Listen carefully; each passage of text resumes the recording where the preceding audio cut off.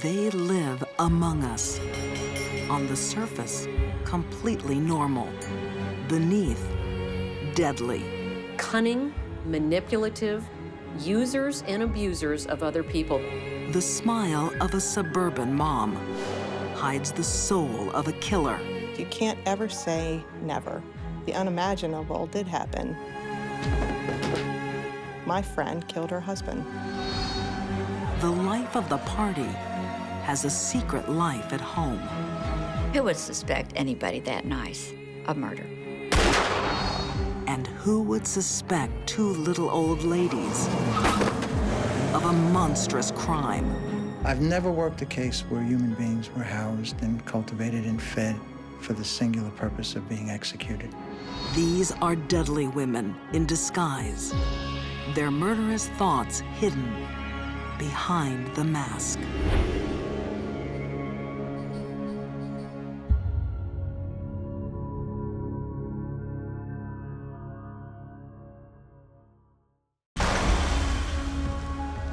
Hollywood, California. Movies and money lure dreamers chasing a glamorous life.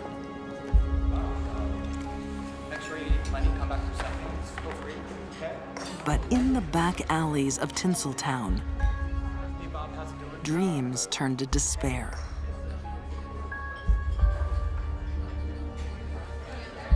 Among the destitute, a ray of hope. Two elderly women tend to the homeless. Helen Golay, age 73, and Olga Rutterschmidt, 75. They made them feel warm, secure, comfortable, fed, clothed. But there's a sinister side to these good Samaritans. They felt no guilt or shame for what they did, which enabled them to do it so well and for so long. Helen and Olga have no charity and no mercy. They are cold, ruthless killers. This goes beyond homicide. This goes beyond just a simple murder. Two old ladies. Just doesn't compute. It's just almost, beyond belief that these two women would be doing this. No one would suspect them of anything. A fatal mistake.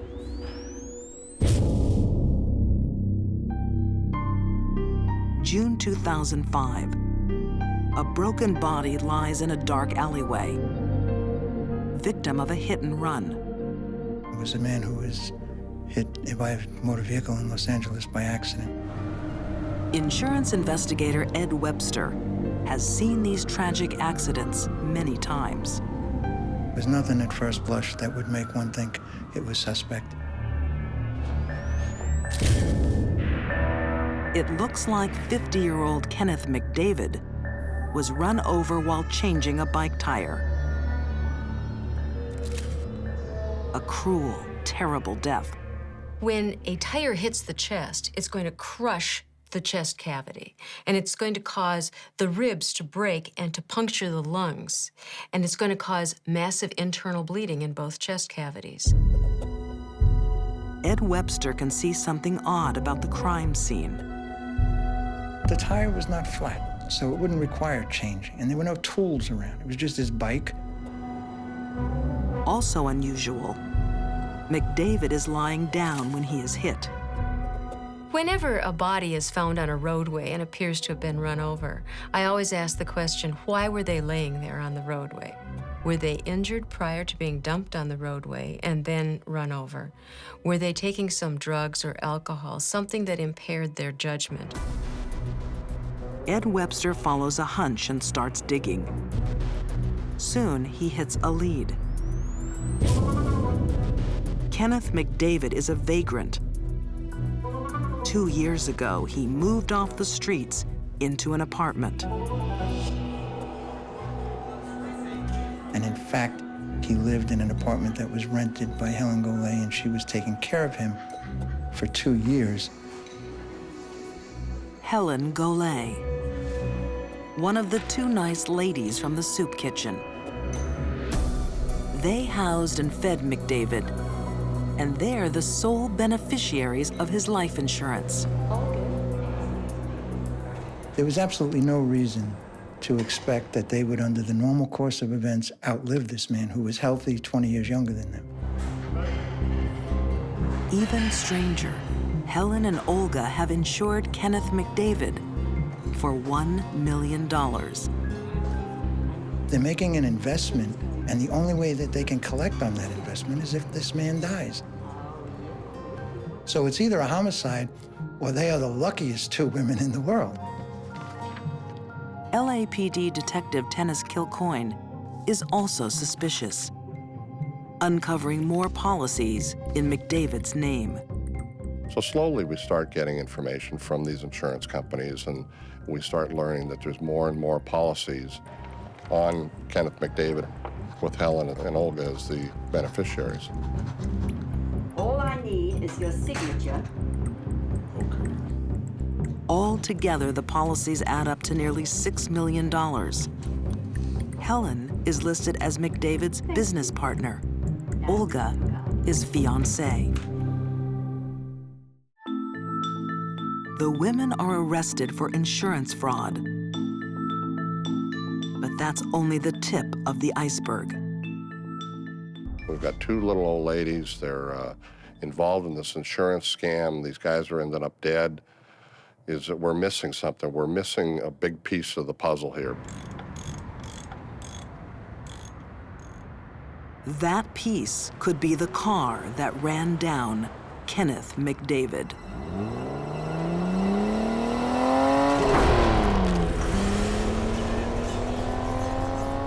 There was a surveillance video on the corner, and they actually had captured the vehicle going down the alley. CCTV vision helps connect the car to Helen Golay.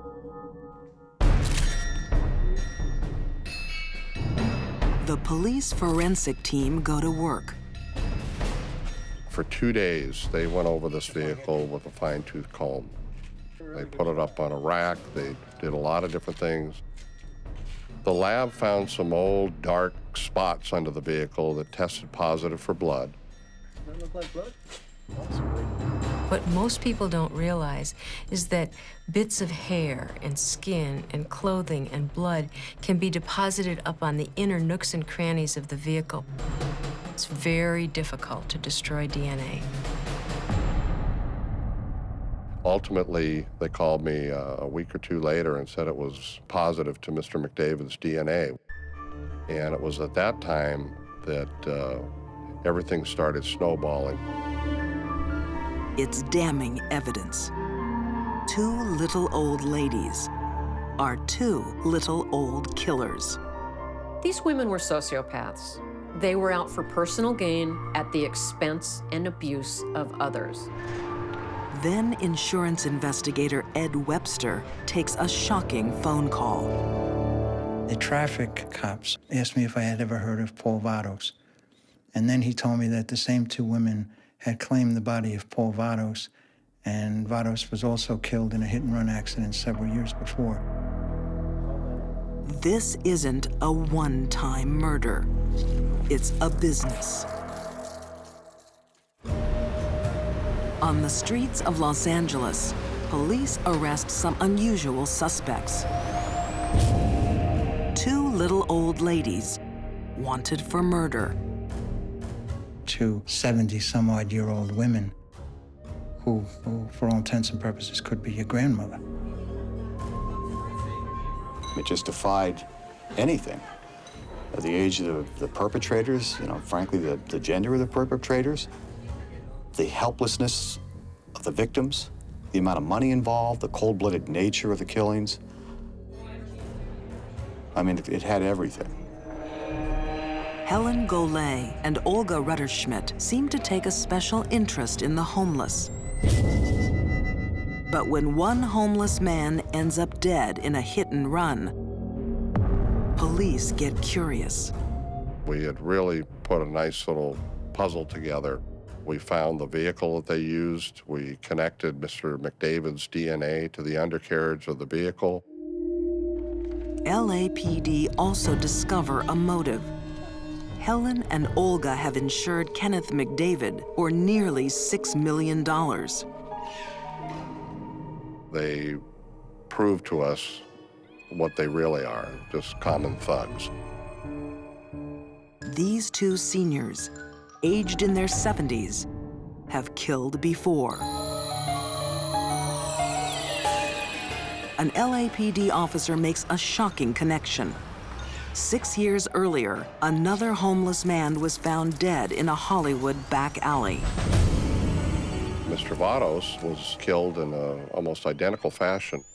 Run over in an alley, dark, in the middle of the night, appeared homeless, and two little old ladies had come looking for reports and information. Sure enough, when the file was pulled, the same two little old ladies were identified as Helen and Olga. Now come on, this is going to be your new home. The truth is unthinkable. Over here. Victims are being raised like cattle for the slaughter. So comfortable. You're going to have food. This is I've worked a your lot of place. cases. A lot of cases where people have done horrible things. I've never worked a case where human beings were housed and cultivated and fed and groomed for the singular purpose of being executed. Tea for Ken. Sure, milk and sugar, Ken? The men are groomed for 2 years to beat California's state insurance law. Under the law, life insurance policies are difficult to contest on the company's part after 2 years. For LA Times reporter Paul Pringle, few stories horrify like the hit-and-run grannies. One of the most chilling things about this case is that Helen and Olga could have a relationship with these victims for so long, a close relationship, even a caring relationship, and apparently never come close to bonding with these people, and then to murder them in cold blood. Helen Golay's appetite for money knows no bounds. Helen was pretty well off and had a lot of real estate investments and lived in a high-end neighborhood and was doing very well for herself. She didn't need to do this. Her concerned charity worker act is just a mask. She actually despises those less fortunate. Helen looked down on anyone that wasn't an individual of wealth and substance. They didn't matter. And if someone doesn't matter, it's certainly easier to kill them. Olga was always striving to be more like Helen and try to impress Helen. But Olga was just as culpable and just as evil as Helen.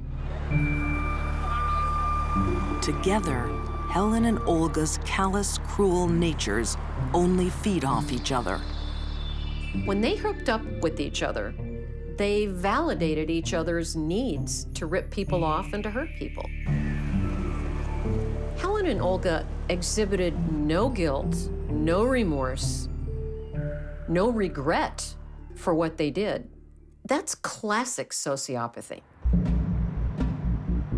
But how can 70-year-old women force much younger men to lie down and be run over?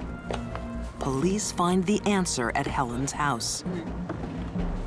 We found a vial with crushed up mixture of prescription medication that, according to the coroner's office, would knock you out, or knock out a grown man. This was found in Mr. McDavid's system during the autopsy. Knocked out, the men are crushed to death under the wheels of Helen's car.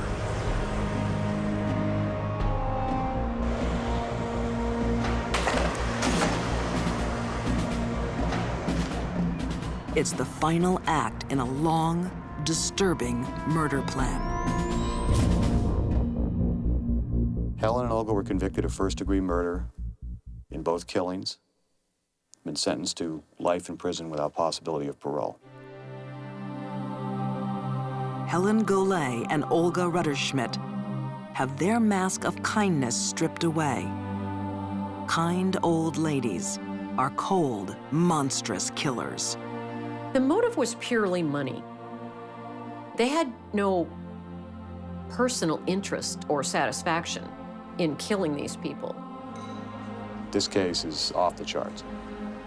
I keep coming back to that 2-year period that they had to sort of ranch these victims. Never bonding, no empathy, no sympathy. As soon as the clock ran out, they killed them.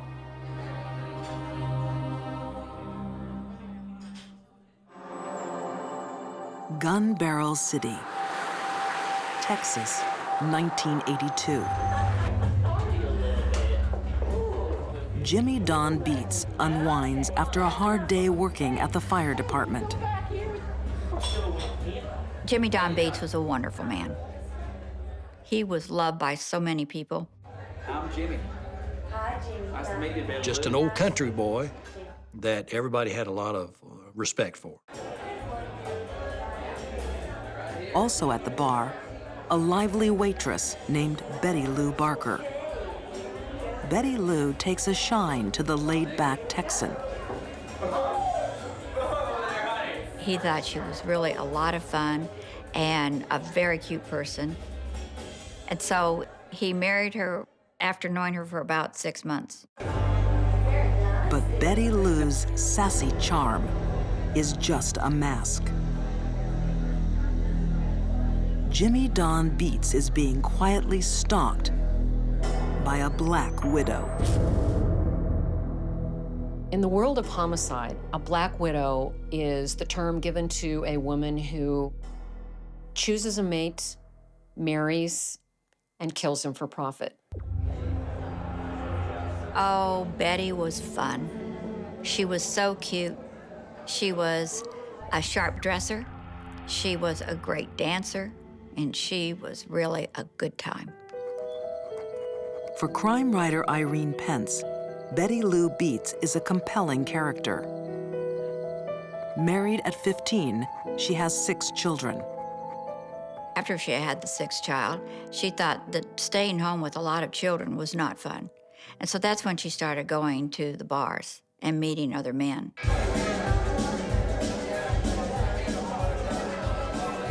Betty Lou's bar hopping is too much for her husband of 18 years. He files for divorce. In the following years, men and money come and go. But Jimmy Don Beets looks like he might be the real thing.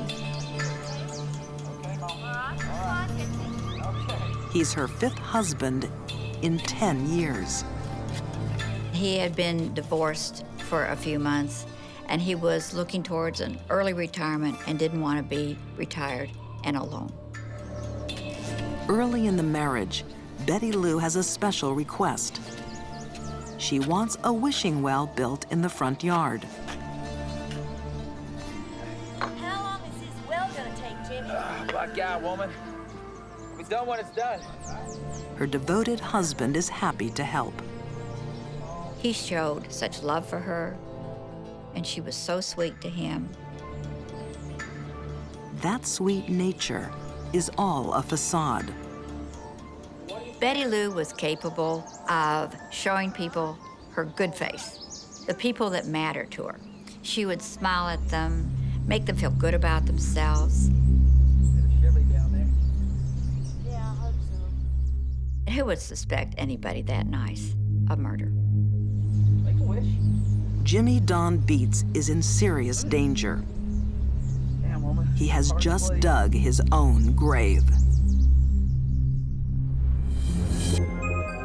Jimmy Don Beets is a down-to-earth Texan fire captain. Sounds like a proposition. Married to new wife, Betty Lou, he's just a few years from retirement. I think everybody at that time in the department knew Jimmy Don Beets. A chaplain at the Dallas Fire Department, Denny Burris worked alongside Jimmy Don. Very responsible individual who had one quality that seemed to rise above a lot of other people in common sense. But common sense isn't enough. to see through the mask of a killer. Black widows don't have too much difficulty putting on a mask and appearing to be an ordinary person to everyone around them. Sociopaths can do that quite well. They don't hear voices. They're not delusional. They're not killing for fun or for sex. It's a cold-blooded event. Betty Lou Beets is a lady with many secrets. Her last husband, Doyle Wayne Barker, hasn't been seen for a year. Because he's buried in Betty Lou's backyard.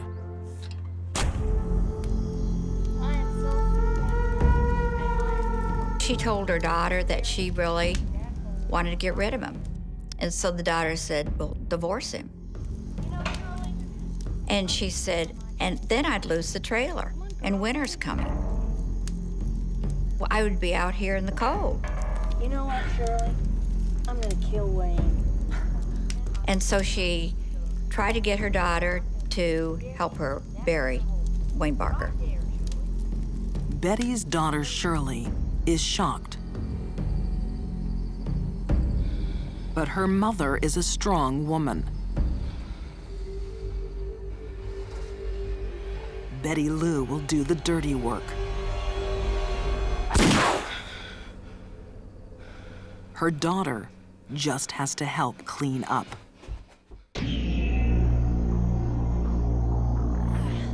Betty's state of mind was calm, cool, and collected. Good riddance, Wayne. These were not crimes of passion. Within a year, Betty Lou has a new husband and a new reason to kill. With a husband, if he had money, she could get it by murder him, then she would murder him. Well, go on, make a wish. Oh, making a wish. He was probably the wealthiest of her husbands. He had a house that was all paid for, a boat that was all paid for. There was a lot of monetary gain to kill Jimmy Don. 6 months into their marriage, Jimmy Don goes missing. I received a call that morning that Jimmy Don had apparently drowned in an accident out at Cedar Creek Lake. His fishing boat is found drifting on the lake, empty. While the search goes on for days, no body is found. All that remains is an air of suspicion. They found it very strange that Jimmy Don turned up missing in the first place because he was a very careful boater. He didn't take any chances. Betty didn't act normally for a grieving widow. She made the statement, if they don't find Jimmy Don, when can I expect to begin receiving benefits? For me, it was like just kind of aghast that she would even ask something like this. This is only the third day that we've been out there. Is it gonna be big enough, Jimmy? It'll be big enough. Jimmy Don Beets is not at the bottom of the lake. It's gonna be beautiful. You wait. When it's finished, After 4 days building Betty's wishing well, he falls into bed, exhausted. The Black Widow moves in for the kill.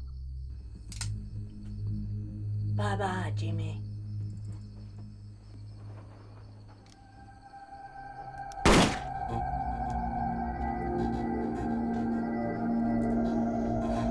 This time, Betty's son Bobby is tangled in her deadly web. Go, Bobby. She has her well, Go there, Jimmy. and now she has her wish. A husband buried beneath it. Bye-bye, Jimmy. Bobby?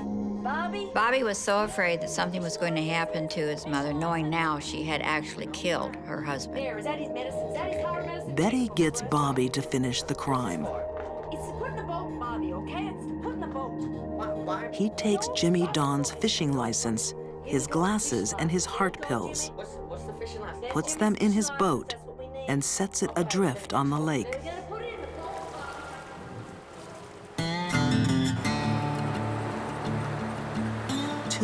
years pass. Jimmy Don's disappearance is still a mystery. Then Betty Lou finds a new man and jokes about having buried her own husband. I guess the old saying, your sins are going to always find you out. Well, they did in Betty Lou's case, and it came as a result of just a slip of the tongue. Betty Lou's new boyfriend also has loose lips.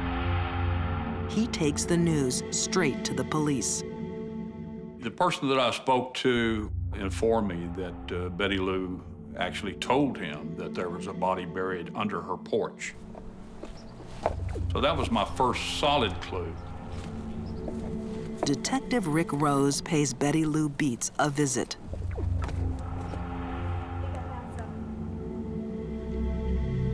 Underneath the wishing well, he finds a body. It's missing fire captain Jimmy Don Beets. Out back, another surprise. The body of Doyle Wayne Barker. Most people don't expect a woman to kill two husbands in the same house with the same gun over a period of 3 years. I don't think Betty thought for a minute that she would get caught. The boldness of burying the body of someone you killed on your own property, no, she did not think she was going to get caught. Careful, Bobby. All right, go Arrested for murder, Betty Lou will do anything to save herself. Oh, for God's sake, Bobby! Hopeless boy. Sorry, Mama. Betty put Betty first, and that's the bottom line. She turns on her own children, trying to blame them for the murders. I don't think she cared. I don't think she felt any empathy for her victims, nor did she have any empathy for what her kids might have been feeling involving them in this. The trial jury finds Betty Lou guilty of 2 murders. My visit with her at the trial is something that I don't think in my mind's eye will I ever forget. I don't know how you can describe the eyes of that lady. Her stare was just a glaring type of stare. And her eyebrows weren't raised, but they were just staring. Betty Lou's deadly past is finally exposed.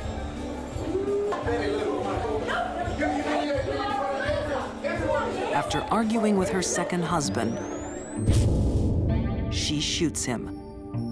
She shot him at least twice. And she explained to the police how he was trying to attack her. And they always questioned why the bullets were in the back of his head. He survives. Husband number 3 also has a lucky escape.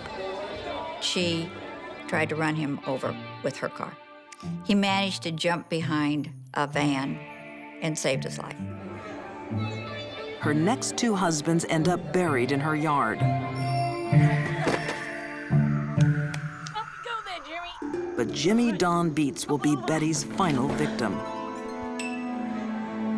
On February 24th, 2000, Betty Lou Beets is executed by lethal injection.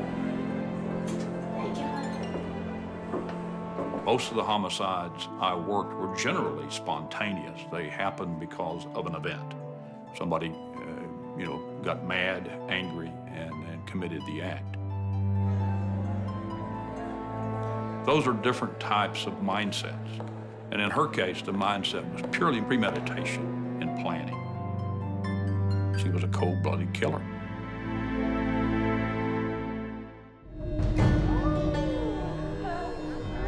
At a resort in Maryland, a wife is poisoning her husband. In the middle of a crowded room. This murder is just theater. It was Valentine's weekend, and we had a special murder mystery party going on. Enjoying the mystery dinner, Kim Rico and her husband, Steve. The play is called The Bride Who Cried. guests are caught up in the tale of a new bride killing her groom. What's happening? But there is one other woman in the room with her mind set on murder. Most people who want out of an unhappy marriage get a divorce.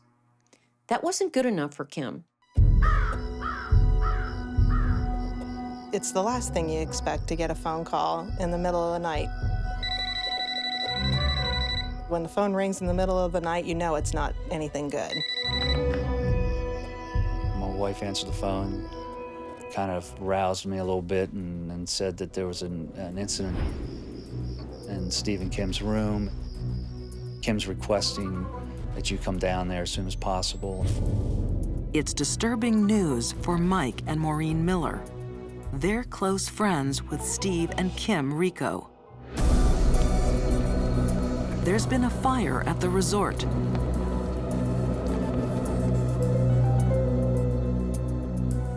Elaine Phillips had just finished work for the night.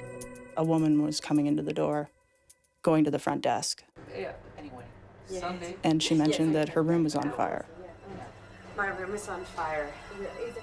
The woman is Kim Rico.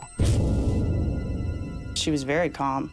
She wasn't talking whatsoever. It wasn't like a shaking or a shock. It was just calm. Oh, what cottage are you in? Staff leap into action. Come on. Let's go. Yeah, come on. Nothing like this has ever happened before. As soon as we got outside, there was a smell in the air. You could tell there was something was burning somewhere.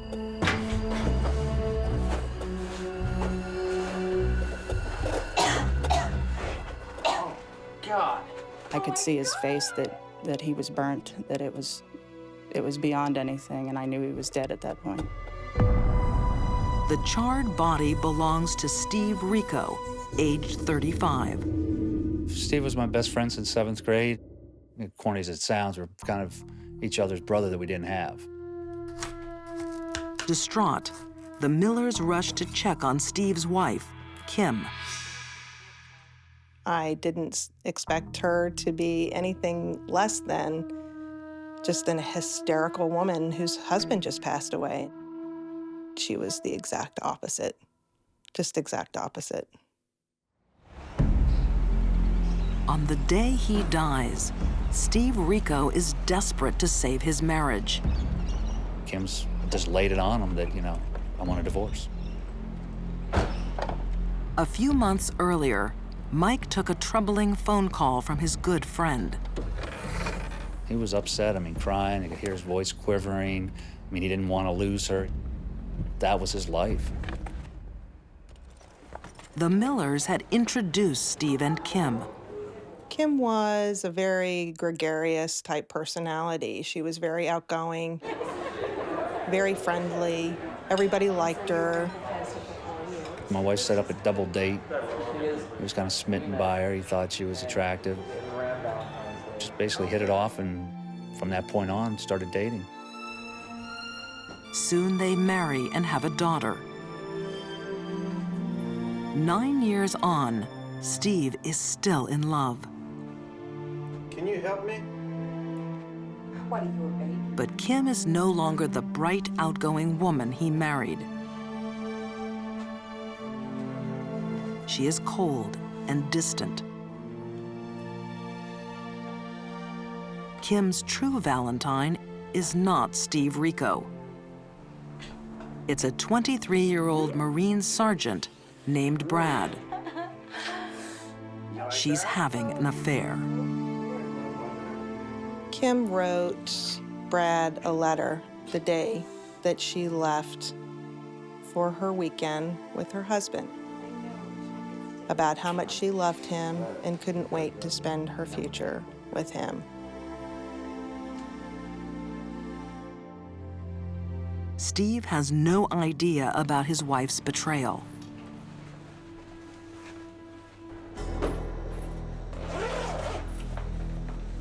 She was bound and determined that this murder was going to happen no matter what.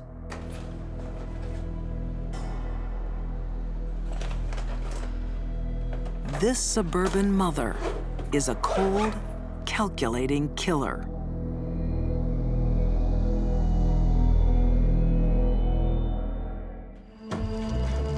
At a golf resort in Maryland, fire tears through a guest room. Kim Rico's husband, Steve, is found inside, burnt to death.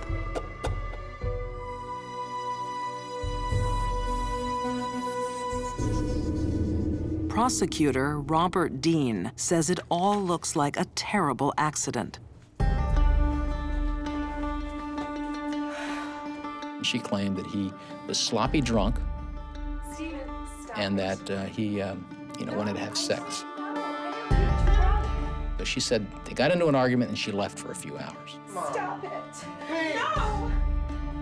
And she said she drove around and got lost. And that she then returned to the cottage and saw that it was full of smoke. And then she reported the room was on fire.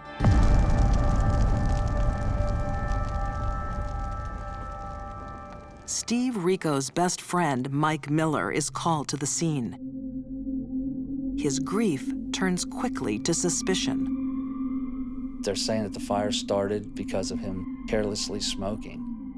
Steve doesn't smoke.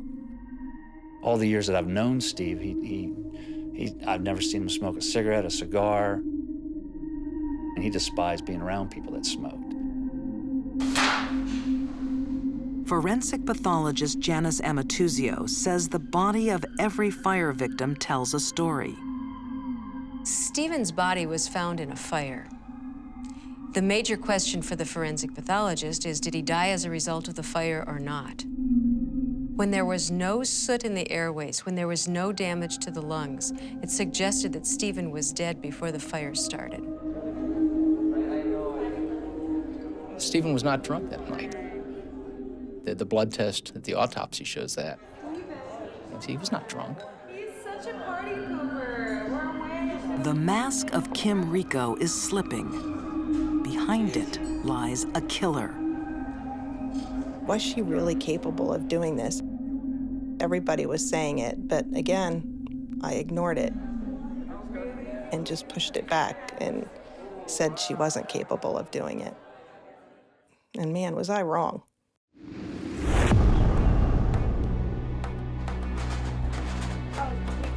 Police follow a lead to Kim's workplace. Kimberly Rico was what they call a scrub tech. She worked in the emergency room of local hospitals in the Washington, D.C. area. She has access to a very dangerous drug. She did indicate that she knew how to end her husband's life and that she could actually get her hands on a substance that would kill him. A deadly substance used by anesthesiologists in emergency and operating rooms. Succinylcholine. This would be the only logical explanation as to what brought about Stephen Rico's death, because there was nothing else wrong with him. His body organs were in fine shape, there was no trauma. It had to have been this. She had to have carried through her plan.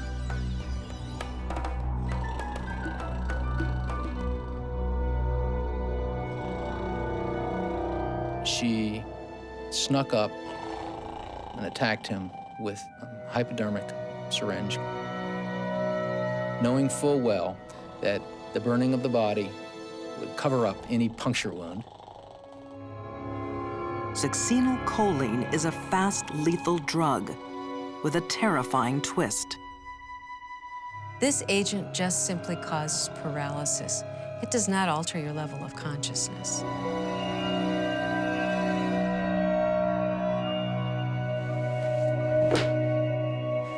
It basically suffocates you as the paralyzing agent, so he would have maintained consciousness while he was suffocating.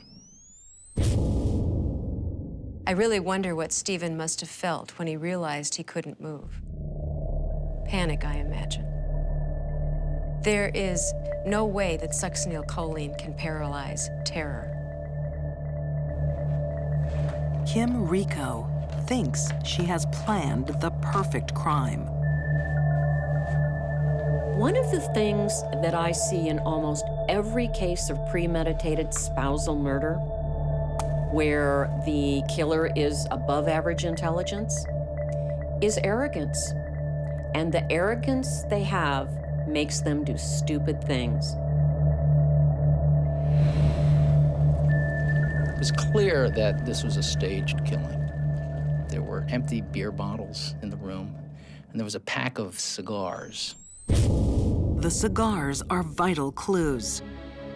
Not only is Steve Rico a non-smoker, they can't start a fire. There was an investigation as to how a fire like this could have started. And that fire could not have started by the ashes of a cigar. Prosecutor Robert Dean takes a mass of evidence to trial. Kim Rico is found guilty of murder and jailed for life. She injected him with succinylcholine and watched him suffocate and lit him on fire. How much colder could it get?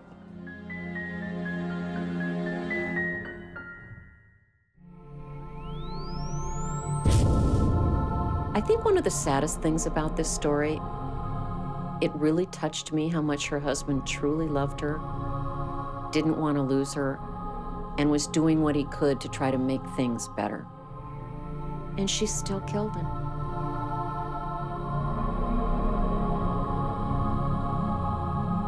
The murder of Steve Rico shatters many lives. He was a big teddy bear. He just wanted everybody that he loved to be happy and for him to take care of him. And it's sad that he's the one not in the world anymore, and she is. My best friend, and the fact that he's not here anymore is pretty hard for me to take. And there is another victim, Steve and Kim's young daughter. Because of her mother's obsession with this younger man, because of her mother's desire to get herself out of this marriage, this little girl, lost her father and lost her mother too. Her child is a victim of her crime and is forever going to wonder what side of the family is telling her the truth. Is it true that her mother was unjustly accused? Or is it true that she is a cold, manipulating, calculating murderer?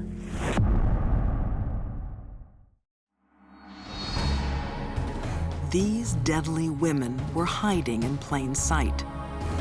They looked like anyone, but they were far from normal.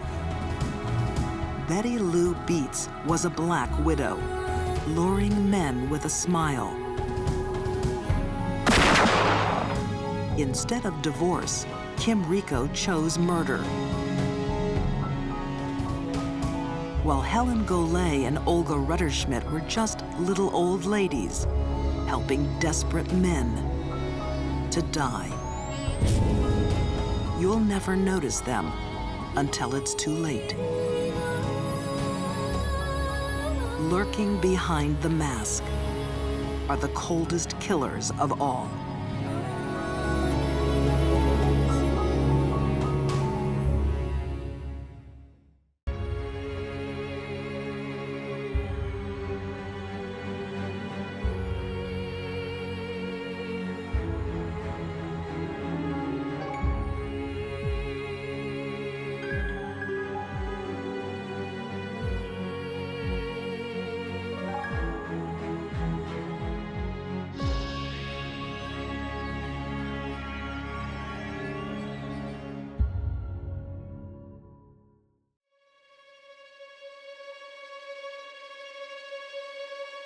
Some deadly women become bad. Others are just born that way. There is such a thing as pure evil. A glamorous housewife swaps the suburbs for a life of crime. She was amazed at how she felt murdering her husband. Behind the badge is a killer cop. She's the most cold-hearted person I've ever dealt with in my life. And an innocent girl is tortured by a monster. The pain that she endured can be compared to the pain that Christ endured when he was crucified. For these deadly women, killing comes naturally. You deserve it. Because they're born bad.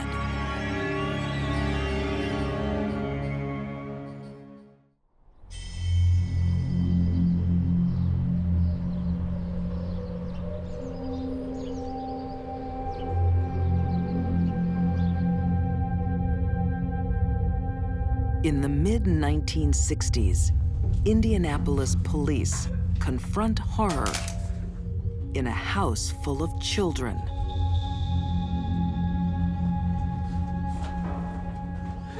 She's gone.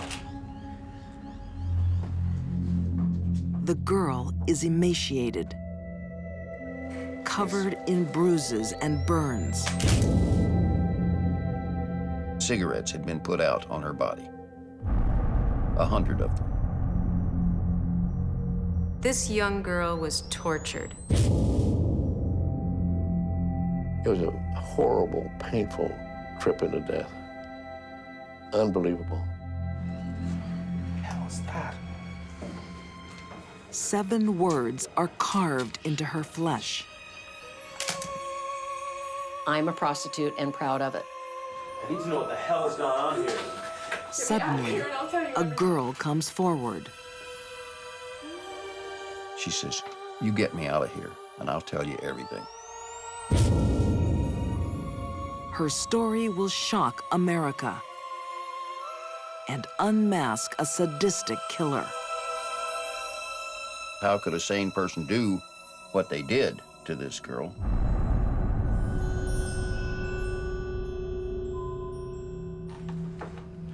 Earlier that year, Paula?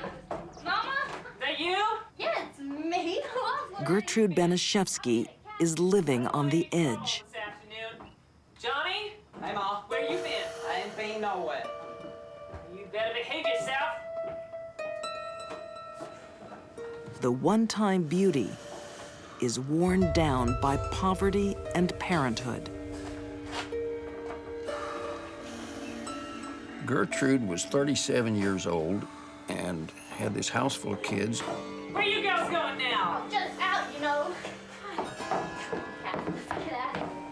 She had practically no income. She had some child support, which was not a lot in those days.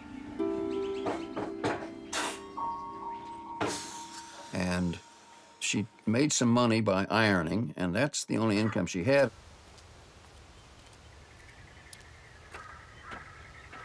Natty Bumpo was a young Indianapolis reporter when he investigated the Baniszewski case.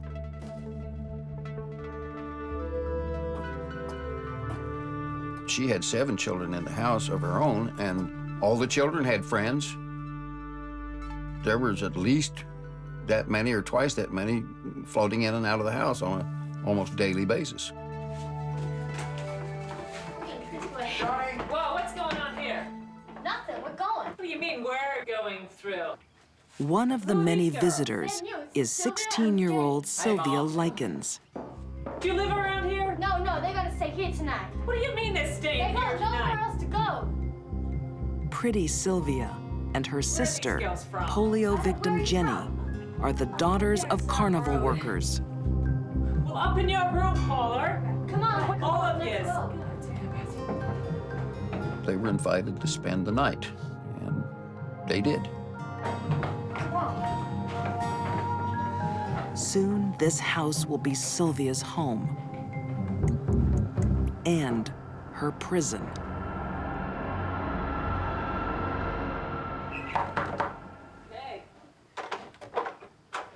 Hey, I'm looking for my daughters.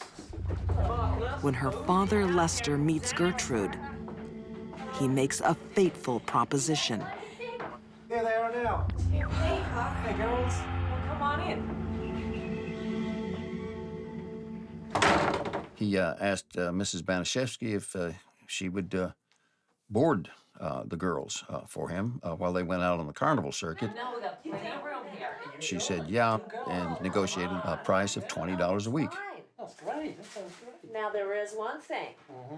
Now I'm gonna need that $20. All right. I'm gonna need it up front. All right. Okay. Sure. I don't know that Gertrude Baniszewski ever made a rational economic decision in her life. This certainly wasn't one.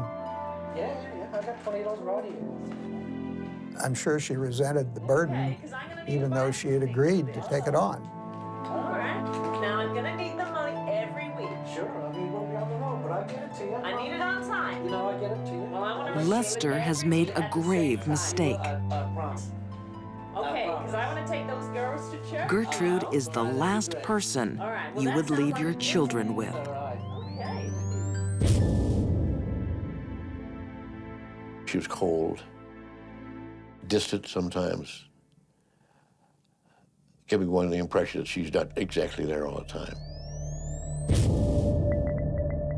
In 1965, psychologist Edward Strain gives Gertrude Baniszewski a simple diagnostic test. He asks her to draw a self-portrait. She drew a woman who had long fingers, and at each finger was kind of clawed or pointed, which is suggestive of sadism, hurting people. The diagnosis I came up with was hysterical personality with overdetermined sadistic trends.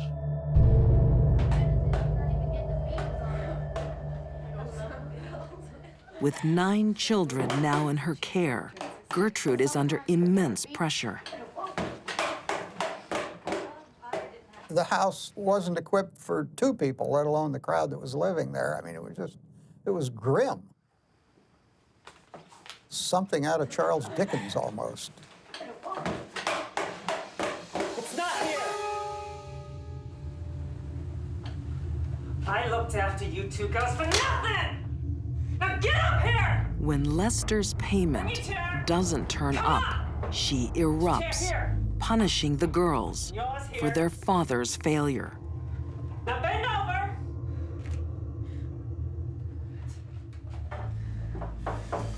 You bitch! But this is not just anger about the money. Gertrude enjoys it. What's important for the sadist isn't so much the infliction of pain on their victim, but the thrill they get from knowing that another person is suffering at their hands. That's what turns on the sadist. You ready now, Jenny? No, Jenny. Just bend over. For Sylvia, it's just the beginning. I'm not finished with you yet. From now on, Gertrude will find any excuse to lash out at the defenseless girl. Now stand up. Take your chairs. Come on, hurry up. Almost textbook psychological games being played. Get that smirk off your face, Johnny. Gertrude playing those in her own mind, projecting, scapegoating. That's very much what was going on there. If that check isn't here next week, we'll do this all over again. You got it?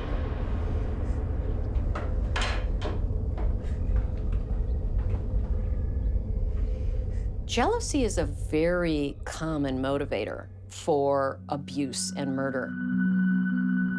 Former FBI profiler Candace DeLong believes Sylvia was a constant reminder of everything Gertrude had lost.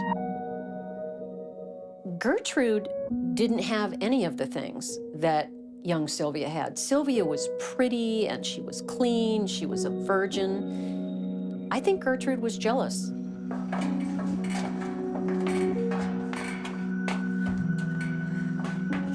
Jealous and cruel, You're a dirty little slut. Gertrude will recruit innocent children Stay down here till you learn your lesson. Shut up. in a sadistic vendetta against Sylvia Likens. The pain that she endured on a daily basis, I think, can be compared to the pain that Christ endured when he was crucified. But he went in a day.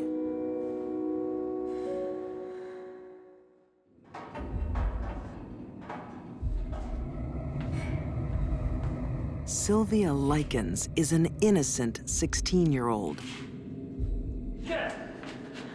in the clutches of a vicious, sadistic woman. What are you looking so scared for? Gertrude Baniszewski. You deserve it!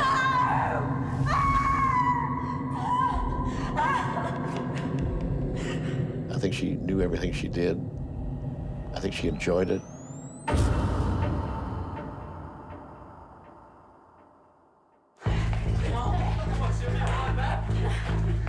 She doesn't act alone. Gertrude cruelly manipulates her own children, turning them into willing torturers. It's not unusual in child abuse cases where a household has many children in it that the abuser singles out only one child for the physical abuse and engages the other children in committing it and acting it out for the abuser.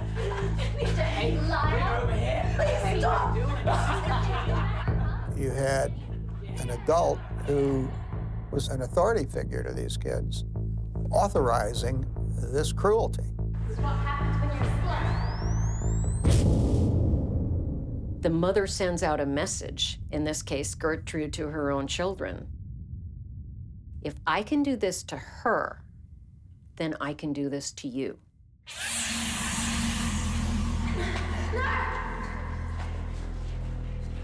Worse is yet to come. Put it down!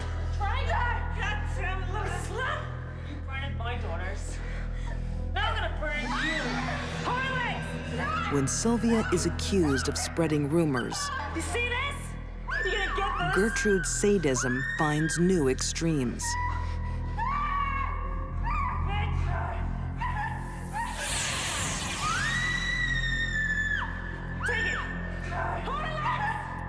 With a sewing needle, drawing blood, she started the lettering, which was carved on Sylvia's abdomen.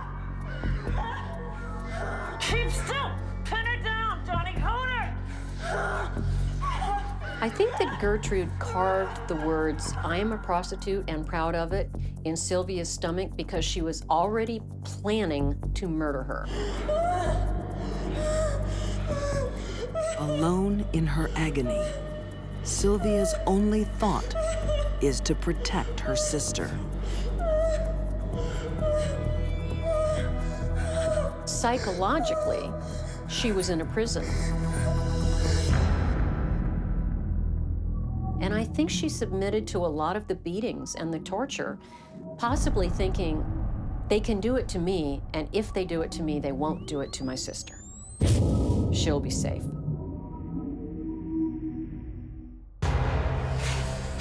Get up! Come on! Get up!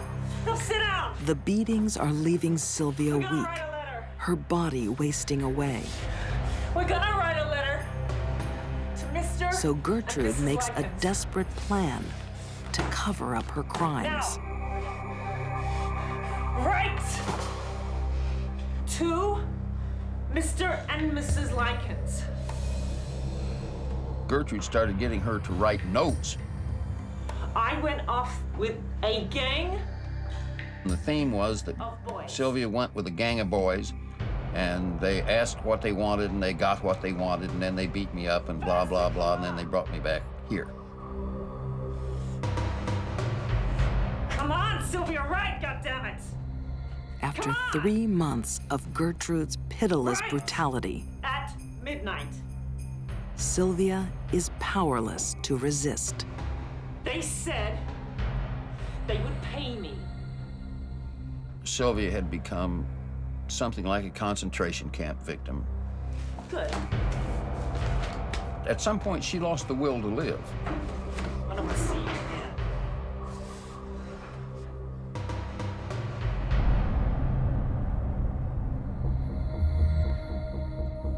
Forensic pathologist Janice Amatuzio believes Sylvia's severe physical condition affected her state of mind.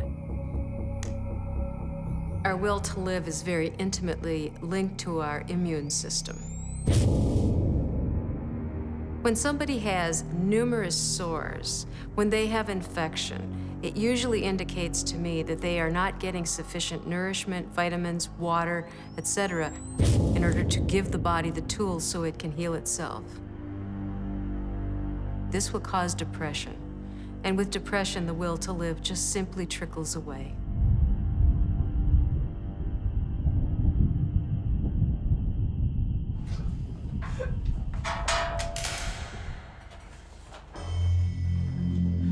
She's gone.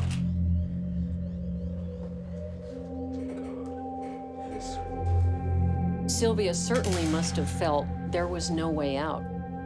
There was no one to help her, no one to save her, including her own sister. What the hell's this? Oh, God. Gertrude rallied the troops, that being her children and the neighborhood children, and told them what to say when the cops got there. This time, Jenny Likens won't obey. I need to know what the hell has gone on here. Get me out of here and I'll tell you everything. She couldn't save her sister, but she can help catch her killer.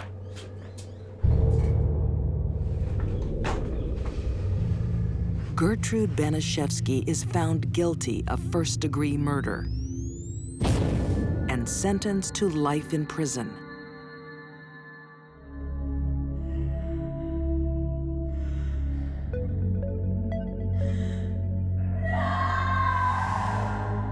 I think Gertrude tortured Sylvia to vent her own anger and frustration.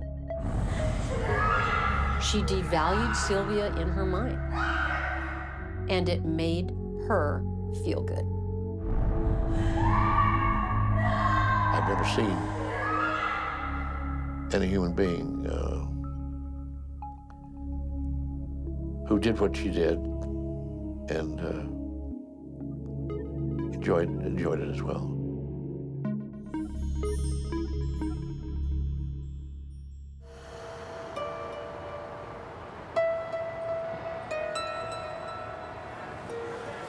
When someone born bad is in a position of power and trust, the deadly fallout can scar even the toughest town.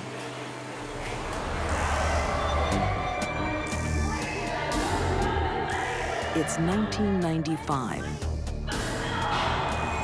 In a New Orleans restaurant, a brother and sister plead for their lives. They know their attacker. She's been their trusted friend and protector. Now, police officer Antoinette Frank is their executioner. I think she's evil and sick and the most cold-hearted person I've ever dealt with in my life. Antoinette Frank was the last person in the world any police department should have ever hired.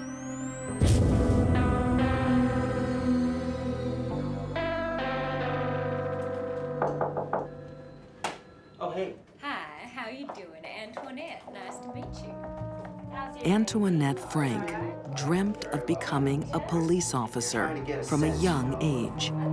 Why do you want to join the force? It's always been something I've been keen on, and I just really want to help with, crime and that sort of thing, and think I'd be just the perfect person. But she should never have been given a badge. Right, never been asked to leave, been fired? Antoinette Frank initially was rejected on the job because of her psychological evaluation. That's it. We'll have a look at all that stuff and The police department's process at the time then referred her to a psychiatric evaluation by a medical doctor. The doctor finds her a dangerous liar with a troubled history.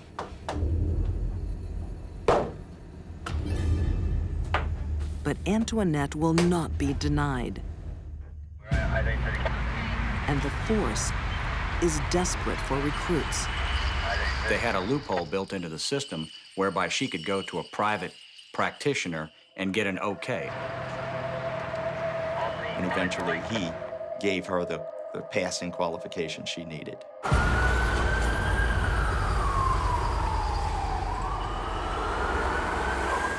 Once in the field, it's clear this 23-year-old isn't cut out for life on the force.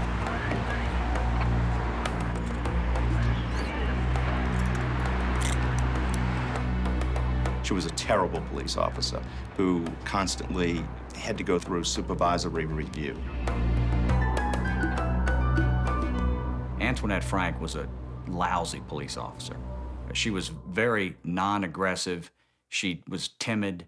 I've heard her described as sort of mousy. According to author and former federal agent Chuck Hoostmeyer, Antoinette has another problem. Her best friend is a 17-year-old drug dealer named Rogers Lacaze. She got him a cell phone. She got him a pager. She bought him clothes. She just doted on this kid. Antoinette used to take Rogers Lacaze riding around in her police car when she was working. Illinois, 1054 now.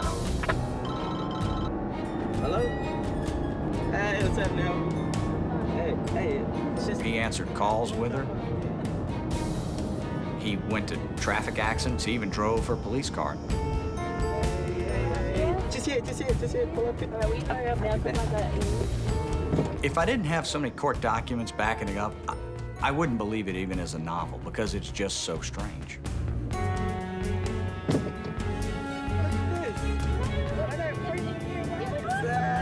I think Frank was attracted to Rogers Lacaze because he was young and he looked up to her and she could dominate and control him.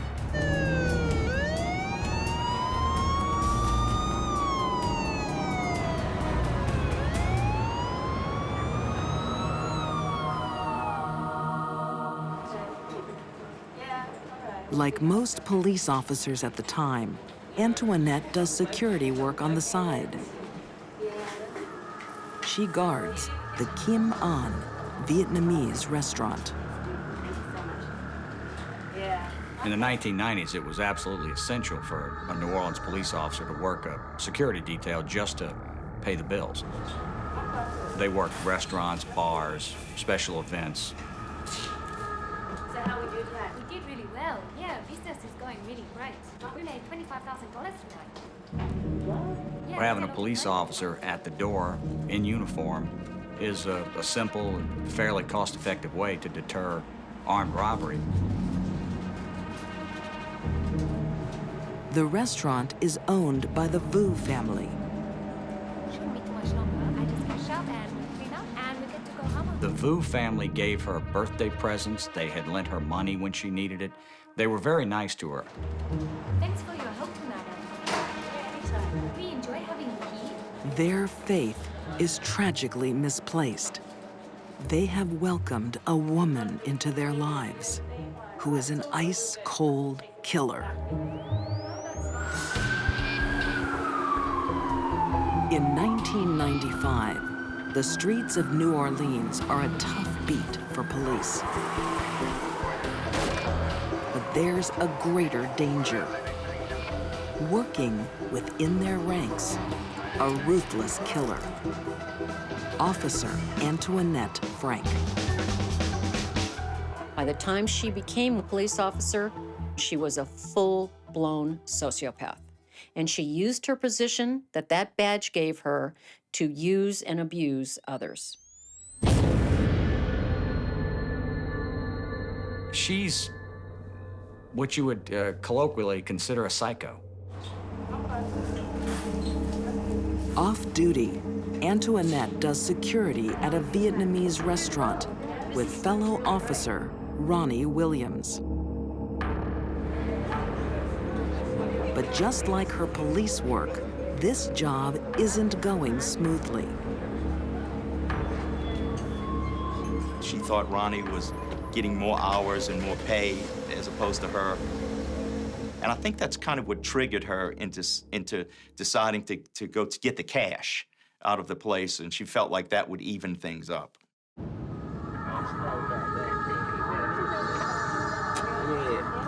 That's okay. With her criminal sidekick, Rogers Lacaze, Antoinette plots robbery and deadly revenge.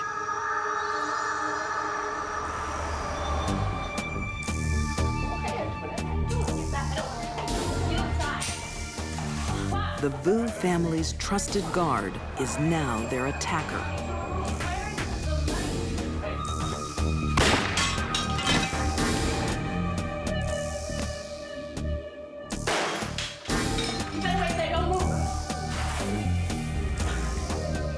Officer Ronnie Williams, a father of 2, dies instantly.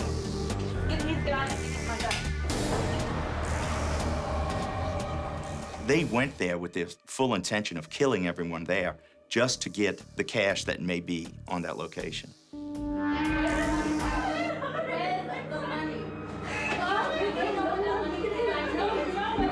From their hiding place, Chow and Wok Vu watch in horror as their siblings are cornered by a monster.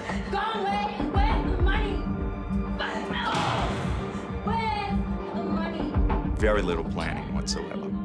Just total chaos and evil thoughts.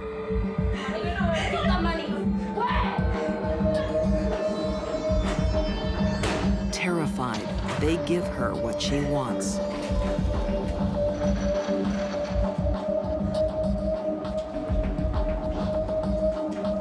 The survivors actually could tell us they heard them begging for their life.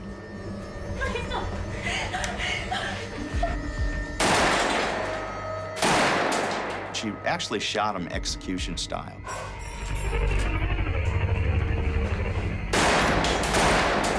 They were on their knees, on the kitchen floor, and she fired 9 bullets into them.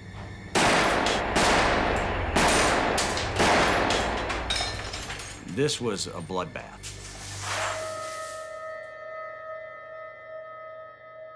I mean, here you have an active police officer committing murder, and one of the victims is another police officer. It was unheard of. It made me sick to my stomach. I could have vomited because the thought that a fellow police officer could kill another officer for the sake of money.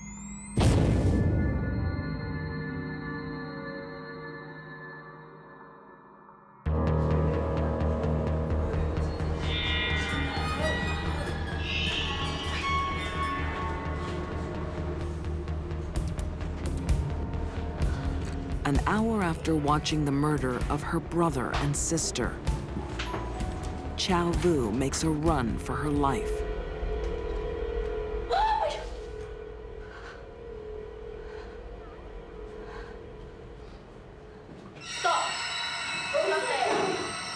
Antoinette has returned to make sure there are no survivors. But Chow Vu is lucky. Police arrive just in time.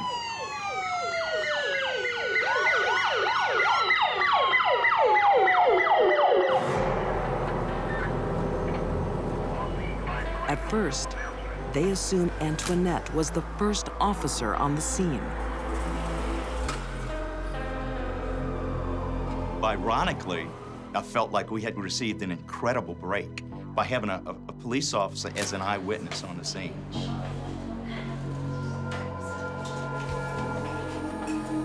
Shaking in terror, Chow Vu finally reveals the awful truth. The killer is Officer Antoinette Frank. It does take a particularly vicious, cold-blooded person to just gun down 3 helpless people who knew you. Antoinette Frank and Rogers Lacaze are both found guilty of first-degree murder and sentenced to death. Neither Antoinette nor Rogers has gotten what they deserve yet. When the sentence is carried out, then they will have what they deserve. I've handled, assisted, or supervised well over 1,000 homicides. Antoinette Frank, without a doubt, is the most cold-hearted person I have ever dealt with.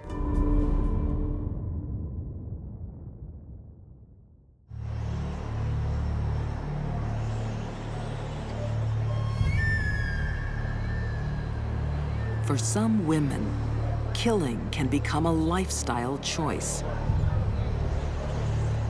Most people that get involved in violent crime had horrendous childhoods and suffered a lot of abuse. Other people that get involved in violent crime were just born bad.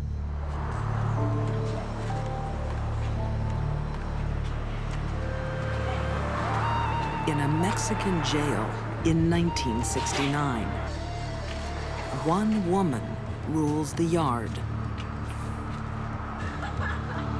Fearful inmates have given her a special name. It was La Pistolera, which roughly translates into the woman gunfighter. No one defies La Pistolera and lives to tell the tale. She took what she wanted. If you got in her way, you could be dead.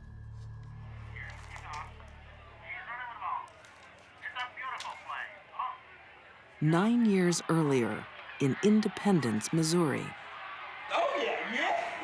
Come on. 20-year-old Sharon Kenny is locked in a loveless marriage.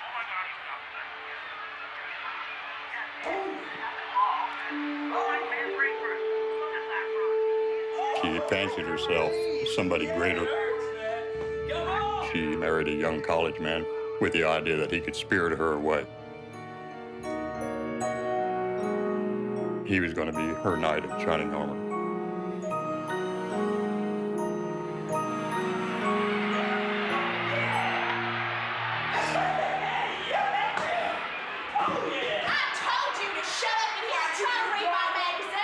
Sharon isn't interested in the life of a 1960s housewife. Sharon didn't like the religious attitudes of her husband, James.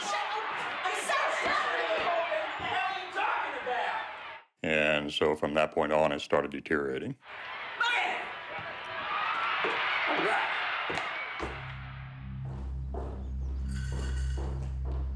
That you, Sharon? Husband James wants a divorce. I'm talking to you. Well, you're not talking to me? Oh, hey. Well, you don't His say wife is more interested in cashing in his life insurance with a bullet. You're a whore.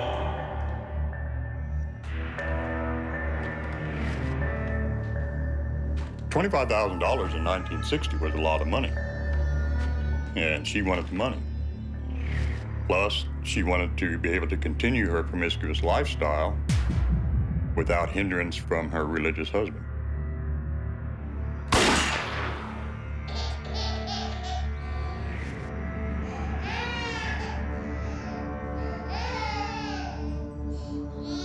For the first time, she feels the thrill of the kill. It won't be the last.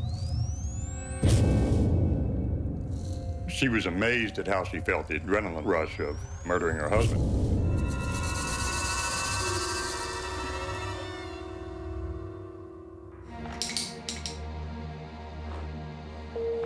When police investigate her husband's death, she coolly pins the killing on her own daughter.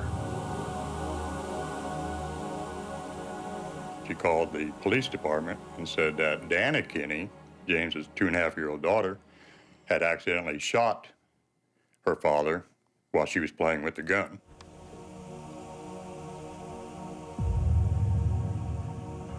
The heavily oiled weapon has no fingerprints. Dubious police accept her story. Sharon gets away with murder. Dana could have fired the pistol, so they ruled it an accidental homicide. From now on, Sharon Kenny will live her life by the law of the gun. Sharon Kenny was a sociopath. She had no guilt, no remorse about hurting anyone. She had no empathy for human life other than her own.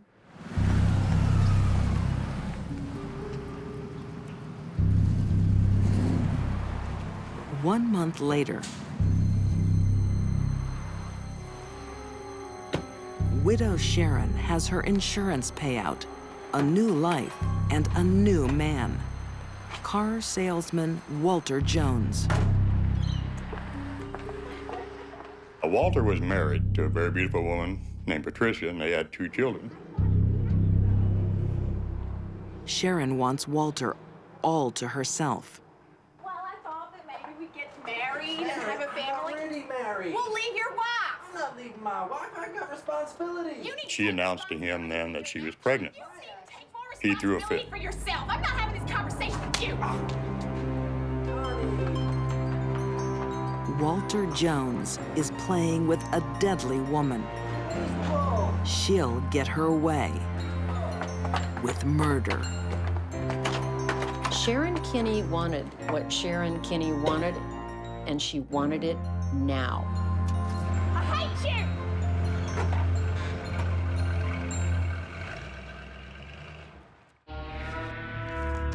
Sharon Kenny is a housewife who's traded life in the suburbs for a life of crime. She didn't want to be a normal, average American woman. She wanted excitement, and crime gave that to her. Just months after shooting her husband, Sharon's having problems with her new lover, Walter Jones. I hate you. He doesn't want to leave his wife, Patricia.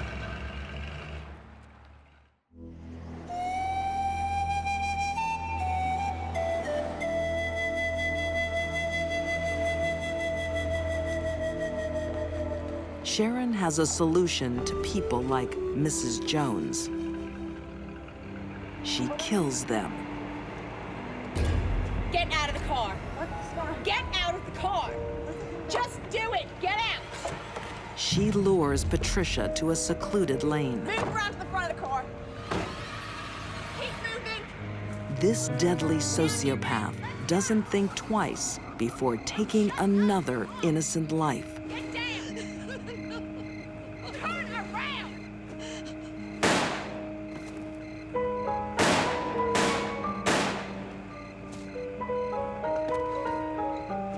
Police discover that Sharon is the last person to see Patricia alive. They arrest her on suspicion of murder. It was my sister-in-law, and I loved her dearly. She was absolutely precious. She was very precious.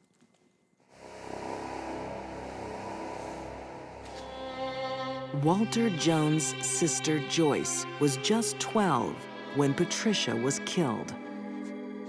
She'll never forget the moment she locked eyes with Sharon Kenny in court. She looked at me, and it just felt like her eyes just pierced right through my soul. It was the creepiest thing. She looked evil. Walter Jones never forgot Sharon Kenny either. I remember every time he would come to visit, he would always wake up screaming her name. In court, she causes other nightmares. Sharon Kenny was found not guilty. And one of the reasons she was found not guilty is because they never found the murder weapon. Set free, Sharon embraces the criminal life, spending the next few years running with the mafia in Kansas City. Then she heads to Mexico. Oh my God. Did you enjoy that? Yeah. What else did you She meets a man by the name of Francisco Paredes Ordonez. want to have some more fun? Yeah. He's met the wrong girl. This was her chance to mug this guy, take his wallet and his car keys, and head back north.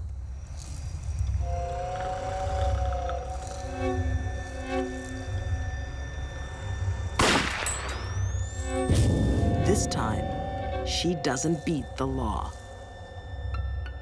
Sharon was very flippant. Yeah, I'm going to get out of this. Yeah, I'm invincible. Yeah, I'm bulletproof.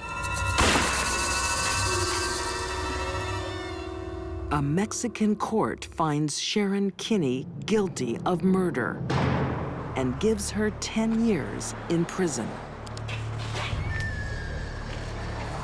But a foreign jail is no match for this deadly woman.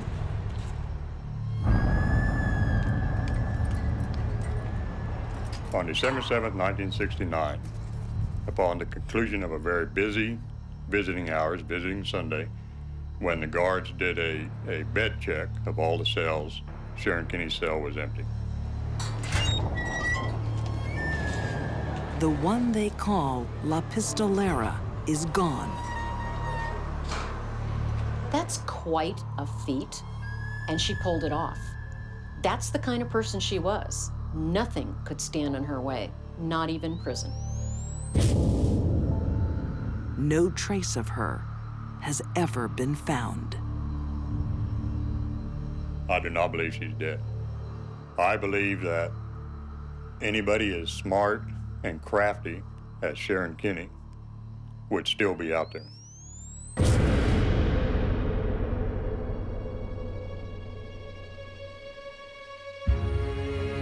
These deadly women were destined to kill from the day they were born. A brutal sadist, Gertrude Baniszewski took pleasure in a young girl's torture.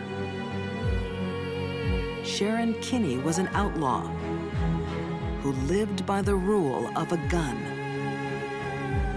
And Antoinette Frank destroyed the very people she was pledged to protect.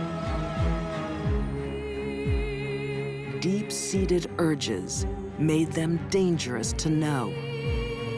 These were frightening women, following an instinct to kill.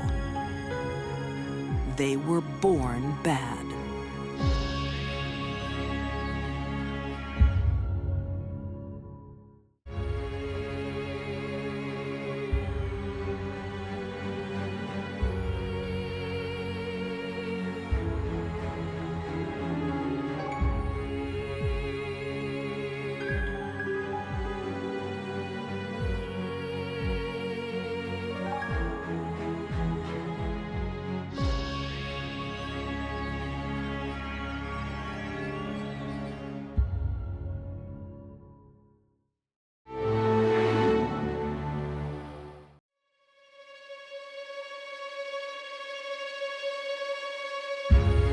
Some matches are made in heaven, others in hell. When they got together, they were like a stick of dynamite, the wick and the gunpowder, and boom. Obsessed by sex, a housewife lures girls to their graves. In the end, I was expecting to die. A single mom trades her lonely life for a blood-soaked romance. No matter how fat she was, no matter how bad she was, he loved her no matter what. And a thrill-seeking couple get their kicks from murder. When you look into the eyes of pure evil, you know that if you don't do something to stop it, it could come after you. These deadly women seal their murders with a kiss. They are lethal lovers.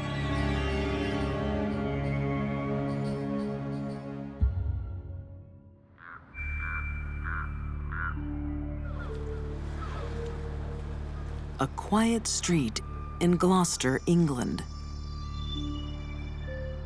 Behind closed doors, something wicked is taking place. The most gratuitous act of violence you can imagine. Unimaginable evil. 17-year-old Caroline Roberts is captive to a husband and wife who delight in torture. This is one of the most truly sickening cases of sexual predators I've ever encountered. Beaten and raped for 12 hours, Caroline thinks it's her time to die.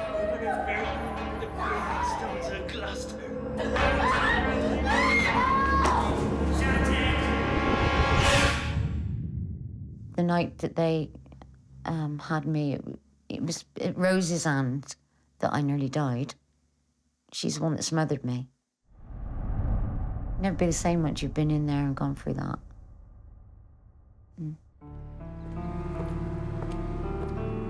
Caroline is one of the only survivors of a shocking 20-year killing spree. 12 young women raped, tortured, mutilated. Most of them buried under a house of horrors. 25 Cromwell Street, the home of Rose and Fred West. The sheer scale of their destruction, it is almost unimaginable. More than 20 years of sexual abuse and death. It takes your breath away. When biographer Jeffrey Wansell traces the history of the Wests, he finds a lethal love that begins at first sight. Rosemary had been picked up at a bus stop by Frederick West when she was 15 years old. And it was as if it was a magnetic force. One recognized in the other that one was a victim and the other was a manipulator, and vice versa. I think Rose manipulated Fred rather more than Fred later liked to admit. Fred West has been obsessed with sex from an early age. But in Rose, he meets his equal. Rosemary West was abused as a child by her father relentlessly from a very young age, certainly from 9 or so onwards. So she used her sexuality as a means of defense. But at the same time, she came to enjoy the manipulative power it gave her.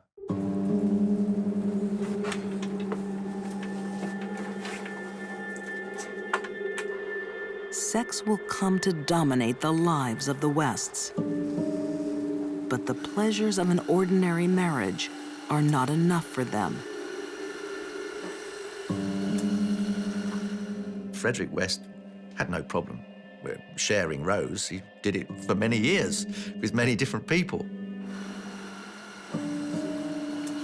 The sexualization of Rosemary West was something that became addictive, an addictive aspect of her personality, which in turn was egged on, made even more incendiary by West, which just becomes a forest fire. You cannot stop.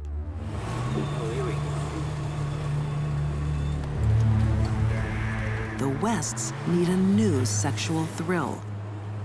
They comb the countryside, Who's that up ahead? hunting for hitchhikers, and find Caroline Roberts. Why don't you hop in? We'll give you a lift.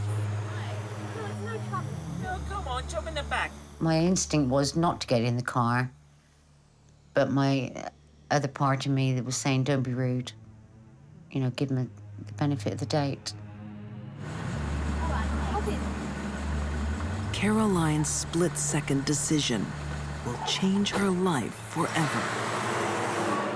12 hours of being sexually assaulted, beaten, and raped, finally. In the end, I was expecting to die. Hearing someone outside, she sees her chance to escape.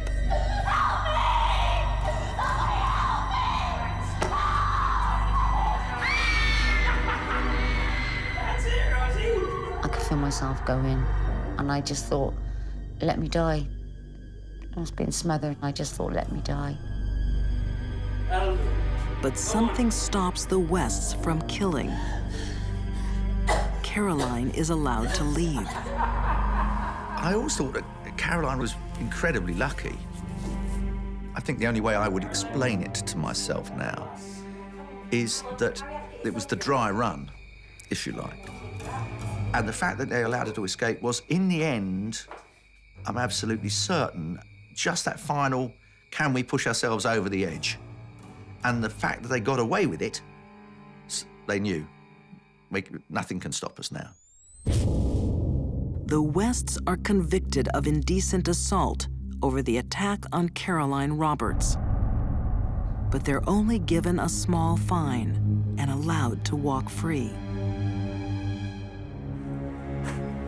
The next girls taken prisoner by the Wests will not be shown such mercy. Every time another body was brought up, it just made the guilt I felt for surviving worse every time. I think they probably did a bit more each time, but they had to get rid of the girls because I told.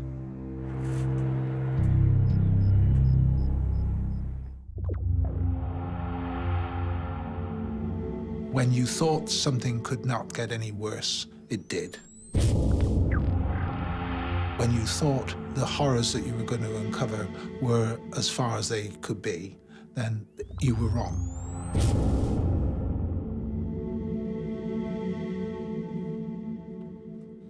Detective John Bennett was lead investigator on a case that will haunt England for generations. This series of crimes shocked everyone that came into touch with it in any shape or form.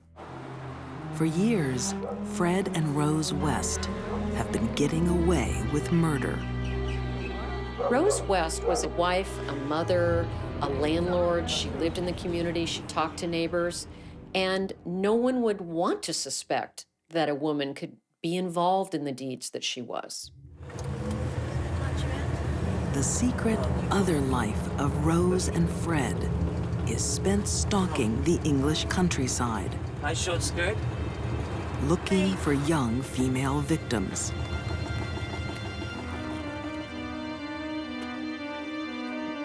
By 1978, 8 of these women will be buried under the West's house. Sadly, my own view is that probably the best thing that ever happened to these young victims was when they breathed their last breath. Before they're killed, the captives of the Wests are sexually tortured for days, even weeks. Frederick West was a genuinely evil man who had no conscience whatever. He simply saw adolescent young girls as prey, rather as a fox would see a hare, and took great delight in seizing them and then toying with them, rather as a cat would with a mouse. Fred's sadistic desires are only eclipsed by his wife's. Rosemary West would be involved in sexual activity day in, day out, non-stop, in every sort of depraved form that you can imagine. But Frederick West would like to think he was of that ilk, but he wasn't.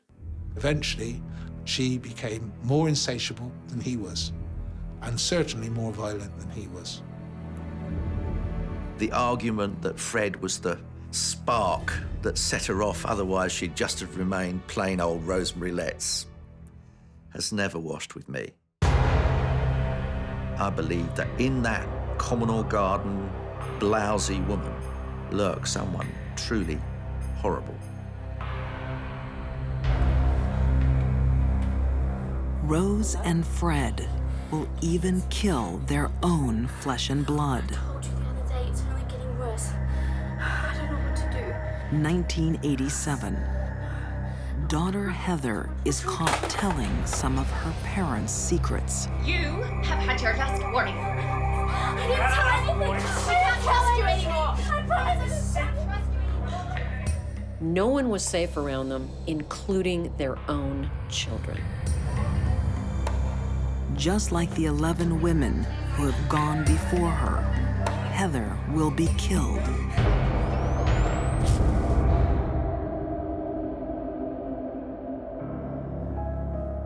In 1994, the West children are placed with social services after allegations of sexual abuse. A chilling family secret is revealed. If you're good or if not so, you'll be under the patio. The young children who'd been taken away started to tell the family joke about where's Heather to the people who were looking after. Where's Heather? And, oh, well, she's in the garden. She's either 2 down or 3 across, you know, under the pavings, which were all square pavings like a crossword. When police dig at the West's house, they're sickened by what they find. Mutilated skeletons with missing bones. Where were the kneecaps? Where were the finger bones? Where were the little bits of the toes? And I've always been certain that Fred extracted them while the victims were alive to make them immobile. You keep them in the cellar. You tie them up, but you also make sure they can't actually walk away.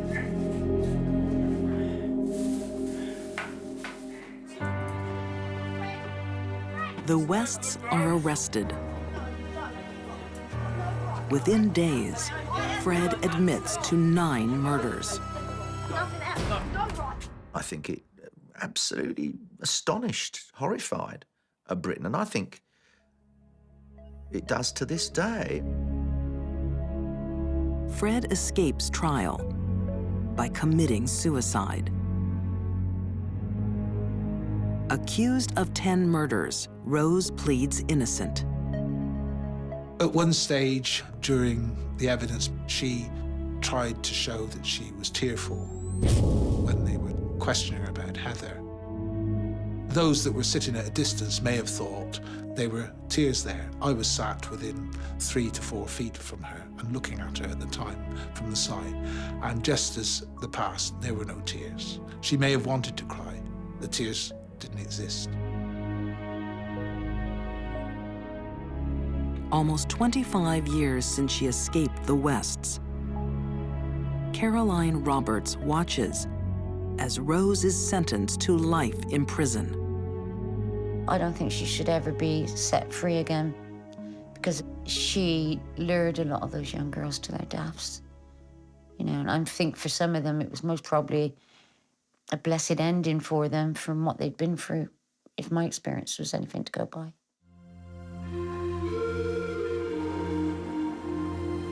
Appalled by the crimes of 25 Cromwell Street, the community acts. The house is bulldozed and becomes a public walkway. But the horror at what occurred there will never be erased. I've learned about how people tick. I've learned how to cope and forgive. But you don't forget. You mustn't forget.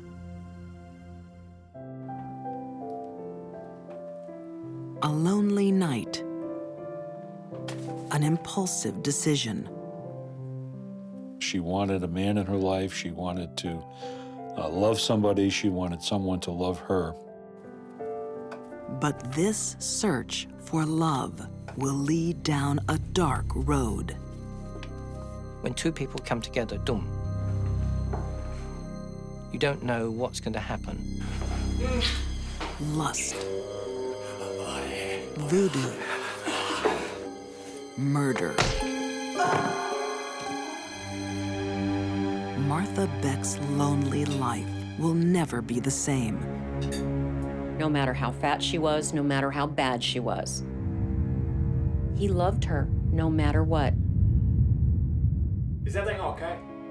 I see you're not drinking your wine. Pensacola, Florida, 1947. Just watching my weight a little bit. Why? You're perfect.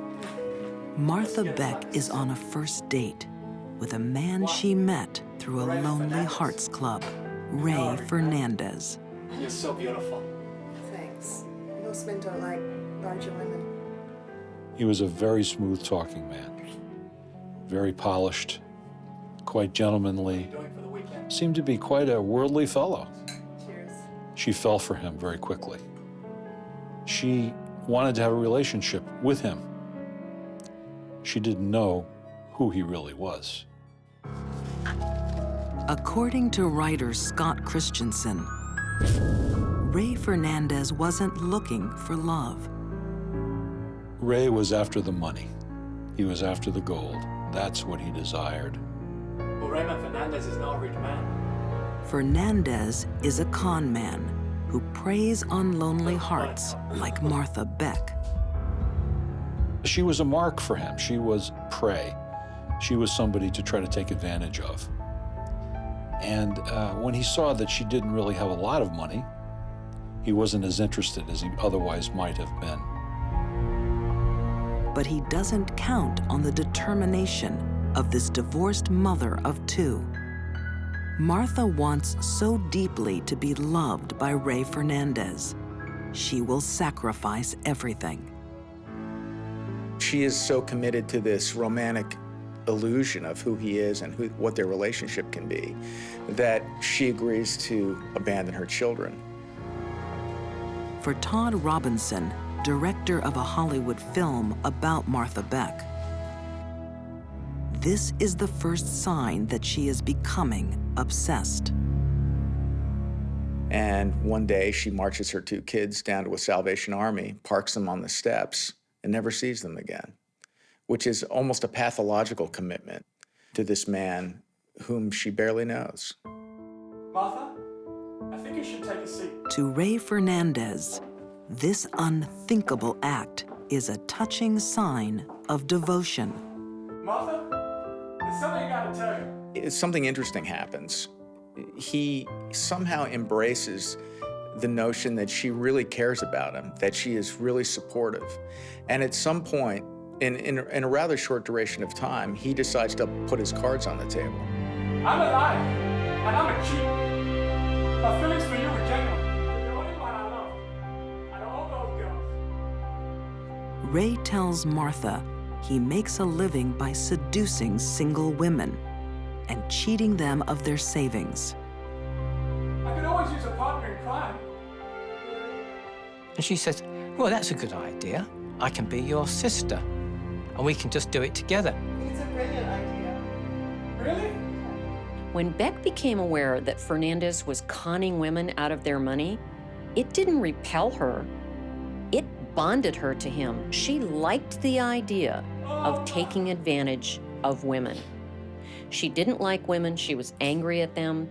This afforded her an opportunity to get even with all the slender women that got the guys. No.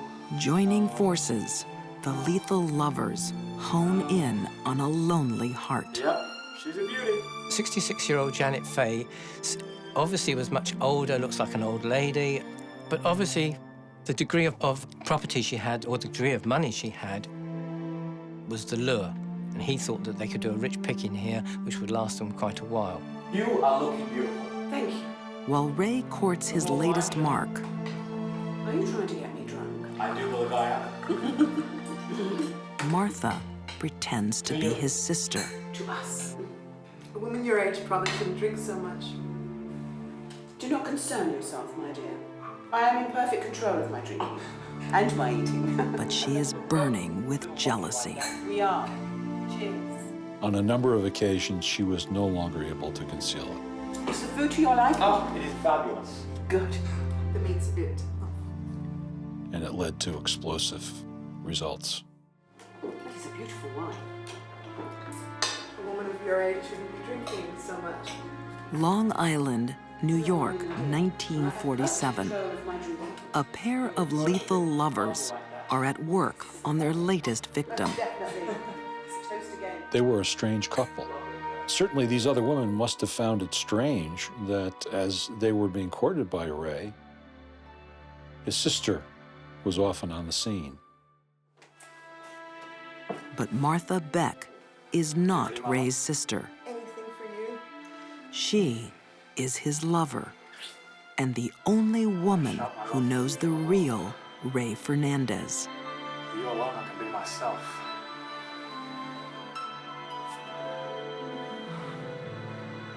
When he was a young man, when he was on a ship once, a hatch of the ship closed on the top of his head, and the accident was so severe that he lost a lot of his beautiful, dark, thick hair.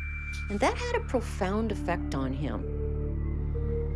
There was this self-loathing part of him, this man that felt ugly and destroyed. Ray's revelation only makes Martha desire him more. Martha loved Ray. She did not want to share Ray with anyone. Martha Beck's powerful desire puts her on a collision course. What on earth are you doing? Ray is trying to save, for God's sake. I am about to write to my stepdaughter. With Ray's latest lonely heart, Janet Fay. I'm going to make sure that you will not be living with us. She could no longer contain herself.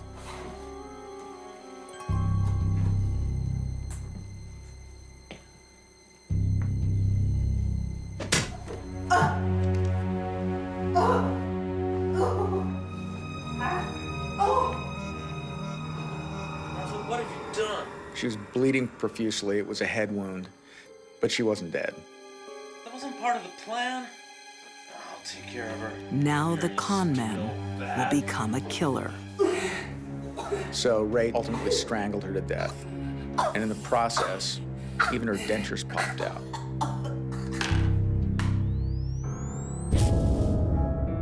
The lethal lovers dispose of Janet's body and write a letter to her daughter to make it appear that Janet is still alive.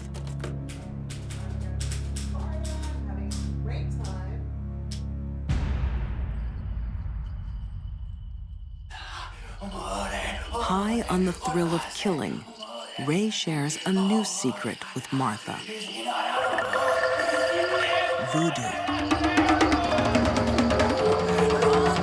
Fernandez was sort of seduced by the dark side, almost the Hollywood side of voodoo.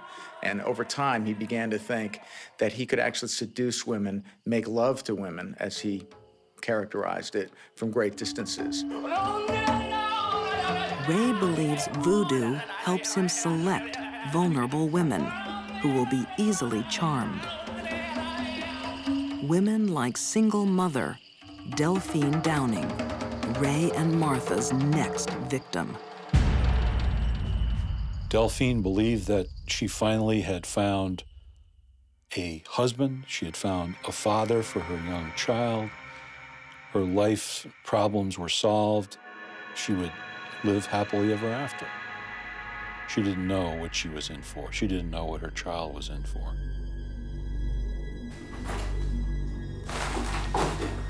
Oh my God, you're bald! There's no need to act like that, Delphine, just because I'm going bald. Lots of men go bald. She came upon Ray without his toupee, and this absolutely stunned her. She could see that this man was a fraud, that she was being duped, and she became furious, and she tried to throw him out of the house. You're an imposter, and I want you and your sister out of my house immediately. Delphine's reaction strikes at the core of Ray's insecurity. This is my house. I'll speak to you. Ray Get out of my way. discovered a gun that was in the house. He put it to her head, and he pulled the trigger. Move out of my way. But now, they have a dilemma. They had removed Delphine, but they still had Raynell, the child, to deal with. The motherless child. I'll take care of the baby. You bury her in the basement. And it was at that point that Martha took the child to the basement and drowned her in a tub. Martha became so evil through her relationship with Fernandez, she actually killed the little toddler child of one of her victims. Completely heartless. Martha and Ray's love spawned a callous killing spree. But the police are closing in, alerted by a suspicious letter to Janet Faye's daughter. Ray and Martha actually continued writing letters back to create the illusion that she was alive, but they made a mistake. They were typing these on a typewriter, and Mrs. Faye didn't know how to type. When the police came in, the first thing was not after Delphine. They came in to say, have you heard of Janet Faye? And it was only then that they said, we're going to search this place. And they went down in the cellar when they went through the building, and they saw wet cement. So they knew that something had been buried there. Beneath the cement, the bodies of Delphine Downing and her daughter, Raynell. Janet Faye's body is found in another house on Long Island. After a salacious trial that lasted 44 days, Fernandez and Beck were ultimately convicted of capital murder in the first degree. Even under the weight of a death sentence, their love lives on. They continued to have a very tumultuous relationship even after their conviction in the death house, sending letters back and forth, expressing jealousy and being angry at one another and then making up, and in the end, ultimately expressing love for one another. Martha Beck's desire for Ray Fernandez had taken away her children, her compassion, and her liberty. Now, in the infamous Sing Sing death house, it would finally take her life. Martha's execution was one of the most horrific in the history of the death house. It took 4 applications of electricity to finally kill her. She struggled a great deal before she ultimately was pronounced dead.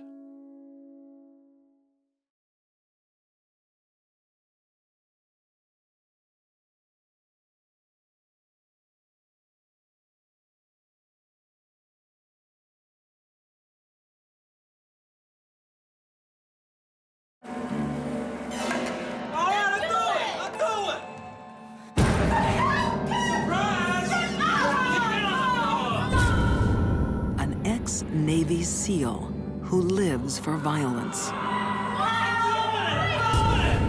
A college basketball star with obsessive drives.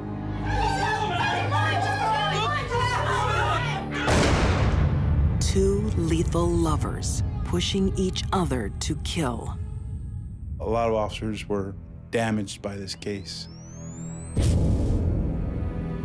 How do you wrap your mind around something that's so evil? This wasn't simply a murder, one-time thing. They were on a killing spree. Erica and BJ were natural-born killers.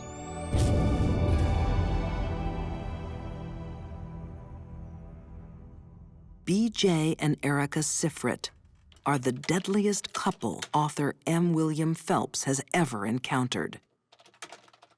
BJ and Erica were the types of people who did things to get a rush out of them.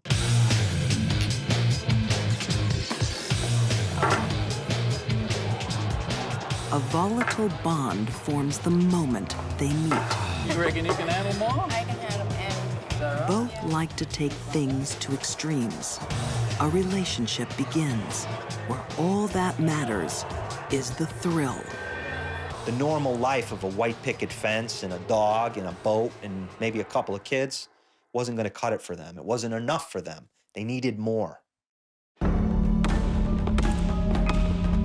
Erica has always had a problem with knowing when to stop. Whatever she does to excess. One of Erica's passions as she grew up was basketball. She practiced, obsessively practiced. Yes. Erica has an obsessive nature. It is within her to repeat thoughts and behaviors over and over and over, even if they're self-destructive. You got your ass up, baby? Here I come. Happy birthday. Now she's obsessed with a very dangerous man. Some of BJ's passions were Hitler, snakes, guns, violence, Marxism, anything really that had to do with negative things about life, BJ really grasped onto. Thank you so much. BJ also harbors a powerful desire to murder. His new wife, Erica, will bring his violent dreams to life. Erica and BJ alone probably wouldn't have got into much trouble if they never met.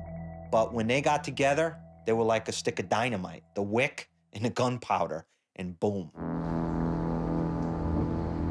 It's a combination set to explode in violence on Memorial Day weekend, 2004, in Ocean City, Maryland. Memorial Day weekend is one of the biggest weekends for couples. A lot of couples like to come down and enjoy and relax. The sun is out. Holy Ritchie Atlantis on a checkup. Detective Brett Case believes that when the Sifrits came to Ocean City, it wasn't to unwind. I think that murder was in their mind. I think it had been in their mind for some time. And I think the opportunity arose that first night. After midnight, Erica and BJ set a trap for a couple they've just met. Martha Crutchley and Joshua Ford accept an invitation back to the Sifrits' apartment. It's the moment Erica and BJ have been waiting for. Tonight, they'll get their chance to be thrill killers. The most common trait possessed by thrill killers is that they are sociopaths or psychopaths. They don't feel guilt about what they do. Cheers, man. Cheers. I gotta say the other thing with him, I think he had some good ideas, you know? Come on, man. I think you're just messing with us. You don't really believe what you're saying. This late night party is about to take a terrifying turn. Where's my bag? Maybe you left it at the bar. Let me see your bag. And then all of a sudden, Erica freaks out. Who took my stuff? Erica starts to create fear by pretending her purse is missing. Her husband ups the ante. BJ gets a gun, and he starts waving it around. Where did you put my bag? Give it Wait a to minute, me. you ain't going anywhere. Get against the wall. Get against the wall now. Do it! Move your ass against the wall now! Do you want him to shoot you? Do what they say. Just do what they say. Okay, we're here. And he says to Martha and Joshua, take off your clothes. Strip down. All right. Oh, little lady's scared. Get your shirt off. Look, Hurry take up. it off. Do You want are to get taking shot? too long. Just get your ass in the bathroom now. Both of you, get in there. Move it. Let's go. So now Martha and Joshua are inside the bathroom, scared for their lives. Open up, pig. Chicken, are you? Open the window. Open the window. Just leave us alone. Yeah, I would think terror would be... That word probably wouldn't describe it. It would be pale in comparison to what they felt. Erica and BJ are beginning to feel the thrill they crave. But simply scaring someone isn't enough. And I think at some point there was a discussion, what do we do now? Well, we've gone this far, so let's continue and go all the way. And that decision comes from her. All right, I'll do it! Surprise! On Memorial Day weekend, Ocean City, Maryland is a vacation playground. But high above the streets, one holiday apartment has become a death trap. The more you investigate, the more you learn that what you're dealing with is not just your normal killer, it's you're dealing with a monster. Pure evil. And when you look into the eyes of pure evil, you know that if you don't do something to stop it, it could come after you. Get your ass in the bathroom now. Both of you. Erica and BJ Sifrit are a young couple, desperate for the thrill of murder.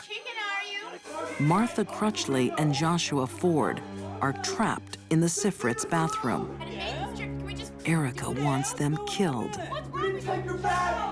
BJ is happy to oblige. So BJ kicks the door open, walks in,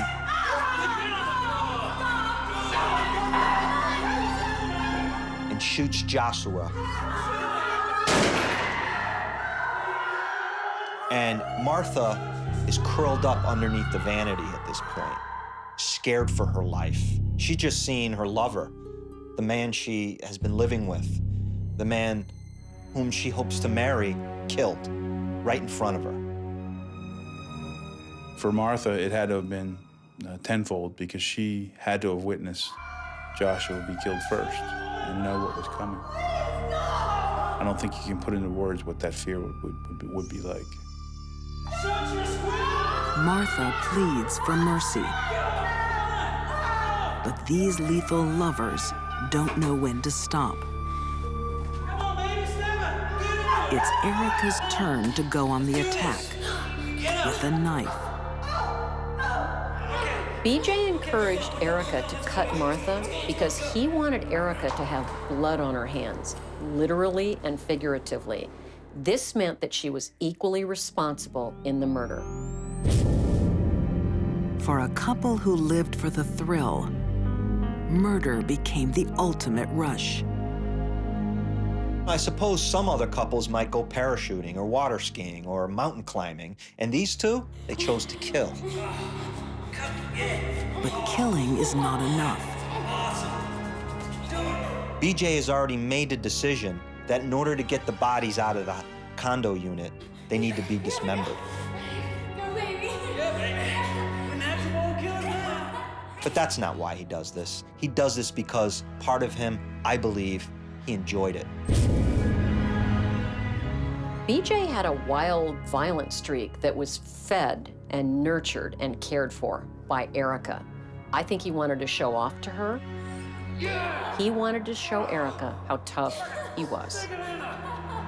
Erica watches as BJ carves the bodies into 12 pieces. But even she is shocked by what he does next. At one point, BJ, according to Erica, chops a leg off, cracks the leg in half, and he says to Erica, "Go heat up some water downstairs. I want to eat this."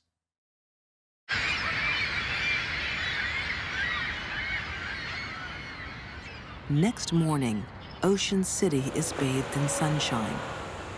The holiday weekend continues. But not for Joshua Ford and Martha Crutchley. When she didn't arrive to work on Tuesday morning, her coworkers were concerned. And so by Wednesday, we had notification that Josh and Martha were missing. By this time, their body parts have been dropped in supermarket dumpsters. And the Sifrits are acting like nothing has happened. They go miniature golfing, they go out for beers, they eat chicken wings, and she documents everything with photographs. They're laughing, smiling, they're having a grand old time after this gruesome gruesome crime. Erica gets a lasting reminder of the murders, a new tattoo. BJ makes a suggestion. You should get it on your hip. Why? Because that's where Erica made the first cut on Martha Crutchley, a memento of the crime. On the final night of their holiday, the Sifrits take their search for thrills one step too far. Killing 2 people and dismembering them, not enough for them. They need more of a thrill that week. They decide, let's rob the Hooters before we leave town. So they back up to the Hooters and they, unlock the door and go in, and a silent alarm is tripped. Police respond to what they believe is a routine burglary call. It turns out to be much more. When you have burglars, you can have weapons. You just don't know what you have. And this is a prime example of how things can snowball. The Sifrits are caught with 3 guns, a knife smeared with human flesh, and the IDs of the missing couple. Officer Freddie Howard was on the scene that night. He knows he had a close call. I still get a sick feeling in my stomach when I think about what could have happened because of all the firepower that was here on the scene that night and what they had just done just days earlier, When I got home, I hugged my son and daughter, and just because I was so grateful to be there with them. Because I know it could have turned the other way, or I could have been murdered just so they can get away. Body parts of Joshua and Martha are eventually found at a Delaware landfill. Tried separately for the murders, the Sifrits are both found guilty. BJ is sentenced to 30 years in prison. Erica gets life. I can see in a lot of crimes, why I don't agree with it, but I can see why someone would commit the crime. In this case, there is no reason other than for their own personal thrill, and the fact that there is absolutely no remorse solidifies my belief that it was just for thrill.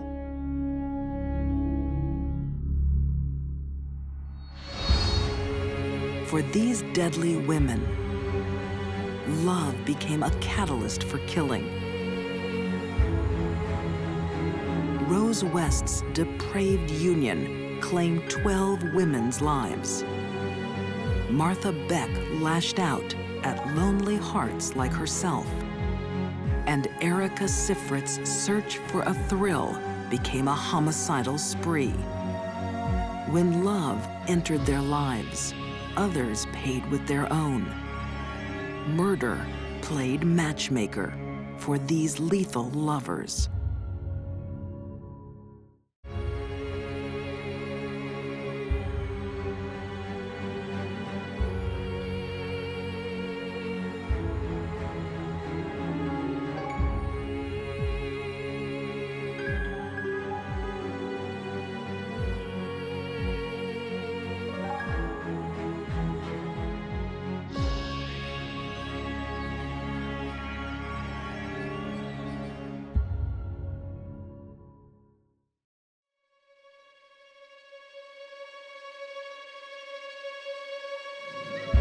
Childhood is meant to be a time of innocence.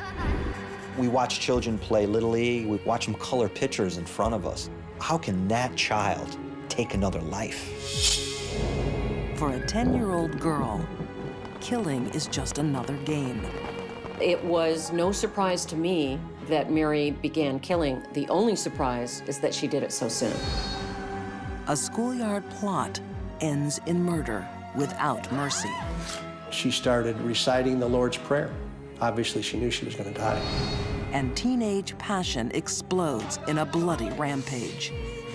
I will prove to you how much I love you by killing my grandparents. These are deadly women who are not yet women. They are the Youngbloods.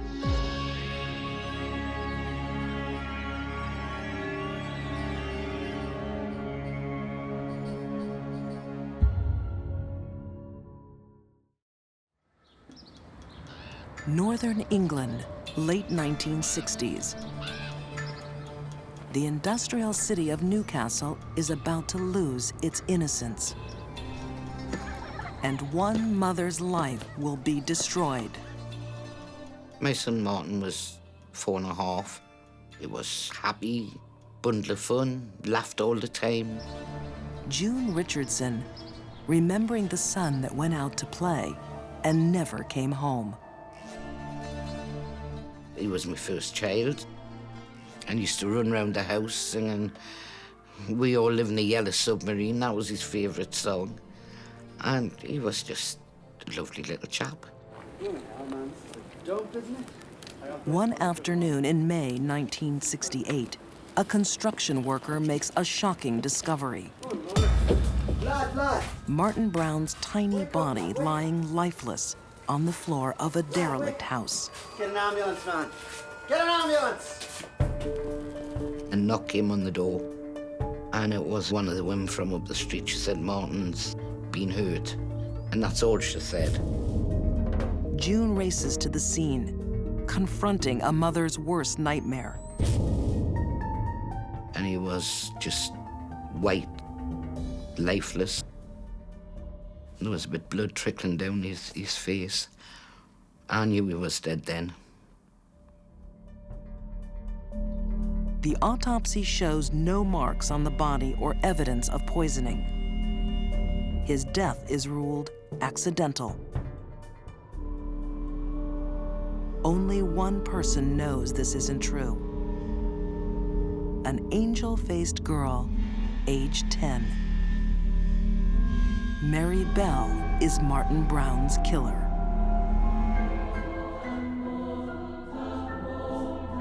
While other 10-year-old children are out playing with dolls, having sleepovers with their friends, picnics, amusement parks, Mary Bell is killing.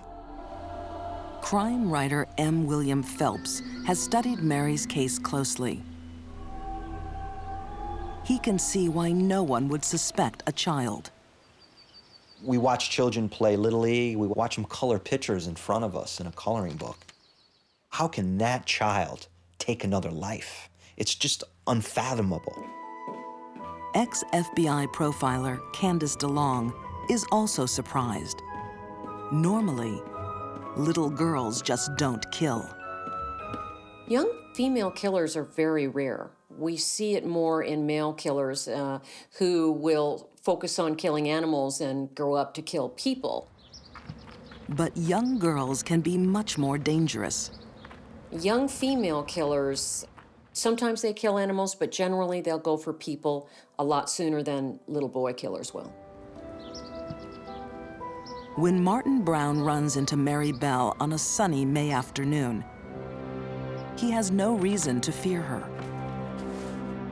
Martin thinks he's going to play a game.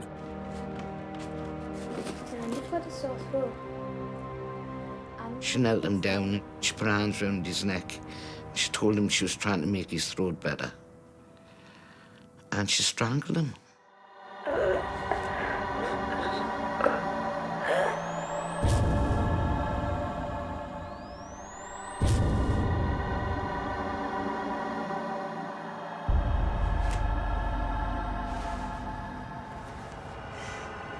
It doesn't take much pressure at all. As a matter of fact, the younger the child, the easier it is to do. Forensic pathologist Janice Amatuzio knows just how Mary was able to kill without being detected. Sometimes, if suffocation or strangulation are done gradually or lightly, there may be very few external marks. Mary gets away with murder. But does a young child realize what they've done? A child's personality and brain are still developing, so they are going to lack the ability to fully understand what they're doing. They may understand that they're killing, but not why or the consequences, that the person they're killing is not going to wake up. Mary seems to understand death all too well. She makes a macabre visit to Martin's grieving mother. About 2 days after, a knock came at the door. And it was Mary Bell standing at the door. Hello, Mrs. Richardson. And she said, I've come to see Martin. And I just turned around and says, I'm sorry, darling, but Martin's dead. Oh, no. Oh, she says, I know he's dead. She says, I want to see him in his coffin.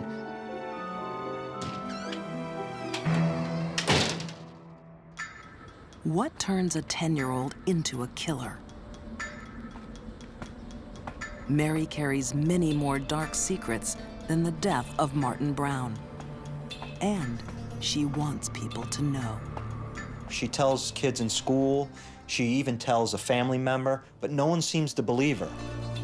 She wrote a diary where she actually drew the way Martin was lying in the house. And she put on, I killed Martin Brown, you'll never catch me. She also writes an eerie message. I murder so that I may come back. Mary will be back. Something is driving her to kill again. I believe that Mary knew that killing was wrong, but she chose to do it anyway. She's just kind of putting her toes in the water, if you will. She's just testing the water. She wants to kill. She's developed the instinct to kill. Mary Bell watched all the grief of my grief, and then she goes out a few months after and does it all over again.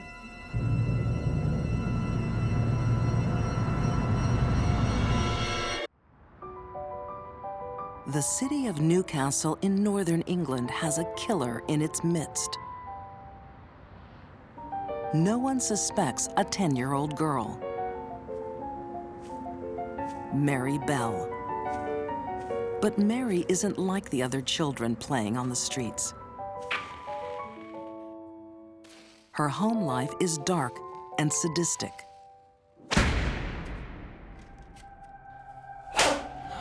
The mother was a well-known prostitute in the town. Mary, at an early age, begins to see her mother performing sexual acts. And many of the sexual acts that she performed were violent sexual acts. Betty Bell was 17 when she gave birth to Mary. She made many attempts to abandon her child and even tried to poison her with pills. Mary became a killer because of the horrible things she was subjected to at the hands of someone who was supposed to love her. Mary's mother made her the killer that she became.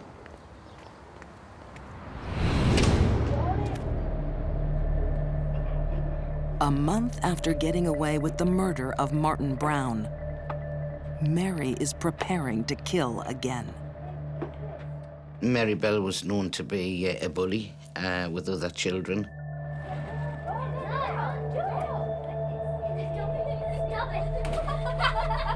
She was just the kind of kid she used to have to be top dog. One girl barely escapes a game that goes too far.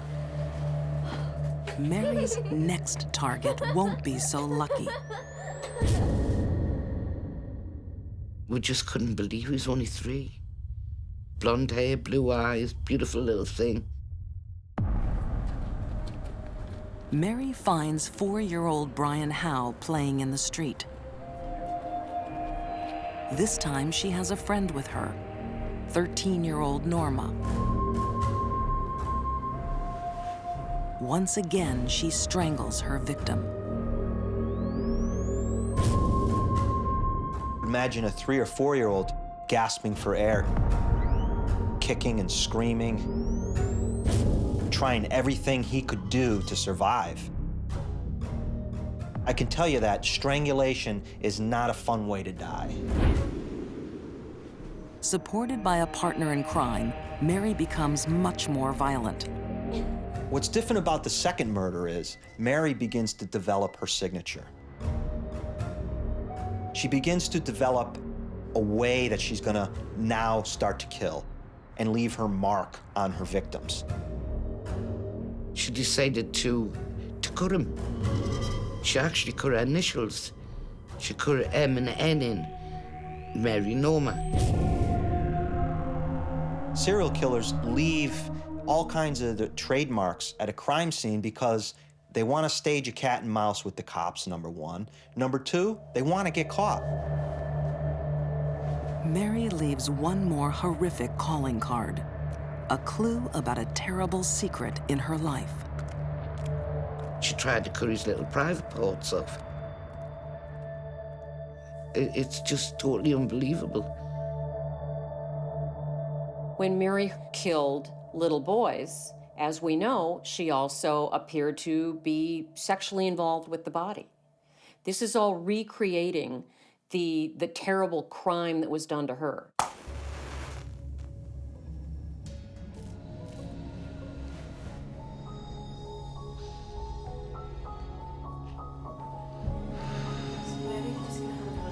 Mary's mother, Betty Bell, had done more than expose her young daughter to violent sexual acts. She looks lovely. She had involved her in them.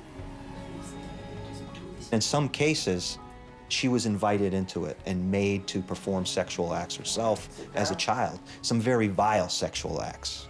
Come on. Sit down. Sit down. Mary made the statement, "I like to hurt things weaker than me." In hurting things weaker than her, she was recreating when she was the weak one being hurt by an adult, either sexually or physically.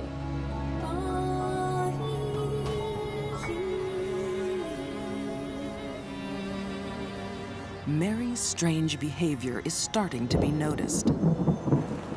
As Brian Howe's tiny coffin is carried out of his house, a policeman sees a familiar face. It's Mary Bell, smiling. The unthinkable is now becoming possible. Could this 10-year-old be the killer? Children differ from adults when they kill in that they rarely cover up their crimes well, and they don't generally have the cunning and guile to fool a lot of people about what they did. Mary's friend Norma admits the murder to police. Into the house. Mary won't confess so easily. But the evidence is mounting. Where have you seen that? Written admissions, drawings of Martin Brown's crime scene, and the bloody M carved into Brian Howe's stomach. Police have a case. June Richardson is there in court for the judgment of her son's killer. She just sat there and she smiled and danced and turned her head round asking for sweets. I just couldn't believe this person had destroyed my life, and she was laughing. Mary is sentenced to lifetime detention. But because of her age, the judge orders it to be reconsidered as she grows older.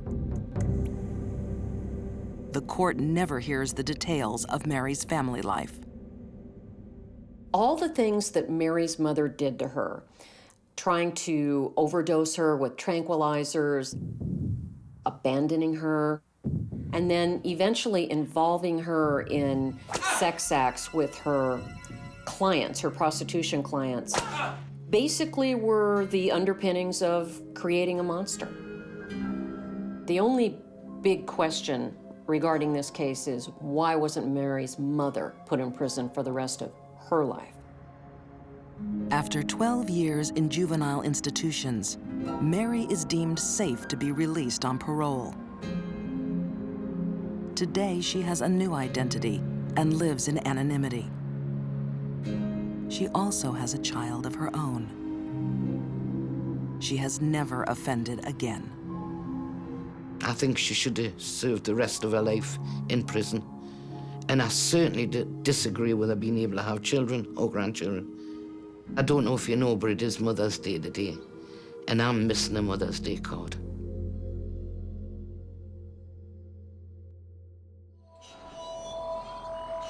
A young murderer doesn't start killing out of the blue. It's hard to accept the warning signs from a child, but missing them can be deadly. Fayetteville, Georgia. A quiet, sleepy city of God-fearing folk. One of the neat things about living here is just to see how people have a love for God. Local Reverend Glenn Stringham tends to a tight-knit Baptist congregation. When something is amiss, he finds out fast. In August 2004, it came in a phone call from a concerned parishioner. She called me on the phone, she said, Glenn, she says, I don't know what's going on, but something has to be happening at the Colliers. I've been trying to call them. I can't raise them. I'm not sure what happened, but something's going on. Carl and Sarah Collier are in their 70s, a kindly couple who rarely miss a Sunday in church. Both of them very outgoing, very helpful. If we were going somewhere, they were first on the scene. They didn't wait for somebody to ask them. They were first to help. Reverend Stringham's congregation are about to face a test of faith and forgiveness. The Colliers have been found brutally murdered in their home, stabbed over 20 times each. This crime scene in particular was probably the most bloody, horrifying, violent crime scene I've ever seen in my life. Adding to the horror, the identity of one of the killers. It's the victim's granddaughter, Holly Harvey. She is 15 years old. Holly is one of the most dangerous teenage offenders I'm aware of. She was not a Sunday school girl. She was not a girl that would adhere to the Collier's rules. Holly wanted to do what Holly wanted to do, irregardless of any rules and regulations set forth by the Colliers. Author Dale Hudson needed to know, what turns a teenager into a killer? In researching a book on the case, Dale soon discovers that Holly Harvey's problems began at home. Her mother and her father had divorced at an early age. Holly was left to the care of her mother. There were a lot of parties. There was a lot of inappropriate social behavior, a lot of immoral behavior, and Holly was pretty much left to herself. It only gets worse when Holly's mother is jailed on drug charges. The Colliers do what they think is right and take in their wayward granddaughter. But the strict rules of a retired Baptist couple are not for her. She was not a child that was going to be obedient. She was accustomed to living her own life. Holly's mother, Carla, allowed her to smoke marijuana. Carla allowed her daughter to live a promiscuous lifestyle without any boundaries. It's a lifestyle that's incubating a killer. Although there are plenty of sullen teenagers, not all of them have the childhood history that Holly did. Holly was hell-bent for a path of destruction starting much earlier in her life. This was in Holly's soul long before the night it happened. Boiling with anger and resentment, Holly finds a soulmate, 16-year-old Sandy Ketchum. There were a lot of similarities between Holly and Sandy. They both grew up without the parental guidance that most children get. They both grew up in a dysfunctional family. They had been abandoned by their parents and left to their own. They sought solace and they found comfort in each other. Sandy and Holly are inseparable. They take drugs together and begin a sexual relationship. Holly is now on a collision course with her conservative grandparents. It will end in catastrophe. For many teenagers, every relationship is a matter of life and death. They must have it or they will die. Sometimes that's taken to an extreme. Age 77 and 73, Carl and Sarah Collier are at their wits' end. Their 15-year-old granddaughter, Holly, lives under the Colliers' roof, but not under their control. I think it had to do with the fact that her grandparents said, look, you're in our house, we do want you to live by the rules, and she didn't want to live by the rules. Holly's drug taking is a problem. So is her lesbian lover, Sandy. Old-fashioned discipline is met with frightening threats. They were at a loss of what to do. Even when Holly begins to threaten them and say that I'm going to kill you, they still could not imagine that their 14-year-old grandchild, the one that they had loved and nurtured, would be saying things like that to them. Most children, teenagers, do not say, I want to kill you or I will kill you. As hard as it is for a parent or a grandparent to listen to that, they must act on it for the benefit of the child and to save their own life. The Colliers can't accept the warning signs.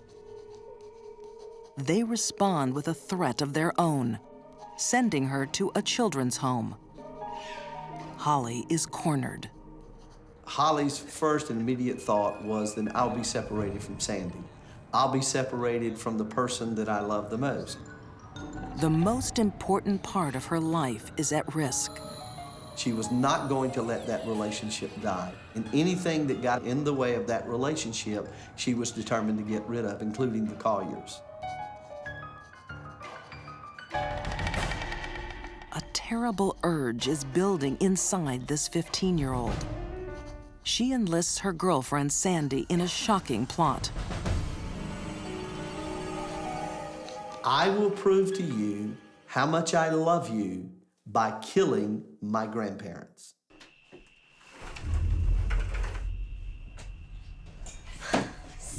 On the eve of the killing, Sandy sneaks into Holly's bedroom, and their deadly plan takes shape. Part of Holly's plan for murder was to compose a to-do list. On her forearm, she wrote 4 words. These were her cue words for murder: kill, keys, money, and jewelry. The to-do list that Holly wrote on her arm indicates a level of extreme detachment from the violence that was about to happen.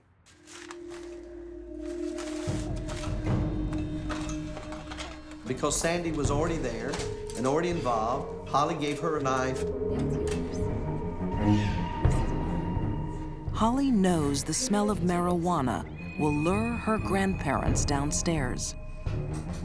She instructed Sandy to hide behind the bed. It would be an ambush of 2 with a large butcher knife against a defenseless and an aged couple. As the Colliers investigate, Holly springs her trap, stabbing her grandmother in the back. What she doesn't count on is Carl Collier fighting back. Carl wrestled Holly to the bed and was able to subdue her. Carl Collier desperately fights for survival with his own granddaughter. Holly has a big, bloody knife. Carl Collier only has his hands for defense. She cuts the phone cord. Holly stabs him several times.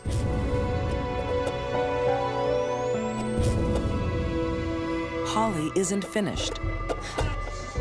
Sandy says to Holly, your grandmother's alive. Maybe we can get help for her. No, she needs to die. The bitch will die. She begins to stab her repeatedly, over and over again, until she is assured that her grandmother is dead.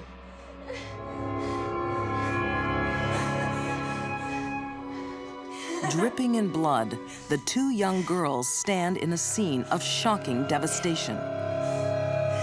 It was unimaginable, the most horrifying thing that anyone had to have stepped into. I think the fact that Holly chose to use a knife for the killings speaks of her disregard for life and her hatred and rage. That's a hands-on crime, which is hard to understand because these are people that were trying to help her. Holly didn't want anybody's help. Holly was angry. Sarah had 35 stab wounds, and Carl had 23. When I see that many wounds, I think about rage. That's many more wounds than you need to cause somebody's death. And it says to me that an individual was either on drugs, their mind was altered, or that they were incredibly angry. The image of these grandparents who took in this problem child, the image of them running from her, probably holding their hands up to stop the knife from going in their bodies, it's one of the worst things I can imagine. Holly and Sandy have checked off part 1 of their brutal to-do list. They quickly run through the next 3 items: keys, money, jewelry. It seems organized, but young killers are still children. They rarely think beyond impetuous short-term goals. Their plan cost 2 lives, but soon they run out of ideas. Holly and Sandy's crime was a reflection of what was going on in their heads, which was pretty much nothing. It was poorly thought out, poorly planned, poorly executed. They drove over to the friend's house, reported to the friends the reason that they were bloody was that they had been accosted by someone and had been attacked by someone. But later on, they confessed in a very giggly manner that they had actually killed Holly's grandparents. The friends are horrified. It's not long before police trace their truck and their cell phone calls. Holly and Sandy's dream of a new life of freedom is over. Holly very much resented authority. She very much resented people who wouldn't let her do whatever she wanted to do. To criminal profiler Candace DeLong, Holly was sending out all the warning signals of a deadly young woman. If she didn't kill her grandparents, someone else would have felt her fury. What might she have done later in life if she were not caught to someone who wouldn't share their soda pop with her? Dangerous, dangerous woman.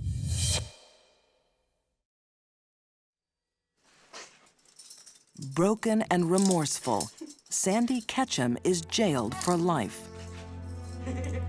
Defiant to the very end, Holly Harvey now serves 2 life sentences. The very thing that she fought against, she is now going to be subjected to for the rest of her life. She has someone telling her when to get up, when to go to bed. She has rules that she has to follow. It is ironic, the very authority that she fought with the Colliers that she's subjected to now and will be hopefully for the rest of her life.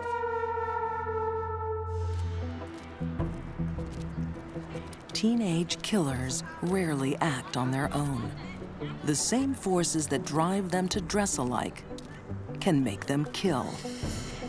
Peer pressure can be a very big factor in a group of people.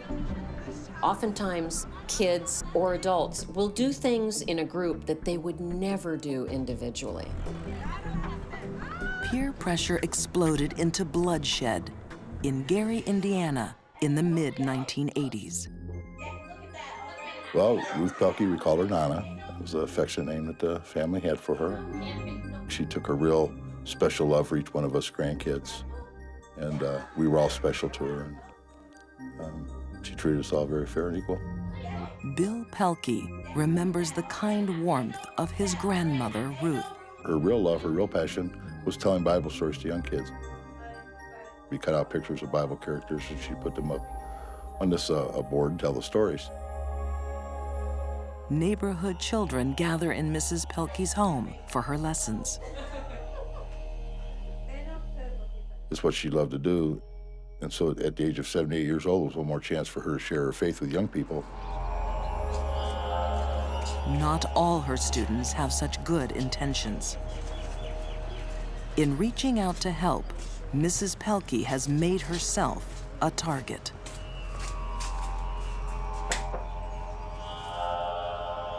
When these 4 girls knocked on her door and said they want to take Bible lessons, Nana said, come on in.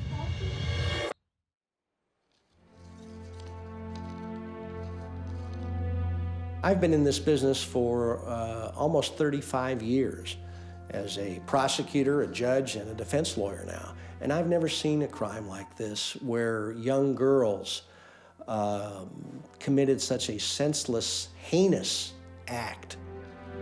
Indiana prosecutor Jack Crawford is marked forever by Ruth Pelkey's killing. Ruth Pelkey was probably one of the nicest persons anyone would ever want to meet. That girls, teenage girls, could decide on a school afternoon to go and murder someone is completely shocking, and it's a case that has never left me, and I'll never forget. Ruth Pelkey's fate is being shaped by a small gang of teenage girls. Karen Corders, Denise Thomas, and April Beverly are all classmates. Their leader is 15-year-old Paula Cooper. Paula Cooper is yet another young killer who came from a horrible, horrible background. Paula's short life so far is a horror story of drugs and violence. Father was very abusive. He would do things like, beat her with an electrical cord.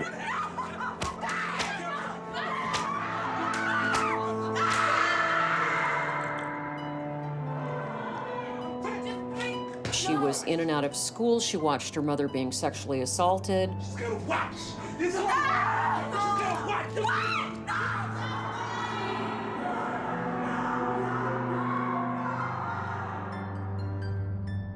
All of these things led to a very, very disturbed young woman.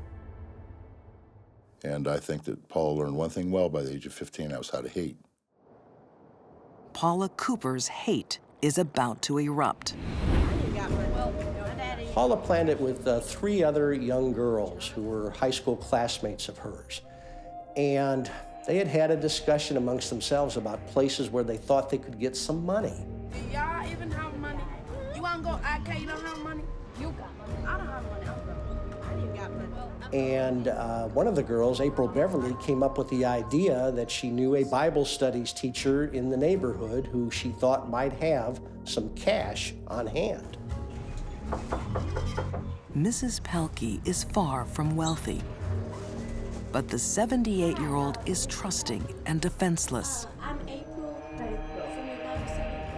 The perfect victim. Paula Cooper was on a path of destruction. She wanted to kill someone.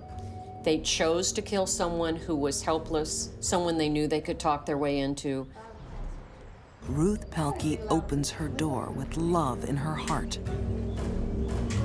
But she innocently lets in seething hate.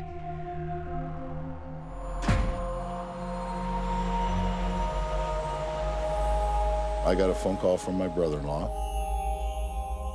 Just had gotten off work, and he told me that Nana had died. Bill Pelkey's Nana is 78-year-old Ruth Pelkey, a gentle grandmother living in a decaying blue-collar town. Her family had encouraged her to move out because it was a changing neighborhood. But she was so committed to the young people there, she wanted to stay and offer her Bible studies classes to the teenagers in that area, which she did, of course, for free. In 1985, 4 girls knock on Mrs. Pelkey's door, asking about Bible school. She already knows April Beverly from previous classes. The girls are welcomed in. Schoolgirls from the 9th grade are about to become a pack of killers, led by Paula Cooper.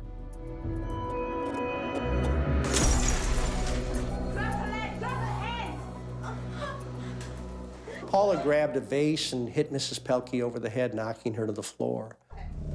Paula had brought with her from April's house a 12-inch butcher knife. See this knife? I'm gonna cut you. Paula jumped on her and started demanding to know where the money was. In fact, the quote was, "Where's the money, bitch?" Where's your money? Where's the money? Where's your money? The pack mentality has taken over. The ringleader becomes empowered by the fact that she or he has followers. The mere fact that they're there encourages the ringleader to do bigger, bolder things than they normally would. Mrs. Pelkey pleads that she doesn't have any money. Paula responds with torture. Paula started cutting Mrs. Pelkey with the butcher knife. She was cutting her back and forth across her chest. Paula stabbed Mrs. Pelkey in the chest.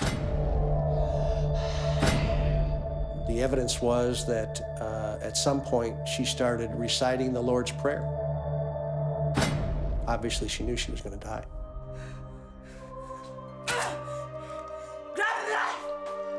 And it's Paula Cooper who orders her death. Paula told Karen to push the knife through Mrs. Pelkey's body, which she did. And in fact, the knife made an indentation in the floor.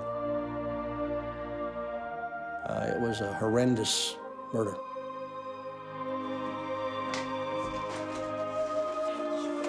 Money might have been the apparent motive, but I believe the motive was to kill Ruth Pelkey, and the robbery was incidental. You don't stab someone 33 times because you want their watch. They went there to kill her. She was on the dining room floor. That's where my father found her body. It's the dining room where our family gathered every year for Christmas and Easter and Thanksgiving and birthdays and happy, joyous occasions. And every time I would think about Nana, I would picture her butchered on that dining room floor, and it was just a terrible, painful thing to even think about Nana. Mrs. Pelkey built a life on family and trust. Paula Cooper learned to trust no one.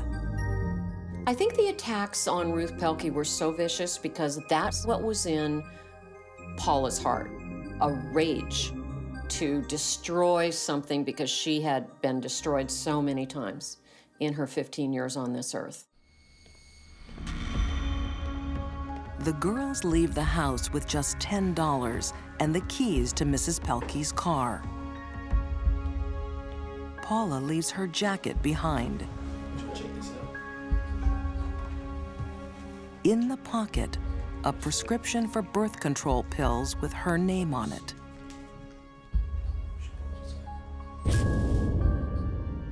Young killers are rarely hard to catch. Most young people think they're not going to get caught at anything. Shoplifting a candy bar, let alone murder. They tend to think they're smarter than everyone else, and also they tend to not cover up their crime so well. And they're oftentimes surprised when they get caught. Even more surprised are the residents of Gary. Once the community realized it was young people And then young girls.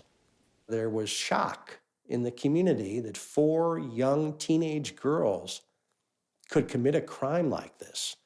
People couldn't believe it. Paula Cooper is found guilty of murder. At age 16, she becomes the youngest person ever on Indiana's death row. Her 3 followers get lengthy prison terms. Bill Pelkey felt justice had been done for his grandmother. I originally supported the death sentence for Paula Cooper. But after much soul-searching, he finds forgiveness. While Ruth Pelkey's life was taken without mercy, Bill Pelkey campaigns to save her killer. And I knew I no longer wanted her to die, and I wanted to do whatever I could do to try to help her. And I learned the most important lesson of my life, the healing power of forgiveness. Because when my heart was touched with compassion, forgiveness took place. And it brought a tremendous healing. After intervention from the Pope and a petition of 2 million signatures, Paula's sentence is commuted to life. Paula Cooper was exactly the kind of child Ruth Pelkey was trying to help. Sparing her life would be Ruth's final gift. My grandmother did a lot of praying, and she had a special love for young people. So people like Paula Cooper that my grandmother really had a concern for. I'm convinced she would have forgave Paula Cooper.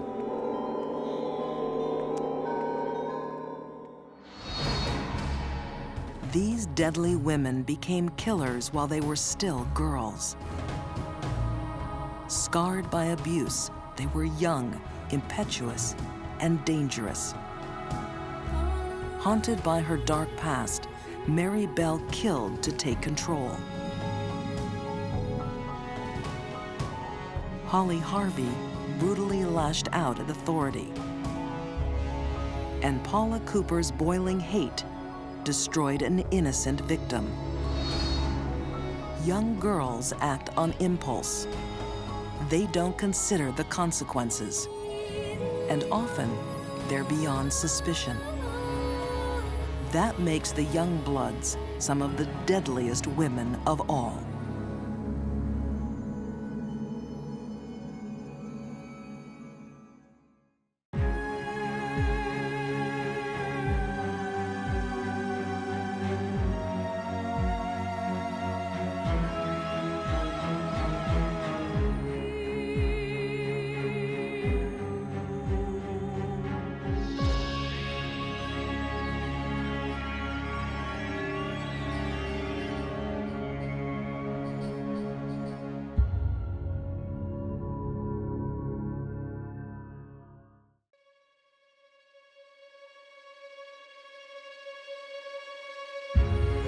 When some women become obsessed, nothing will stand in their way. Catherine is evil.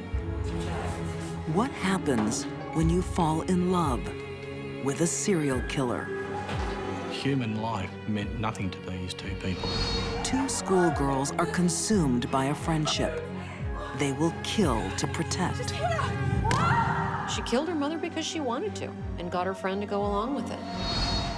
And one woman's compulsion drives her to the unthinkable. Here's a woman so desperate to cover up a lie that she's willing to cut another woman and rip that baby out of her womb.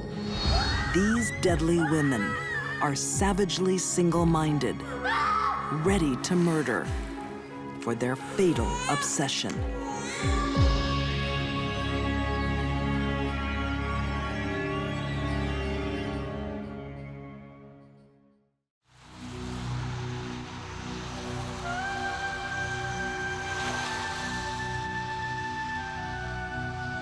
Obsession drives some women to unspeakable acts, as it did in Malvern, Kansas, in December 2004.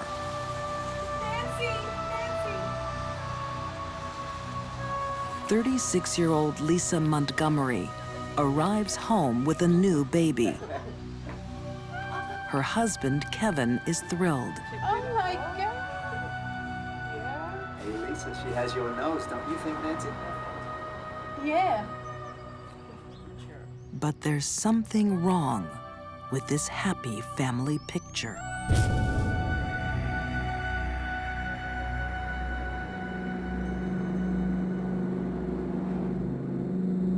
The memory haunts Lisa's first husband, Carl Bowman. The images that were in your head are horrible. The idea of what happened was, I mean, it's horrible. I mean, it still affects me. And I was allowed to see evidence and pictures and stuff, and it's terrible. 200 miles away in Missouri, a young woman has been savagely murdered. This smiling new mother is the killer. Who would cut a baby out of a pregnant woman's stomach and leave the woman to die?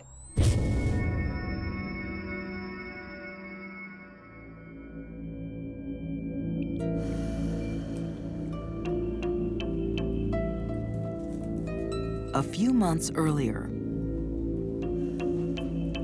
excited mother-to-be Lisa Montgomery is preparing for a new arrival.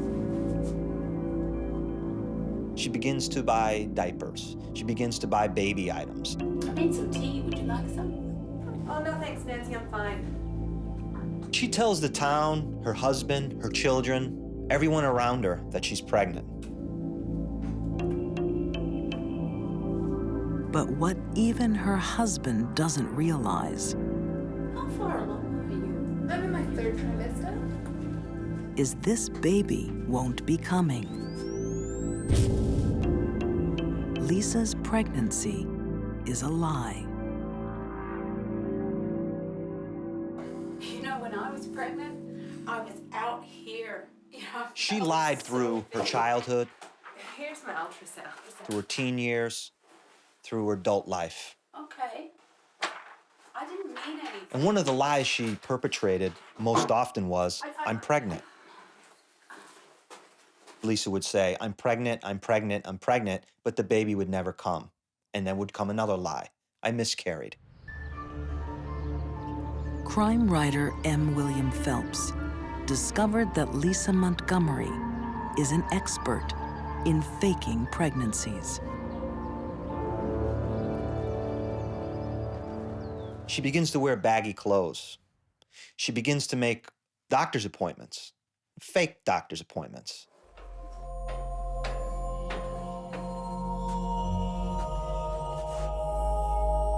She begins to swallow air when she's around people to extend her stomach.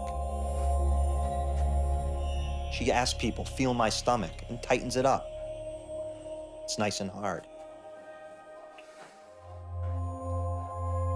She begins to do all these things, knowing that when the 9th month comes, she's not going to have a baby.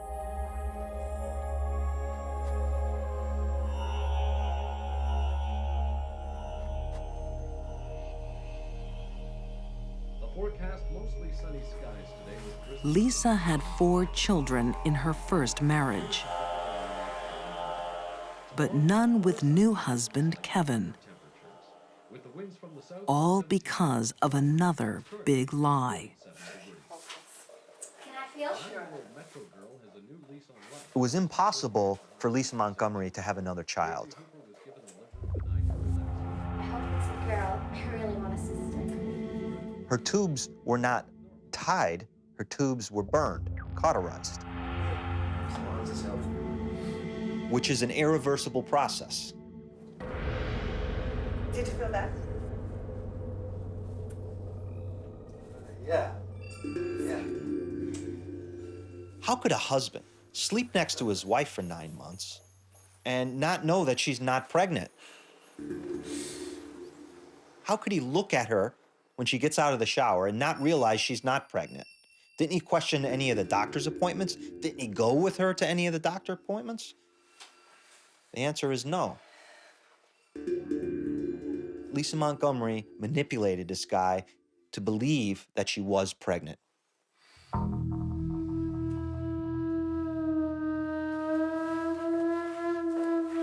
After her due date, Lisa's lies will be exposed to the world.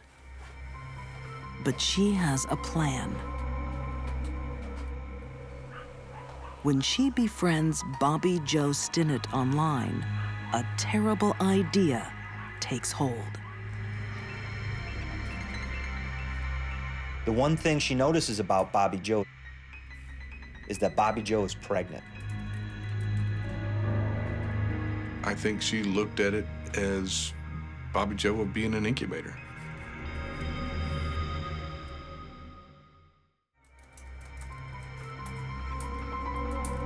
For Lisa Montgomery, faking pregnancy has become a dangerous obsession.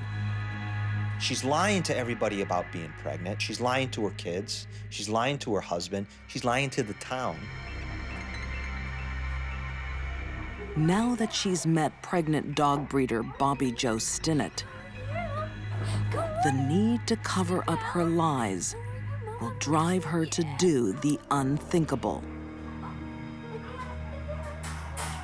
Lisa Montgomery is communicating with Bobby Joe Stinnett online as a woman named Darlene Fisher, a dog lover, someone who enjoys these types of dogs that Bobby Joe raises.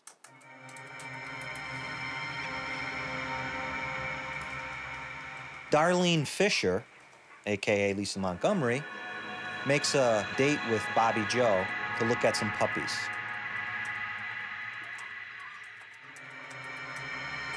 Inside Lisa's car, she has a knife, a rope, and a home birthing kit. Bobby Joe, hi. Darlene, hi. Come on in. Wow, you look great. You're about to pop. Well, like ya. In Skidmore, Missouri, unsuspecting Bobby Joe Stinnett opens the door to a monster. Well, come on in. Would you like a cup of tea? Oh, no, I want to see those dogs, please. I'll put your bag down and come this way. Lisa Montgomery looks at the puppy, asks Bobby Joe to bend down, open the cage, pick up the puppy. She took out the rope, put it around the neck, choked her out.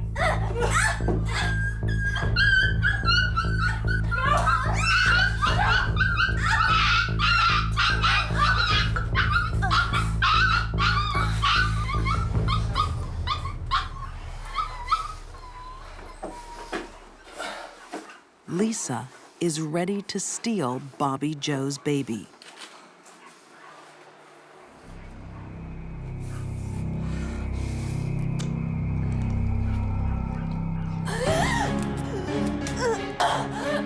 Bobby Joe woke up. She was just knocked out. Not only is she struggling to keep herself alive, but now she's fighting for her baby. Bobby Joe dies a violent death.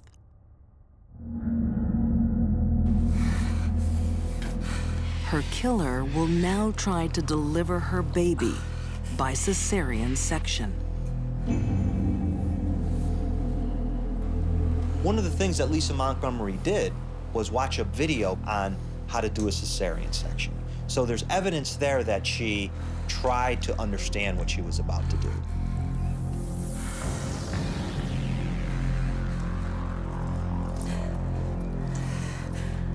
In order for this child to survive after the amateur cesarean section, the child would have had to have been at the end of the 8th month or the beginning of the 9th month.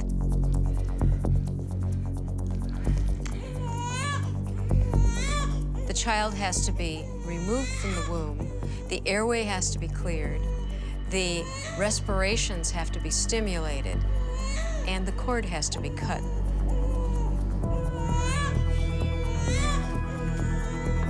The 4-time mother knew just what to do. She has her baby. This child was very lucky to have survived.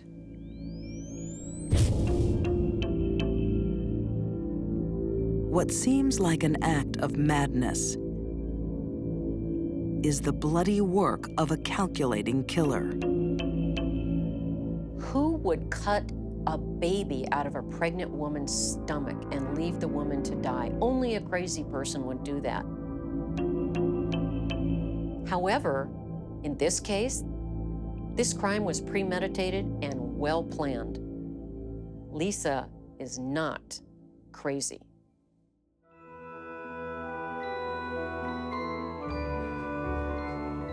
Lisa's crime has been building since her childhood. She began to become an expert at lying. Pathological lying, sure, but more so lying to people in order to, get them to do the things she wanted done.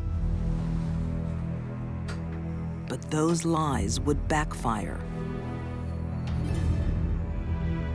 Lisa Montgomery's claim is that one of her stepfathers sexually abused her. She complained about being sexually abused, but no one would listen to her. Nobody believed her.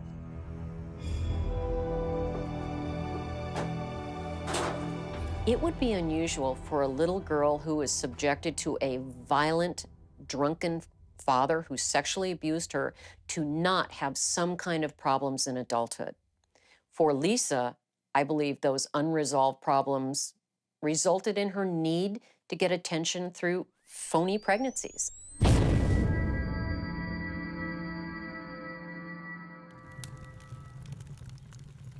One of the first to the crime scene is Sheriff Ben Espy. There was blood all over the entire room, and it looked like her stomach had exploded. The paramedic hollered at me and said, "You need to get in here. Here is the umbilical cord. It has been cut. There's a baby. You guys need to find a baby." So the case turns very quickly from a homicide, brutal, graphic homicide, to a missing persons case.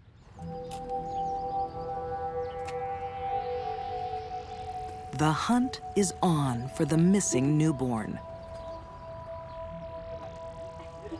Nancy! An entire nation is placed on alert. Meanwhile, Lisa Montgomery, Kevin, her husband, they get up in the morning. They take the baby down to the local diner. They show off the baby. They're just one happy family cruising around town with their new baby. Well, guys, she's beautiful. Thank you. Go to the nursery. Lisa's new motherhood won't last long. The plundered body of Bobby Joe Stinnett gives up vital clues.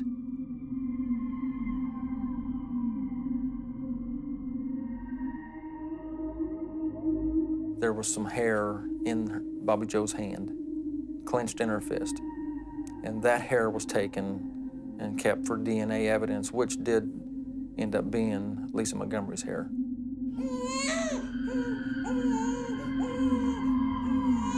Lisa's deep-seated need to get a baby overrode her planning. She planned out how to get the baby. She did not plan out how to get away with the crime. Lisa Montgomery is found guilty of murder and sentenced to death. She is one of only 3 women on death row. I really believe that Lisa Montgomery deserves the death sentence. The brutality of this, going into this young lady's home and cutting the child out, if anybody deserves it, she does. It wasn't done because she wanted that baby. That was not the point of it. The point of it was to cover up her lies. If there's one positive aspect to draw from this case, it's that the baby was returned to its father. And Zeb Stinnett has that child in his arms today, and he can raise that baby as Bobby Joe would have wanted.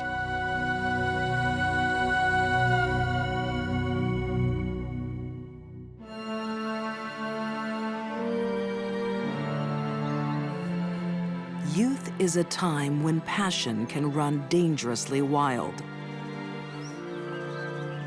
The desires and fantasies of a person, especially a young person, can take on an obsessional nature. Christchurch, New Zealand. Pauline, I just can't stop thinking about you. I just imagine that you're my princess. 15-year-old Juliet Hume writes feverishly to her best friend. Across town, Pauline Parker, 16, desperately awaits her letter. These young girls are caught in a fatal obsession.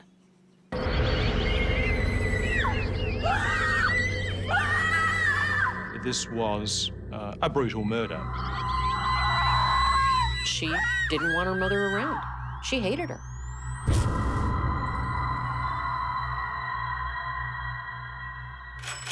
Coming! It's the early 1950s. Juliet Hume is overjoyed to see her closest friend, Pauline Parker. She found in Pauline an intensely close friend, and they did form a very close friendship almost straight away. She said to her mother, "Mother, I have found someone who has got just as strong a will as I have."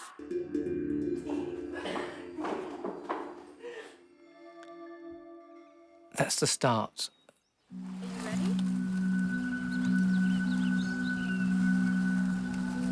The pair share a passion for art and literature.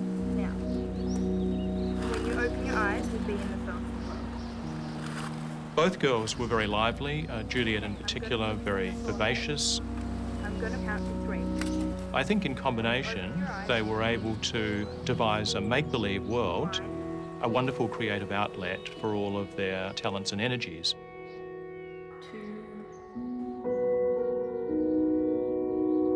3. We're here! Come on, let's go this way! They would pretend to be figures from medieval fantasy worlds and historical figures.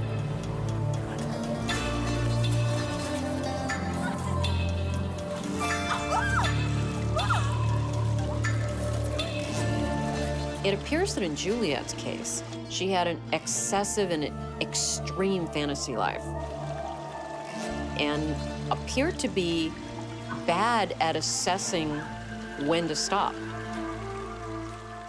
So that leads me to believe that her fantasy life did a whole lot more for her than reality did. These girls were rather delusional. Grandiose ideas, there's nothing wrong with them. But when taken to an extreme form and not controlled, and the person basically loses touch with reality regarding that delusion, that's when they can become dangerous.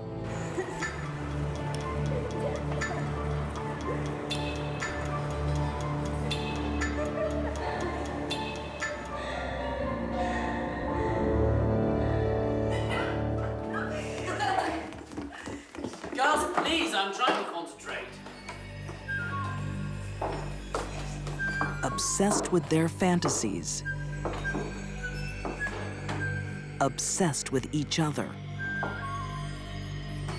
There's something very wrong between those girls. Darling, I'm trying to finish off. Pauline and Juliet's teenage friendship is about to become deadly. The fact that the girls' fantasy life turned to writing murder mysteries and killing people in violence, I think was an indicator of what was to happen. And apparently a fantasy they were willing to kill for.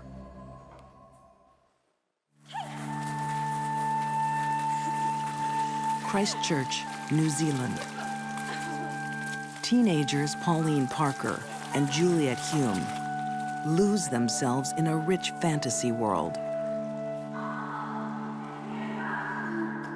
Your father and I have some very exciting news for you.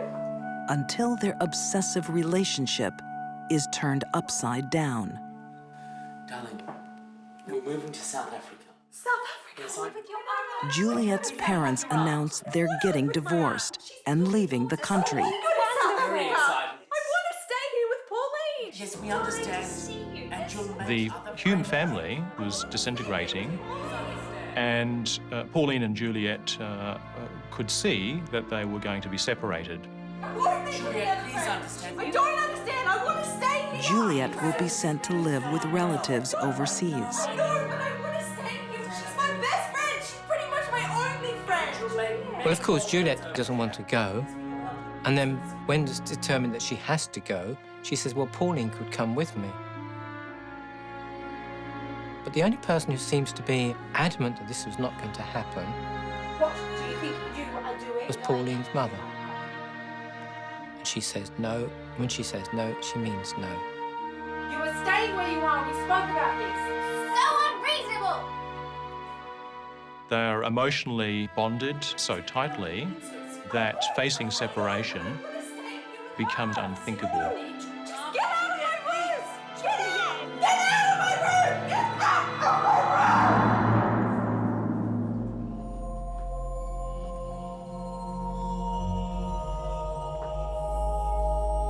Faced with losing her best friend, Pauline makes a chilling decision. It was her mother who became the target of her hatred. Pauline decided that she had to be removed. A diary had been kept, traces all these various thoughts that they have that says what they're going to do as they plot her downfall.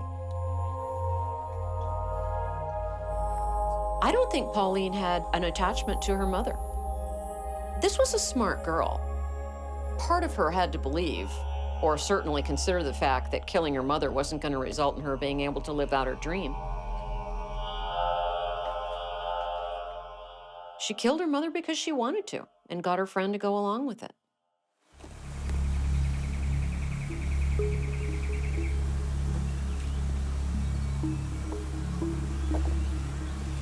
On a winter afternoon, the girls put their fatal plan into action.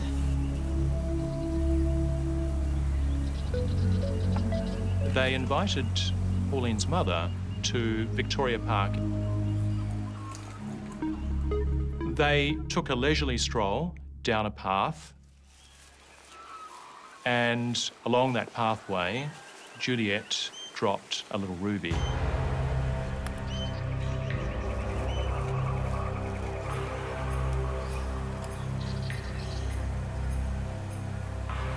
Juliet went on ahead.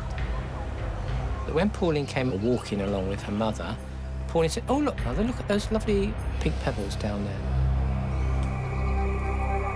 Seems to be it's a bauble of some form. Pauline pulled a half-brick inner stocking out of her bag and began to bludgeon Honora about the head. It seems to be. Ah! Ah! Very good.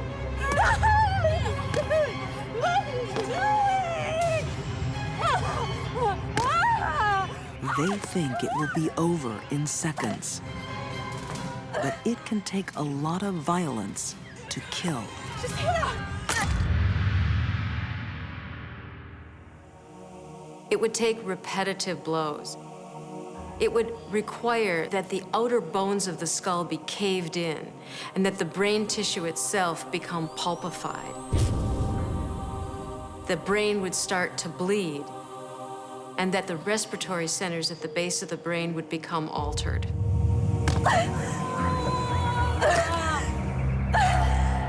Pauline and Juliet reported that once they started the battering and the assault, they couldn't stop. I think she's dead. Come on, let's go. They were afraid to go on, but they were more afraid to stop. Later on, it was found there were 45 wounds.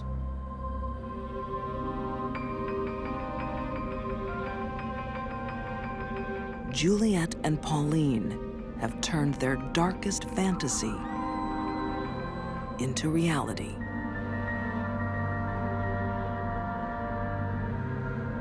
The children went screaming, covered in blood, saying, "Mother has fallen down and banged her head." And one of them even says, "Well, she banged her head more than once. It was just like banging and banging and banging and banging." But their tale about a tragic accident isn't convincing.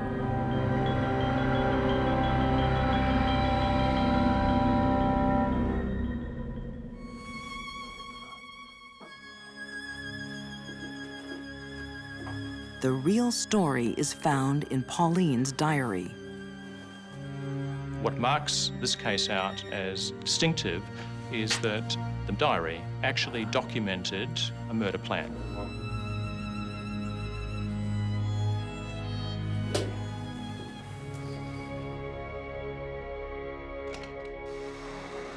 Pauline and Juliet are found guilty of murder.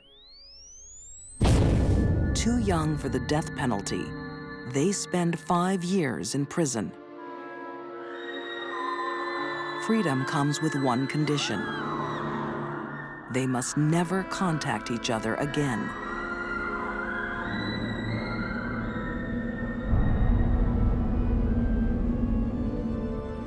Today, Pauline Parker lives in England. Juliet Hume is in Scotland, living under a different name.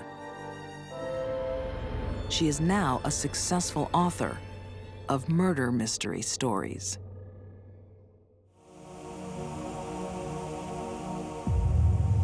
For some women, a fatal obsession becomes one man.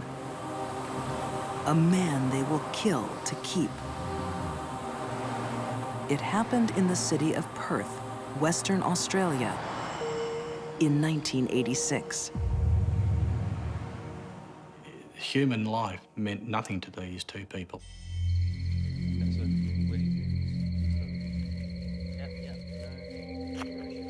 Former detective Paul Ferguson remembers a frightening night. A female serial killer and her partner lead him to an isolated Australian forest and proudly reveal 4 shallow graves. Vince shifted some dirt, and when he shifted the dirt, there was the flesh of the first girl. One disturbing moment stands out in his memory. She pointed to the gravesite and then spat on the gravesite. Disgusted. Absolutely disgusted. Few will forget an encounter with the killer, Catherine Burney. I'll tell you, Catherine is evil.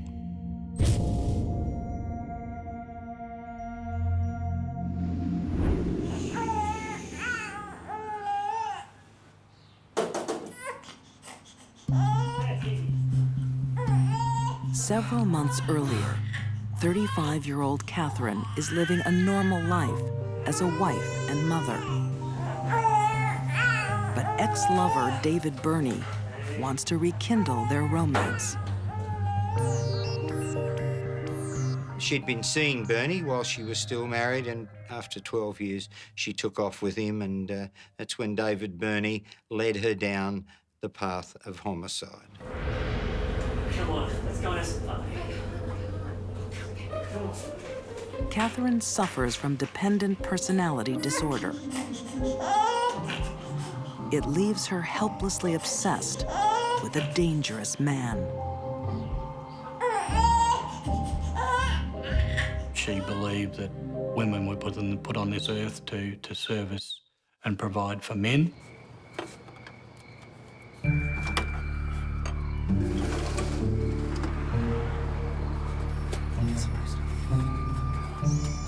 Catherine's not the first person to suffer from dependent personality disorder.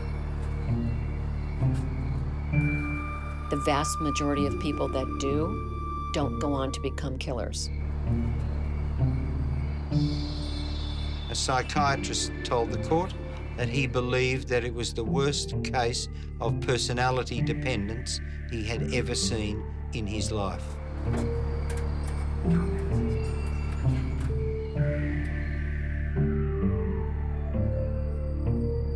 Researching Catherine's troubled life, writer Paul B. Kidd found a woman desperate to satisfy David's desires. I had sex almost all day, every day, at every given opportunity. There was no stopping David Burney. He was a sexual athlete. But David Burney needs more. His fantasies are dark and violent.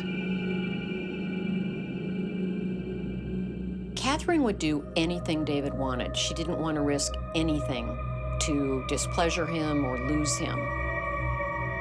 And if his appetite extended to sex with other women, even captive sex slaves, that was fine with her.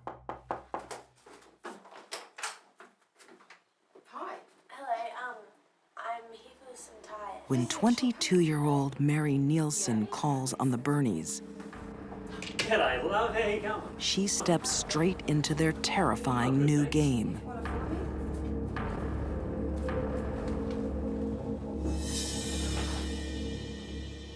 The young lady was dragged in at knife point, where she was chained and gagged and tied to the bed.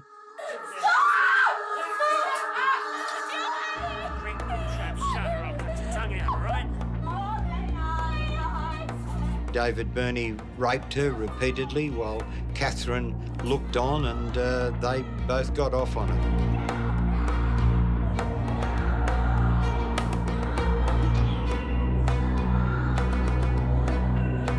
Catherine must have known then that the young lady, having seen their faces, the atrocities that had been committed to her, that she'd have to die. A pair of them made love on the strength of it.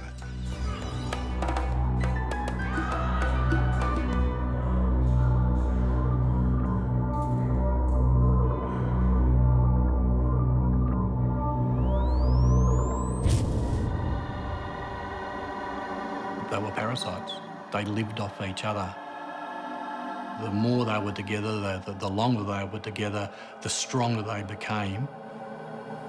And the rest of the world was just there for them.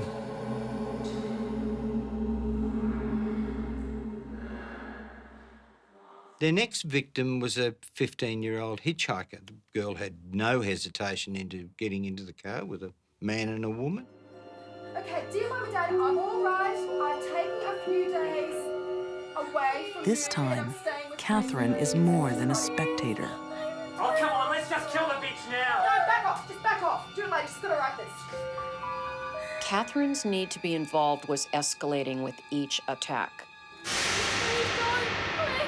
There probably was a component where she was being sexually stimulated also.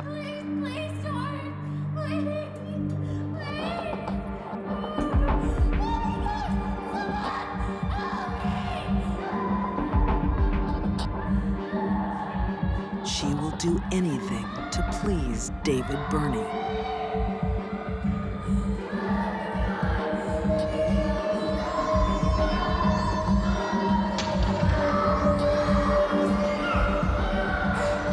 To prove her love to David Burney, she offered to murder the girl. David said, "I'd love to watch you murder her." So she did. Catherine's fatal obsession will take her to the darkest parts of her lover's mind.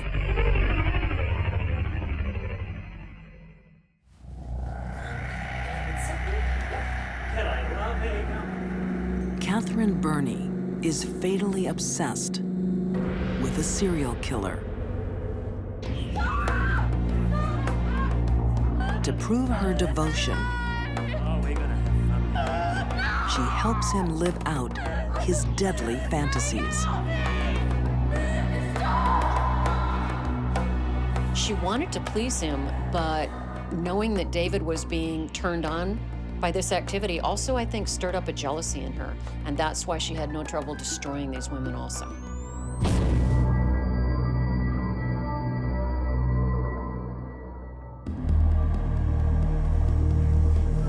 In the midst of a brutal killing spree, Catherine and David Burney kidnap glamorous 31-year-old Nolene Patterson.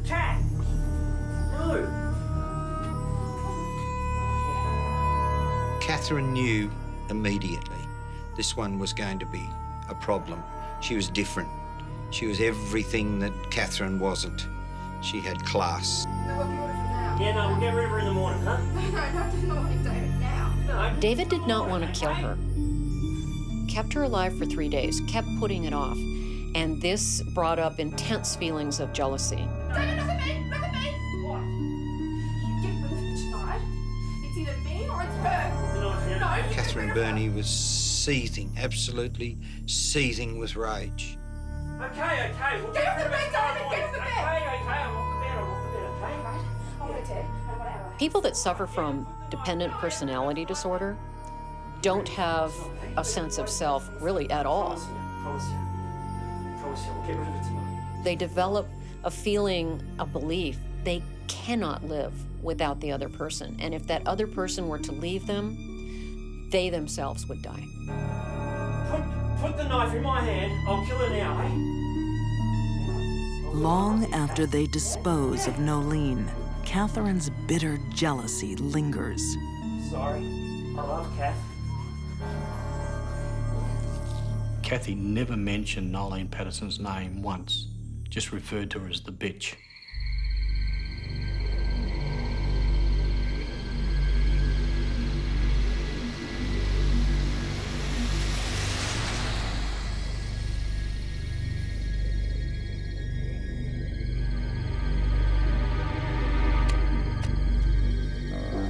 David's next move will horrify even Catherine.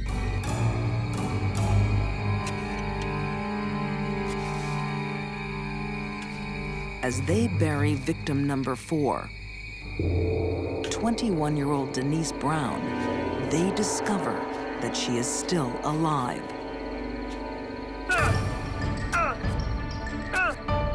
Catherine urged David to stab her again and produced a bigger knife, which David used to stab her in the neck and chest. No.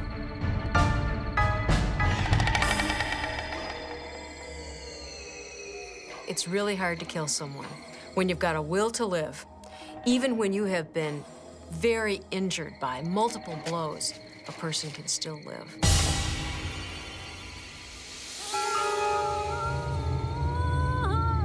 As they covered her over, she sat bolt upright. She wasn't dead at all. When she sat up in the grave, she was responding to sand being placed over her mouth or nose, obstructing her respirations. The most basic drive is to breathe. And even when your level of consciousness is altered, if there is sudden obstruction, you're going to do whatever you can to preserve your airway. David Burney, seething with anger. I'll fix her this time.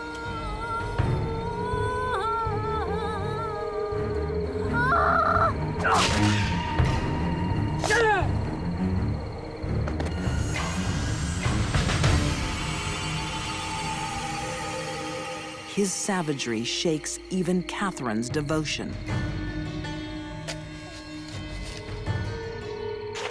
Catherine became, I think, frightened and repulsed by David crushing the skull of a victim. Catherine started having doubts that she could go on with the killing.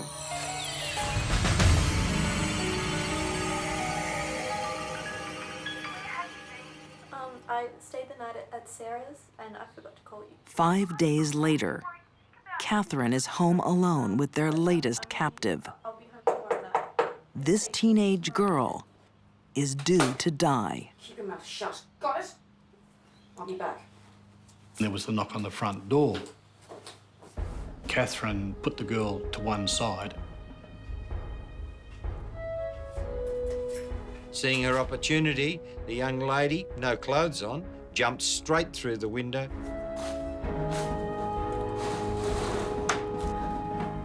Did Catherine Burney leave the bedroom window open on purpose? We'll never know.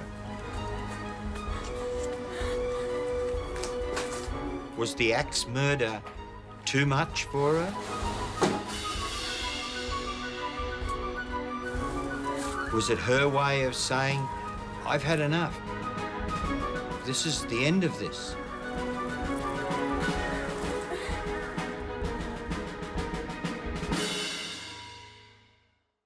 Catherine forfeited any right to be a member of our community the day she murdered those girls.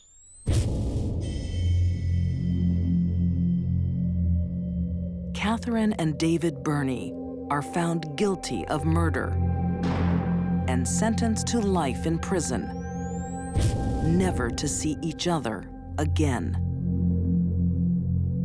In the courtroom, Catherine leaned forward and stroked the back of his hand, an act of devotion, caring, empathy, love.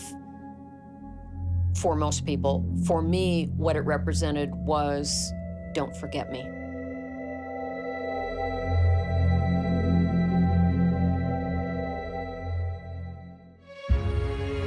Obsession took these women down a dark path, killing those who stood in their way. To cover up her lies, Lisa Montgomery stole a baby from the womb. Catherine Burney made an unholy alliance with a serial killer. And Pauline Parker's strange bond with Juliet Hume destroyed a loving mother. For these deadly women, a single-minded desire became a deadly focus. Murder was a means to an end when they were in the grip of a fatal obsession.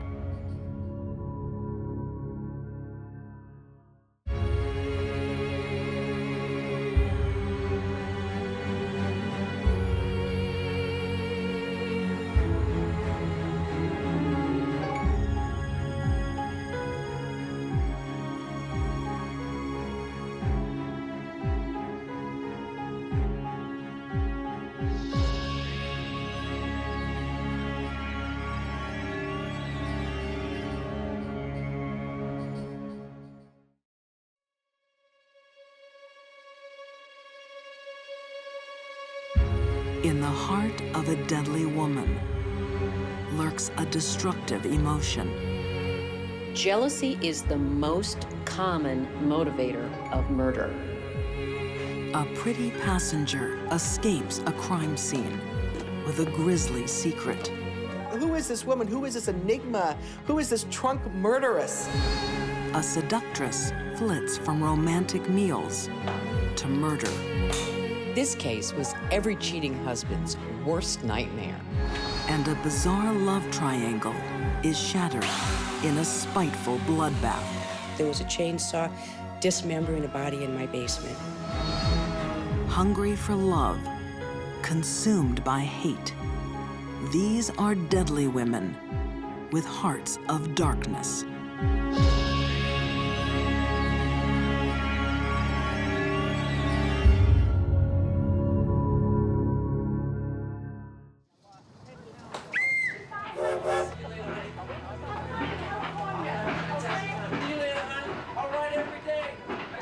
Jealousy is all too easily disguised behind an innocent face. Like the face of a passenger on the train to Los Angeles in 1931. She was beautiful, she was sweet, she was pleasant, she was nice. She was kind of everything you'd think a little minister's daughter would be. Her name is Winnie Ruth Judd.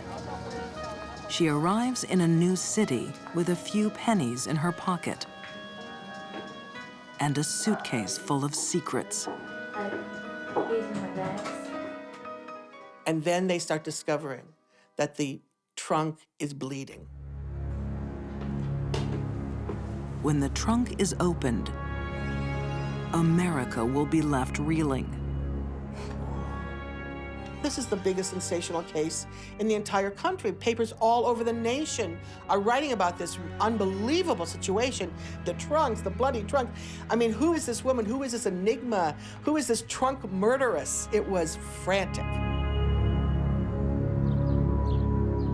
No one knows the tale of Winnie Ruth Judd better than writer Jana Bommersback. She had every right to believe she would have a white picket fence and a nice little life, and that's not the way it turned out. Phoenix, Arizona. One night in 1931. So Jack popped into the office yesterday, and he said that they should be here about 8:30, so... Roommates Anne Leroy and Sammy Samuelson are in the mood to entertain. He said he was going to bring a friend. Really?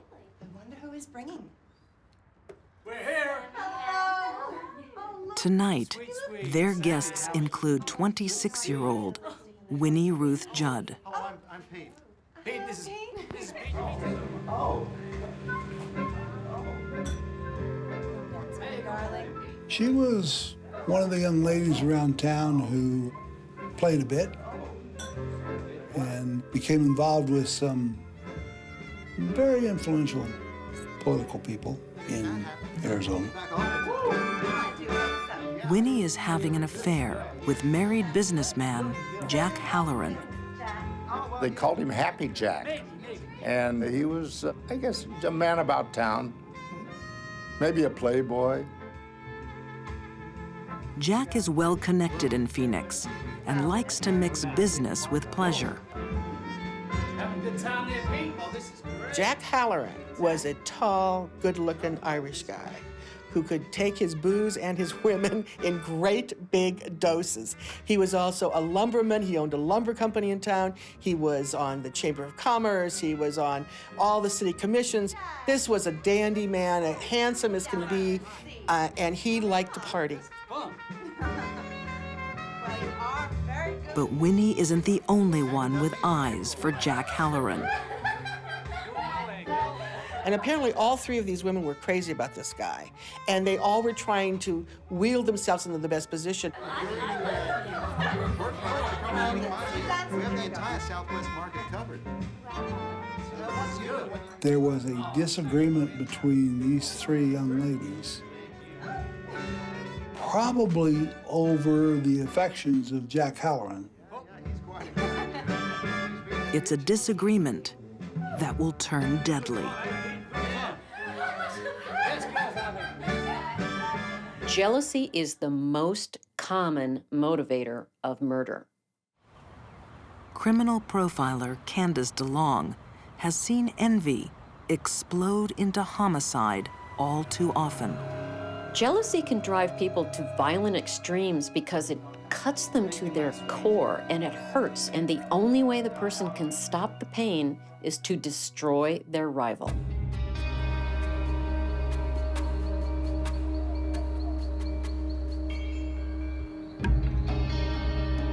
The next night, Winnie pays the girls a visit. It was a Friday night. It was a very hot Friday night, unseasonably warm. Winnie had gone over to have dinner with Anne and Sammy. With the cat dragged in. Their friendship has soured. I think we need to talk about something. I thought I told you to stay away from Jack. I will do whatever I want to do. And you've been sleeping with him, haven't you? They start fighting, and they're fighting over Jack. They're all jealous of Jack. Don't touch me. You need to just leave here right now. I mean, they were going on and on in this incredible verbal battle, and at that point, everything got very deadly. Oh, how dare you? Okay, now you need to get out. No, right now. Sammy tries to shoot Winnie, and Winnie grapples with her, and they struggle, and the gun goes off. Winnie is shot in the hand. She grabs the gun, and in the course of that, she actually shoots Sammy. What are you doing? And Winnie says that she took the gun, raised it up, shot at Anne. Oh, what have you done? No, Winnie, don't.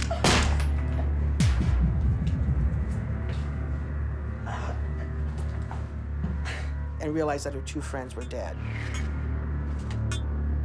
Winnie Judd has suddenly become a murderer.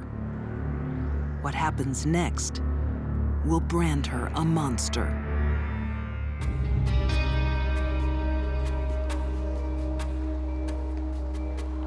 Phoenix, Arizona, 1931. The lives of two women have ended tonight. And the life of a third has changed forever. Her friends are dead. At the end of a matter of 5 minutes of going in to talk to them, they're dead. 26-year-old Winnie Ruth Judd has killed her friends in an argument over a man. Now, her thoughts turn to the problem of what to do with their bodies.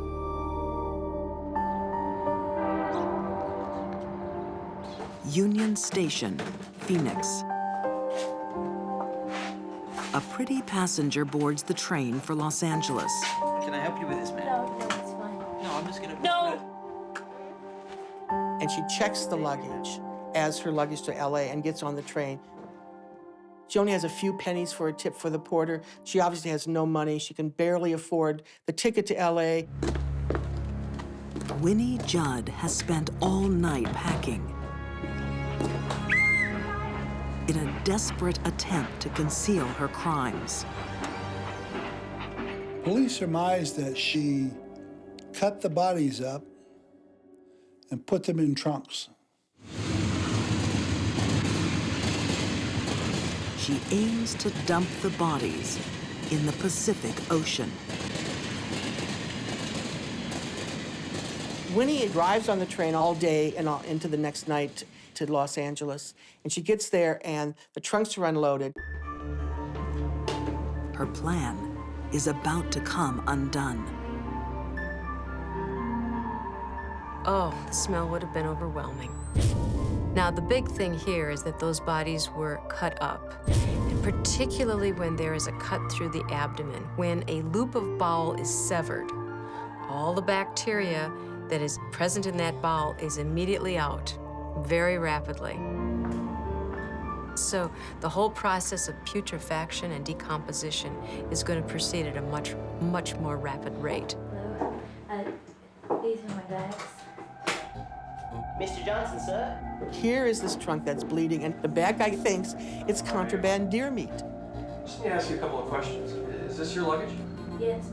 Because apparently there was a big smuggling issue between Arizona and California in those days, and he wants the trunk open. Can you tell me what's inside of it? Well, just personal items. Okay, I'm gonna need to see the inside of that luggage. Just get the keys. Winnie knows her secret is seeping out. Oh, my brother has them. My brother has the keys. He's just at home. Well, can we call him? No, I'll just go and get No, really, you need to stay here, ma'am. She leaves, never to return. Eventually, they force open the bag. Oh! And he sees a woman's head. Oh, my God!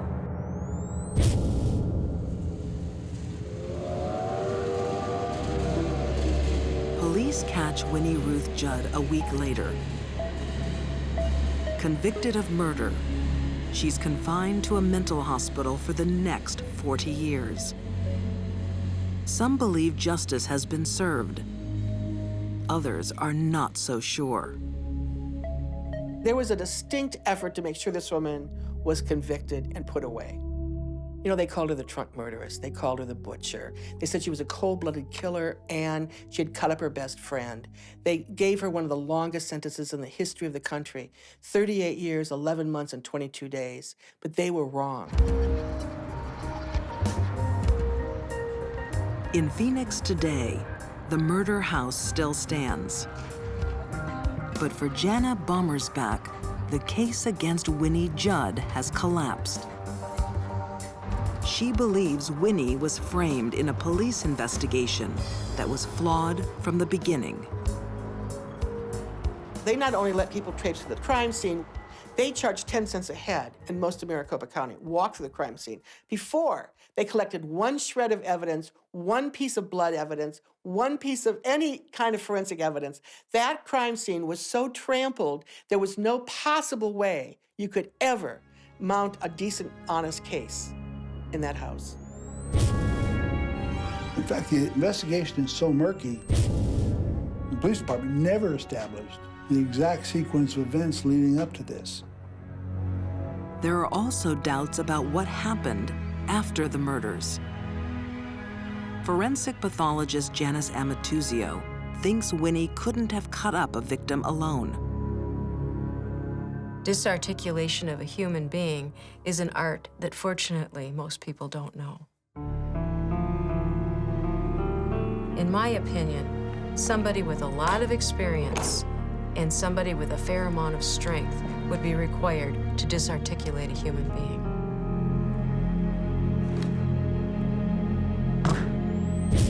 Anne's body was cut apart so precisely that they sewed it back together. It was not hacked to pieces like they said in the media. It wasn't shreds and shards of bone and flesh. This thing was dissected. It looked like an operation.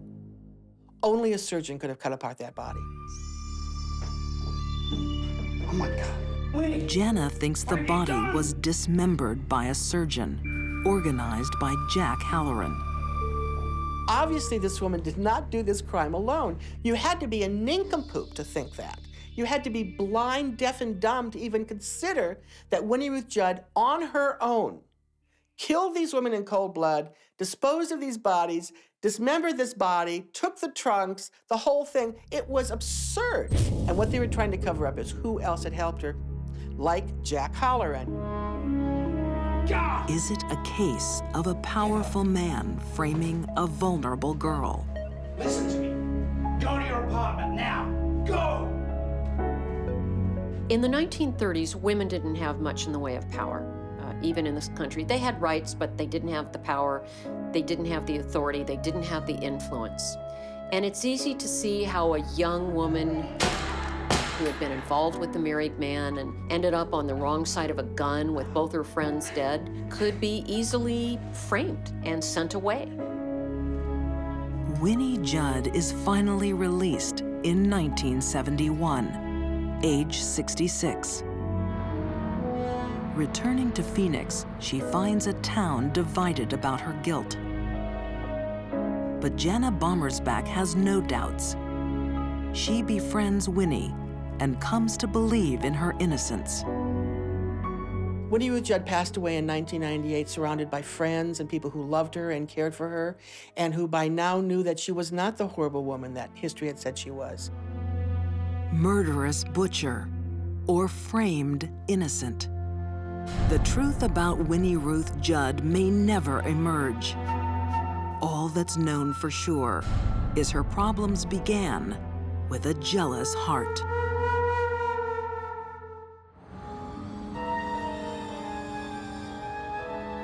When a deadly woman strikes, the world can change in an instant. As it did for a husband returning home around midnight in January 1989. So he walked in the apartment, and then when he looked, he saw his wife laying on the floor. Betty, Betty, Betty! And that's when he discovered an enormous amount of blood. Paul Solomon calls 911. But it's too late. Hello? His wife is dead. My wife's been shot.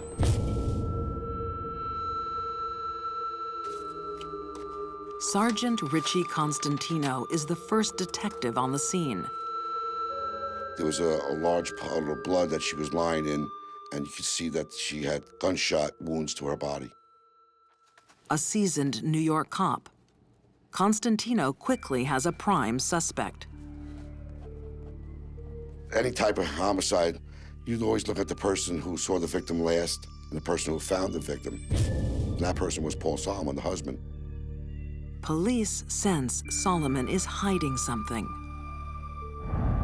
His wife, Betty Jean, had the same feeling earlier that day. Yeah, I'm going bowling. Remember? Paul tells his wife of 15 years he is going out with friends. Yeah, sure. Yeah. The next time he sees Betty Jean, she will be dead. Going bowling now, so you have a good night. When Paul Solomon left the house, he used the excuse or the alibi that he was going to the bowling alley to bowl, when in fact his intention wasn't to go bowling.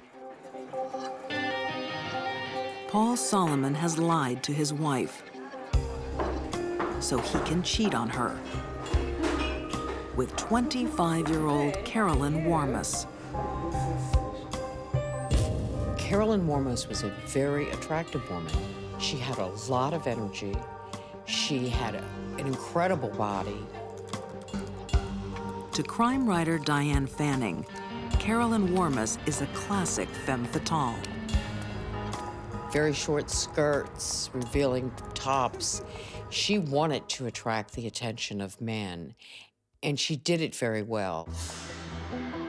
The couple meet at the school where they work. Carolyn doesn't mind that Paul is married. That is part of his appeal. She had a thing for married men, and that was who she preferred having relationships with. And Paul Solomon was not the first one, the most serious one, but not the first. 3 years earlier, she is dating another man. He was a medical student. His name was Paul Lavin. And she dated him and had a very torrid affair, even though he was engaged. Carolyn repeatedly got involved with men who were unavailable to her. Those are guaranteed to be unhappy relationships. Maybe you're not what I need. When Lavin tries to end the affair, it flicks a switch in Carolyn's mind. She changes. And when those relationships didn't work out, which they were bound not to, she was left with hurt feelings. And when she was hurt, she would become a stalker. She stakes out her ex-lover's house, waiting to steal him from his fiancée. She used to send notes to Paul Lavin saying she was pregnant, and in fact she wasn't, trying to get him to be with her. Those phone calls yesterday, that was her again. I really think she thought she could win him back if she just persisted in stalking him and harassing him. That doesn't work for most people, but I think she thought that it would. Lavin is angry. He wants Carolyn out of his life. They had to get a restraining order against her so they can get married. Carolyn has fought for love and lost. Next time, it will be different.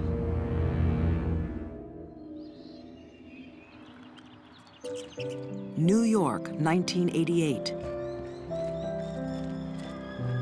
Carolyn Warmus has attracted another attached man, Paul Solomon.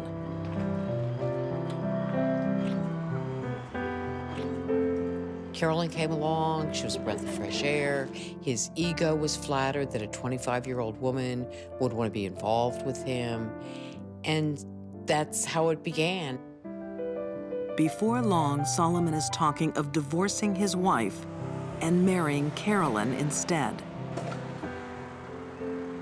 He thinks she has the face of an angel. What he doesn't know is she also has a heart of darkness. This case was every cheating husband's worst nightmare. What could be worse than to fool around and then be stalked by a crazy woman who kills people?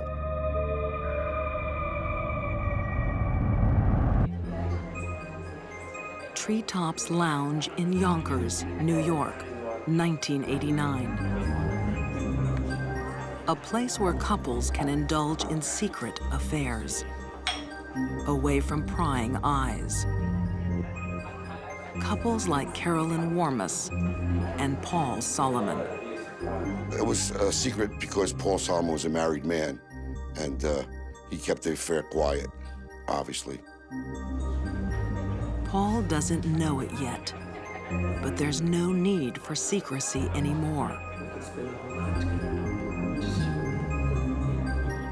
His marriage ended a half an hour before in a hail of bullets. She's dangerous. If I was Paul Solomon, I'd be concerned. Solomon's lover is a pretty girl from a privileged background and a woman consumed by a destructive desire. Carolyn wanted to break up other marriages. She wanted to be the reason a man left his wife. It was the way to give meaning to her life if she could be the seductress who took the man away. Carolyn's greatest desire remains unfulfilled. She's been dumped by a series of attached men, starting with the first man she ever loved. Carolyn lost her father out of her daily life when she was a young girl. Her father left the family to go with another younger woman. And I think that set into motion some serious psychological problems for Carolyn because she felt abandoned by her father. Every time a man leaves, she feels abandoned again. When Paul Solomon starts to pull away, she decides it's time to fight back. When she found out that he wasn't going to divorce his wife, she felt that she had to take matters into her own hands, and she did.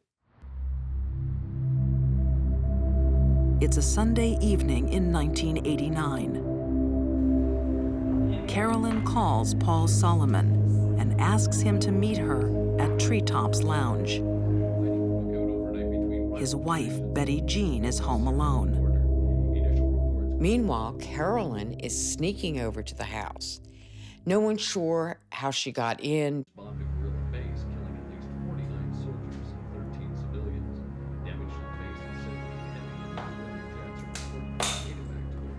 Betty Jean has met Carolyn before, but this visit is a surprise. And so is the gun.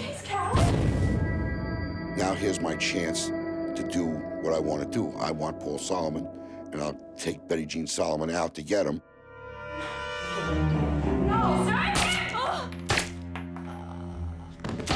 She shot Betty 9 times.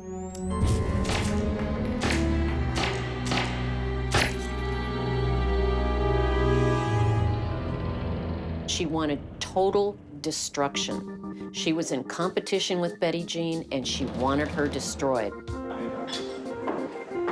10 minutes later, Carolyn Warmus meets her lover.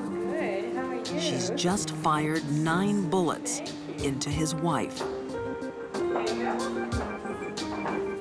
It was unbelievable that she could kill another woman in cold blood, leave her bleeding on the floor, and just flit off to a romantic little restaurant, sit down and dine and laugh and have a wonderful time. But Carolyn is not capable of feeling guilt. She was calm because she's a sociopath.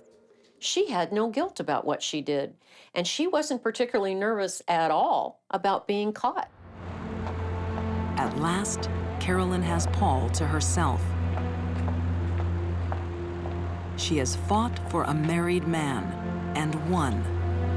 Now it's time to celebrate. And they left together, and in the parking lot, they went to Carolyn Warmus's vehicle where they engaged in sex.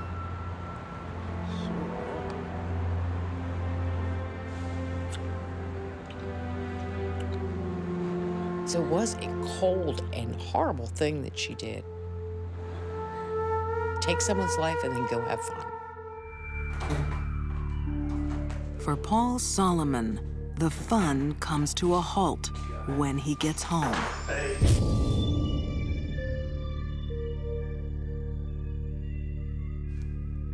To Detective Constantino, Solomon is evasive. Betty, come on. But when he realizes he is a suspect in his wife's murder, he admits where he's been that night. He admitted that he went to meet Carolyn Warmis at a place called Treetops Lounge in Yonkers. Paul Solomon doesn't believe Carolyn killed his wife. Police are not so sure. After months of painstaking detective work, they connect her to the crime. She is convicted of second-degree murder. At her sentencing, she stood up there and insisted she was innocent. She was going to jail for a horrible crime that she did not commit, and yet all the evidence made it clear. By this time, her man has turned against her. And she was very bitter because Paul was supposed to stick beside her and be there with her, and he just refused. The worst fear of Carolyn Warmis is to be abandoned and alone. But that is just where she finds herself today, in prison for 25 years.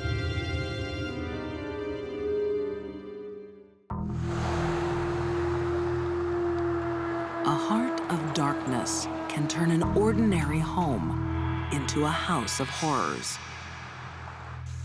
Jackie Chesmore has seen it happen. I just want to advise to other people, beware. You cannot trust people. They may look innocent, they may have a smile, but check their behaviors, their references, because there's a lot of bad people out there and they may be living in your home. In Jackie's basement, blue paint covers the stains of a grisly crime. But memories can't be painted over so easily. I was just totally disgusted, totally blown away when I found out there was a chainsaw dismembering a body in my basement. It's something that I certainly will never forget.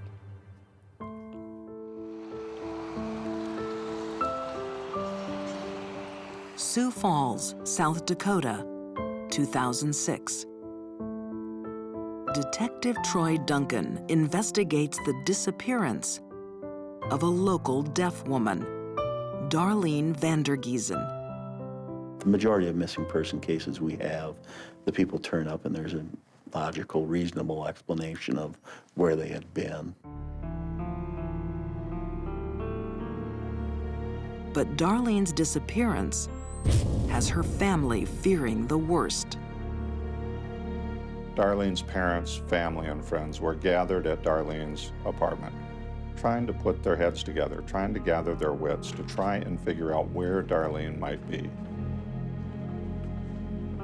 Dee Vandergiesen welcomes a visit by her daughter's friends. One of them is Darlene's killer. She embraced Darlene's mother. She said to her mother, "I know that your daughter is missing. I am praying for you. I pray for her safe return." She said these things to Dee Vandergiesen within hours of having dismembered Darlene's body and disposing of it in a dumpster. The previous spring, the sun is shining in Sioux Falls. For Sally Collins and fellow deaf woman Daphne Wright, the world seems a happy place. Sally was a friend of Daphne's, and she had moved in at the same time Daphne had in August the year before. Their landlady, Jackie Chesmore, doesn't realize that Daphne and Sally are lovers.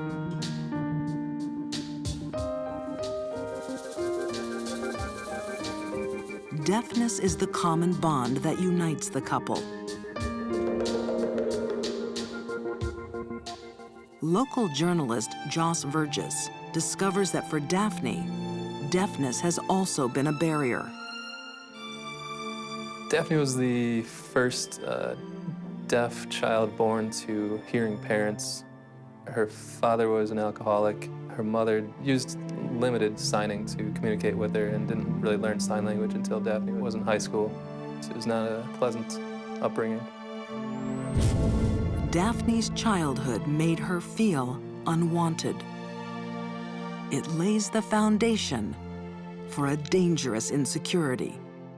I think Daphne was on a path to explode one day on someone.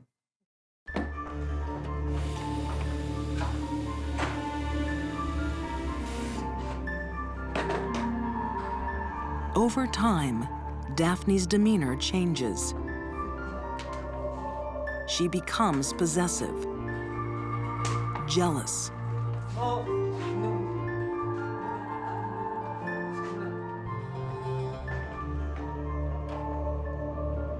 Daphne could be kind of jealous and controlling and angry at times.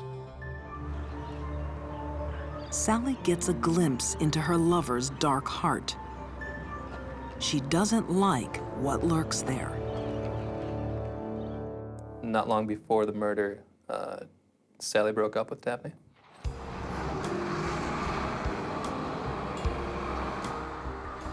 A month after their breakup, Daphne visits Sally at her new apartment. She wants to make amends. But there's a problem. Sally has a new friend, Darlene Vandergiesen. She was a deaf woman. She lived alone. She was a very popular employee with her colleagues. State's Attorney Dave Nelson would later prosecute Darlene's killer. One of the tragic parts about this case is that so many of us who were involved in it never got a chance to meet Darlene because she sounds like she was really a remarkable woman. She may have been remarkable, but to Daphne, she represents one thing: a threat. Daphne Wright was wanting to reestablish the relationship with Sally Collins, and she believed Darlene Vandergiesen was a threat to being able to accomplish that. Got to a point where she felt that the only way she was going to be able to reestablish that relationship with Sally was to remove Darlene Vandergiesen from the picture.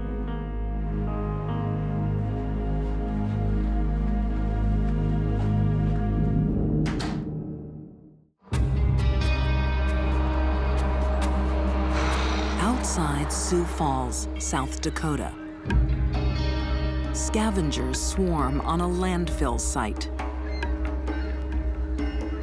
Not all the secrets that are dumped here remain buried. A search was conducted of the landfill in probably 10 days of a very frigid South Dakota February. Her legs were found at the landfill. Her torso was found in the landfill in separate pieces.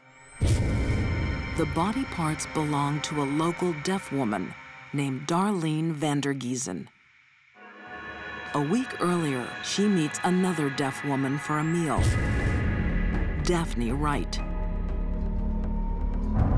Daphne has been trying to get back with her ex-girlfriend, Sally. And lately, Darlene seems to be in the way.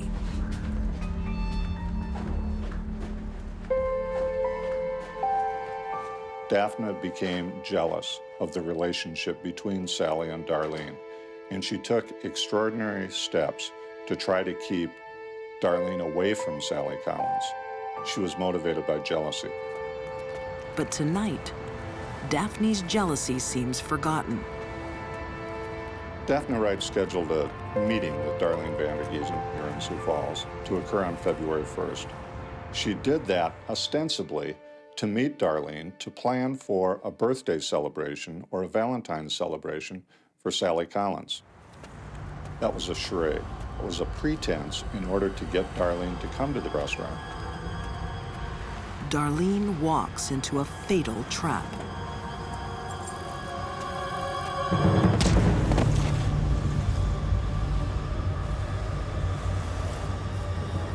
No one really knows what's happened other than the two people involved, but police suspect that Daphne somehow forced Darlene into her truck and took her to her home, killed her somehow,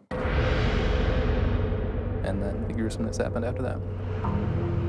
At the time of the murder, Daphne is living at Jackie Chesmore's house. One afternoon, she sees Daphne in the basement, dragging a large bundle. And it looked like something was rolled up in there. And I looked down there, and my first thought was, what is this?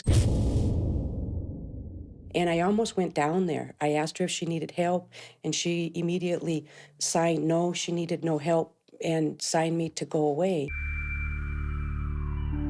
Jackie is haunted by what might have happened if she descended those stairs.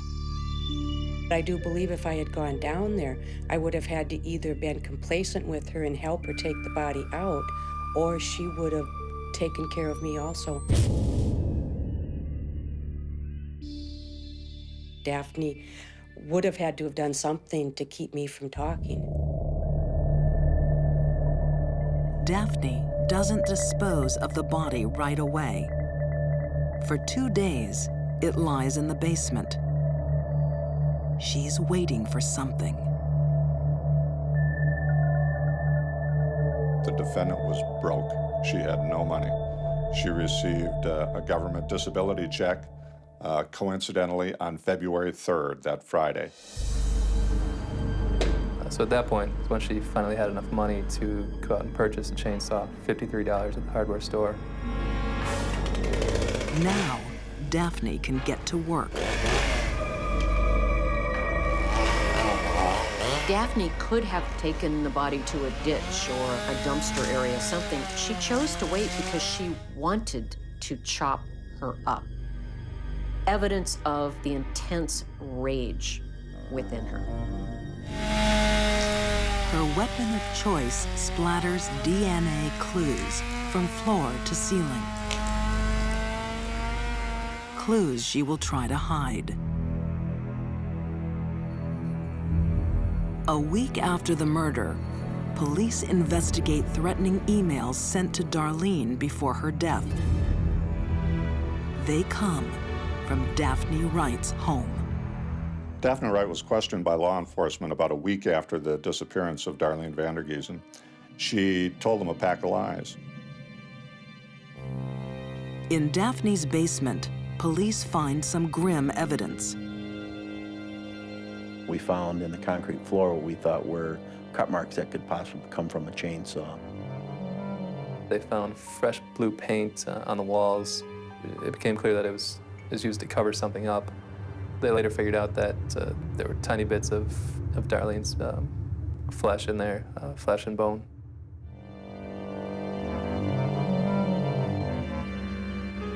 Chainsaws are rarely used in dismemberment cases. They may be popular in Hollywood movies, but in fact, in real life, they're not used very much. So when we do see it, it certainly makes big headlines and paints the murderer as particularly evil and gruesome. Parts of Darlene's body turn up in a Sioux Falls landfill. Others in a roadside ditch. Clues from the body and the crime scene prove Daphne Wright's guilt. We had evidence of motive. We had evidence of opportunity. We had physical evidence. We had the defendant's own statements. We had DNA. We had a tidal wave of evidence against this defendant. Daphne Wright was convicted of 2 counts of murder in the first degree.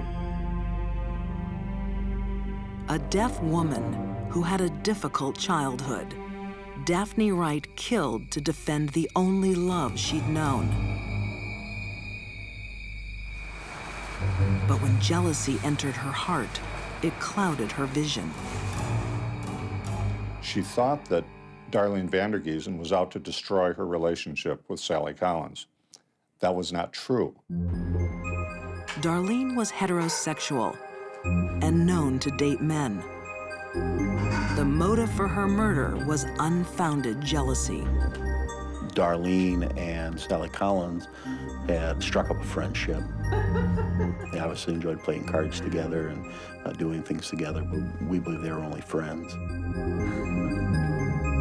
There was no intimate relationship. It was all in Daphne's head. That tells me that Daphne had a very dark and dangerous rage growing inside her, probably for a long, long time. For Daphne Wright, the guilty verdict means life behind bars. For Jackie Chesmore, it means freedom from a life of fear. When Daphne was sentenced, it was exhilaration. I knew that she would never come back to my home. I knew I would never have to worry about her coming back to my house and doing anything to hurt me.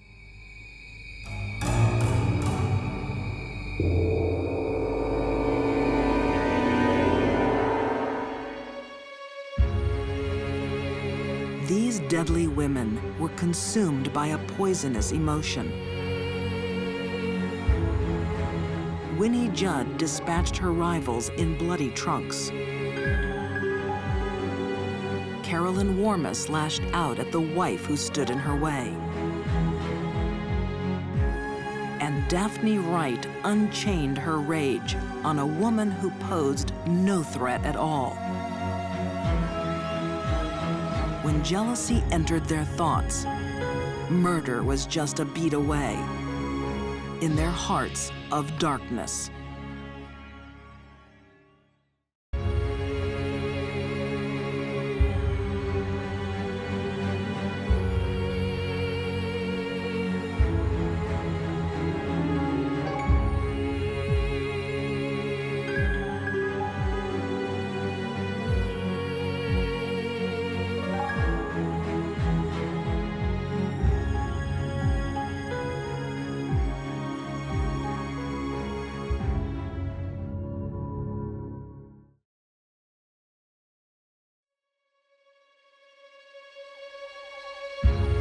Some women are persuaded to kill under the spell of an evil man. It was horrendous, absolutely horrendous. Charles Manson turns hippie girls into bloodthirsty killers. I think she really enjoyed writing in the blood of her own murder victim. A vulnerable single mom falls for the wrong guy. Who would have thought a woman could commit a crime so brutal? And a dark devotion leads to sadistic child murders. This little girl screaming for a mummy and asking to go home. It was awful. These are deadly women who don't act alone. They're under an evil influence.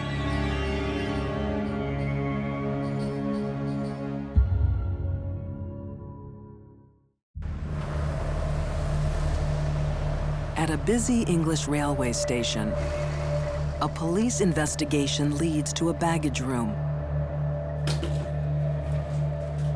Inside an ordinary suitcase, horrifying secrets. In it, there was a gun, a kosh, various sex magazines, a copy of Mein Kampf. But the most damning and most important piece of evidence was a tape, a 1/4-inch reel tape.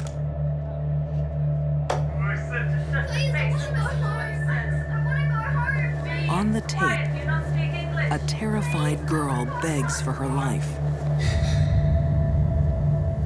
This little girl is asking not to be tortured, screaming for a mummy and asking to go home. It was awful. A woman's voice can also be heard, torturing a young child to death.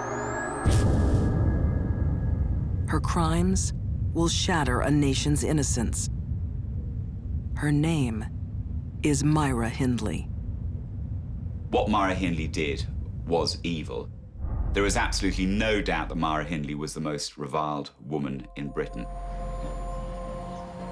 Manchester, England, the early 60s. 19-year-old Myra Hindley is a quiet secretary, infatuated with co-worker Ian Brady. Myra was looking for someone to pull her out of her boring existence. And for her, Ian offered that. Soon, Ian Brady initiates Myra into his dark world. Brady flirts with Nazism and is a sadist. He gets sexual pleasure from the sufferings of others. She was ready to enter a sexually sadistic, sadomasochistic relationship with Brady. It didn't take much doing. He could teach her things she couldn't learn anywhere else. And she wanted to learn. Brady's deepest fantasies will give Myra the ultimate test of her love. He'd already begun fantasizing about crimes against children and fantasizing about committing the perfect murder. What he needed was someone to help him act that out, and that person was Myra Hindley. Myra made the leap from sadistic sexual fantasies to reality because she wanted to please Ian, and she wanted to show Ian how adventurous she was. They became, in a way, a sort of Bonnie and Clyde couple. Each lived for the other. As a young Manchester journalist, Clive Entwistle wrote about Myra Hindley. She was desperate to fulfill his fantasies, his needs. She was frightened, I suspect, of rejection by him. On a cool Friday night, a teenage girl heads to a local dance. Brady had decided that he wanted to kill. Pauline Reed was their first victim. 16-year-old Pauline Reed knows Myra and her family. Myra offered to give her a lift and said to her in the vehicle, "By the way, I've lost the glove on the moors. You'd like to come with me and help me look for it."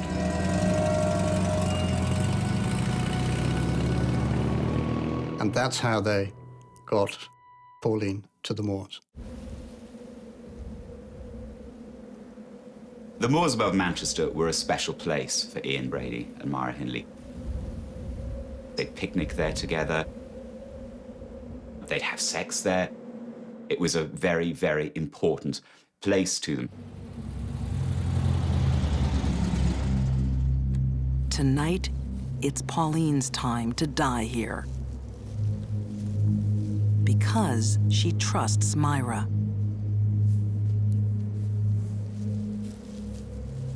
Ian Brady was awkward. He was not the kind of person a child would trust. There's no way they'd have got into a car with him. Without Myra, he would never have become the mass killer that he did.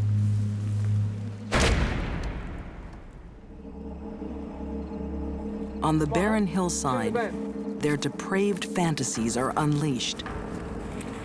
Pauline is brutally raped, tortured, and murdered.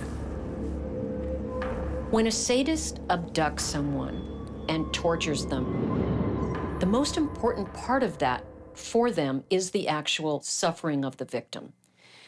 The moaning, the crying. Criminal profiler Candace DeLong knows what drives a sadistic killer. By the time the victim finally becomes unconscious, oftentimes what we see is that is when the offender kills them. And kills them quickly. For them, the party's over. Under his wicked spell, Myra silently watches her lover until Pauline's body is completely buried.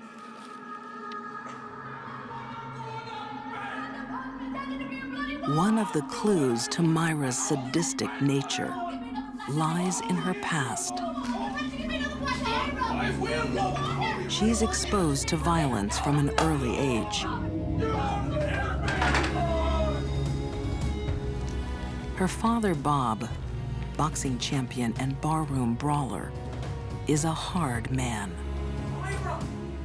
He used to beat her a lot. Her father was a very, very powerful influence on her life. What happened to you? She'd had basically a very tough personality type to start with. No, you do it to me. If you then combine that with a violent childhood, a childhood in which someone is taught how to fight, how to be aggressive, Hit me, Lou. Come on. then you end up with an unusual personality type. No. That's what I'm talking about. Myra fell in love with Ian because she was comfortable with violent, explosive men. In fact, she was attracted to them. For her, Ian equaled daddy, and she always wanted daddy's love. It's a love that Myra will kill for. The bringing together of Myra Hindley and Ian Brady unleashed an appalling set of criminal acts.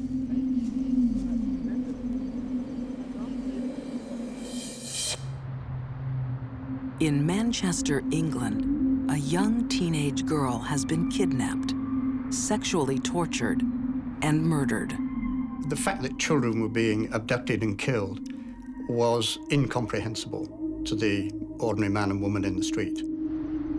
Even more shocking, one of the killers is a woman in the thrall of a dangerous man.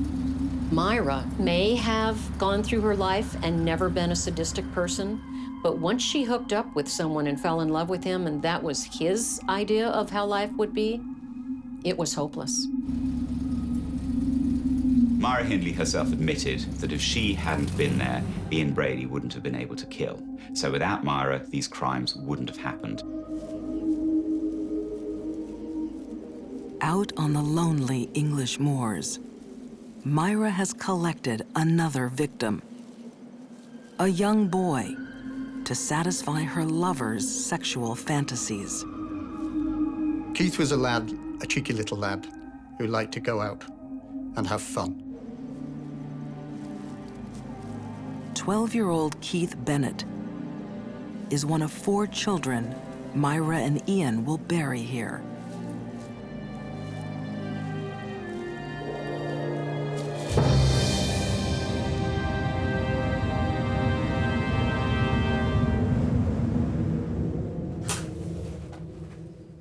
Keith's mother is Winnie Johnson. I'm a mother. It was my first lad, and I've got to find him, no matter what. Keith's body has never been found. I've had nightmares, I jump in my sleep. It's getting to me now, because I just can't get him back. Winnie will never forgive Myra Hindley. She shouldn't be on this earth. She shouldn't even be in heaven. She should be in bloody hell as far as he can send her. While Winnie Johnson holds on to her memories, Myra and Ian create their own.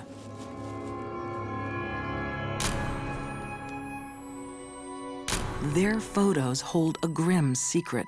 Myra, you ready? A tiny body lies beneath Myra's feet. Myra and Ian returned to the crime scenes. The question is, why are they returning? In the case of a sadist, they return to relive the memories.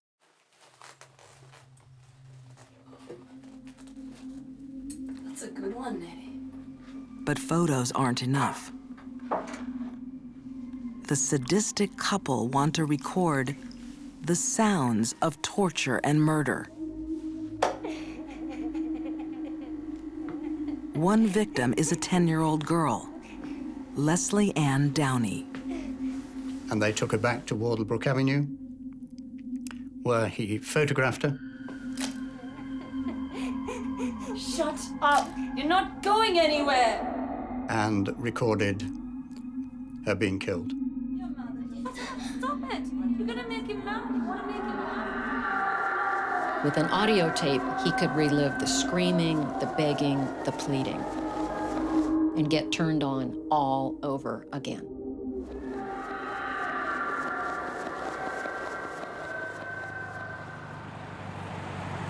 Cold, confident, and insatiable, Myra and Ian's killing spree becomes bolder. So he started to take these slightly mad risks, if you looked at what had happened before and how carefully planned he'd been. Dirty little bastard. Their next victim, Edward Evans, is invited to his own death. This one's been the messiest one yet. In their living room. Evans was 16, 17, and he picked him up in a pub in Manchester. They also invite Myra's brother-in-law, Dave Smith, thinking he'll join them. Smith had no idea. He walked into it totally cold, totally unaware, and suddenly found he was involved in the most horrific scene with blood all over the place, a man's head being smashed in. The killers have taken one risk too many. Hey? Afraid for his life, Dave Smith calls the police. Yes, may I speak to the police?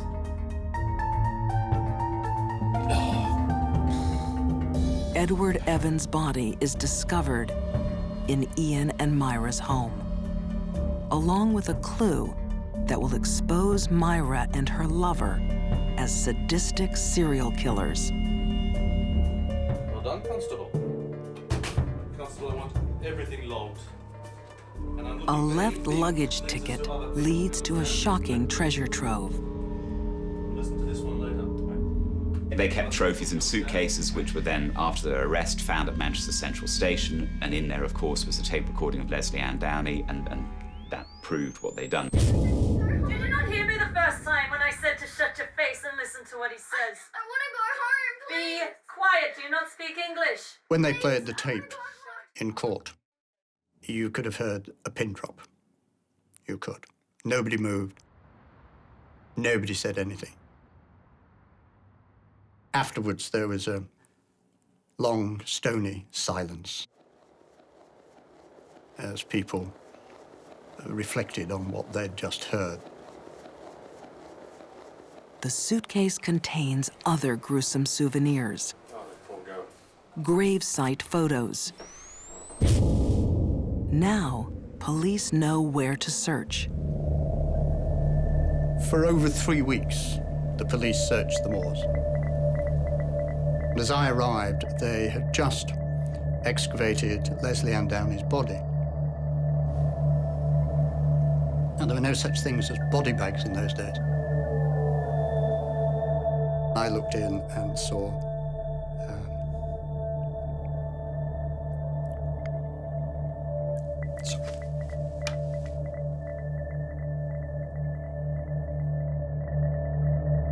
Despite their denials, the evidence is overwhelming. In May 1966, Myra Hindley and Ian Brady are jailed for life for 5 horrific murders. Hindley, if she had said, I was under his influence, I was afraid he'd kill me if I didn't carry it out, could probably have ended up giving evidence against Brady and walked free. But she didn't. She just sat, cold-faced, and wouldn't say a word. It takes Myra 20 years to admit to the killings. In 2002, she dies in jail of respiratory failure. After her funeral, Myra Hindley's ashes are scattered over the wild moors, where she and Brady made love and killed. I think it's very difficult to say, was Myra Hindley sick or was she evil? She had a violent father. She met a sexually sadistic man who desperately wanted to be a serial killer. All those things came together and made her carry out some evil, appalling crimes.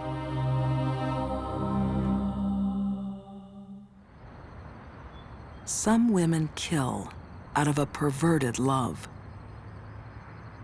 Others murder under a deadly illusion. Southern California, 1967. The summer of love is in full swing. At a hazy hippie party, one man dominates the room. We were all searching for something, and they were searching for something, and they apparently found it in him. Are you ready for a big trip? 18-year-old Susan Atkins is drawn to the charismatic stranger playing guitar.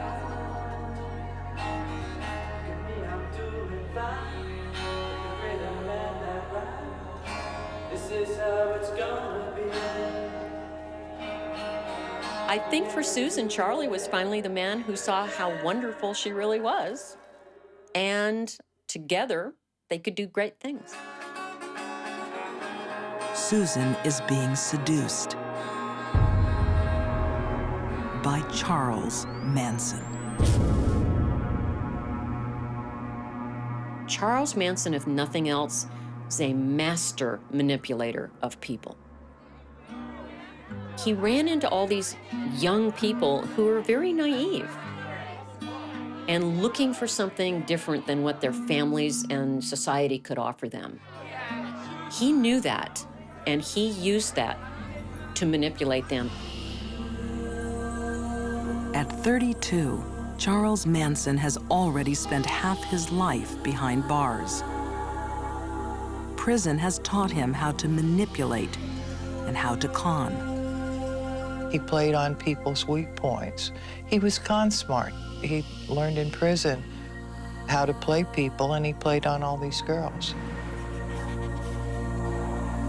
Teenage runaway Susan Atkins is searching for a better life. Susan Atkins was probably the most troubled of the young women.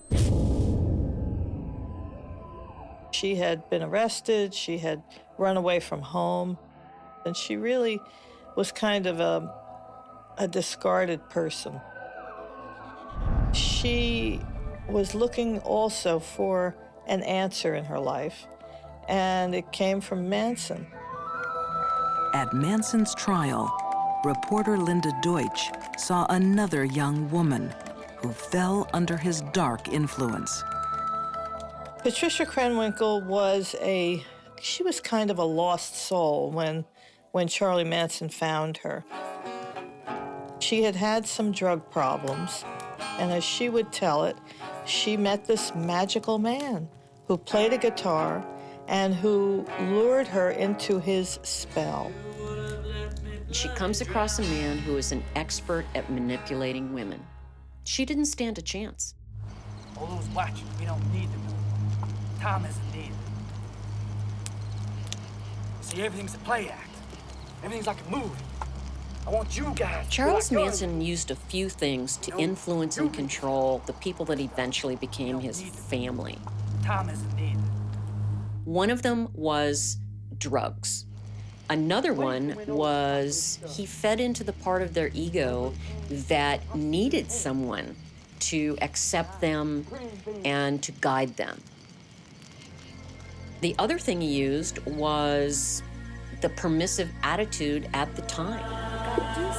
Manson uses mind control. He's been in there too long. He is rewiring his cult to commit a crime that will shock the world.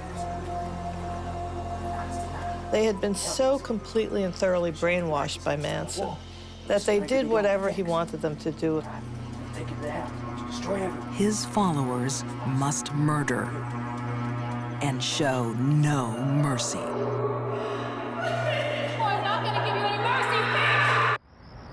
Los Angeles, August 1969.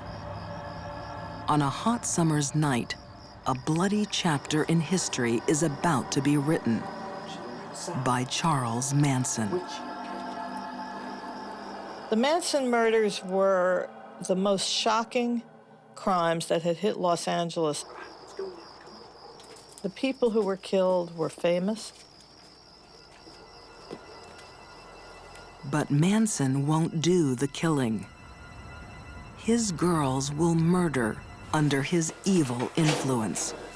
You round people up. You come with me. With the help of fellow cult member Tex Watson.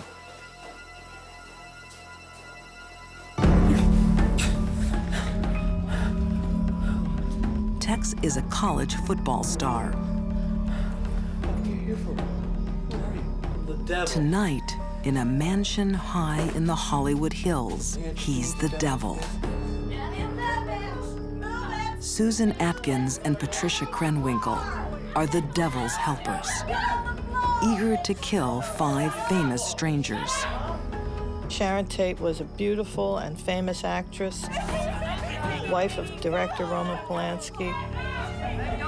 There was Jay Sebring, who was a very famous hairdresser.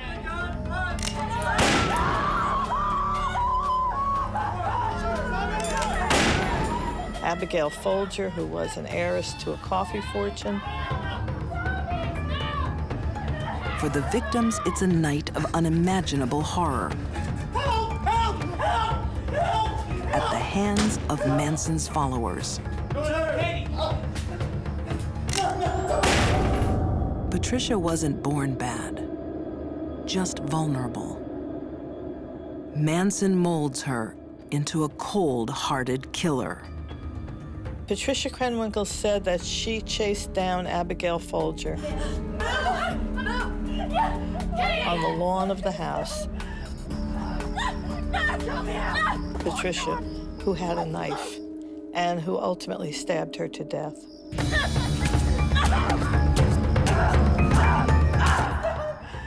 Susan saves actress Sharon Tate to last. It was quite chilling, quite unbelievable. No, baby! She told of Sharon Tate pleading for her baby's life. No, I'm not gonna give you any mercy, bitch! And said that she told her, shut up, I don't want to hear about it.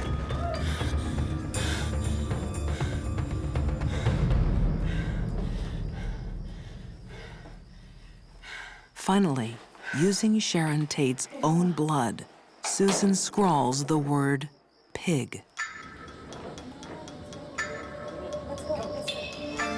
The Tate murders are part of Manson's insane prophecy. Helter Skelter. Helter Skelter was basically a race war between blacks and whites in the United States. Charlie felt that whoever won, he was going to be the leader. But it wasn't happening fast enough for him. So he instructed his followers to go into these affluent neighborhoods and murder these people. The night after the Tate killings, Manson wants to murder again. Yet another young woman will help him. 19-year-old Leslie Van Houten, a little girl lost. Leslie Van Houten was the most unlikely Manson family member. Leslie was very beautiful. She was a homecoming princess in her hometown of Monrovia.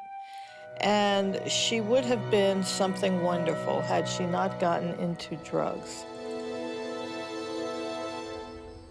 Leslie played a very active part in the murder at the La Bianca home. Manson and Tex Watson have tied up the victims. Supermarket owner Lino LaBianca and his wife, Rosemary.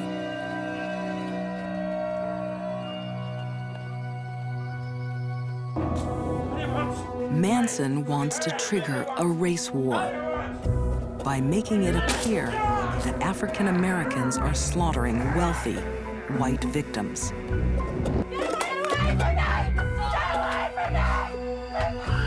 Tex and the girls fulfill his evil plan.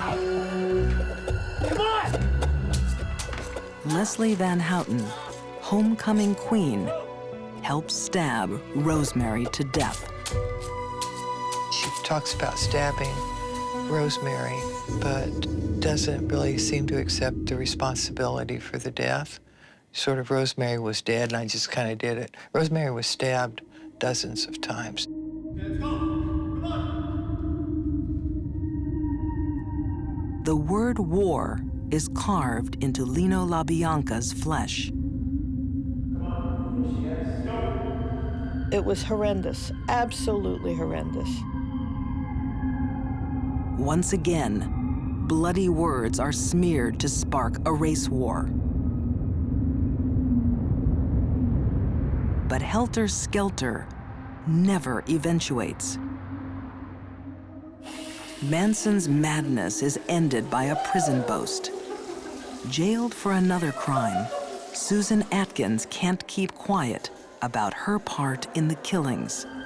She was in jail on another charge, and she bragged to her cellmate about the murder she'd been involved in.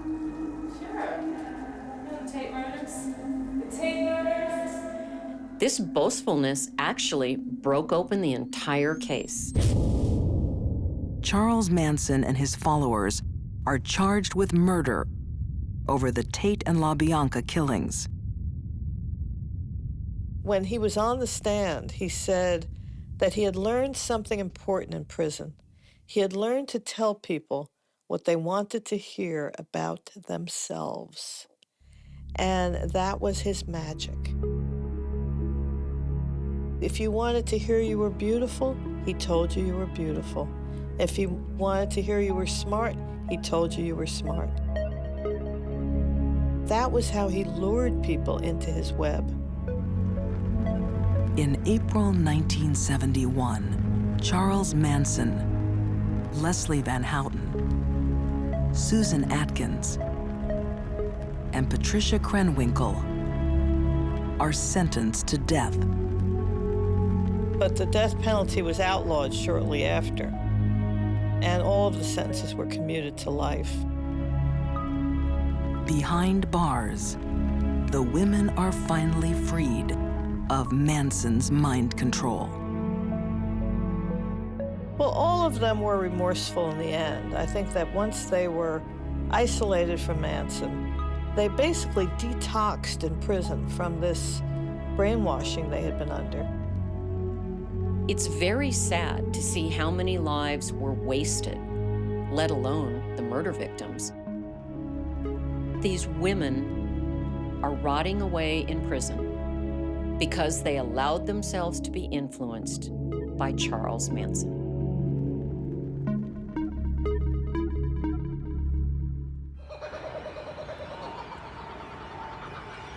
Melbourne, Australia, 2005.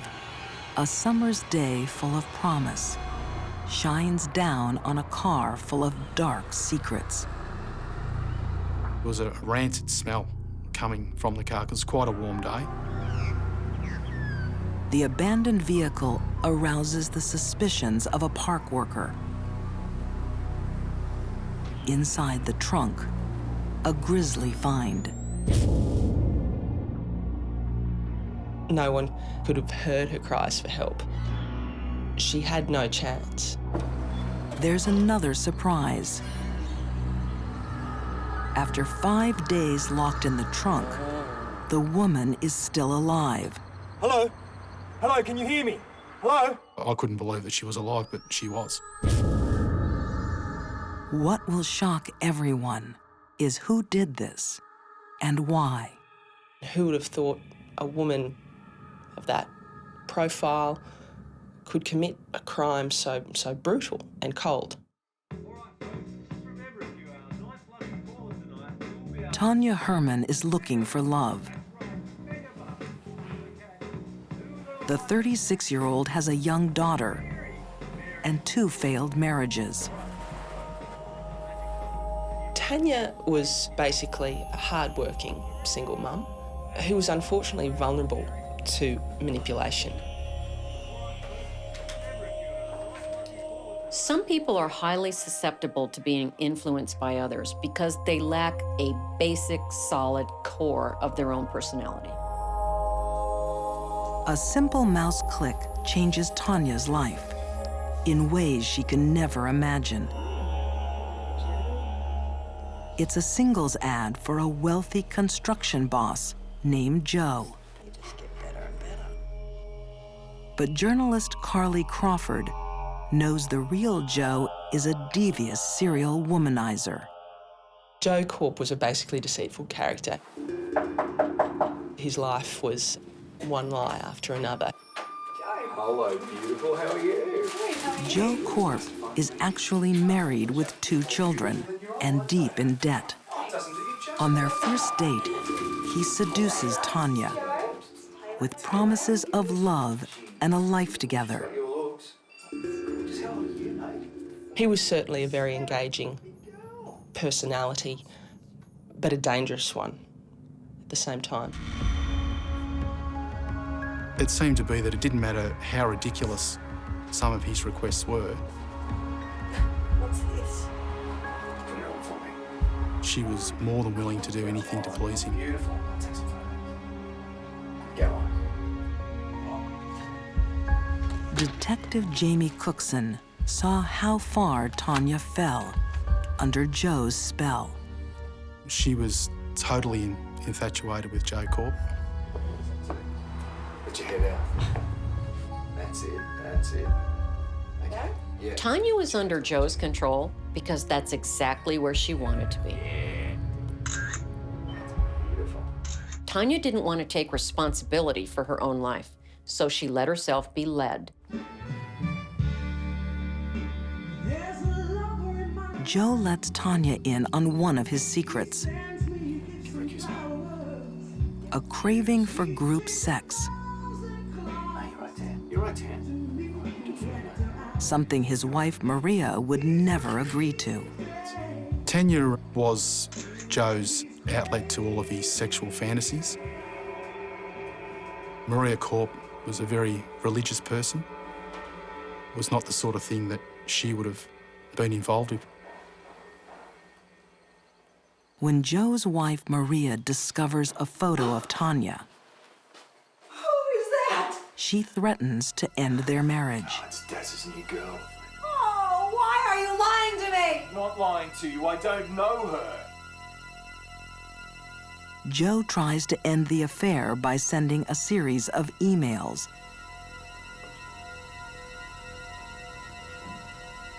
Faking his own death. That correspondence said that he died in a car accident in Barcelona. But Joe changes his mind. He wants her back. And despite the heartbreaking lies, Tanya returns to his side. It didn't matter how much Joe lied to her about things, she would always forgive him. Joe's action of faking his own death to a woman who was deeply in love with him and then re-emerging and saying he was only injured was a master manipulation of her heart. With Tanya hopelessly in his thrall, Joe comes up with a more sinister plan. He wants his wife, Maria, to die at the hands of Tanya.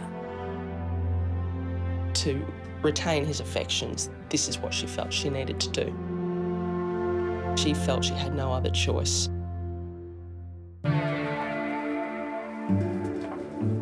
In Melbourne, Australia, Joe Corp has lust in his heart and death on his mind. He wants his mistress, Tanya Herman, to kill his wife, Maria.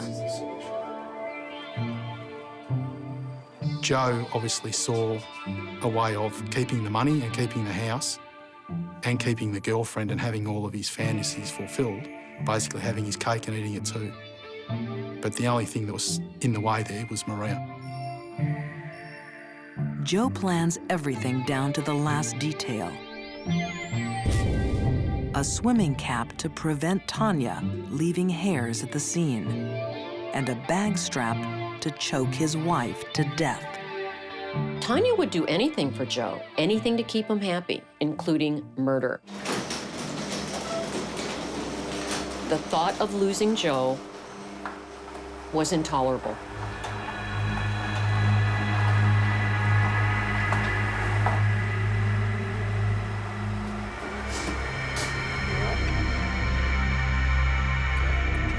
Joe Korp lets Tanya into his garage to lie in wait for Maria. His chilling parting words. And don't let the bitch come out of here alive.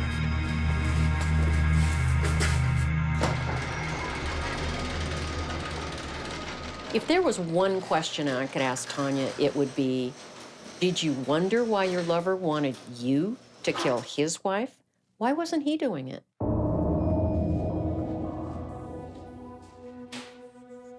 Maria came out to get into her car in the garage to go to work as she normally did every other day. Tanya snuck up behind her, placed the bag strap over her neck and started to strangle her.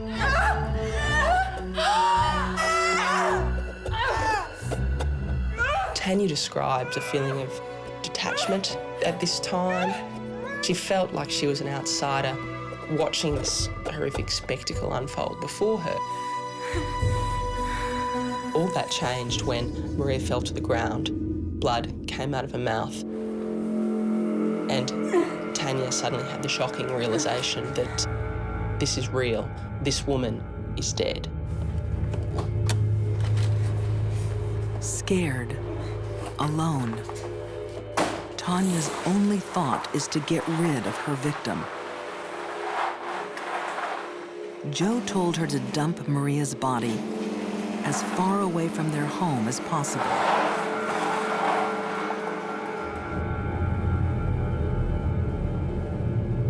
Then she hears sounds coming from the trunk. Tanya Herman thought that while she was driving along the highway, she could hear moans. Unconsciousness can occur very rapidly whenever there's compression of the blood vessels in the neck. Now, this would mean that her breathing would be so shallow and she was so limp that the perpetrator was not smart enough to check for a pulse to see if her heart was still beating. As Maria gasps for breath, a panicked Tanya abandons the car in a quiet street.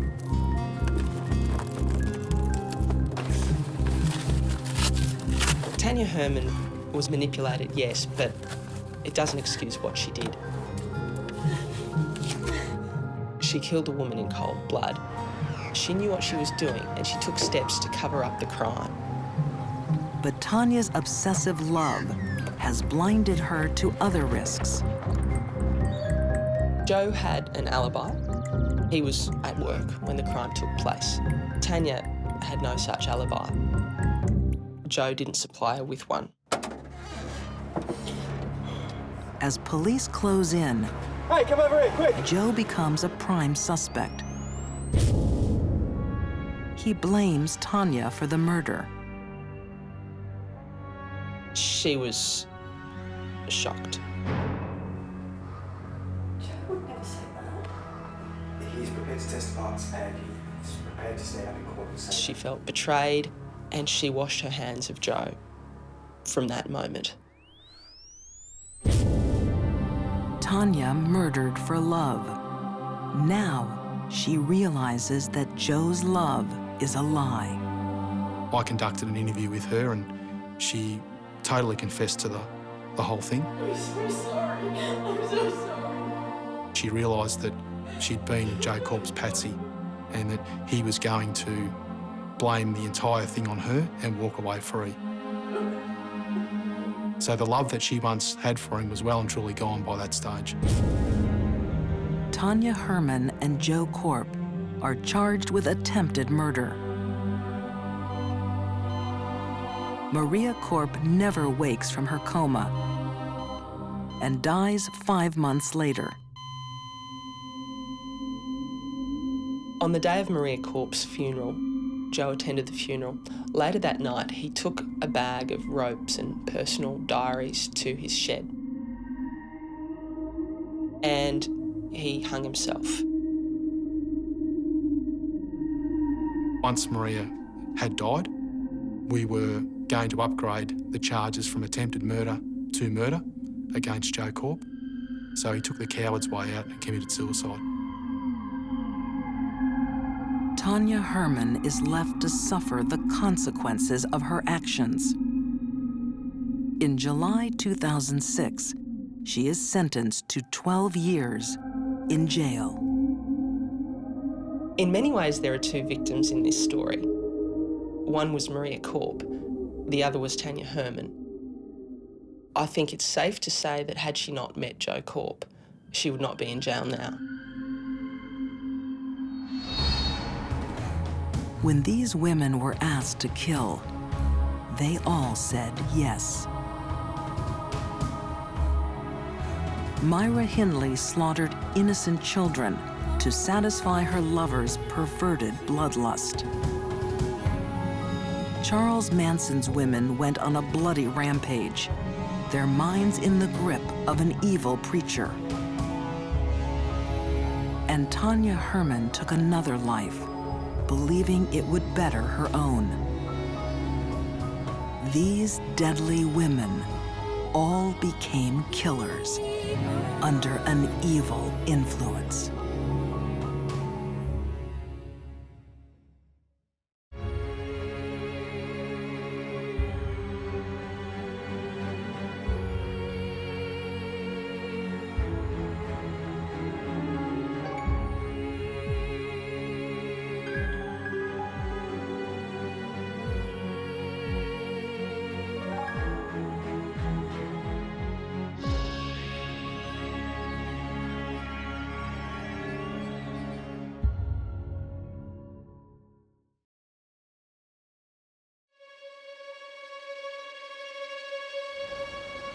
When a mother kills her own flesh and blood, she breaks a sacred bond.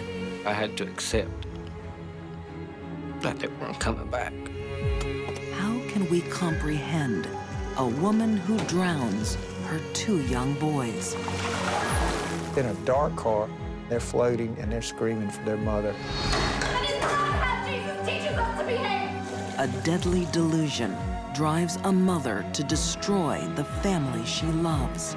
She held them down. They fought her for their lives.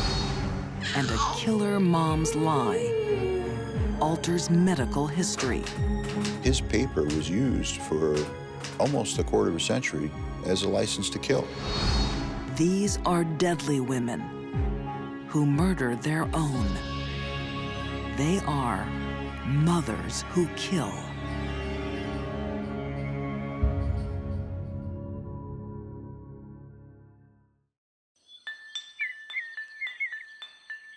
It's 1964 in upstate New York.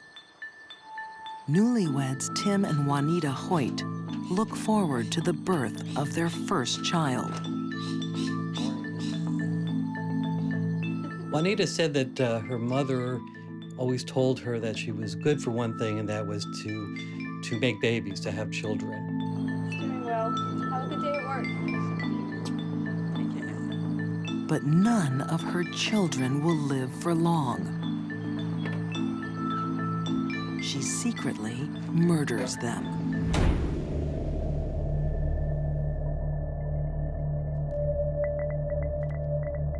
Her first victim is 3-month-old Eric. Home alone together, Juanita smothers him.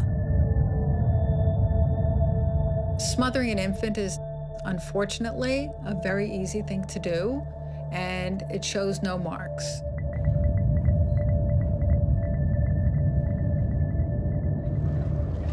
Investigating Juanita's story, husband and wife writing team Jamie Talon and Richard Firstman discover a cold, distant killer. Juanita didn't seem to grieve as you would expect a mother to grieve.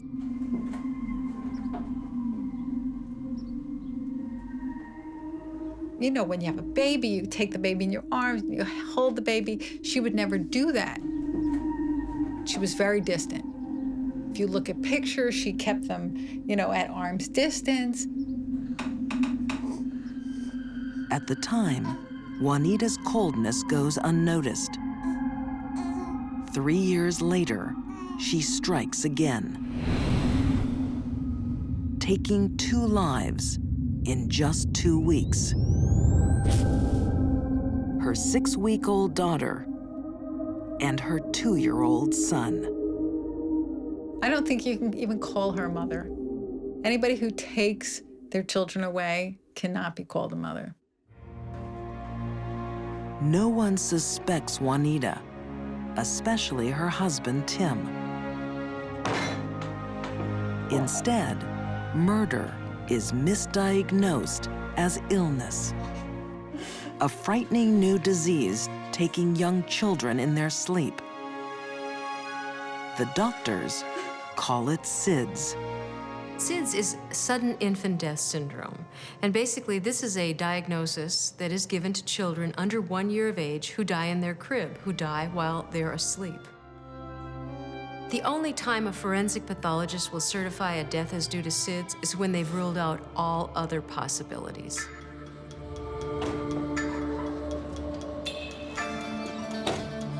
Doctors are left trying to explain the deaths rather than police. When Juanita and Tim are expecting their 4th child, one doctor is determined to stop another family tragedy. Dr. Alfred Steinschneider was sort of recreating his research world to understand why babies die inexplicably for no apparent reason.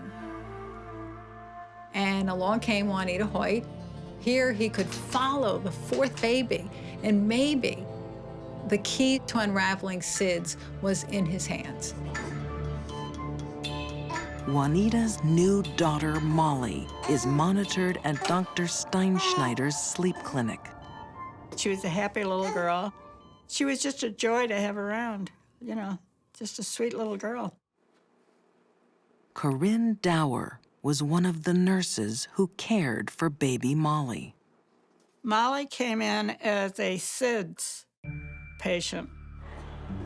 We rocked her, we walked her, we fed her, and she was doing well.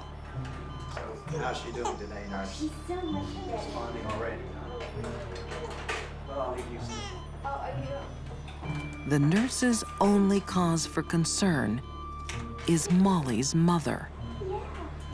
She seems distant, uncomfortable with intimacy. She never hugged it, never kissed it, never said, you know, anything. She just... And I thought that's a little strange. And that's kind of what led them to suspect that there was something else going on here. They have this mother who seems to really have no connection to the baby, and then these babies are dying mysteriously. The nurses believe this medical investigation should be a murder investigation. Their boss doesn't agree. Yes, nurse. I'm really concerned about Juanita Hoyt and her nurse child, Molly. In what way? I'm sorry. The nurses were very vocal in expressing to Dr. Steinschneider what they felt was going on here. Doctor, it's just too suspicious. And several of them went to him and said flat out that she's killing her babies. What are you basing this on, feeling or facts? Corinne's worst fears unfold. Enough. Now, I'm very busy, so if you don't mind. Because Dr. Steinschneider, he discharged her. And I said, if you send her home, that lady is going to kill her. And he said, you're just another hysterical nurse. So what can you do? Baby Molly Hoyt is sent home with her mother. it would simply be a matter of time. And then about 11:15, when we were getting ready to go off duty, I said, Joyce, what do you think? Do you think she's still alive? And of course, when I came on duty the next day, she was dead.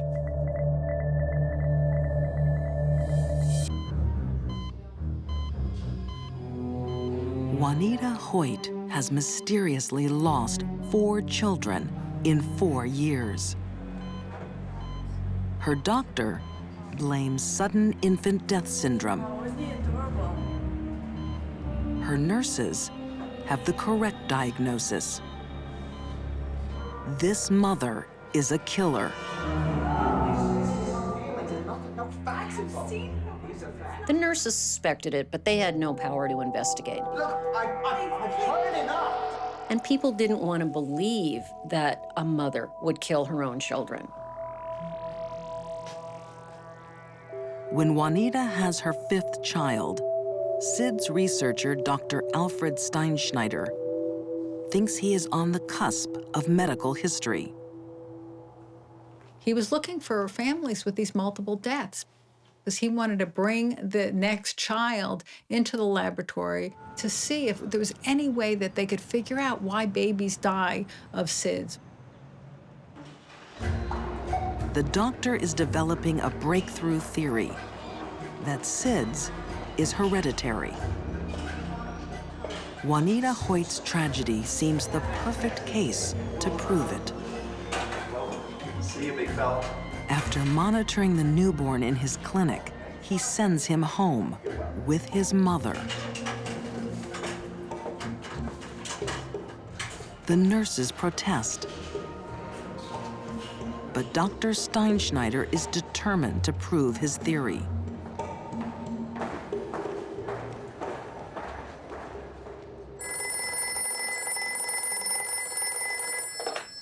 Doctor's office.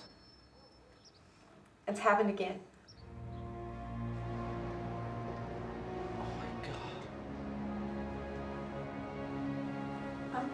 Is there something wrong, Doctor? They wept when he died. Noah Hoyt has died. This one nurse said she couldn't even look at Dr. Steinschneider. I warned you. She said, I told you so. I told you so. Medical research allows another murder. You really can't distinguish between SIDS and what they call a gentle smothering. So when you don't have any really hard evidence, it's very difficult to make an accusation. With every tragic death, Juanita Hoyt gets more attention. It's exactly what she wants. She suffers from a disturbing psychological illness, Munchausen syndrome by proxy. And this is basically where women, it's almost always women, will cause illnesses or even deaths in their own children in order to gain sympathy and attention for themselves. Juanita Hoyt is, you can't think of a more a classic case than hers. But in 1971, Juanita isn't diagnosed or investigated. Dr. Steinschneider publishes her case as proof that SIDS is hereditary. He becomes famous as doctors around the world follow his research. Steinschneider had the chance to intercede, to save these babies, and yet what he did was take these cases, take these deaths, and turn them into a theory that was fraudulent. So he used these deaths to advance his own career. And there's really nothing more cynical than that. For the next 22 years, SIDS research is sent off on the wrong track. And Juanita Hoyt, child killer, remains free. Until District Attorney Bill Fitzpatrick takes a look at Dr. Steinschneider's research paper. Pretty obvious to me that they were talking about the murders of 5 children. Bill Fitzpatrick believes the doctor's theory allowed Juanita and other mothers to murder with impunity. His paper was used for almost a quarter of a century as a license to kill. Sergeant, I brought in my photographs of my babies just to show you how beautiful they were. Aged 46, Juanita Hoyt is called in for an interview. I was actually watching through a glass partition, and Trooper Mulvey, in a very, very gentle voice, told her, Juanita, you know, this is not the way the kids died. These are my babies. My babies. In our wildest dreams, we didn't think we would get a confession. You don't have any crime scene photos. You don't have any eyewitnesses because Juanita was the only one there when the babies died. You're telling me that this was all coincidence? And there came a time where she, you know, put her head down for a second. I'll never forget these words. She looked up in a very sorrowful voice and said, I've asked God so many times to forgive me.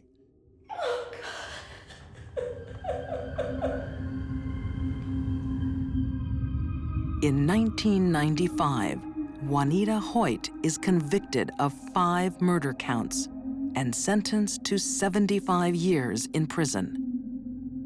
Dr. Steinschneider's theory is in tatters. SIDS does not run in families, but murder does. Instead, SIDS research refocuses on infant sleeping positions with amazing success. They suggested something called the back to sleep movement. And what was found was stunning. The incidence of SIDS dropped from 5.6 per 1,000 deaths to less than 0.5 per 1,000 deaths. In other words, only 1 infant death in 2,000 births. This has been amazing. In 1998, Juanita Hoyt died in prison of cancer. This murderous mom helped mislead SIDS researchers, costing countless lives. She gave an alibi to other mothers who would kill their babies. And she murdered her own 5 children. This was a woman who craved a lot of attention. A sad person who nobody really understood the complexity of her sadness until it was too late.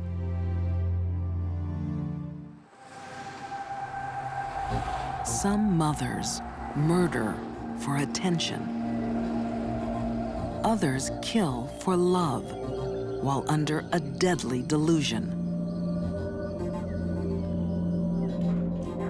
On a summer's morning, a young family are playing happily in their living room.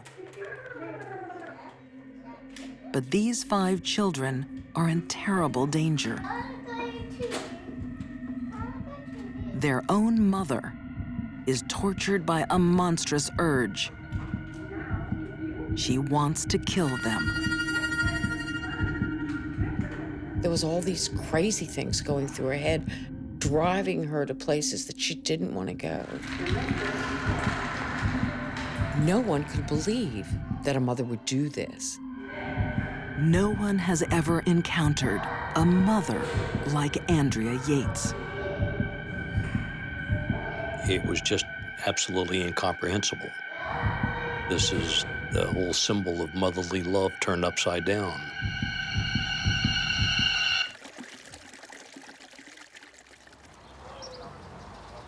To their friends in Houston, Texas, Rusty and Andrea Yates are a loving, devout couple. I believe we got it right here. There's no question but that there was a bond of love between the two. Andrea was extremely devoted to Rusty. Everything, at least from the outside looking in, appeared to be as normal as one family could be. But Rusty Yates has extreme religious views. This was a guy who firmly believed that women were secondary to their husbands. A woman had to submit to their husband. Their whole purpose in life was to have children. And so, I mean, that's why she had 5, 7 and under. It was whatever God blessed them with, that's what they had. Now then, you lads, you can call me Sergeant, just like you can call Jesus. Each of their 5 children is named after a biblical character. Noah, age 7, John, 5, Paul, 3, Luke, 2, and Mary, 6 months. Jesus looks at us all the time, and he knows when we're bad and he knows when we're good. Andrea pays a heavy psychological price for her repeated pregnancies. Noah, come back, please. I told you, come back to the circle. Come back here and listen to the story. Andrea had mental issues before she became the mother of 5 young children.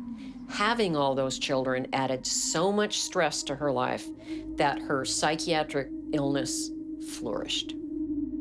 Former FBI profiler Candace DeLong has seen Andrea's illness before, postpartum psychosis. As a psychiatric nurse, I treated many women who had this disorder. That's Satan listening to you and talking to you. Now you listen to Mommy. A woman becomes so severely depressed after the birth of a child that the depression spirals down into a psychosis. They are really out of touch with reality. These women may hear voices or become delusional.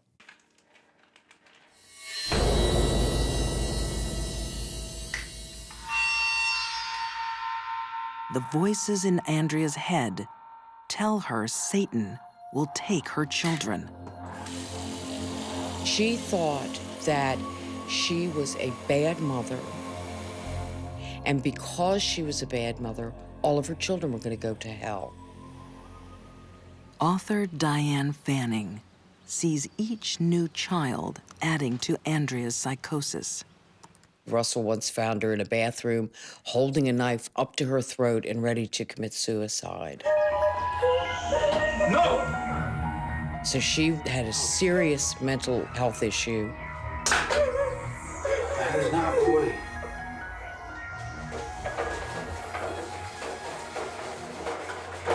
She was obsessed with these dark, dark thoughts about what a horrible mother she was. Boys. And how the little tiny things that her children did were just dreadful, dreadful sins. Noah! Because that's what the voices were telling her.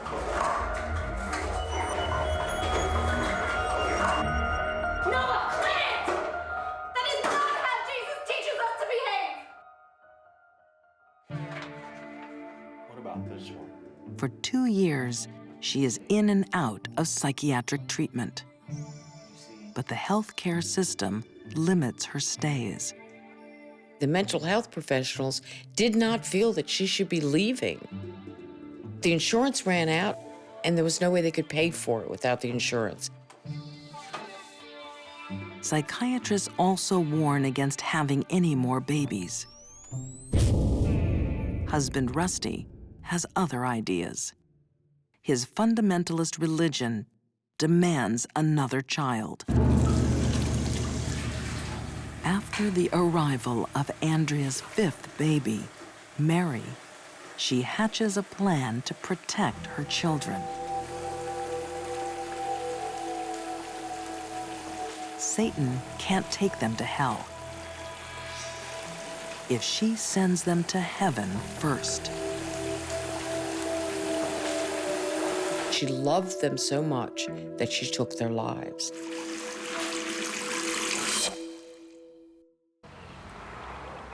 In Houston, Texas, Rusty and Andrea Yates have a new addition to their family. 6-month-old Mary is their 5th child and first daughter. Her birth will trigger a terrible event.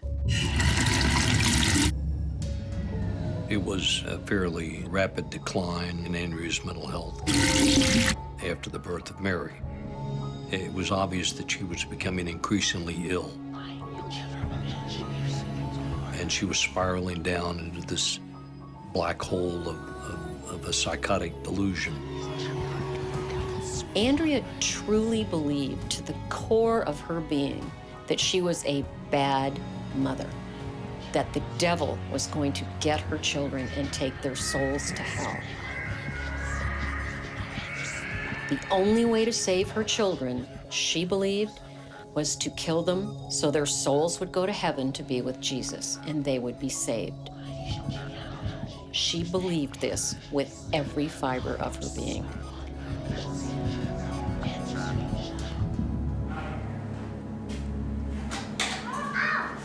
No, take that out of your brother's mouth.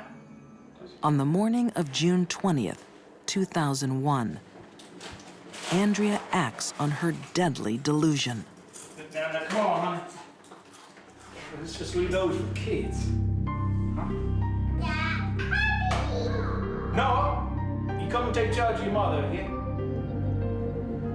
I gotta go, hon. Rusty kissed the kids goodbye, not realizing that it was the last time he would see them alive. And he leaves for work.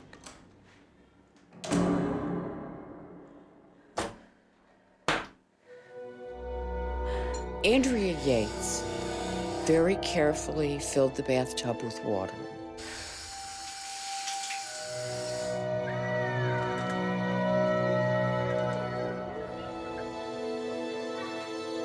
One by one, Andrea takes her children into the bathroom.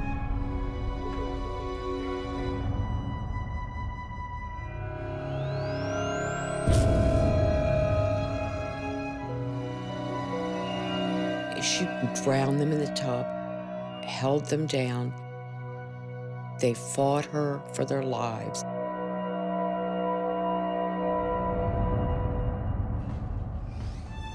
Noah, the eldest, is the last of the 5 children to die.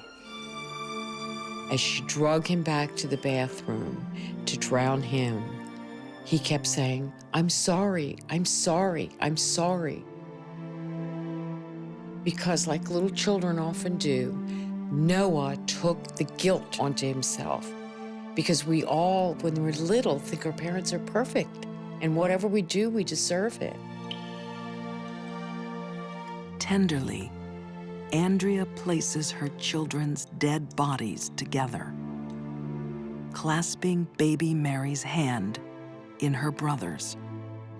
It's almost as if little brother is taking care of baby sister on the road to eternity. Andrea absolutely believed she was saving their souls. There's no question about it.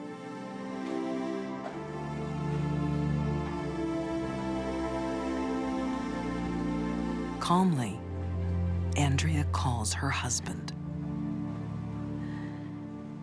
You need to come home.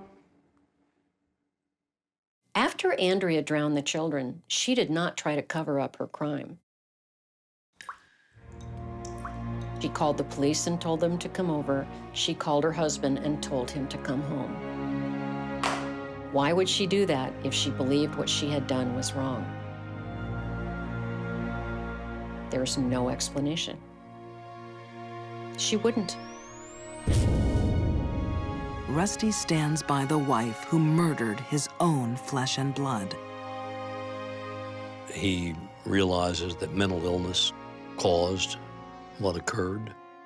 He's never blamed her for taking the lives of their children. Under Texan law, Andrea Yates faces death by lethal injection. She should have been put into a hospital right away, but instead she was put on trial, threatened with a death sentence. She wasn't a heinous capital murderer.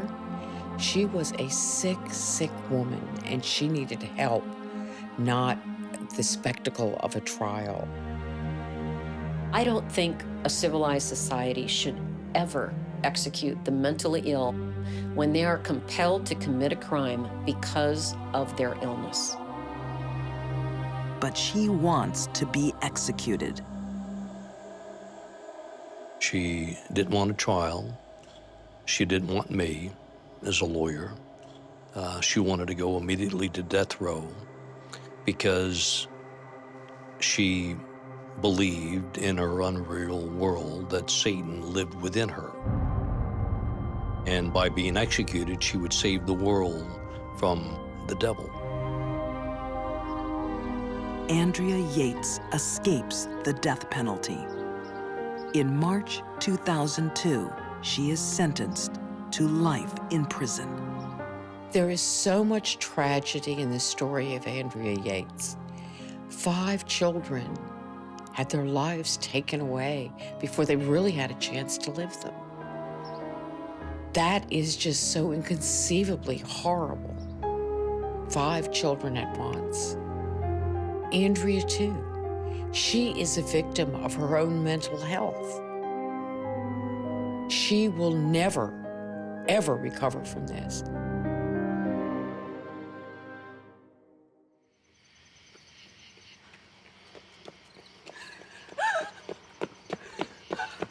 A quiet fall night. Somebody help me, please! Somebody! Shattered by a mother's frantic screams. Her 2 children have been kidnapped. A black man's taking my baby! A black man's taking my baby! She stopped at a traffic light on Highway 49. She said that a man jumped in the car and told her to get out. Get off the car! Right there! In the back seat! He just got in the car and drove away. I try not to even think about what those kids faced because it can become overwhelming. I can't! I can't!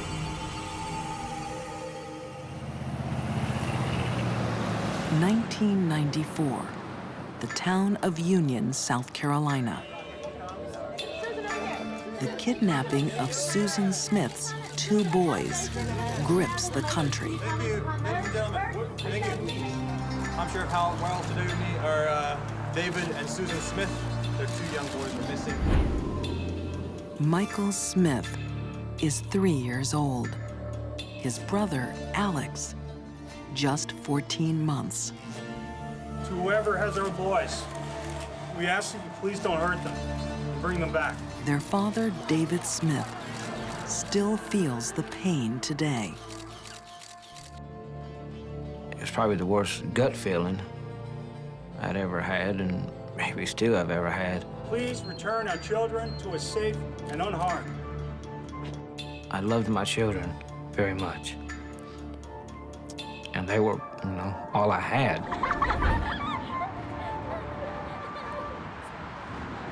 The boys disappear at a time when David and Susan's marriage is in trouble. It was a pretty rocky marriage from the beginning. She fell for somebody that was actually her supervisor where she worked. And so things started falling apart. Susan is in love with Tom Findlay, a wealthy local businessman. So when are we going to meet next? Soon. I promise you. Anytime before the weekend? In the middle of '94, we decided to separate, and we filed for divorce. But as the search for their children continues, David and Susan are united in grief. As newspaperman Gary Henderson watches Susan, his reporter's instinct kicks in. I never saw any real tears. I heard sounds that sounded like someone trying to cry. I don't know how else to put it. And I can't imagine life without them. Susan, you know that? I noticed immediately she was speaking in the past tense, and that sort of sent a flag up for me. Why would you be speaking of these kids in the past tense if you were if you really thought they were still out there alive somewhere. Law enforcement officers are also skeptical. They put Susan on a lie detector. Susan continually failed one question on the polygraph. Do you know where your children are?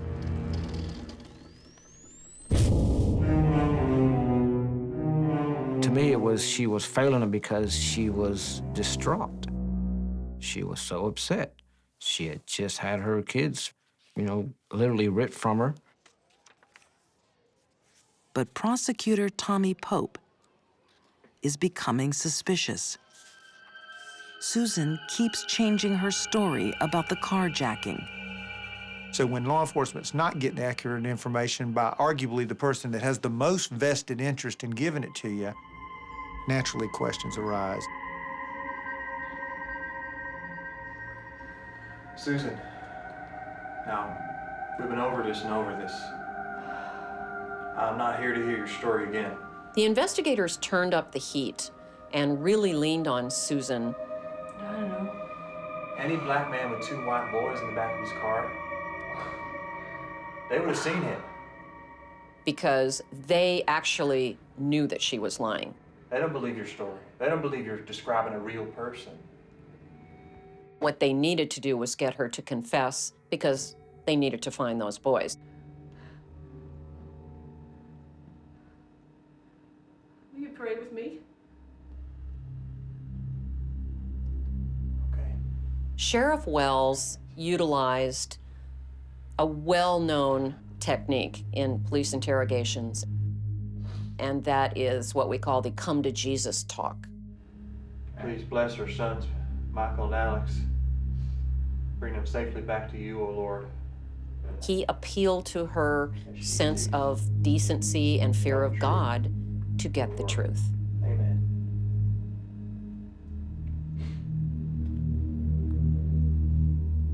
After 9 days of lies, Susan admits to the awful truth. I killed my boys. I drove them into the lake. And I threw them in. I drove them into the lake.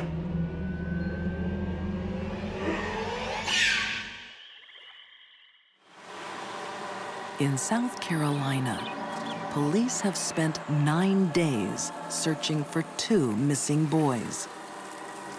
But the little boys haven't been kidnapped. They've been murdered, drowned by their own mother. I had to accept that, we weren't going to find them, that they weren't coming back.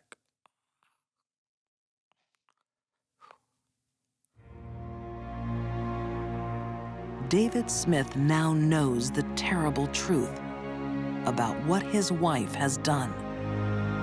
It was more of a shock when I found out that she had confessed to doing it. Because I had stood by her for 9 days, and I believed every story, every lie that she told, I believed her. It was hard to look at her and believe she could have done something like that.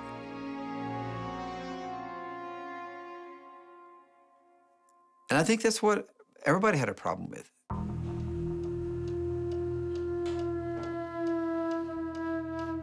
The vast majority of mothers who kill their children do so accidentally in a fit of rage. They go to hit the child, and they hit the child too hard. That is not what was happening with Susan Smith. Susan is haunted by a violent past.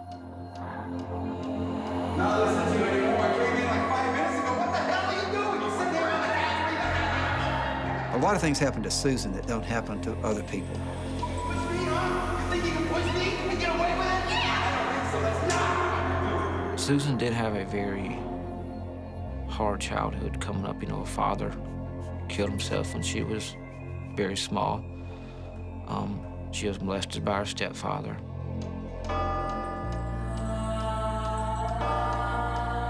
Susan could not handle rejection from a male.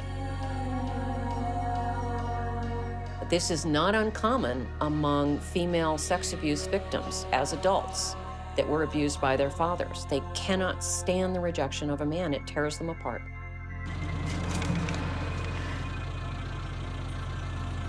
On the day the boys disappear, Susan suffers the rejection that she dreads. She was hoping to marry Tom Finley. Tom Finley wrote her a letter and told her that he didn't want kids. And so that was a problem for Susan because she really wanted to marry Tom Finley. The letter is the catalyst for Susan's cold-hearted decision. Susan cared about herself. She was very narcissistic, with a little bit of sociopathy mixed in there, and her need for the attention of all the men that she wanted. It made for a very, very dangerous cocktail for those two little boys. Shattered by her abandonment, Susan straps her boys in the car and drives to a nearby lake. She decided they were in the way and they were causing her pain. And so she merely was getting rid of the source of the pain.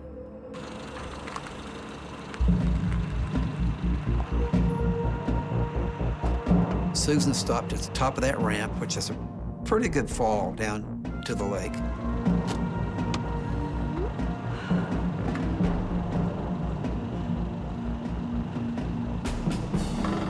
She opened the door and hopped out.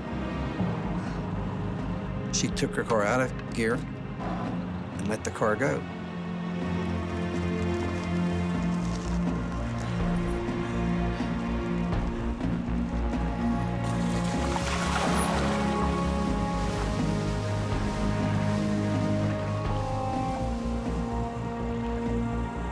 She said that when the guy took her kids, that they were screaming, "Mommy, Mommy." I bet they were. In a dark car that's now rolled down into the lake, and they're floating and they're screaming for their mother.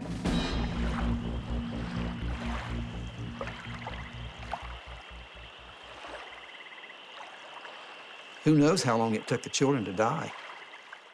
How long did they float out there before the car turned upside down and dropped into the water?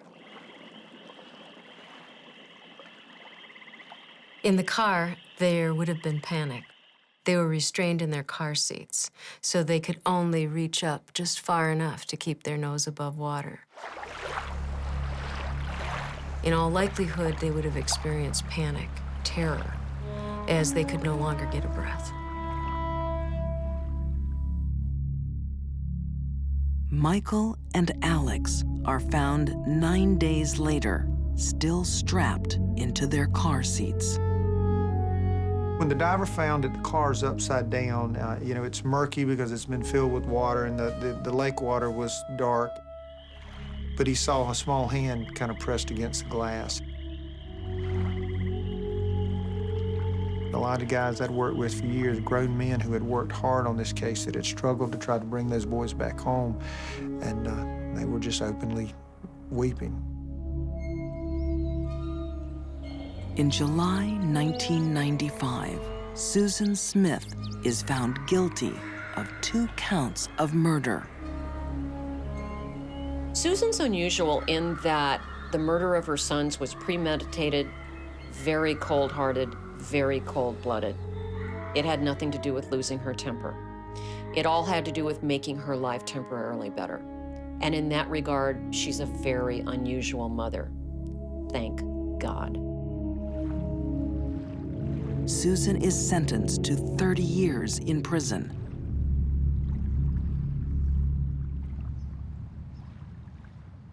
David Smith still lives every day with what she did. There's no answer to give somebody on how to deal, especially with the loss of a child. You have to find it inside yourself.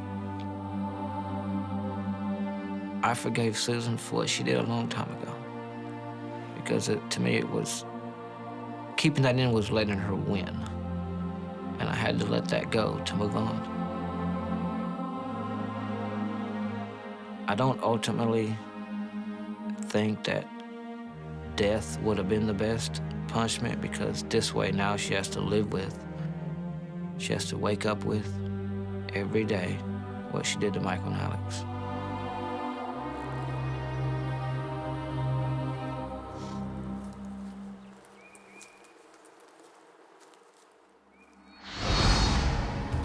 These deadly women defeated their strongest instinct. Juanita Hoyt lived half her life with the most awful secrets. Rejected by her lover, Susan Smith responded with a terrible sacrifice. And Andrea Yates was so deluded, she drowned her 5 children to save their souls. Most women would die to save their children. But for these mothers, the drive to protect was defeated by an urge to kill.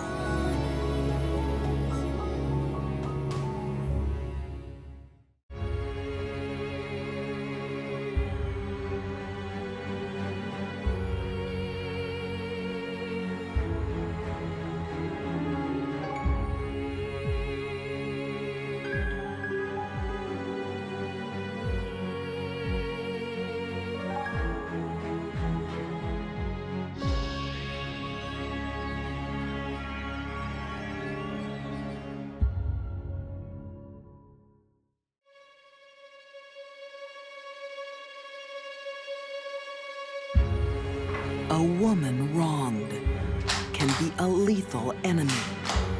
She had a single-minded passion, and it was to get her ex-husband in the grave. A jealous girlfriend takes bloody revenge. She said, I can't let you go. You're going to die. Daddy's little girl becomes his killer. She had to be looking him right in the eye, and she still did it. And an ex-wife completes her divorce with a gun. It was an incredibly cold-blooded killing. For these deadly women, it's payback time with a lethal vengeance.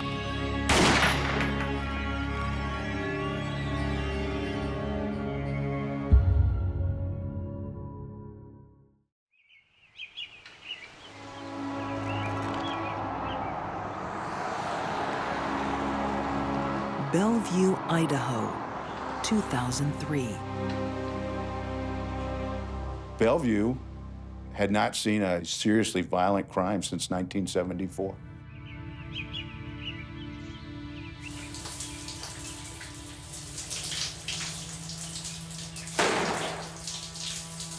Diane! What's that noise? You all right? Diane!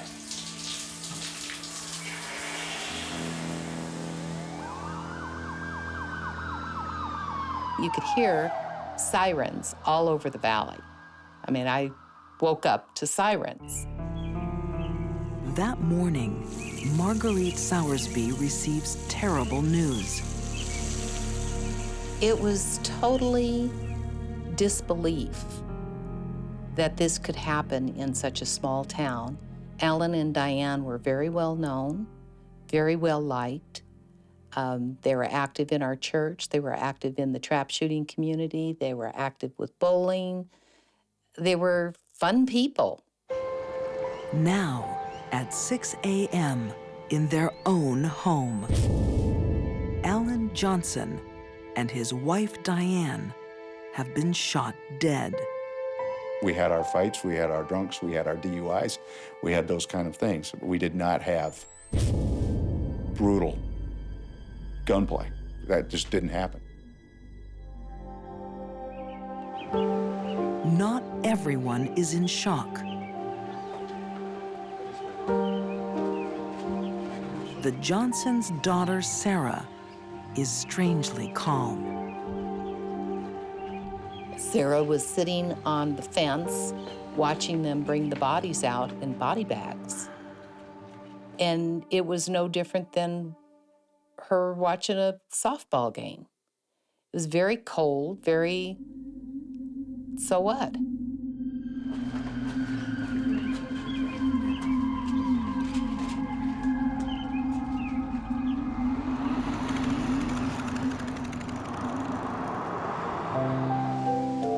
In the tight-knit town of Bellevue, Alan Johnson had always been known as a doting father. Alan was a sweetheart. He was like the brother that I never had.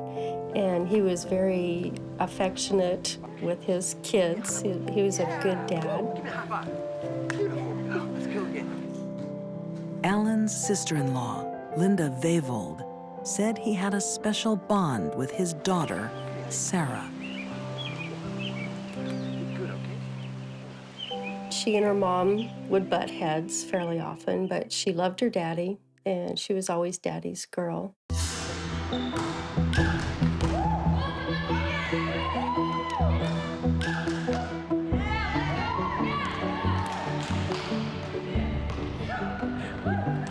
But 16-year-old Sarah has another man in her life.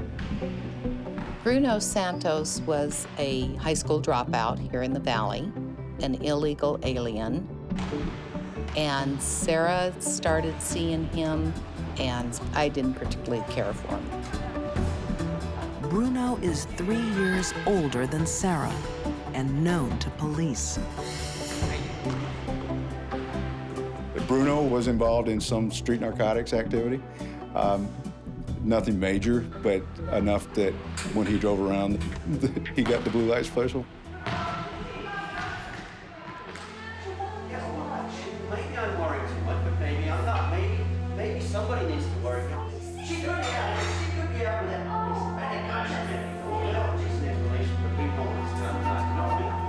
Alan and Diane are alarmed about the boy their only daughter is dating.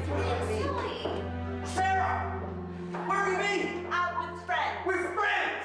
None of What do you mean? That's Spanish, don't you? That's Spanish. Dad, even if I was with him, I'm 16 years old. I can do what I want. So they told Sarah that they did not want her to spend any time with him. I don't know who he is or where he is. I'm not your baby. Go! You let my baby go! And so Sarah was pretty upset about that, and apparently she decided that she was going to see Bruno whether they wanted her to or not.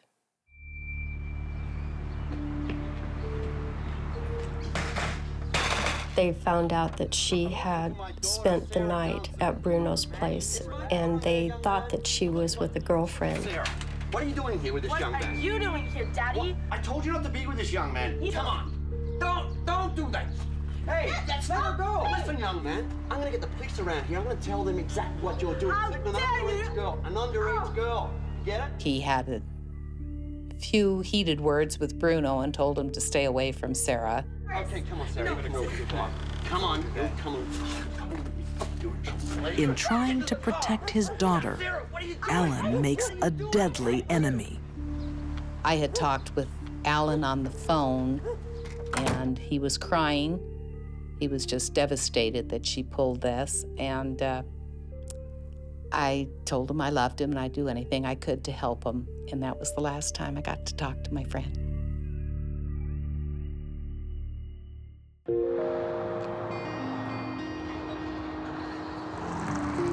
In the small town of Bellevue, Idaho, no one saw it coming. You don't want to believe it because it just can't be real.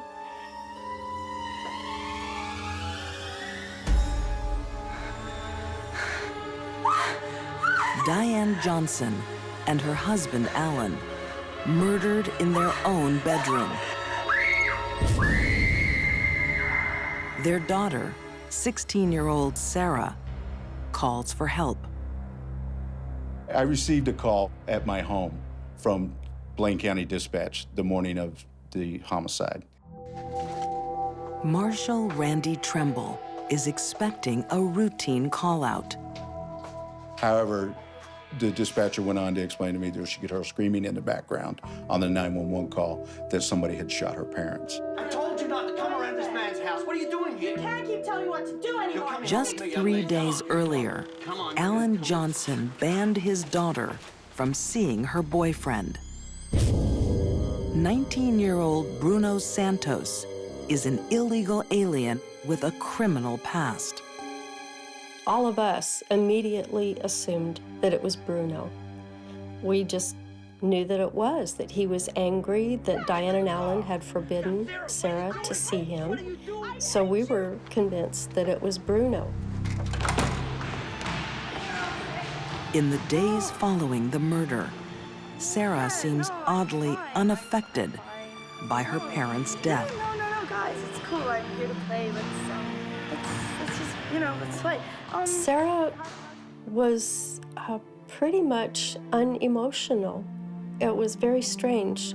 Anyone know any good place to go get your nails done, or? She seemed preoccupied with doing her normal activities. She wanted to go watch the volleyball game. She wanted to go get her nails done. Sarah, are you okay? I'm seriously, I'm fine. Like, your parents just died. I'm fine, guys. Don't worry about it. Let's just play a game. She never said anything about, I miss my mom and dad. She never cried. It was just like nothing there. Come on to this. Even more suspicious is what police find in her trash.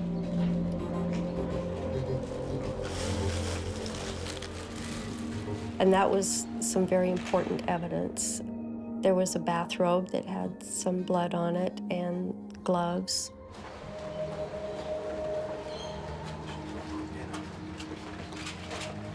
The truth about who killed Alan and Diane is becoming clear.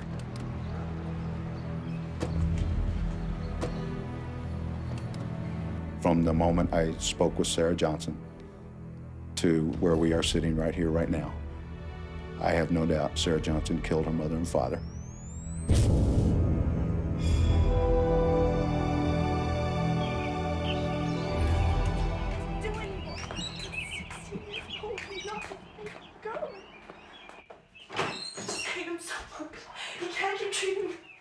That morning, parental discipline triggers an appalling reaction.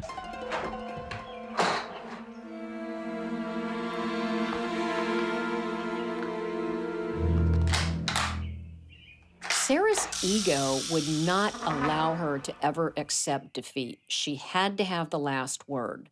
She had to be seen by others as someone who was on top at all times. She was the kind of person, because of this, that would deeply resent being told what to do. Sarah's fury cannot be controlled. The only thing that we could surmise was that she was so in love with Bruno.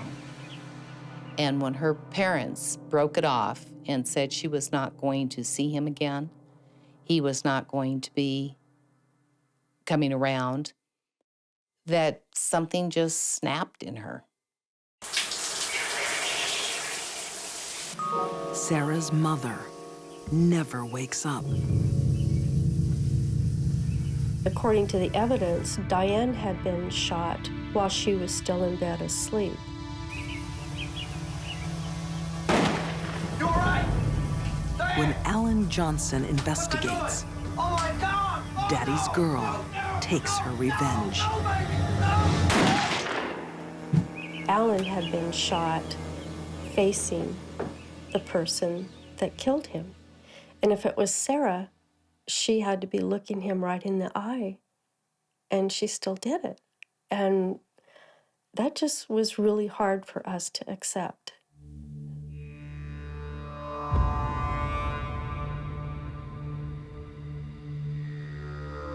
Sarah's parents loved and nurtured her for 16 years. They had no idea they'd raised a girl unable to feel empathy. A dangerous girl, a sociopath. The fact that Sarah was able to shoot both of her parents in such a calm, methodical fashion, I think speaks to her sociopathy. These people who had raised her meant nothing to her. What they meant to her actually was obstruction, and killing them was easy.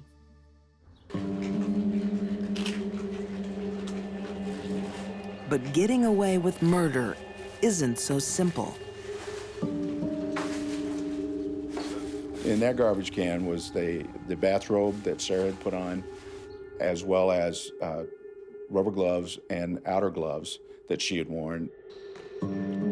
Police find no evidence to link Bruno Santos to the murders. And within a few days, they had decided that Sarah was a prime suspect. And all of us were just shocked. We never would have thought it. Never. The bloody robe and gloves from the Johnsons' trash match Sarah's DNA. Sarah Johnson is convicted of 2 counts of murder in the 1st degree. The girl trying to escape her parents' rules finds herself locked up for life. Society really is better off with Sarah away forever, because anyone that kills their parent in a cold-blooded fashion when there's no history of abuse going on there is not someone you want walking around. The cold act of revenge scars everyone who knew Alan and Diane Johnson, except for their daughter. Sarah never admits guilt and never shows remorse. I don't think she has any comprehension of what she's done. I think she's just put it in a little compartment somewhere and she's just not dealing with it. I never saw her cry for her parents. I never did.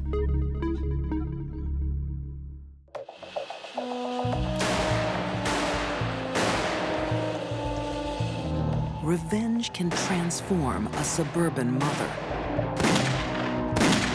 into a calculated assassin. Wow, honey, you are a hotshot. This is a woman who was not able to take rejection on any level. Consumed by lethal vengeance, this mom's next target will be flesh and blood. It was an incredibly cold-blooded killing.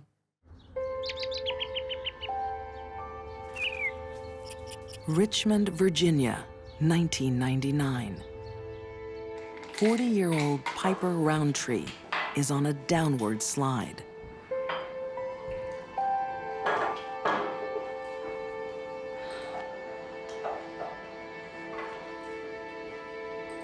I think Piper became increasingly unstable over a period of years.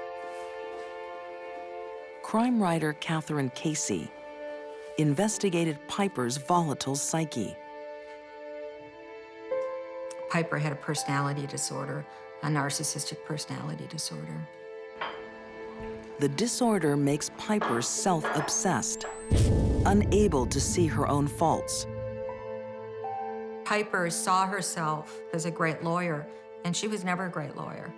And Piper saw herself as a great mother, and she was really never a great mother. What are you doing?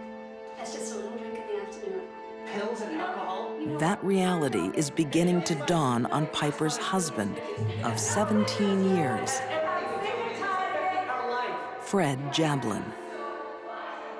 Fred had an early marriage and it had failed, and he was deeply wounded by it, and he never wanted that to happen again. Hey, everybody, come get something for Fred. Piper and Fred hadn't always been unhappy. Sure, use this. Yeah? This is great. Their young family grew from a loving romance. I don't know, we'll think about it. They married after the first year, and they looked like they were very happy. People in Fred's office said that she made him human in a way. A sleeper, that's nice. Pool party, I don't know. You think? And everybody thought maybe he would be really good for Piper because he had that strength and that rigidity about him that she just totally lacked. But Fred is about to make a painful discovery. What are you doing? Hi, I'm getting What's ready this? to go. I'm going out for lunch with the girls. Nothing special. You're seeing somebody else, aren't you? God's sake, Fred. Fred learned that Piper was having an affair with a doctor in Richmond. And that was something that Fred couldn't turn his back on. You know what, Fred? I'm going out. Yeah, you know, that's fine. You know, just get out. Get out! Fred files for divorce and plants a seed of vengeance. Thousands upon thousands of married couples split up and divorce every year in this country, and rarely does it end in homicide. I'm so angry. Piper blames Fred for ruining their marriage and her life. How I got away with that, I don't know, but I'm telling you now, Tina, I'm going to get When he gains custody of their 3 children, it's the last straw. taking care of the kids. I sacrificed my career for him. I did so much for him. She lost the kids, and that couldn't happen to Piper. That just couldn't happen. She lost everything when she lost the kids. They were her self-image. I'm sorry, I'm just so angry. Living with her sister Tina in Houston, Piper becomes obsessed with revenge. I want to kill him. How else am I going to get my hands back? What am I going to do? What am I going to do without my kids? Fred Jablin seemed to have everything. His life was going very well. All right, I'm gonna fix it right now. Let me just see. All right. Piper Roundtree's life was in disarray, and I think she was desperate without her children. Told you. Okay, excellent.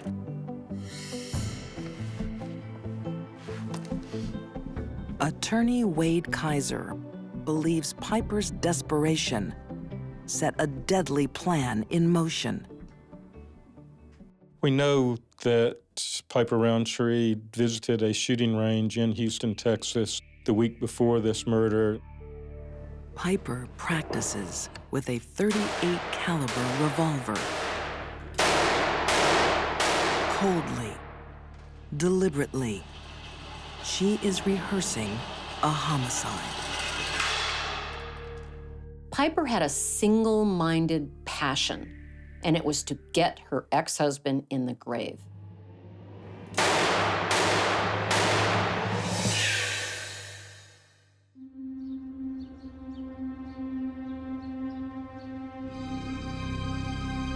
In the leafy suburbs of Richmond, Virginia, a body shot to death before dawn. It seemed like it was a planned hit or someone intentionally went there to kill him. The victim is Fred Jablin, respected professor, father of 3, recently divorced. A number of people had said, well, the first suspect I'd look at would be the ex-wife. The day after the murder, Sergeant Breck McDaniel interviews Fred Jablin's ex-wife, 1,500 miles away in Houston, Texas. She was entrenched in the statement that I was in Galveston, I was in Houston, I did not leave Texas, and she didn't waver from that. She stuck to her guns and she wasn't changing it. Piper Roundtree is lying, concealing a crime of deep premeditation. I was a homicide detective for almost 6 years, working murders full-time, and worked on a lot of murders. And Piper's plan was the most elaborate I can think of. Excellent. Get this back to you? Yeah. Fred Jablin believes his ex-wife is in Houston.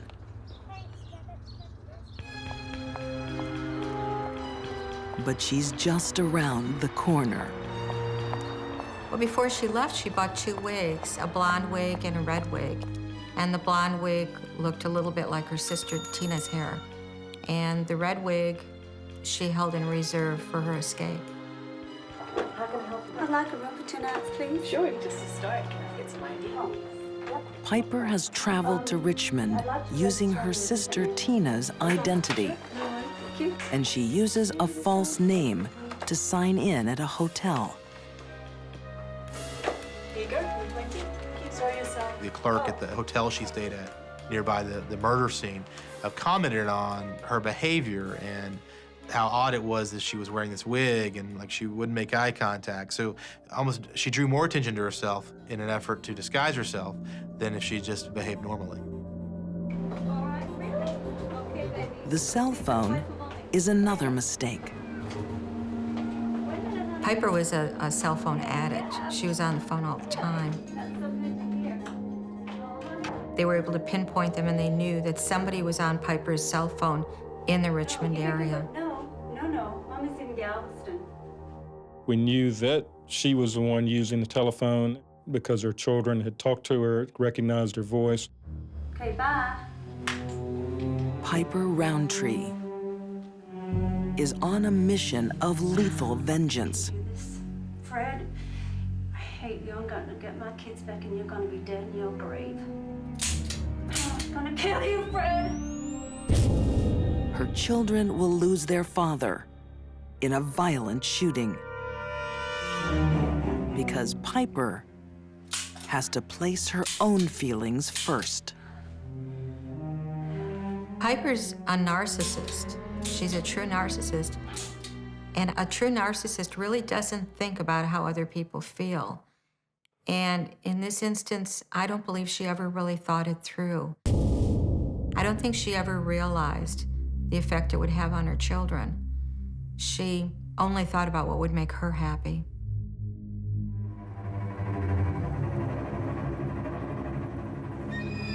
She's already chosen the exact moment to strike. We know that she was aware of her husband's routine of waking up early, making coffee, and going out to the street to pick up the newspaper.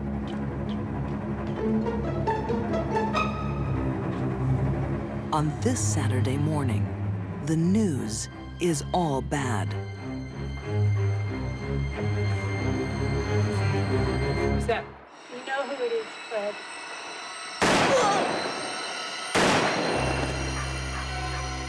The last thing Fred would have seen was Piper holding that gun, and it was an incredibly cold-blooded killing.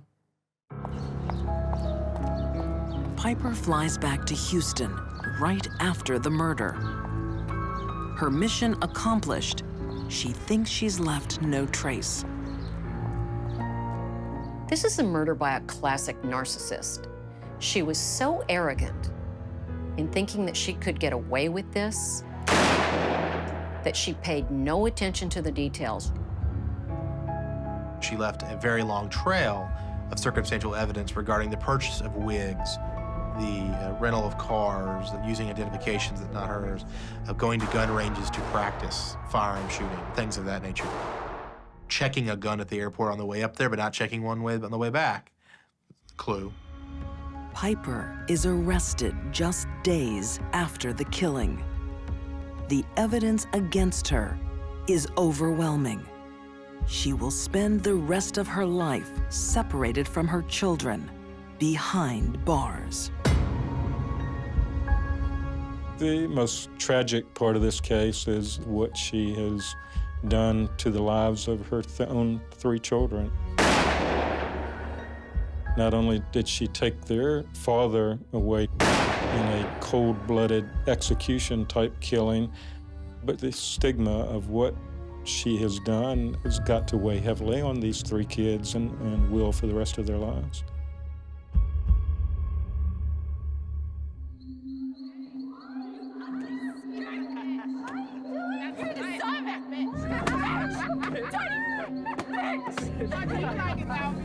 A frenzied gang, baying for blood. A helpless victim in a fight for life. It was like torture, not just a quick kill.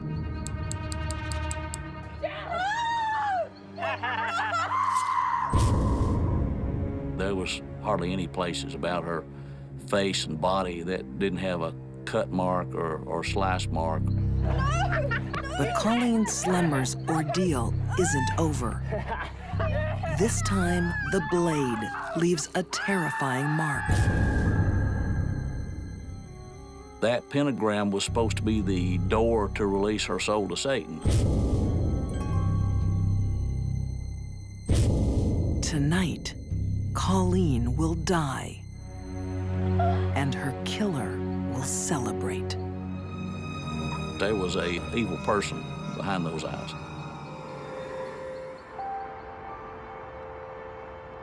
Knoxville, Tennessee, 1994. Get one of these. It's a job. The Job Corps provides education and training for teens trying to get their lives started. The Job Corps was designed for pretty much troubled youth. What would you like to do? Smoke weed, Joe. It was the last stop for them. 18-year-old Krista Pike lives on the Job Corps campus, where her studies are taking a back seat. She began a relationship with a boy by the name of Daryl Shipp. She believed that she really loved him and that he was the love of her life.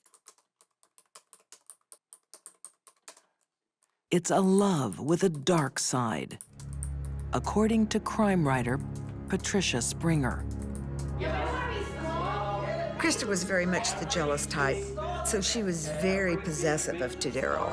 His time, his energy, his interest. Make a business for yourself. What are you looking at? Hey, please, please. Krista believes there is a rival for Daryl's affections. Colleen Slemmer was also a student at the Job Corps Center. And Krista took a dislike to Colleen. Krista stated that she felt Colleen was trying to take Daryl away from her, but from all other indication that I've found, that was not true. The truth doesn't matter to Krista Pike. She's already plotting a savage act of revenge.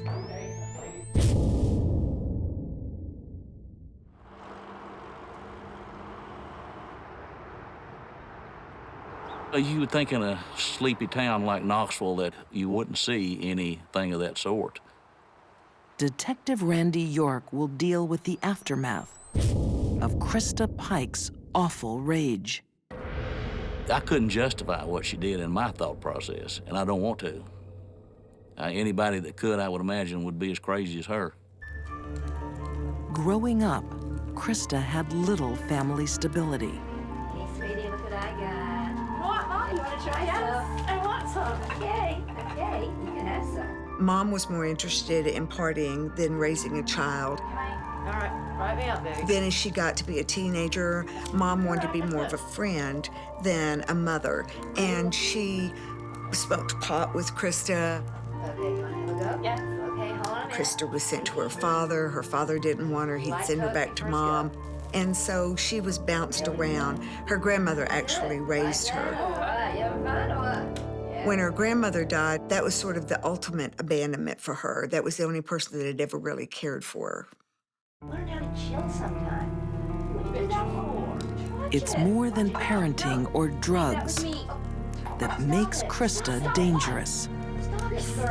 It's her volatile mental state. I'm not trying to have a little girl time tonight. I don't want to have girl time. Don't! You're You're skank! I don't think Krista had a chance of being a normal person in our society.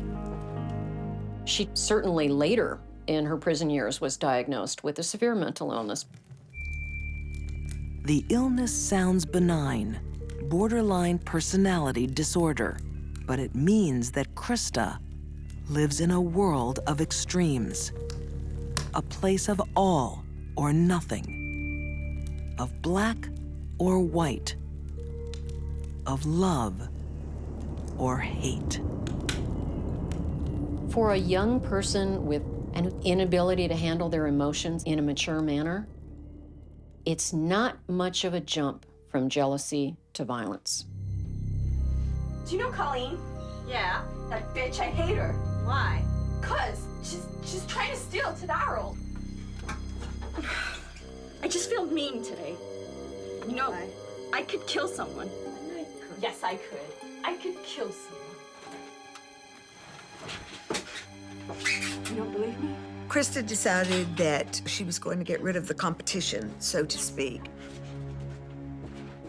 So she thought the only way to eliminate the competition was to kill her.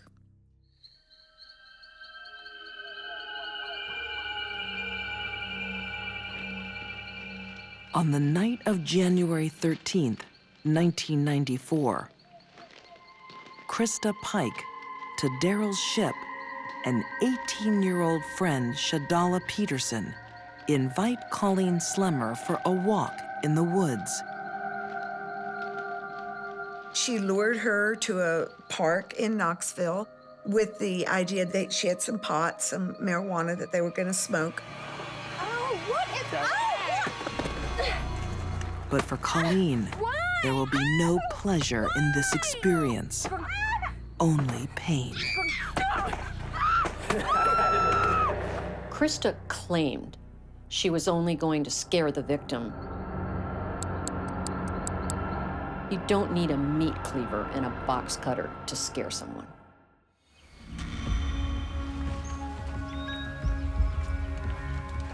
In Knoxville, Tennessee, a brutal crime scene. A teenage girl slashed, murdered, mutilated.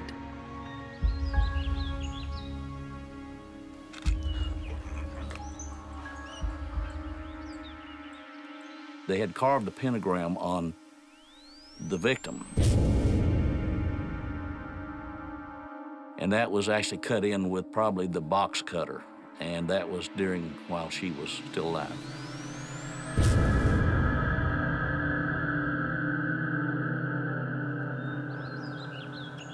The crime scene attracts the attention of students from the nearby Job Corps campus. Among them, 18-year-old Krista Pike. Who is it? Who is it? She and two others actually came up and was questioning the officer about what was going on. Do you have any suspects? This is an ongoing But at that time, we didn't know she was part of it. What's your name, miss?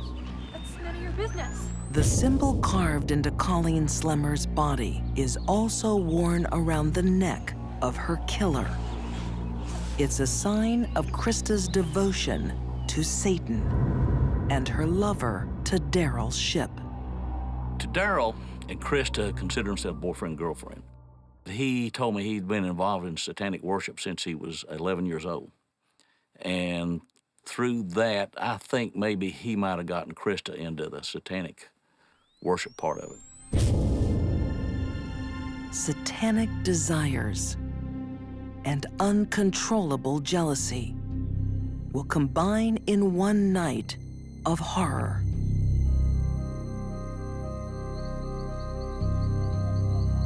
The evening before Colleen Slemmer's body is found, she follows 3 other students into the woods. I don't think Colleen had any indication that this was going to happen. Oh, what is Krista thinks Colleen is moving in on her boyfriend and wants to take revenge. She's brought to Daryl's ship and Shadola Peterson as backup. That's right, that's what you deserve. Sometimes when people are in a group, they involve themselves in behaviors with the group that they would never do individually, ever. And sometimes that ends up in a group murder. Krista confronted Colleen about her relationship with Tadaro. Colleen insisted that she had no relationship with Tadaro, but Krista was so possessive of him that she wouldn't hear it. Krista draws a blade from her jacket. She called her a lying bitch, and she said that she was going to make sure that she didn't come around Tadaro any longer, and then she began cutting her. During the next 45 minutes, Colleen will be slashed over 300 times. In this case, I think all of the marks left on the victim's body indicate she was being punished. She was being punished by Krista, and Krista got her friends to go along with her. Tadaro Shipp is happy to join in.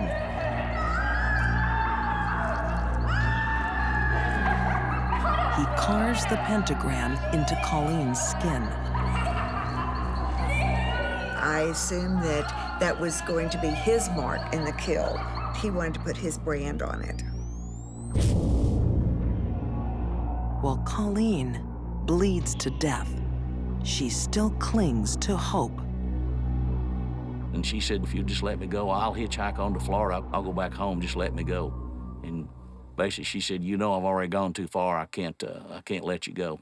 You're going to die. The last thing Colleen Slemmer sees is Krista Pike raising her arm. The death blow crushes Colleen's skull.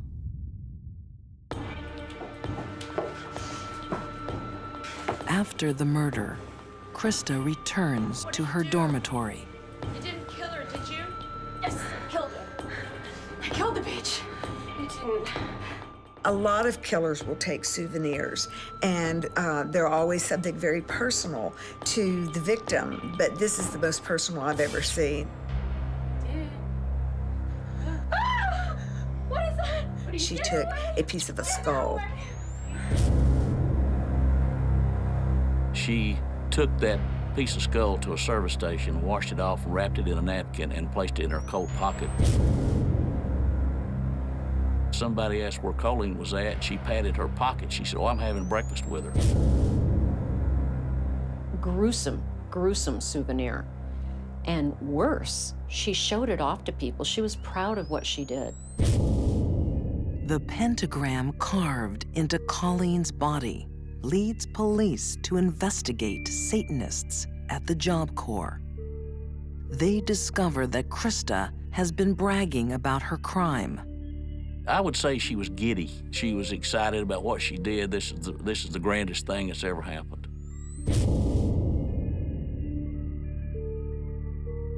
Randy York, the detective, was just stunned because she was euphoric, and she played out both parts of the kill for Randy.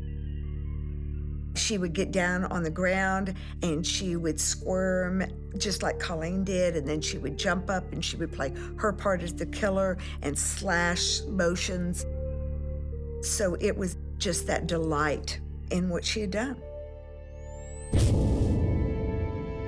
All three suspects admit to the attack on Colleen Slemmer. Shadola Peterson receives a 6-year suspended sentence. Tadaro Shipp gets life. And Krista Pike is sentenced to death. At 21, she becomes the youngest person on death row in Tennessee.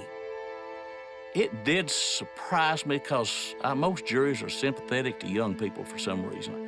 But I don't think the jury saw any hope for this girl. I think they heard all the details and the things that happened, and I think they saw her as evil. A craving for revenge and a dangerous mental illness made Krista Pike a brutal killer. She remains on death row and remains dangerous. I don't believe Krista has changed. I don't believe Krista can change. I think her personality is set. In prison, she has attempted murder again, and I think that that's who basically she is. And she can't possibly change that at this point in her life. For these deadly women, revenge was served with blood. Sarah Johnson turned a teenage tantrum into murder. Piper Roundtree wouldn't rest until her ex-husband was dead. And Krista Pike was a born killer, just waiting to strike. Once angered, they raged inside and hit back with lethal vengeance.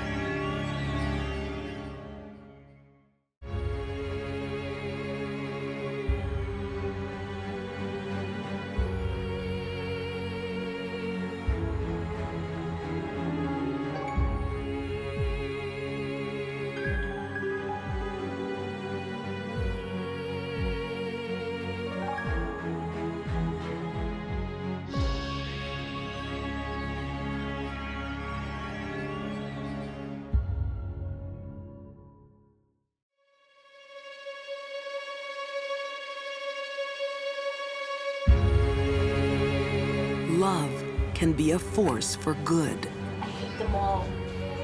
and evil. For some people, love can be as powerful as a narcotic. An affair at work turns toxic. She felt the only way out was to murder her husband. The internet becomes a murder weapon. He was just used as a pawn in her game. And a schoolgirl crush sparks a family massacre. There's gonna be some burning in hell after this. These are deadly women, breaking hearts and destroying lives, all in the name of forbidden love.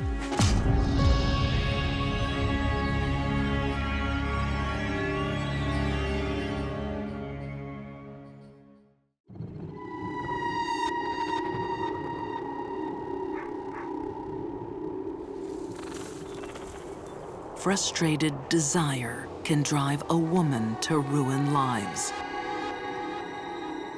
For Wayne Chopik, it brings back the most terrible memories. I'm gonna look straight into the camera. If JR ever watches this, she needs to come back to this community and she needs to face what she did.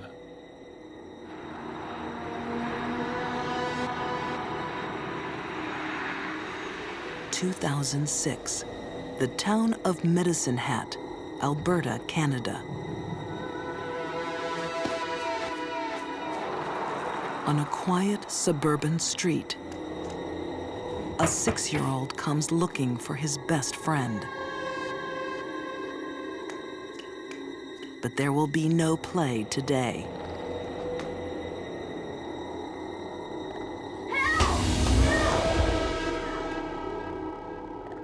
It was a bloodbath in that basement. You can watch as many horror flicks as you ever wanted to, and it could never even compare to what happened in that house.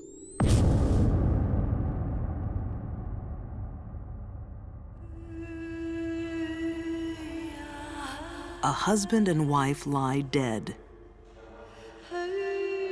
their bodies covered in stab wounds.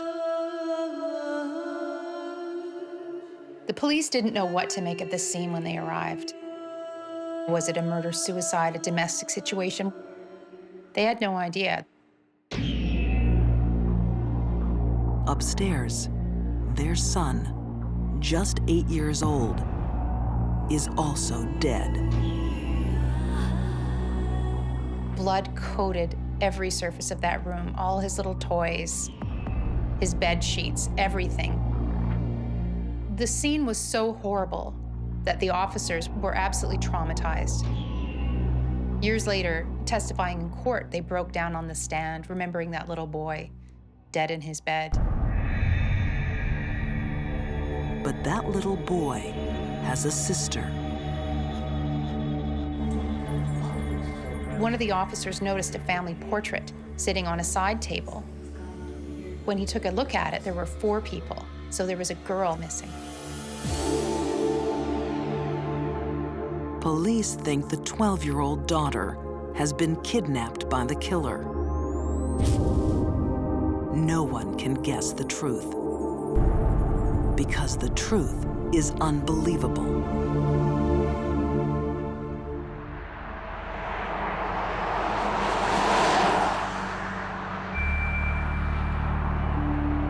Crime reporter Sherry Zickafoos arrives in Medicine Hat to find a town reeling.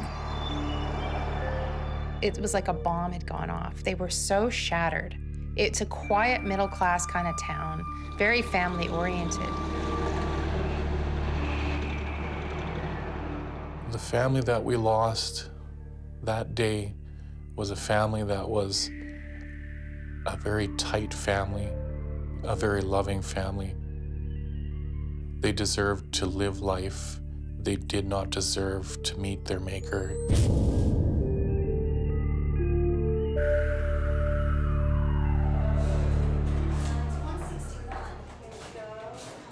Just hours after the murders, police searched the missing girl's school locker.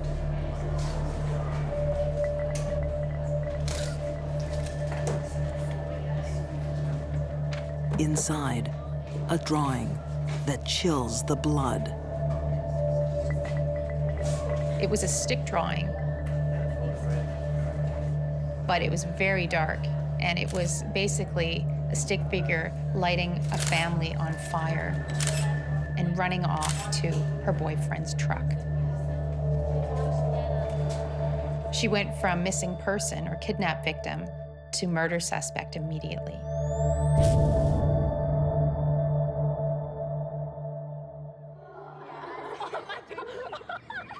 It's incomprehensible. Could a 12-year-old schoolgirl really be responsible for slaying her own family? Oh, wait, go back. Oh. JR was a typical ordinary Catholic schoolgirl. Teachers said she was quite a diligent worker and by all accounts, just a very typical, unassuming girl. Until she discovers a dark side.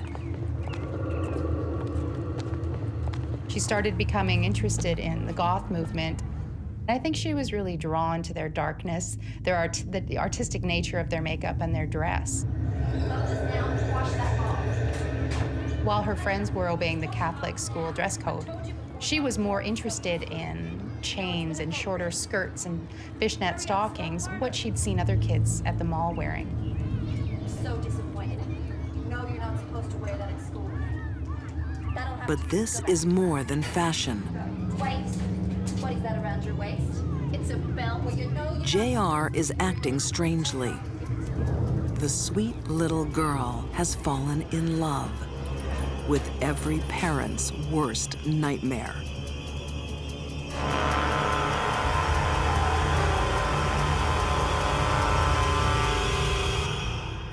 He was from the other side of the tracks, and he was an unemployed high school dropout who was living in a trailer park. It's a match made in hell. At 23, he's nearly twice her age.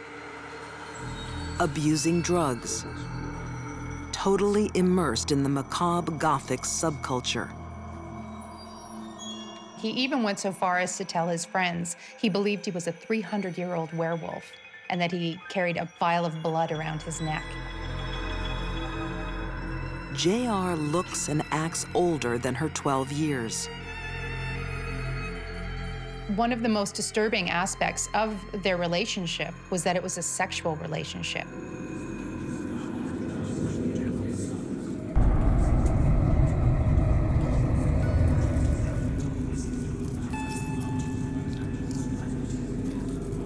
Driven by forbidden love, JR completes a Gothic transformation.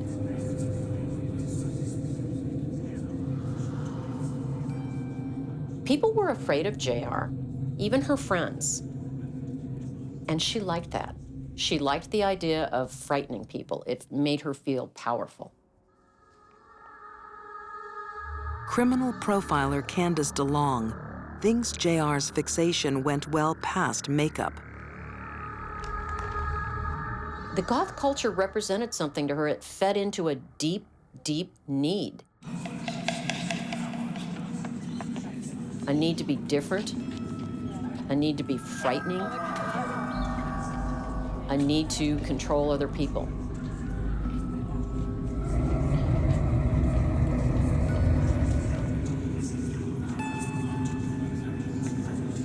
At the center of this dark world is her boyfriend.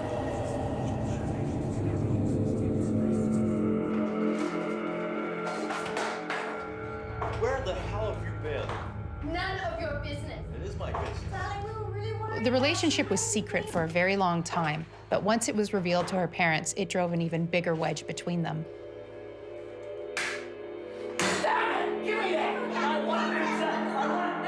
Basically, it started a war within the house. It's a war that will claim 3 innocent lives.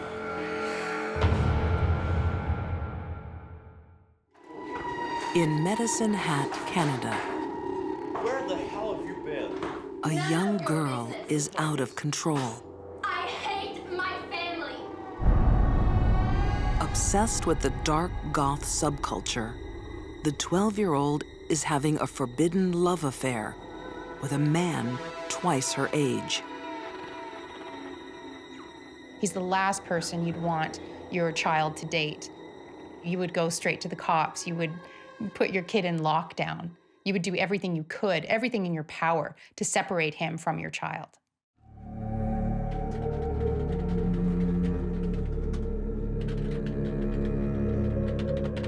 When JR's parents intervene, her affair and her anger move online.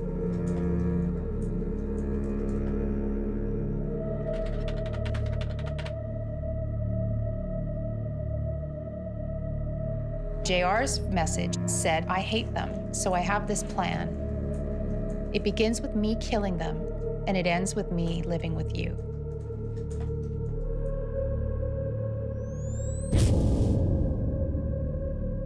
JR found in her boyfriend a man, an adult, in her eyes, that she could control. He found in her someone that looked up to him, and the combination was toxic. I hate them all. What's wrong? His favorite movie was Natural Born Killers. The scenario within that movie's opening moments is a young man murdering his girlfriend's parents to give her freedom. You know, go there with a knife and just kill him, you know? Just stab them. He began to equate that with the task that JR was ordering him to do.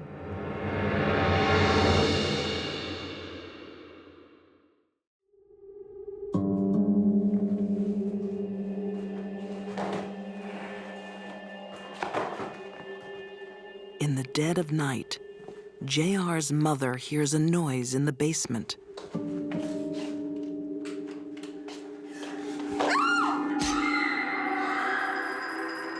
Imagine getting to the bottom of the stairs and being faced with a nightmare dressed all in black and carrying a great big knife.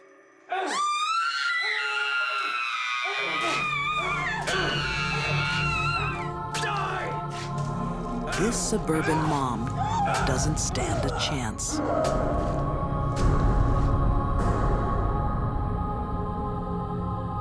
Her friends described her as a lioness, but there's no way she was any kind of match for a man wielding a knife and high as a kite, ready to kill. No! JR's father launches his own attack.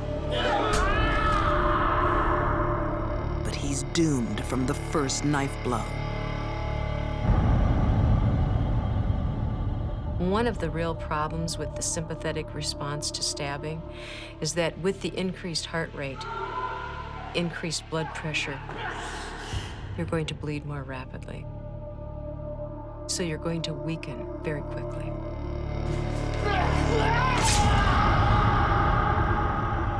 I think what is the most haunting is that prolonged fight between the boyfriend and the father. That father was a bear protecting his family.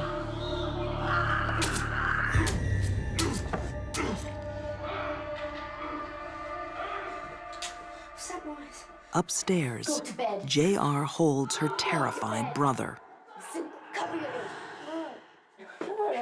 Don't listen.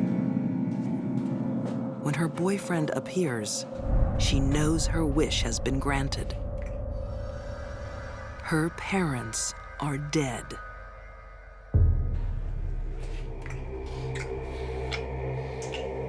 They are free to be together.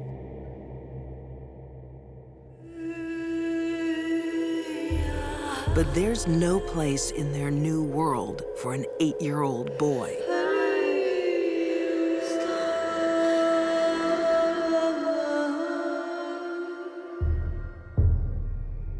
It's a crime too horrible to even imagine. He died for nothing. They basically reasoned that he had to go too because he was too sensitive and it would be wrong to leave him without parents. I mean, it's unthinkable.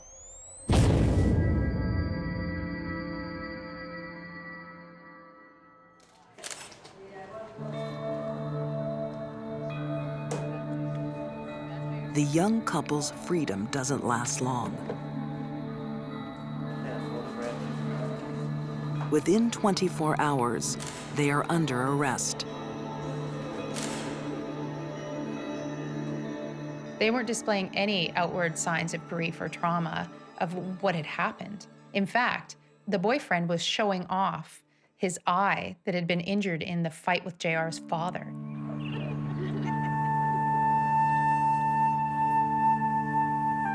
The deepest devotion of two parents was no match for the frightening power of forbidden love. They had loved and cared for their daughter to the nth degree. There's gonna be some burning in hell after this.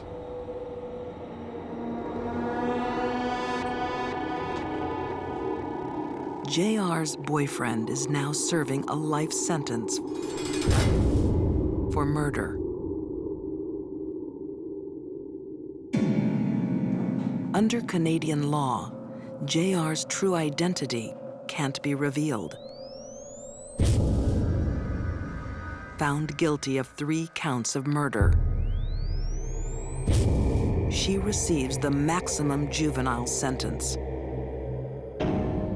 10 years. People were outraged by that sentence, but that is the way Canadian law is set up. It's set up to rehabilitate young people, not so much to punish them. In 2016, at age 22, JR will be released back into the community. I think any child who kills their parents when there is no evidence of abuse from parent to child should be locked up forever. There really is no hope.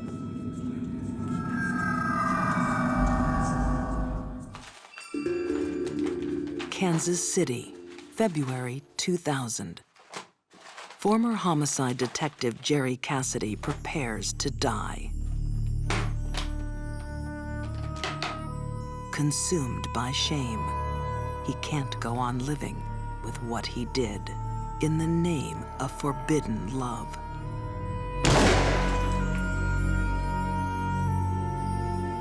His briefcase holds the key to a baffling death. The world's first internet murder. This case had everything. It had murder, it had sex, it had the internet. intrigue, deception, lies, everything wrapped into one. I've never seen anything quite like this, where somebody manipulated another person through the series of communications and it resulted in such a heinous crime.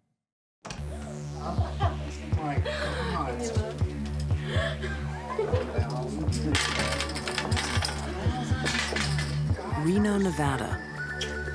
A few months earlier, Jerry Cassidy is enjoying a wild weekend with a wild woman he met online. Cherie Miller represented that she was a wealthy businesswoman from Flint and that she was in the auto parts business. 27-year-old Cherie Miller is gorgeous. The fact she's married only adds to the excitement. Cherie told Jerry that her husband was involved in the mafia. Oh. And she couldn't leave him because she knew too much, and he wouldn't let her leave. To winning. Lonely Jerry doesn't care. He's been down on his luck too long.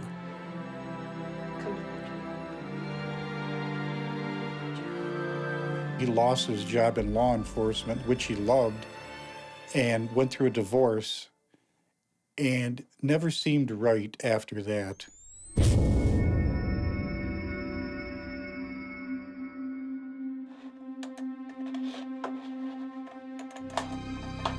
Cherie goes home to Michigan. But their forbidden love continues to flourish online.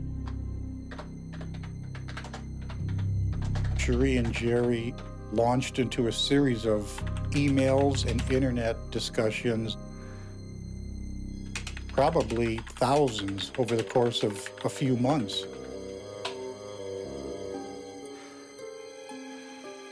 Jerry and Cherie's online relationship developed as quickly as a relationship would have had they been sitting across from each other chatting. They basically fell in love over the internet.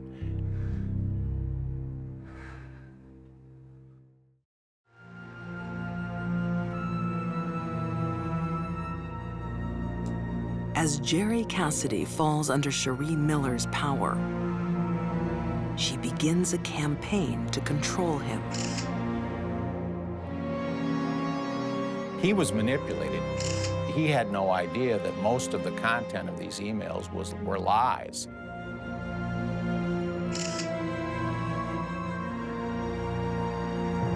Cherie pretends that she's pregnant with twins. And he is the father.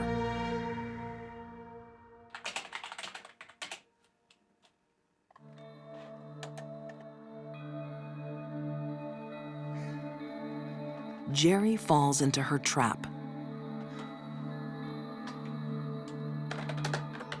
He was ecstatic. He wanted nothing but to spend the rest of his life with Cherie.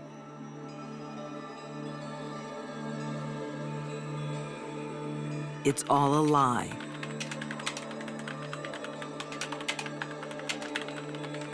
But the biggest lie is yet to come.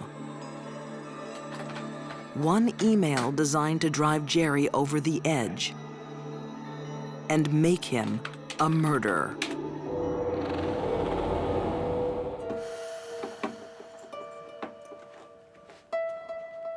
In the anonymous world of the internet, lies are easy to tell.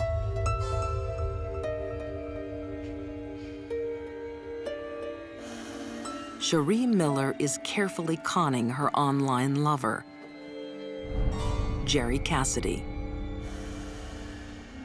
She was just somebody who was trying to be like a puppeteer and move the pieces along to her satisfaction. Cherie was able to control Jerry because he wanted to be controlled. She found in him a dupe.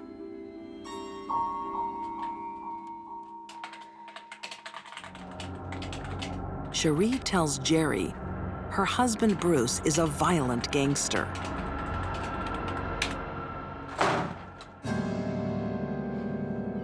None of this was true.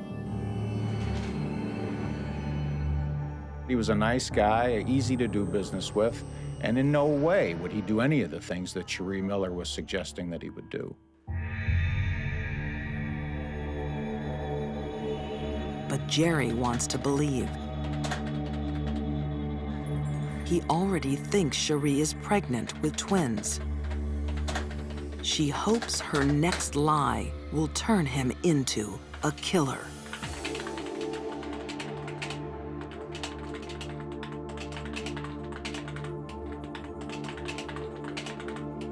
The turning point in all this was when she said that her husband had beaten her specifically so that the twin babies would be killed.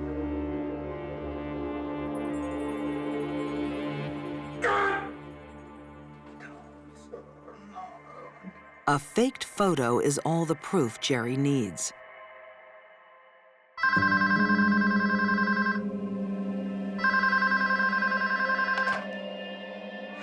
Cherie. That's when he decided he was coming to Flint to take care of business. I'm coming there, Cherie. I'm coming there, goddammit!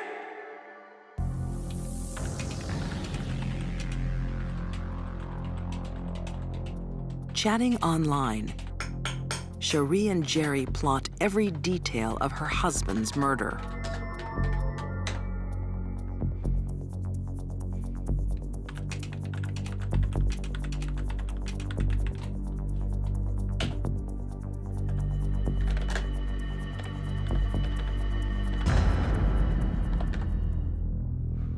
She used sex and the internet to manipulate Jerry Cassidy in a way that infuriated him enough that he became from a good citizen, a former police officer, to became a killer.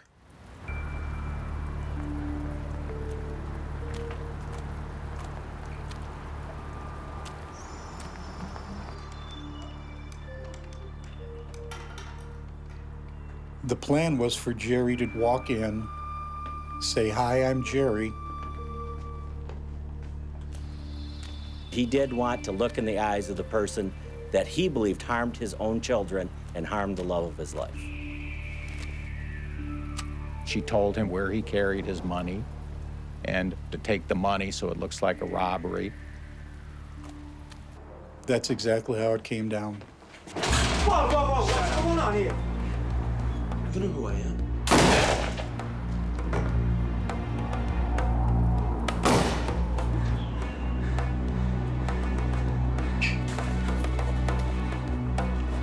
The police were baffled at first. They thought it was a robbery gone bad. And the case went unsolved for quite some time. Cherie was never really a suspect in the murder.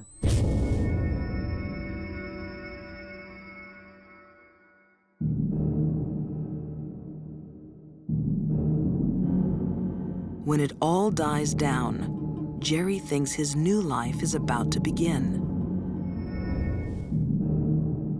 But Cherie has already moved on.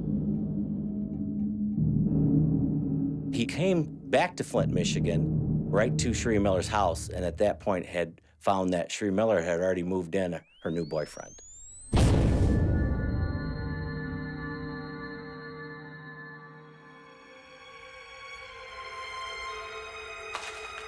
The terrible truth dawns on Jerry.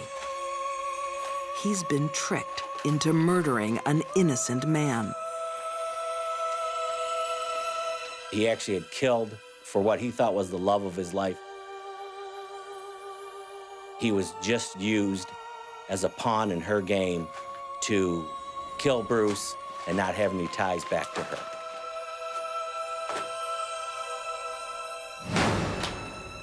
The former detective's final act is to take revenge on the woman that destroyed his life.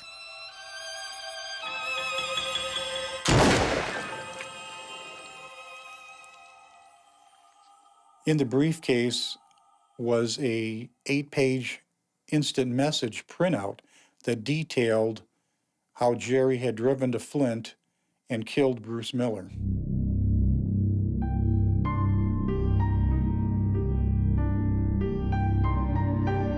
Cherie's beloved computer lands her in a murder trial. Her testimony was nothing but one lie after another, but she was caught in every single lie because we were able to produce for her all the emails, all the chat room conversations, all of the instant messaging that she had done.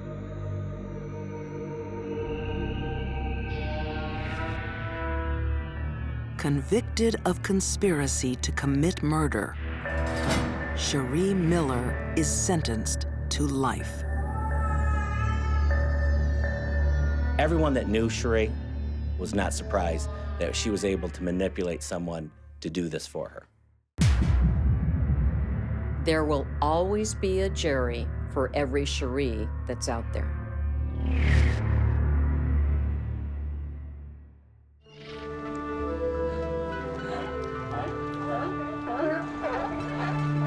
La Jolla, San Diego, November 2000.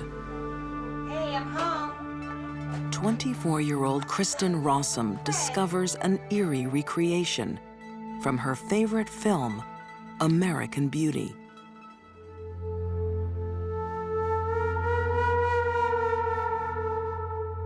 Greg? Husband Greg is sprawled on the bed. Greg. Rose petals strewn all over his body with a wedding picture of the two of them dramatically displayed. Greg! She went to the bed and found him cold and not breathing, so she called 911. It looks like suicide, but they've only been married a few months.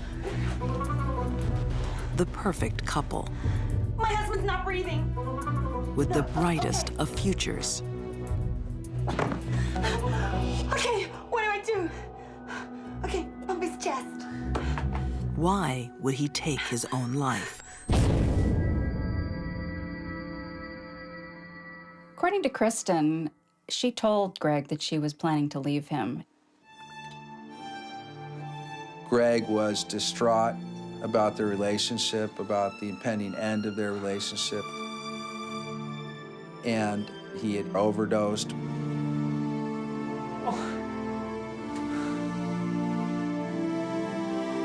The authorities were going to buy off on this idea that Greg had just taken drugs that ultimately killed him. But this bed of roses hides a darker story.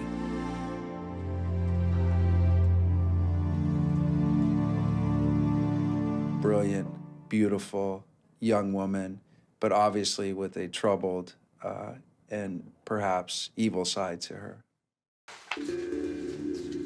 Researching Kristen Rossum's history, journalist Caitlin Rother finds a girl driven to succeed. She was a former ballerina, former child model. She grew up as a perfectionist, the daughter of 2 academics. And she was raised with the pressure to perform. She does perform, landing a high-flying job as a toxicologist. Kristen was working with the San Diego County Office of the Medical Examiner, dealing with chemicals in the body that could be the cause of death. But to prosecuting attorney John Gomez, she's the worst person for the job. Kristen Rossum had a lot going for her, but the one thing really working against her was her addiction to methamphetamine.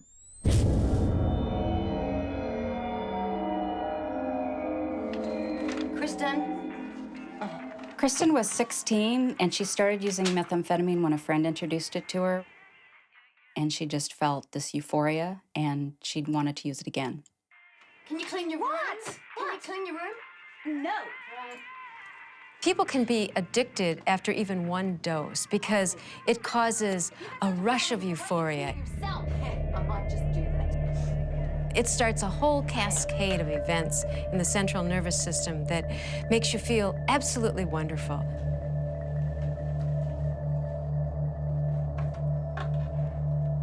Once addicted, users are on a deadly downward slide.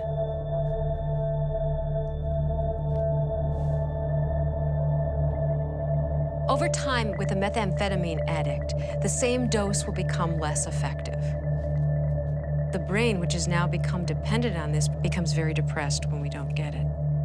So it's an absolutely incredible and very dangerous drug.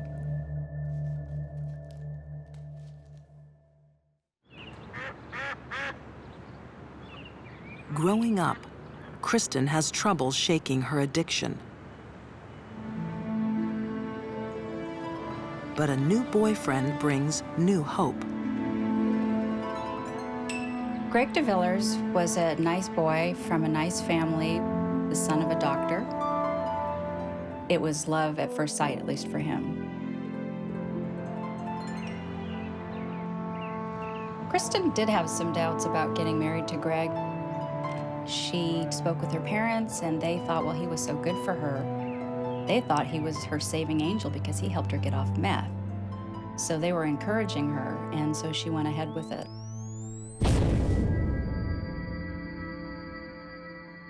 Do the whole thing. Hello. Only months after the wedding vows, Kristen is surrounded by new temptation. Her workplace is a candy store of drugs and forbidden love. Divorcing her husband would have been messy, and everyone would have eventually known she was leaving her husband for another man. By killing him, she could assume the role of the tortured, grieving widow. Kristen Rossum is a glamorous 26-year-old who appears to have it all. A successful career and a doting husband. But forbidden love has turned her life into a lie.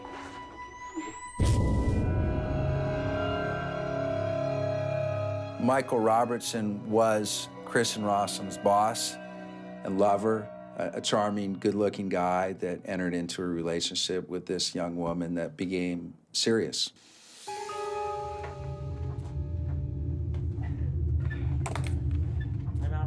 Kristen and Michael were carrying on their affair in emails, in cards, and in letters. And they could also be seen just looking at each other adoringly. So people in the office knew that they were having this affair.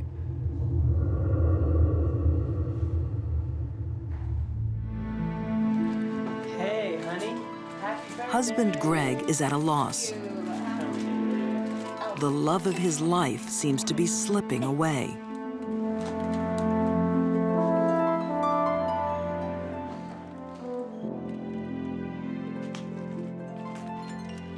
He discovers she's back on drugs.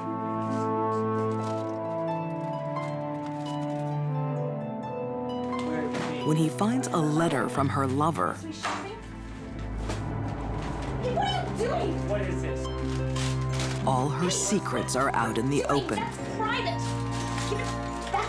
Give it back to me. That is none of your business. All right? Guys, that's you. Kristen felt that the world was caving in upon her, Let it go.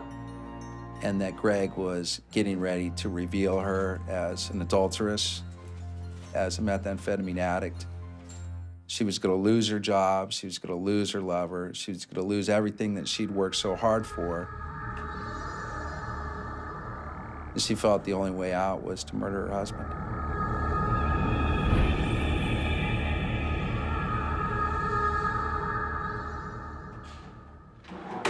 She's a toxicologist with detailed knowledge of deadly drugs. Her weapon of choice is a substance called fentanyl. Fentanyl has the same effect as heroin, except it doesn't have the euphoria associated with heroin. It's not normally picked up by routine opiate screens because of its chemical structure. And Kristen's workplace is full of it. There were tons of fentanyl missing from the cases that she worked on. There was also a fentanyl standard that was used for testing that was missing.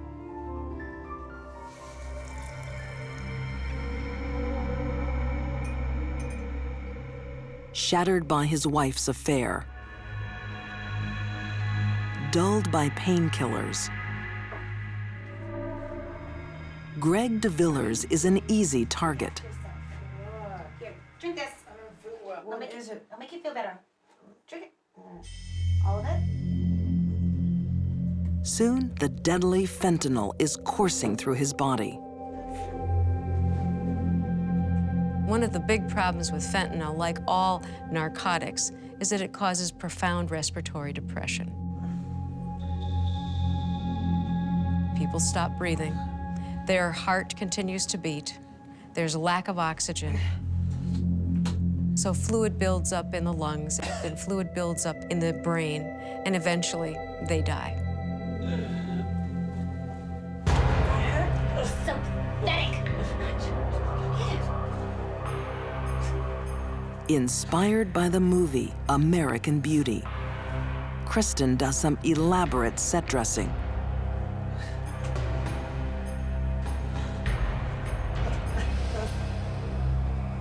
Do you remember this, Greg? Do you remember? Hey! The crime scene indicates to me Kristen's flair for the dramatic in her life. Also a bit of arrogance, thinking that she could actually duplicate a famous scene from a very popular movie in her own husband's murder.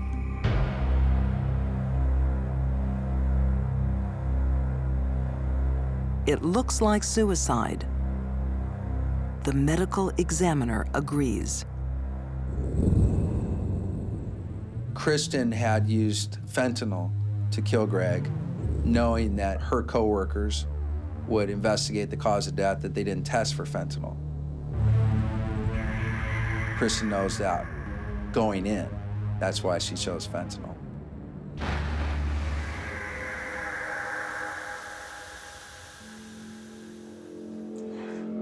Kristen is free to start a new life with her lover. But one more test awaits. Because Kristen was an employee of the medical examiner's office, they sent the toxicology tests out to private labs. And that's where they found the fentanyl.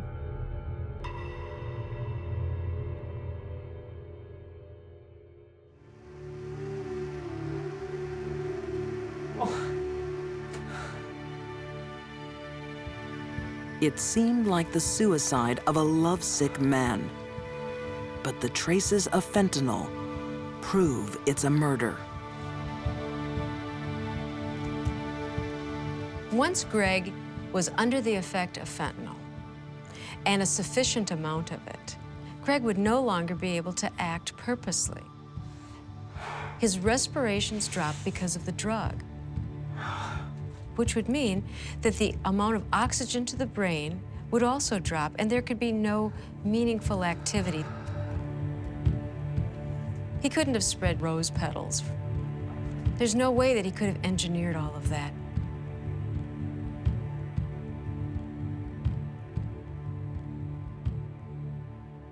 Had that crime scene not been so elaborate, and had Kristen not been going for the dramatic in that crime scene with her husband, she might not have drawn attention to herself.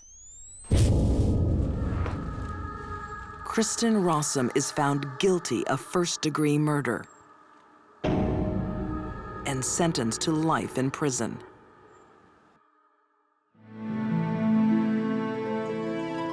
Kristen had 3 relationships, one with her husband, one with her lover, Michael Robertson, and one with methamphetamine, and she chose methamphetamine over the other 2.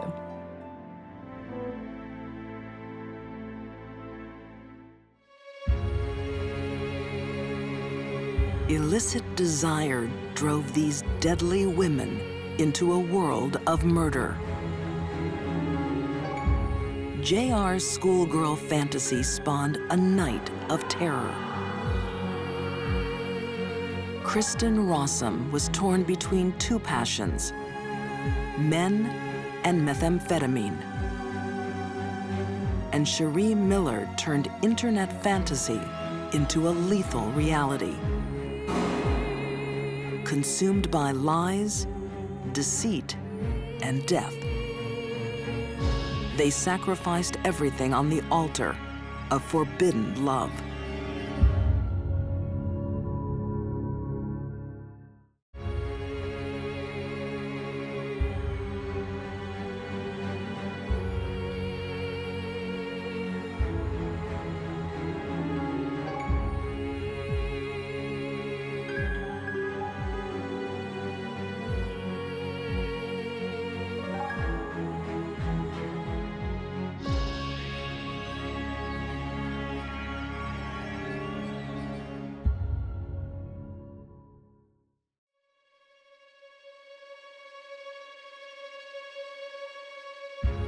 Greed, a deadly sin and a primal force.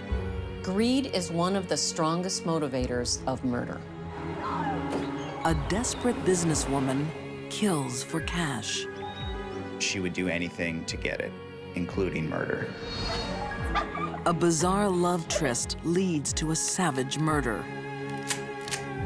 He just saw his internal organs laying outside of his body. And a midwife turns from caretaker to cold-hearted killer. Most of us could not contemplate murdering small babies, our own or anyone else's. These are deadly women, warped by greed, prepared to spill blood for money.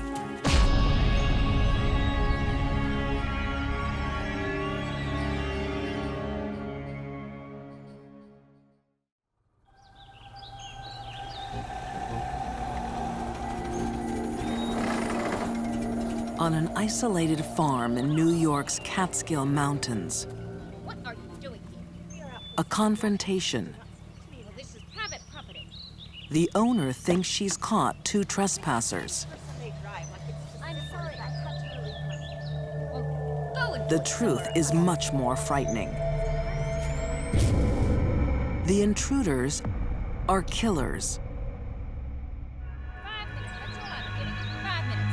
She's face to face with a deadly woman who has a taste for money and murder. Eva Koo. Eva Koo is like a natural predator. Money was Eva's primary motivation, and she would do anything to get it, including murder.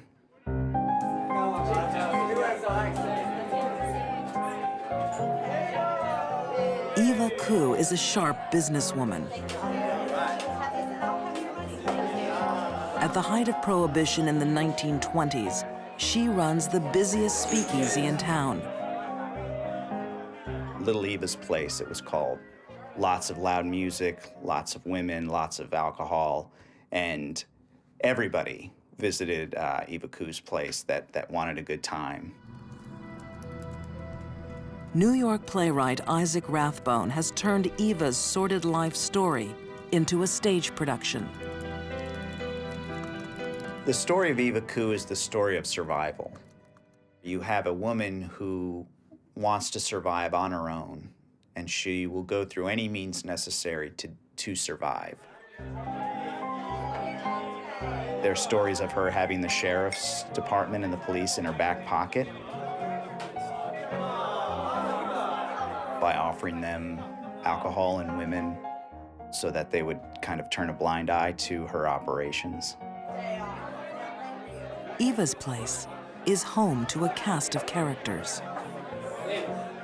The resident barfly is Eva's slow-witted handyman, Harry Wright.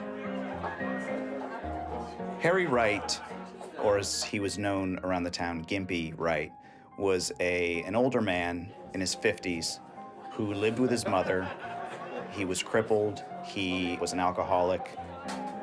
There are stories of him drinking himself stupid, so to speak. With his mother now dead, Harry is in Eva's care. You have a side of Eva that takes in kind of lost souls. A lot of people who hung around the inn were alcoholics, were desperate women looking for a way to make ends meet. One such woman is Martha Clift, who's found a surefire way to make a little extra money. Martha was very subservient to Eva. And it's very apparent that she did whatever Eva told her to do. Before long, that will include murder.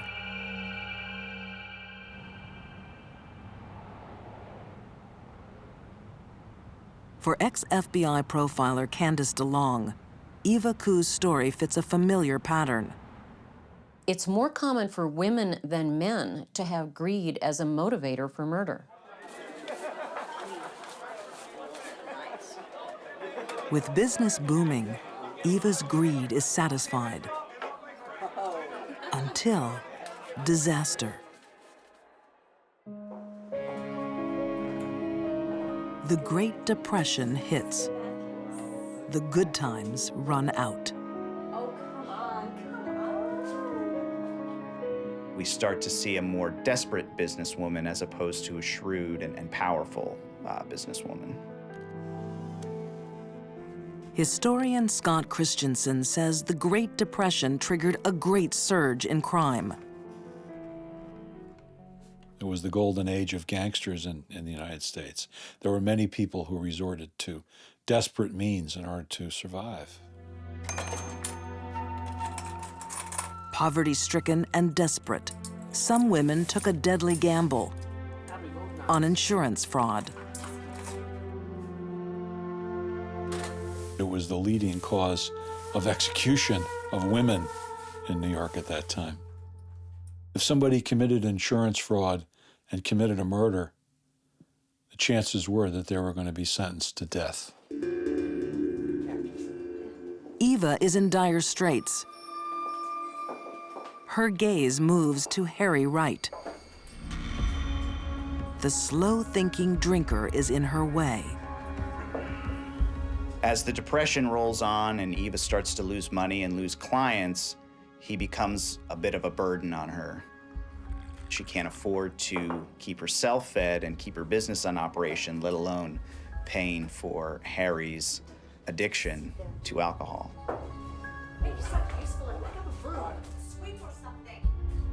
By 1933, as Eva has hit rock bottom economically, she decides that she is going to take out an insurance policy on Harry Wright and murder him.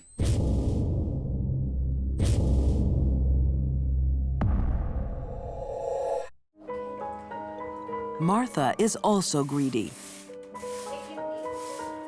For a cut of the insurance money, she'll help kill Harry.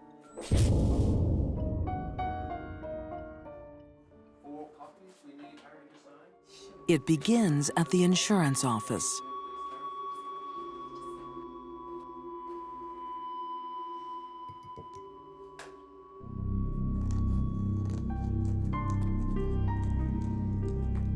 Eva takes out over a dozen separate policies on Harry's life. She took advantage of him as much as anyone could.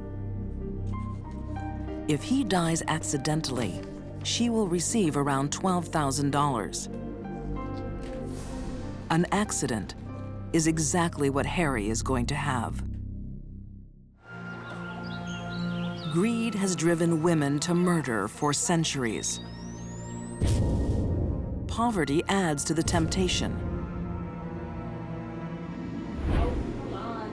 Eva Ku's business has been crippled by the Great Depression. She needs money fast. Eva was able to channel her desire for more money into killing because it was an easy means to an end. Yeah, I was just wondering whether you could borrow some muscle. Sure. Harry Wright has a price on his head. Thousands of dollars worth of life insurance, taken out by Eva Koo and her friend Martha Clift. For them to collect, Harry has to have a little accident.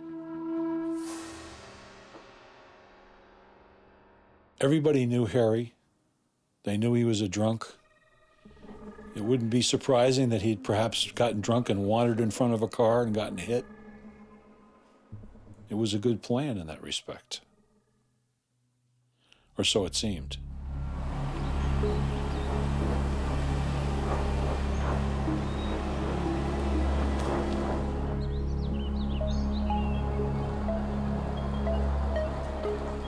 Eva and Martha drive Harry to a deserted farm on nearby Crumhorn Mountain. Crumhorn Mountain was very desolate at the time. It was very isolated. Not too many folks lived up there, and it was the perfect place for Eva to bring Harry Wright to kill him. She came out wielding a large wooden mallet and struck Harry on the head.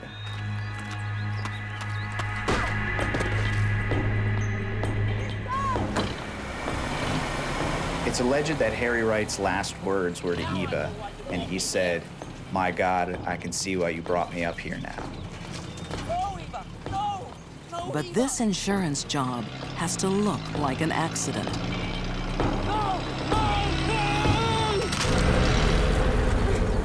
It's the perfect crime, as long as there are no witnesses.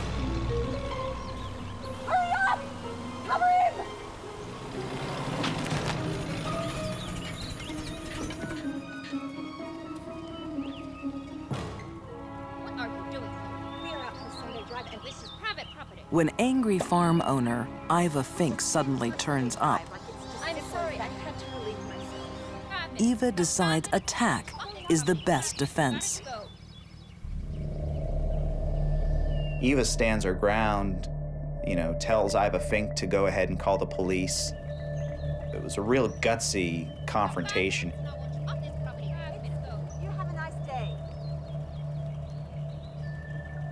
Eva and Martha get away with murder.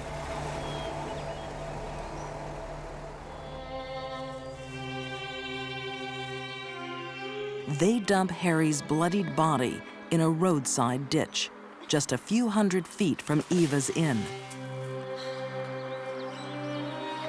The coroner's verdict? Hit and run. It seems the awful truth will be buried with Harry. Eva then went to cash in the insurance, and it was at that point that the problem developed. Nice to see you again, Miss Koo. Eva is a little too eager to get her hands on the money. The insurance agent, looking into the claim, It's warm, isn't it? apparently became suspicious.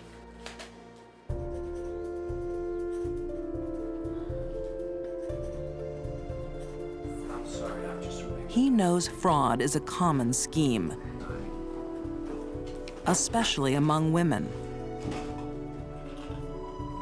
I have the lady in my office at the moment. She appears to be extremely nervous. Alerted by the insurance agent, authorities demand a new autopsy.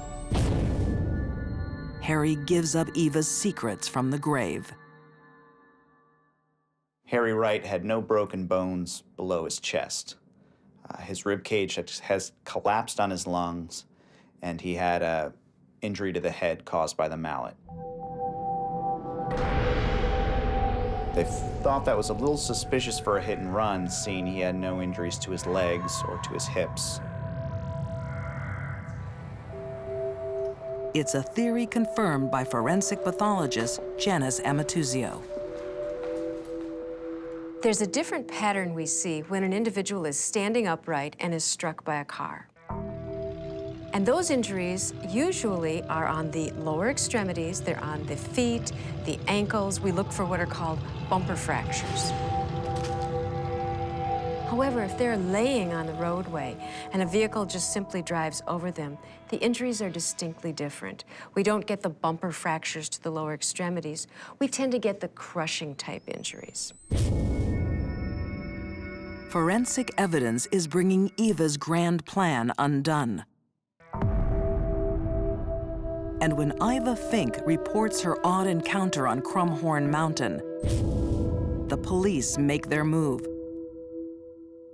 After 2 days of interrogation with no sleep, no food, no drink, Martha Clift confessed, but said that Eva had killed Harry Wright. Her confession spares Martha the death penalty. She gets 13 years. Martha Clift had actually committed the murder. She'd driven the car repeatedly over Harry, killing him. He was not yet dead from the stroke of the mallet. She'd carried out the murder as much, if not more so, than Eva. Eva Koo is not so lucky. Found guilty of first-degree murder, she is executed in the electric chair on June 27, 1935. There are two sides of Eva. One is a very caring and giving person. The other one is a cold-blooded killer. It was a shame that the darker side, I guess, had taken over and she had decided to kill this man who she swore that she would care for and nurture and protect. To me, that's the saddest part of this story.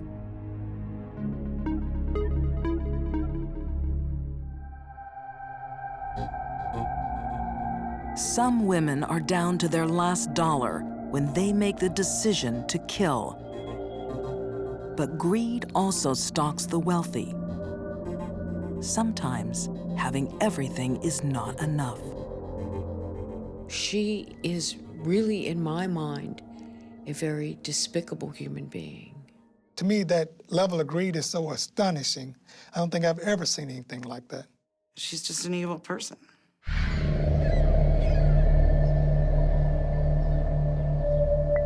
$1999, the opulent suburb of Toro Canyon in Austin, Texas. Millionaire TV executive Stephen Beard jolts awake. He has no idea what's wrong. Then he reaches down. There's a gaping wound in his stomach. He just looked down and saw his internal organs laying outside of his body. Get an ambulance, quick! He thought he'd exploded. Paramedics fight to save the 75-year-old. Woken by the commotion, Stephen's 37-year-old wife, Celeste, arrives from her separate bedroom. No one is sure what has happened until police find a vital clue. Stephen Beard has been shot. When there is a shotgun blast to the abdomen, multiple pellets are going to be perforating the stomach, causing leakage of hydrochloric acid. The pancreas, causing leakage of all of the digestive enzymes. And then, perhaps most importantly, multiple shots to the intestines is going to cause leakage of bacteria. It's a very slow and painful death. Ballistic tests on the shotgun shell lead police straight to the killer. Tracy Tarleton, a friend of the family. But this is no open and shut case. It's a sordid web of sex, lies, and money. One that draws in crime writer Diane Fanning. They knew that Tracy had pulled the trigger, but they suspected someone else was involved. But Tracy just wouldn't talk. Why? Why did you do it? We have significant... Tracy has a secret. I've been through this before. I thought it was a way we could be together. She's in love with the dead millionaire's glamorous young wife, Celeste. But Celeste Beard is not the woman Tracy thinks she is. Celeste Beard had a very rough childhood. There was a lot of instability, alcohol abuse in the family, and she really had it rough. Celeste grows up to become a teenage mother with a string of broken marriages.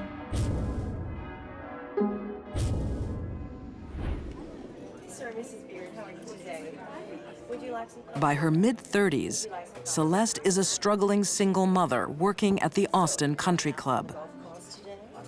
Desperate for money, and lots of it. It's a beautiful day out there, isn't it, Mrs. Beard? To use the old-fashioned term, Celeste Beard was a fortune hunter, and she was determined to make her way in the world on the back of someone else. You're lucky, aren't you? You have a wonderful, wonderful husband, sir. When she meets Stephen Beard, she hits the jackpot. At the time, Stephen was married to Eloise, and from everything everyone has said, they had a wonderful, happy marriage. Then Eloise died of cancer. And when that happened, Celeste knew what she wanted.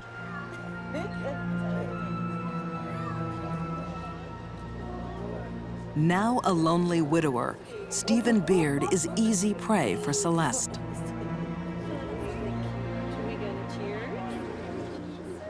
She paid attention to him. That's what he needed at the time the most, was someone to pay attention to him. And he just went hook, line, and sinker. To daughter Becky Beard, Celeste's motive is obvious. I think it was money. I think Celeste was after his money. But Stephen is entranced, becoming husband number 4.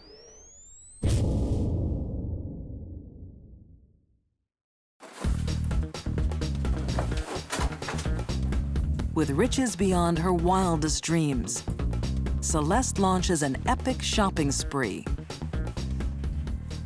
She was insane about spending money. She could have gone a year and a half wearing a different pair of shoes and purse every day and not run out. At one point, he gave her $1 million outright, and she went through it in record time, like 6 months. Hey! The only thing Celeste isn't willing to spend is time with her husband. Come on, Celeste. What time it is? She had married him only for money, so obviously she didn't find this 75-year-old man sexually attractive. And she really didn't want to be sexually involved with him. Stephen Beard is happy until the money starts to run out.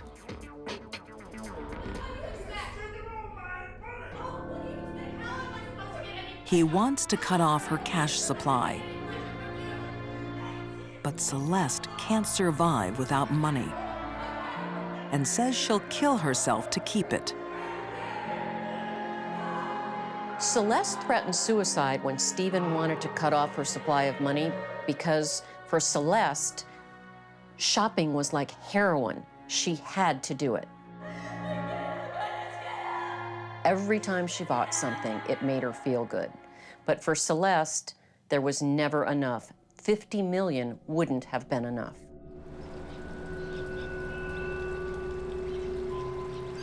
Suicidal, Celeste is committed to a psychiatric hospital. It's a fatal move. Waiting there is an unstable patient looking for love. It's Tracy Tarleton. Stephen Beard's killer. Celeste Beard is a fortune hunter.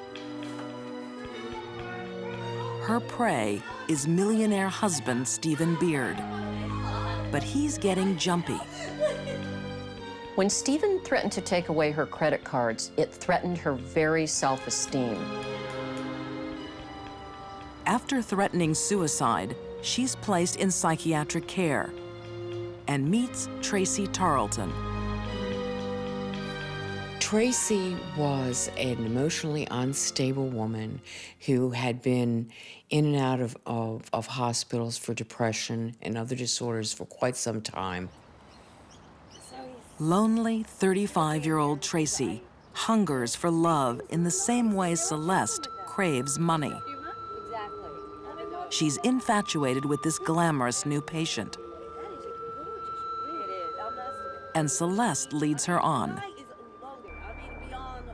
Tracy Tarleton loves Celeste Beard. I don't think there's any doubt about that. Prosecuting attorney Gary Cobb. Celeste Beard, I don't think ever loved, maybe didn't even like Tracy Tarleton, but she was willing to engage in a lesbian relationship in order to get what she wanted. Celeste used sex to get what she wanted, and what she wanted was money. Outside hospital, the affair intensifies. And it's anything but a secret. We had pictures of them together looking like a couple. We had evidence that they were going to shows together. We had evidence that they were going to couples counseling together. We had evidence that Celeste Beard had brought Tracy a particular kind of ring to wear to cement their relationship. Celeste can't stand her millionaire husband, Stephen, even drugging him so she can sneak out. But she can't afford a divorce. Because Celeste had signed a prenuptial agreement, she was only guaranteed a minimum amount of money if she divorced Stephen. And he had already given her that money and she'd blown it. Well, Miss Tracy is a sharpshooter. Blinded by greed, she makes a decision. Stephen has to go. The solution for her was, if I kill him, I can have a lot of money and it'll all be mine. In Lovelorn Tracy, Celeste has found a willing accomplice. I think for Celeste and Tracy, they had a master-slave relationship. Celeste was the master, Tracy was the slave. Tracy's master has a job for her. Celeste planned the killing out very carefully. She drugged her husband's drink to make sure that he fell asleep.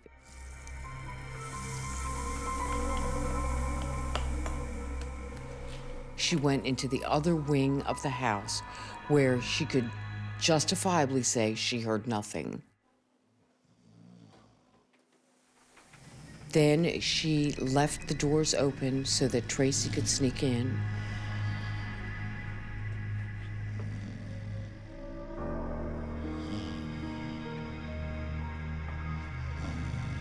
Tracy has her own reasons for wanting Stephen dead. He's the one thing standing between her and true love. Tracy's faith is absolute. She assumes Celeste will get rid of the evidence. Celeste Beard never attempted or intended to pick up the shotgun shell. And the police immediately go to Tracy Tarleton's house. And Tracy's not a very good criminal. She was not a person who had the proper frame of mind to kill somebody. She's already feeling guilt about it. She immediately tells them, while they're at her front door, yes, I have a shotgun. Tracy Tarleton pays a high price for love. Sentenced to life for murder. But Celeste is still under suspicion. I had a call from the deputies. It's okay. The medics have those. Steve, what's going on? Please, can you If I was the first officer on the scene in a house where a married man had been shot in his own bed and his wife wasn't sleeping with him, the very first thing that would occur to me is that she was somehow involved in the shooting. She had nothing to do with it. They kept pressuring Tracy, trying to get her to give up Celeste, because they knew there was no reason for Tracy to do this completely on her own. Tracy stays silent, waiting in jail for the woman she loves. Celeste waits for no one. She has Stephen's money. Now she wants more. It was not till a year later that Celeste went and married husband number 5 in Aspen, Colorado.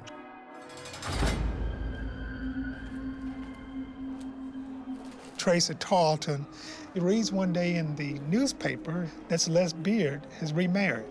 She is shocked by that. But what that drives home is Celeste Beard never loved her, never cared about her, and only used her. That bitch, she used me. Furious, Tracy breaks her vow of silence. What does Celeste make you do? She made me shoot her husband.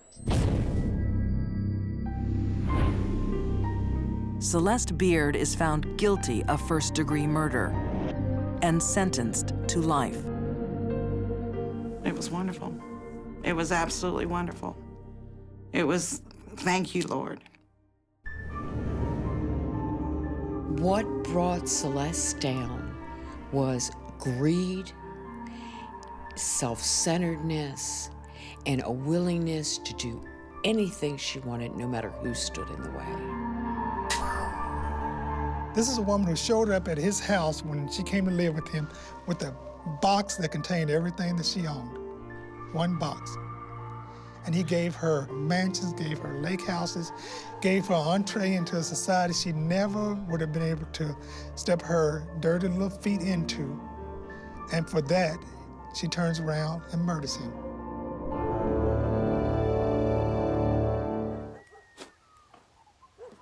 Sydney, Australia, 1892. In a working-class suburb, plumber James Mahoney is digging a backyard trench.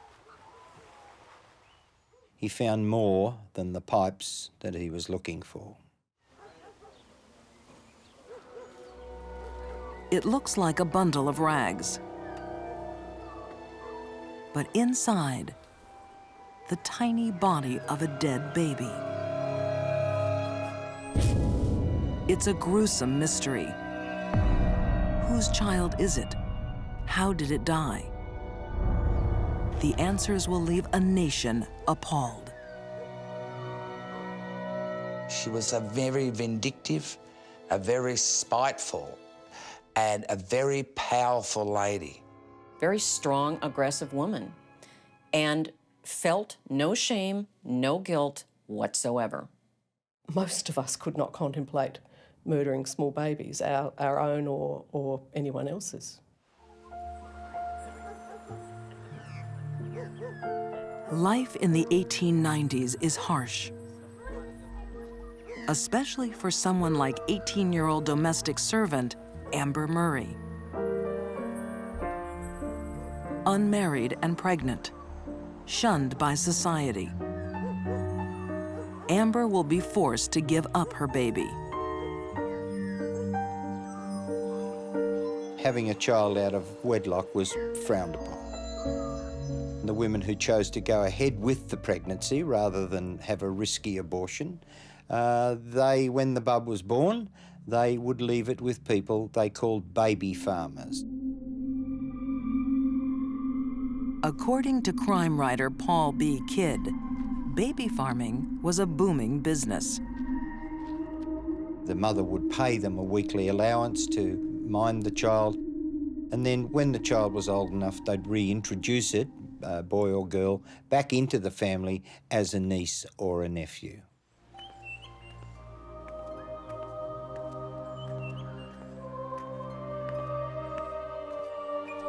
With son Horace just 3 weeks old, heartbroken Amber seeks out experienced midwife Sarah Macon. The 47-year-old has spent her whole life caring for infants.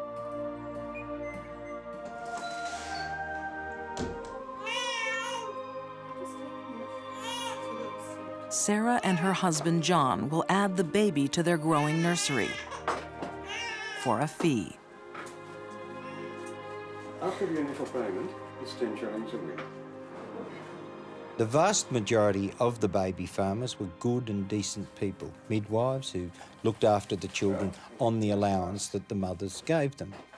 Don't you worry about little Horace, he'll be all right. John is reassuring. It won't be forever. She can visit any time. But Amber has made a tragic mistake.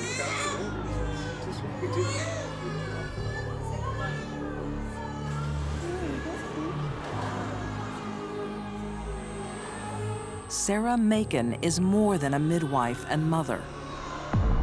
She's a murderer.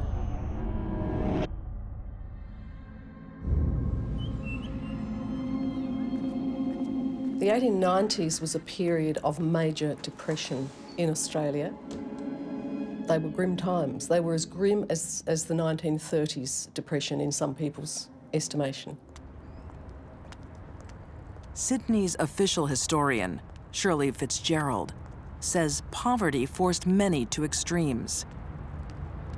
The reality day to day for people was a hard grind, high infant mortality rates, high death rates, insecurity in the job markets. It was a very harsh life. But greed drove the Macons over the edge. They're ignorant, they're poor, they're desperate, they have a number of children of their own. The fees from baby farming go further if you don't have to spend them on the baby. Amber will never hold her son again. Little Horace is already dead. His body buried under cover of darkness.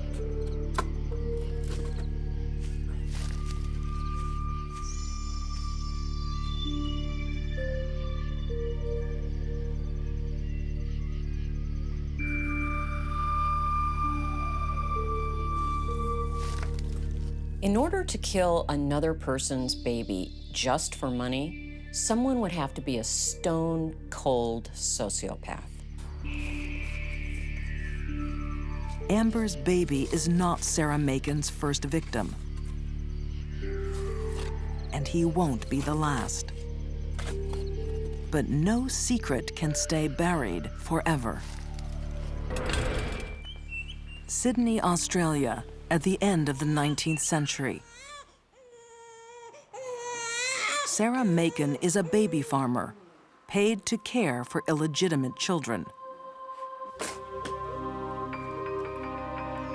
But a tiny body has been found buried in a backyard. Sarah's dark secret is unearthed. The whole garden is a graveyard. Sarah Macon is a serial killer.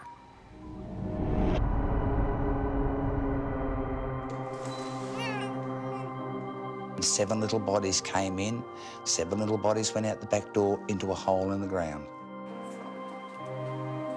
It had never been determined if they were buried alive or how they really died. The manner in which Sarah disposed of the bodies of the babies, as if they were nothing more than a piece of trash, speaks to the core of her being. She felt nothing. She didn't even have enough regard to bury these babies properly. Once the babies are dead, the Macons collect more payments.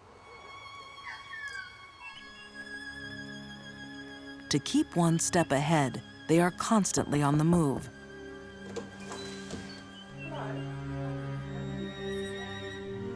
Time after time, mothers turn up to visit their children,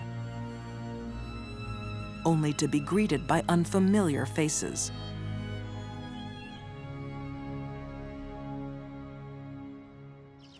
Good afternoon, Mrs. Macon. Would you mind if we ask you a few questions? Thank you. Good afternoon, Mr. Macon. Police finally track the Macons down through tenancy records. Constable, I'm going to have a look outside. Those same records reveal they have moved 25 times in 18 years. And previously, you were living in Barnes Street. My understanding is that you are baby farmers, is that correct? The police excavated in at least 3 of the backyards where the Macons had lived at various times. Had any more children under your care? They found babies ranging from fairly recent burials back to those who were only skeletons, so clearly they had been engaged in this operation for quite some time.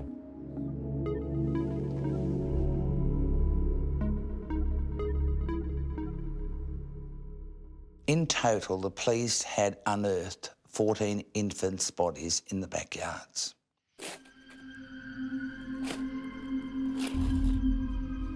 For Sarah Macon, babies are an easy target. They are weak, unable to fight back.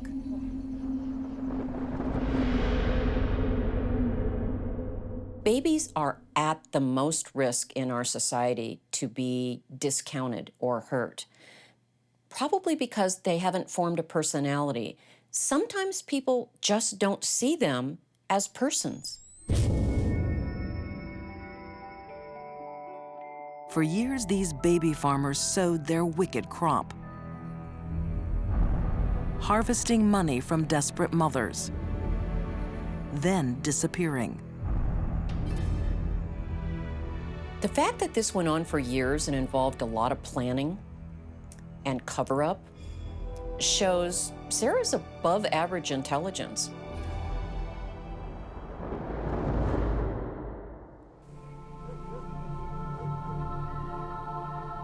Police may have caught Sarah Macon, but there's a problem. It was very difficult to get a conviction because the fact that you've got babies buried in your garden doesn't actually prove that you have murdered them. In the end, Sarah is betrayed by just one of her 14 victims. Amber Murray's little boy, Horace. In the case that the Macons were convicted for, the baby had been buried only 2 days after having been delivered as a apparently healthy baby, and the woman was able to identify the clothing that the baby was buried in. Sarah and John Macon are both sentenced to death. John dies on the gallows. Sarah is shown the mercy she never showed her tiny victims. Her death sentence is commuted to life behind bars.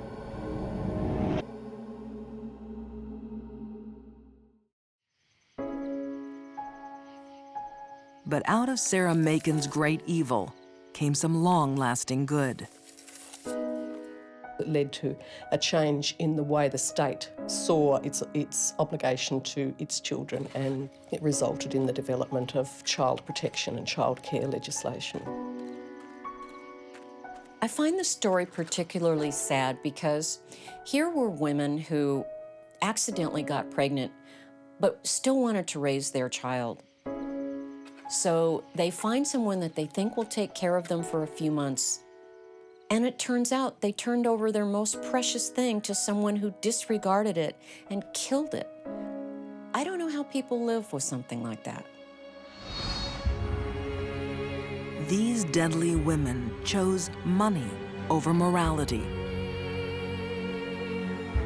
The lure of an easy dollar drove them to unspeakable acts. Threatened by poverty, Eva Koo was happy to cash in a man's life. Celeste Beard had everything, but was destroyed by her own insatiable greed. And Sarah Macon's desperate need for money cut short 14 young lives.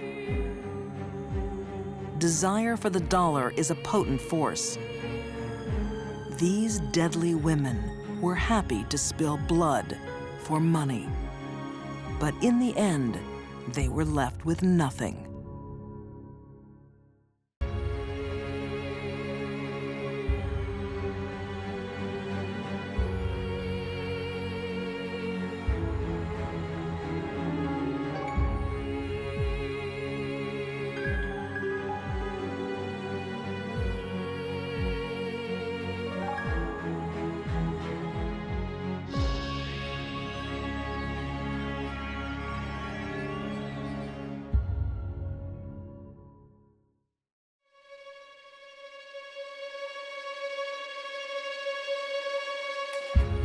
When a woman kills for the first time, she can become hungry for more.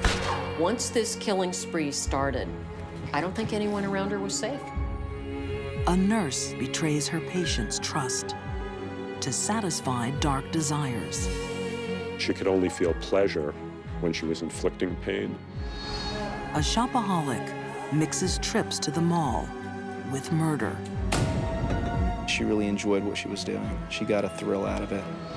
And a babysitter calls an end to playtime by killing. It just amazed her that she could do this and nobody pick up on it. These are deadly women, damaged by life, excited by death.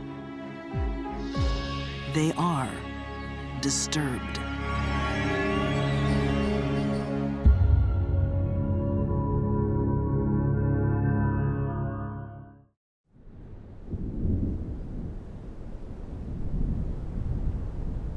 When a mind is disturbed, death and pleasure can become entwined.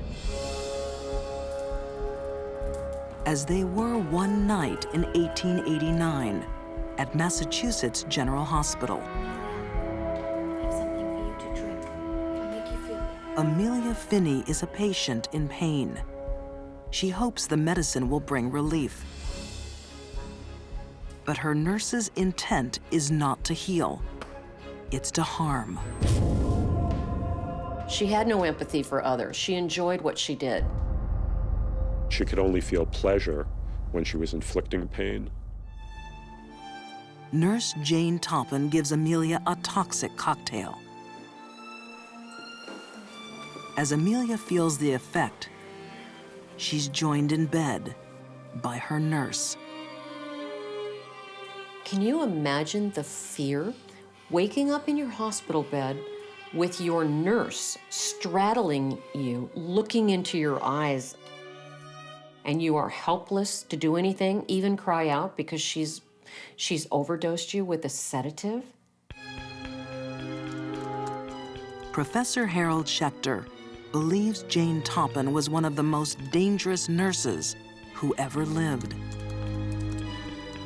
Jane Toppin appeared to the world to be a very jolly and caring and nurturing human being. But of course, underneath that, she was the very opposite. To understand what motivated Jane's crimes, Schechter would have to turn the clock back almost 150 years. To New England in 1863. An alcoholic called Peter Kelly enters a Boston asylum. A sole parent, Kelly wants to be rid of his young daughter once and for all. He was obviously totally incapable of dealing with her, and he put her into an orphanage. 6-year-old Jane will never see her father again.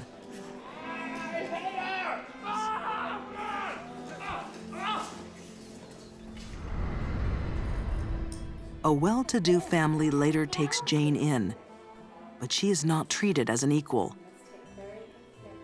Well, she was taken into this family called the Toppins, but she was never formally adopted, even though she took their name.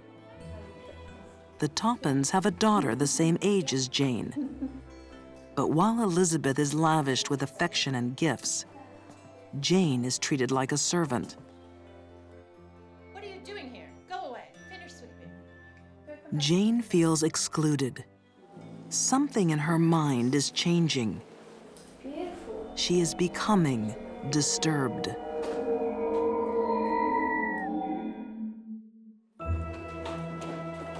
"20 years later, Jane Taupin is a student nurse. Hello, Mr. Chick. While her fellow trainees are motivated by compassion and kindness, Got a special dose for you today. Jane is driven by darker desires. The decision to become a nurse was hers alone, and I believe that decision was to gain access to potential victims. Hospitals became happy hunting grounds for her. A great advantage of nursing for a personality like Jane Taupin is that it gave her ready access to very helpless victims that she could torture in the various ways that she enjoyed. Jane is fascinated by the effects of drugs, especially morphine, a drug familiar to forensic pathologists like Janice Amatuzio. Morphine is an opiate medication. It's been used for centuries to relieve pain. But like all other opiates, when it's used in excess, it has a very dangerous and profound effect. Jane experiments with poisons on her patients. Patients like Amelia Finney. Jane Taupin administered some medication to her that put her into a deep slumber, but she was still semi-conscious. How do you feel? Morphine has a profound effect, and that is on the respiratory system. And when the respirations slow down, the oxygen in our blood decreases as well. So there's going to be loss of consciousness. And so morphine will depress all of the systems, and in an overdose, the person will simply stop breathing. But Jane doesn't want Amelia to die, just yet. And she felt Jane Taupin get into bed with her and pull her bedclothes aside and begin to caress her in a very, very erotic manner. Amelia thinks she is dreaming, but the reality is far stranger. She's in the clutches of a nurse who feels perverse pleasure while watching her patients die. Jane does not fit the classic profile of the mercy killer, the nurse killer, because of the sexual component of her crimes, of poisoning her victims with morphine and then crawling into bed with them and holding them and kissing them and then looking into their eyes as they were dying. This is not what we usually see. Jane was different. Tonight, Jane Taupin's desire to kill will be unsatisfied. When someone else enters the ward, the murderous nurse flees. Amelia Finney recovers. Only years later would she realize how lucky she was that night. Her nurse would go on to become the most prolific female serial killer in American history. She wanted to be the best and the most famous in the world, the highest body count. She might have achieved that. Jane Taupin is known to have murdered 31 of her patients. She may have killed dozens more. Nobody had ever encountered a female murderer, or really even a male murderer, who had killed so many victims so cold-bloodedly. Jane is so disturbed it doesn't matter who she kills. Where there is death, she finds pleasure. She murdered young and old. She murdered male and female. She murdered intimate friends and total strangers. Yet there is one person she wants to hurt more than any other. Thought I'd bring you some tea. Thank you, Jane. For 30 years, she watched her foster sister Elizabeth enjoy a life of happiness and privilege, a life Jane herself could only dream of. Now, the time is coming to make her pay.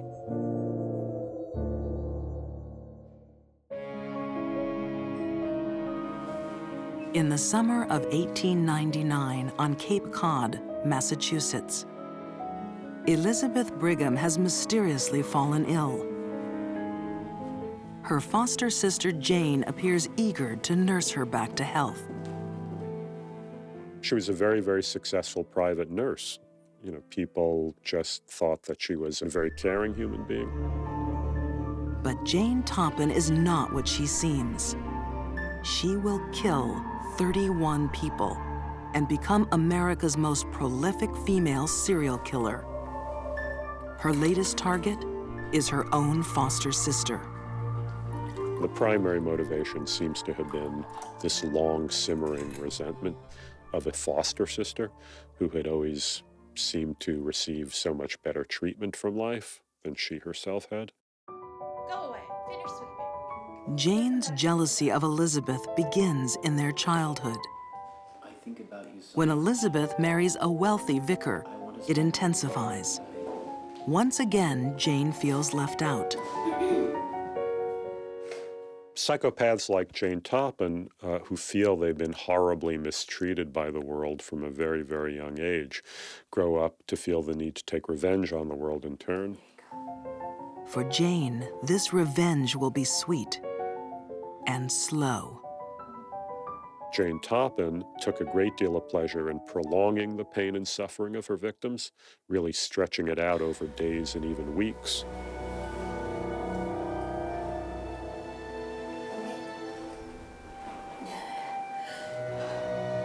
A lot of killers are not sadistic.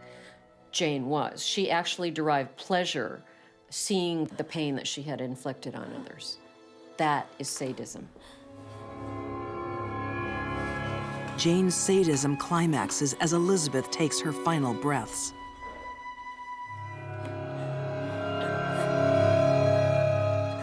There are female serial killers who derive perverted sexual pleasure from inflicting death on their helpless victims. And Jane Toppin fell into that category.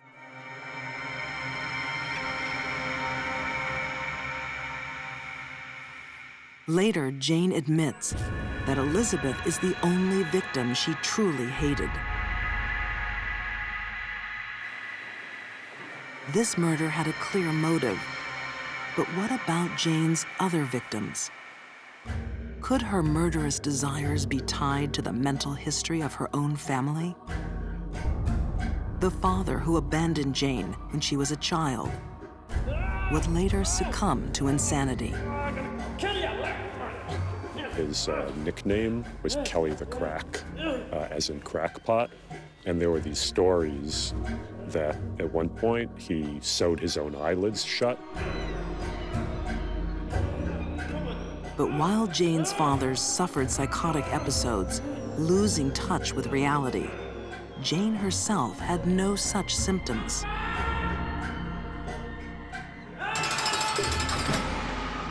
Her father's act of trying to sew his own eyelid shut is indicative of a very, very severe mental disorder, either schizophrenia or bipolar psychosis.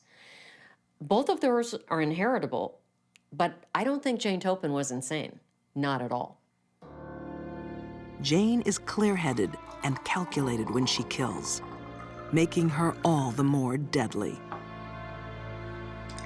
Serial killers like Jane Toppin, they have to murder more and more frequently in order to produce that rush of pleasure. Jane has been killing for 15 years. But when she's contracted to care for the Davis family, she takes her murder spree one step too far. I don't think serial killers want to get caught. They simply get sloppy. They get away with it so many times that they begin to think they're invincible and invisible.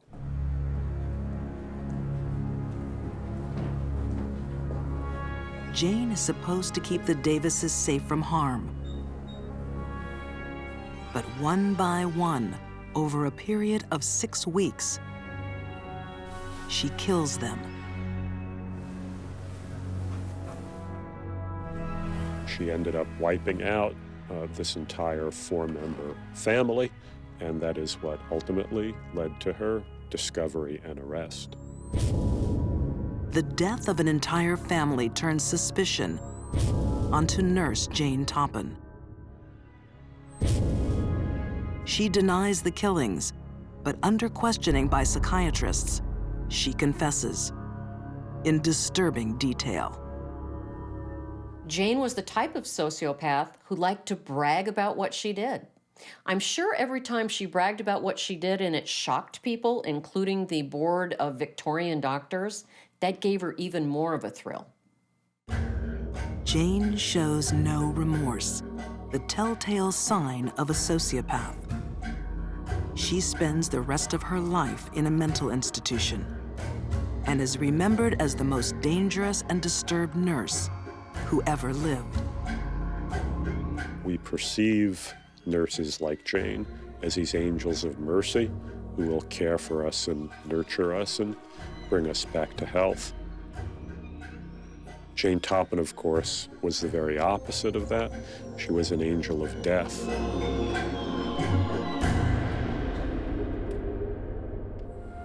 A disturbed mind can lash out when it's least expected. As it did on a clear morning in Canyon Lake, California. 38-year-old Dana Sue Gray is setting out on a shopping trip.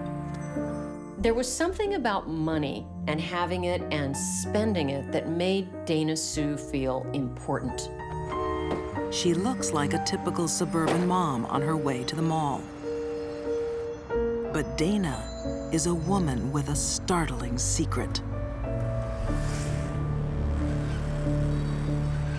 She used ligature strangulation. She used bludgeoning. She used knives. Dana Sue Gray is a psychopath. She just committed a brutal murder. Now, she needs some retail therapy.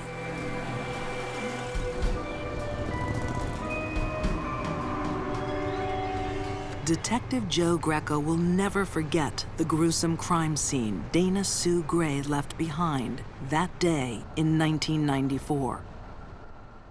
It was a shock because it was only my second homicide case as a detective, and it was overwhelming. 66-year-old June Roberts has been strangled and bashed with a bottle. It crossed my mind that I had a serial killer on my hands. No one has ever seen a serial killer like this one. She's in a class all her own. The killing spree begins 2 weeks earlier. Norma, are you there, dear? The community was very affluent, and they didn't have a lot of homicides. Alice Williams has not seen her neighbor, Norma Davis, for 2 days. Where are you, dear? She's concerned the 86-year-old has fallen ill. The reality is far worse.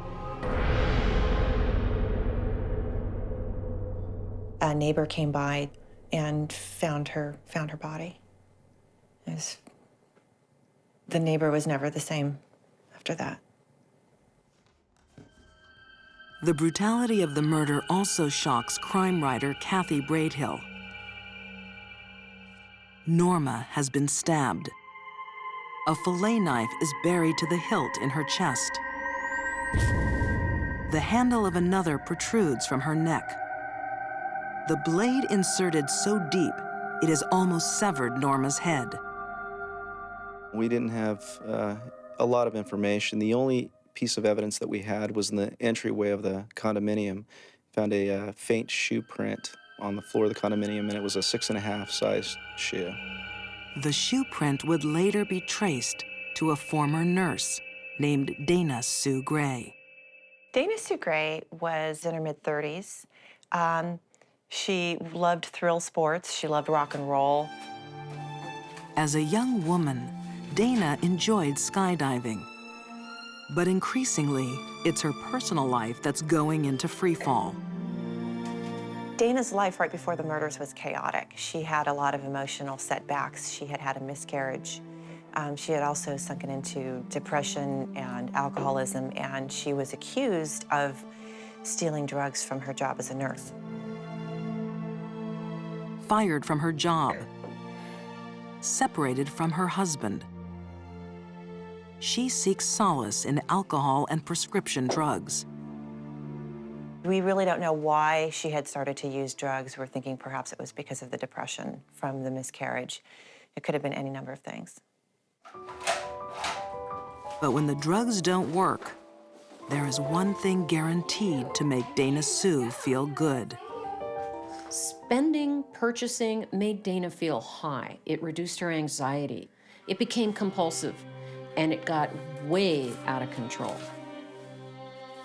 Dana Sue is hundreds of thousands of dollars in debt. Her disturbed mind is becoming desperate. Desperate enough to kill. Once this killing spree started, she was clearly out of control. And I don't think anyone around her was safe. 2 weeks later, 66-year-old June Roberts answers a knock at the door. Hey, June, look, I was wondering if I could... Recently widowed, June welcomes the visit by a family friend. Little does she know, she has admitted a killer into her home. A killer who leaves her boyfriend's 5-year-old son waiting outside.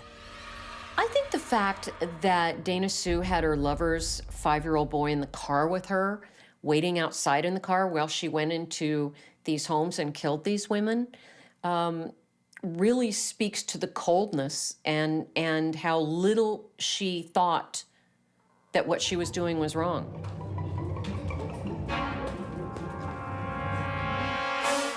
Here it is, look.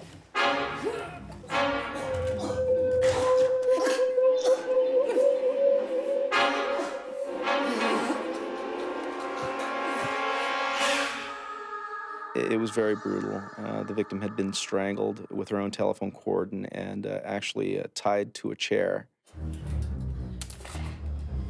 And she was struck so hard it fractured her skull.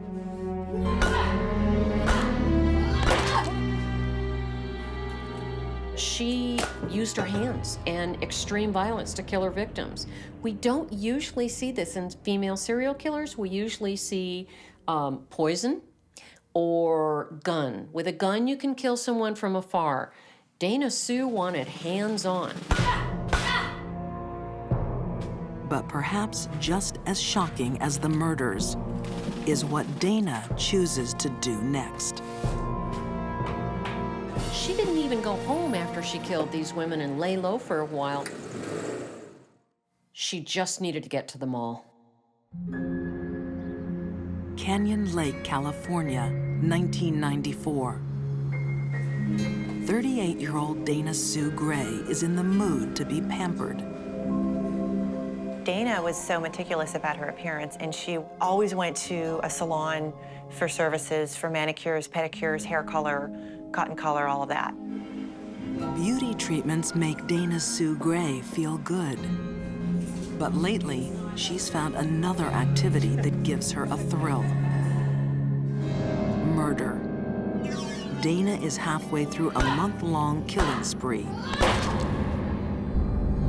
Her first stop after killing her second victim is the mall.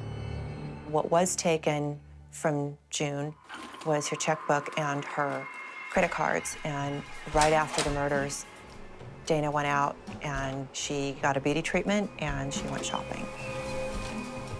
She immediately went out and drained their bank accounts and used their credit cards on high-ticket items, hundreds and hundreds of dollars, with a little kid in tow, her boyfriend's little 5-year-old with her, thought nothing of it, thought nothing of it. Despite being hundreds of thousands of dollars in debt, Dana Sue is obsessed with spending money.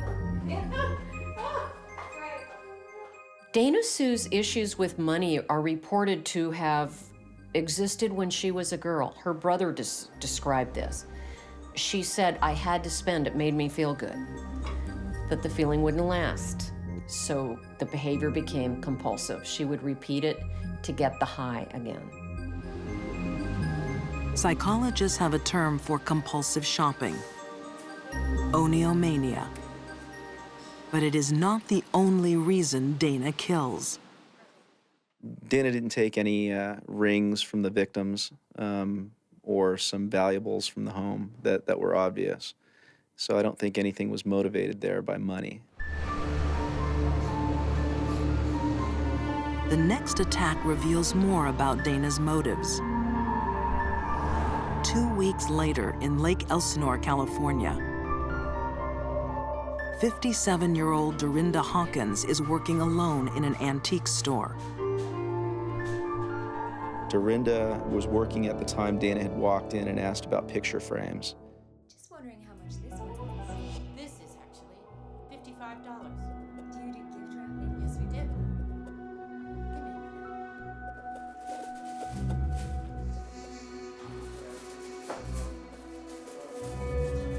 And it was there behind the framing tables that Dana strangled Dorinda.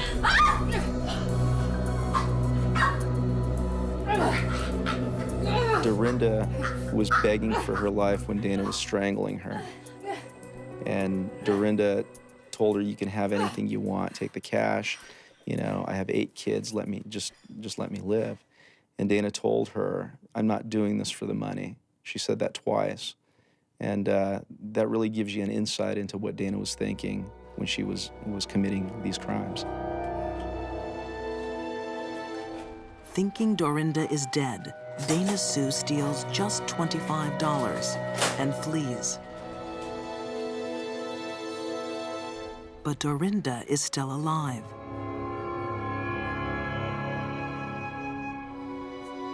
She's had a lucky escape from a woman with a long history of violence. When Dana Sue was a young girl and she would be reprimanded or punished by her mother, it was reported that she frequently lashed out violently as a little girl and grew up to do it as a woman. Dana Sue is motivated by more than money. She also has a deep-seated need for power, a need she satisfies with murder. Dana liked the fight, and we believe that she killed because she enjoyed having power over somebody and watching them struggle and watching them die. There is something hidden in Dana's past that explains not only why she killed, but who. As police trace the clues left by her shopping sprees, the final piece in the puzzle of Dana Sue's disturbed mind is about to be revealed. We were able to do a paper trail with the credit cards and go to the different stores that she had used these credit cards at. And with the merchants, we were able to get a general description of this suspect. I'm wondering if you've seen this woman. The shopkeepers recognize the face. So do residents of Canyon Lake. Dana Sue Gray is arrested for murder. When they finally did apprehend her, her Cadillac was full of grocery bags. Her house was full of expensive perfume. I mean, she had a veritable department store in her house. We have statements proving that you had spent these cards. Dana Sue Gray denies the murders. But while she is questioned by Detective Joe Greco, the case takes a horrifying turn. In the interview, Dana began talking about finding a purse, and that purse belonged to a woman by the name of Dora Beebe. In the station, at the same time, there were sheriff's deputies working another murder. Joe went to them and asked them the name of their victim. They told him Dora Beebe, and Joe instantly said, well, We have your suspect in the other room. Earlier that day, Dana Sue had knocked on the door of a stranger, asking for a map. So I knew that we had the right suspect in this case, but I did not know that on the same day that I was serving the search warrant, she was out killing her last victim. Just wait a minute, then I'll be out. Like Dana Sue's other victims, Dora Beebe is elderly, alone, and totally unprepared for a vicious attack.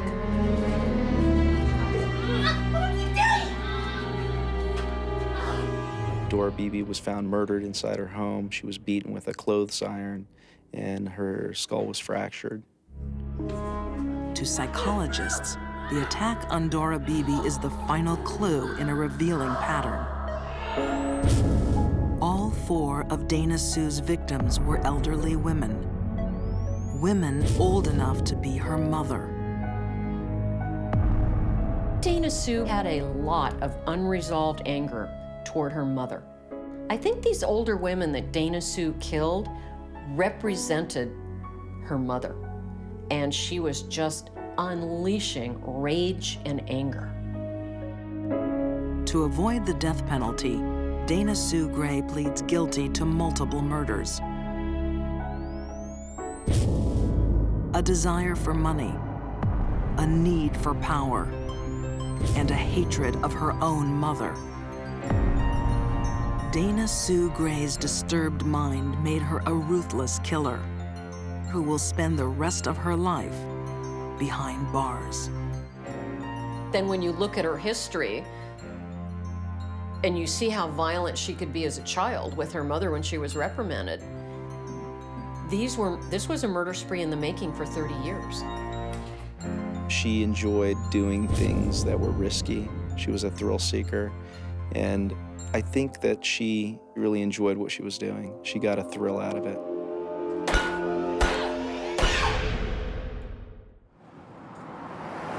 Human instinct demands we protect the young. But sometimes instinct is overruled by stronger impulses. A disturbed mind can transform a protector into a predator. Lakeland, Florida, 1980. 4-year-old Jeffrey Davis is getting to know his new babysitter. Christine Falling gets along well with the little boy. Jeffrey's mother believes she is leaving her son in safe hands. I think that she was doing a good job as far as, as taking care of the babies, But this babysitter's playful persona is hanging by a thread. A thread that is about to snap.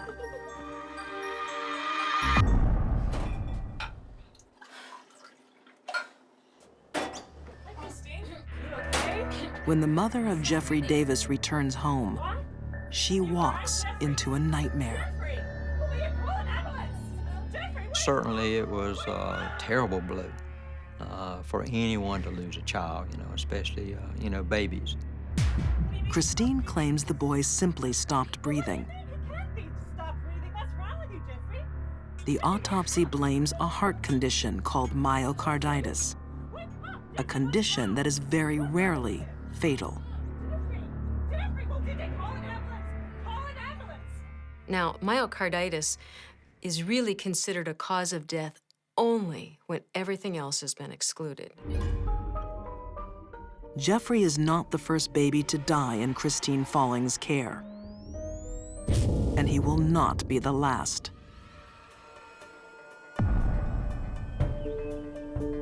When the deaths are reported to the sheriff of Calhoun County, Buddy Smith, he knows something isn't right.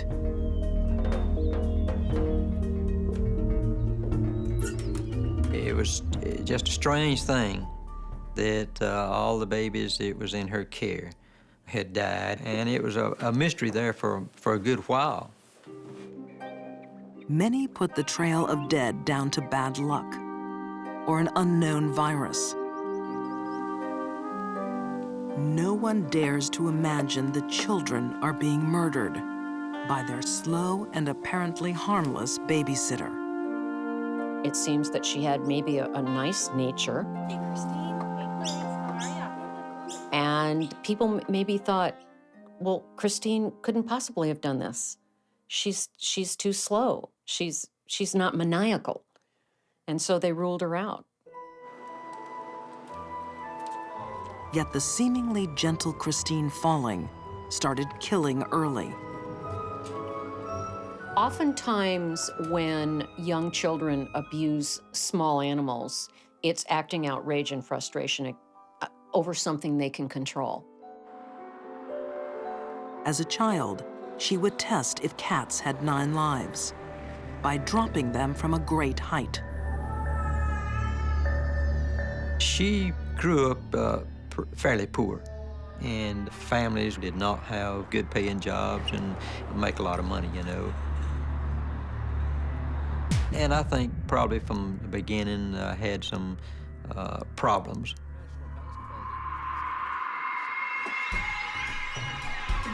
Local police were well aware that Christine didn't have a happy childhood. She was abused sexually and physically.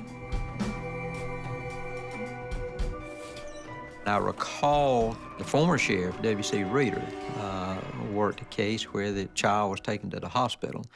And the first word he got from the mother was that she had gotten run over by the car. And he got to checking into it further and found out that this child had been beaten pretty bad with a bottle. Because of Christine's family situation, the early life poverty, the low IQ, I don't think she stood a chance of having a normal life. Poverty and abuse leave their scars on Christine. But they are not the only reasons she becomes a killer. By the time she turns 18, Christine Falling is a ticking time bomb.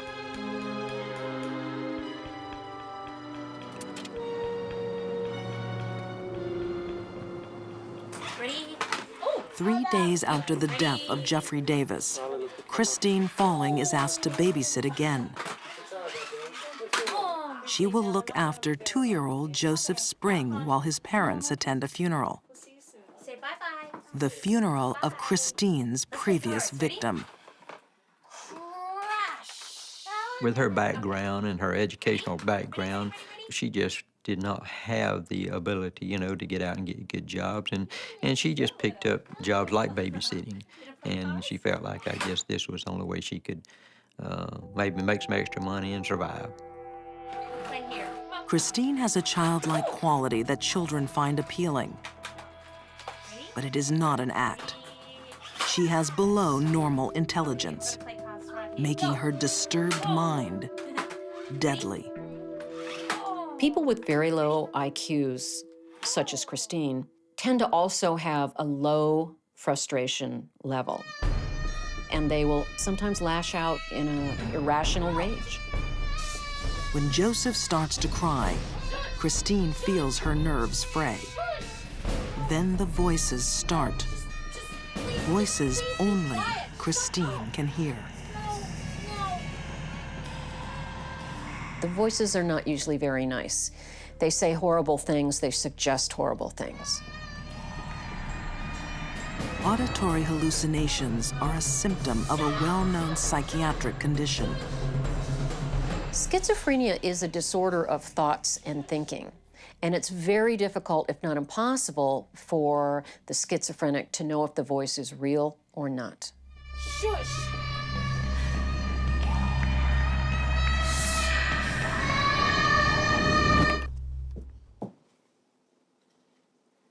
Joseph has been silenced, but the voices in Christine's head have not. Soon, they will instruct her to kill again.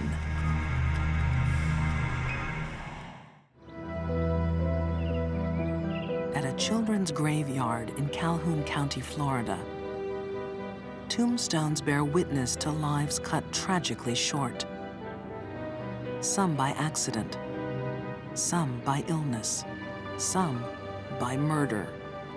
You know, I was just amazed that it wasn't picked up on sooner. In the early 1980s, a babysitter called Christine Falling is killing children in her care. Authorities believe the deaths are of natural causes. She never gave a good explanation as to why, other than she'd saying these babies would start crying and she couldn't get them to hush. Leaving a child alone with Christine Falling, even for a moment, can be a deadly mistake. As her stepsister, Geneva Burnett Daniels, is about to discover. When Geneva goes inside to buy diapers for her 8-month-old daughter, Jennifer, the baby begins to cry. People such as Christine can't handle it when things don't go right. And sometimes they will lash out or attack whatever it is that's making them upset. Christine's low IQ means she is already reaching breaking point. But it's another mental condition that will push her over the edge. Christine suffered from frontal lobe epilepsy. One of the things that we do see oftentimes in people that have this, along with a low IQ, is that they later are involved in violent crimes.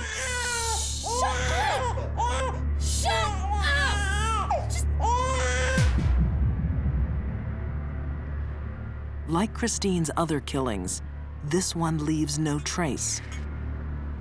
Sometimes smothering may leave no clues whatsoever, particularly if smothering, which is blockage of the airways, is caused by placing something loose or fluffy, such as a soft blanket or a pillow loosely over the mouth and nose. It may leave very few clues.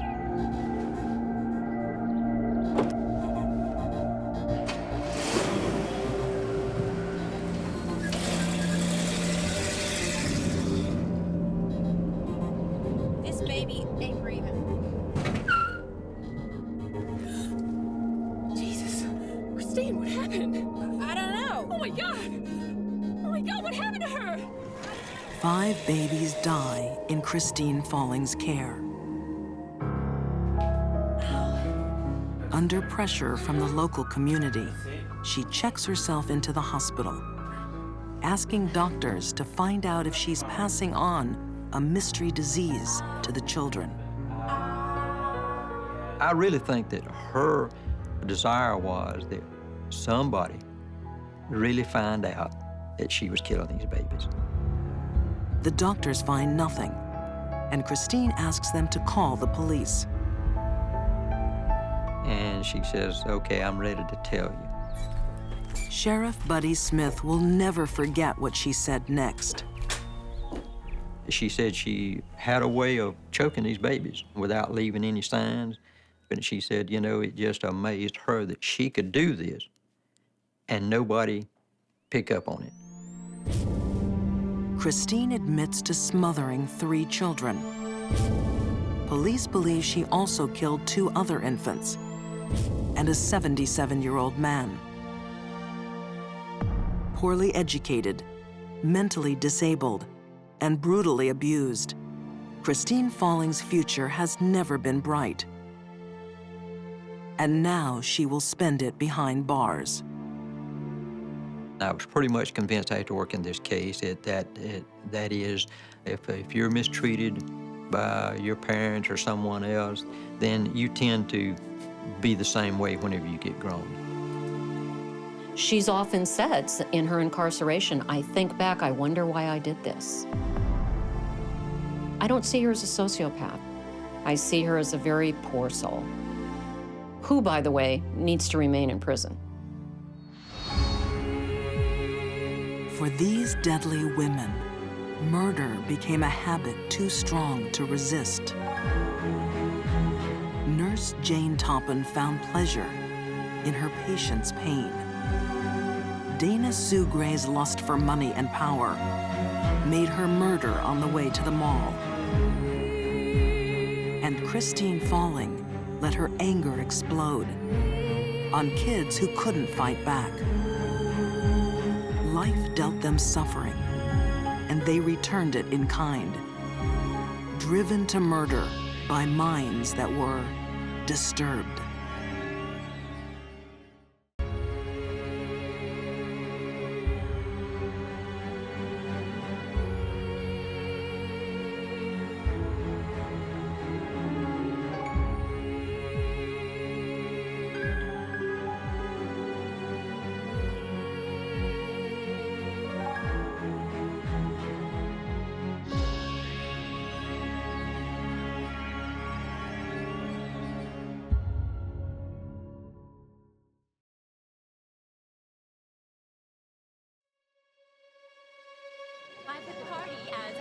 What kind of parent will ask their child to kill? Children cannot say no to a parent that wants them to kill. Mother and son are partners in crime. Vicious, angry, controlling. They compared her to Charles Manson.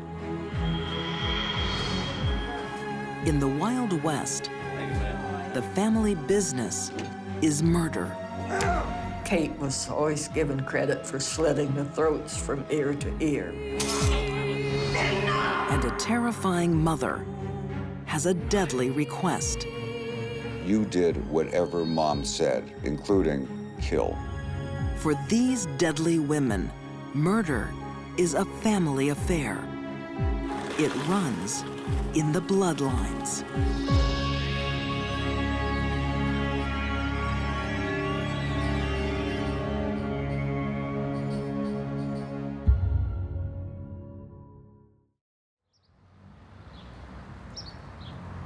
On a quiet April day in 2001,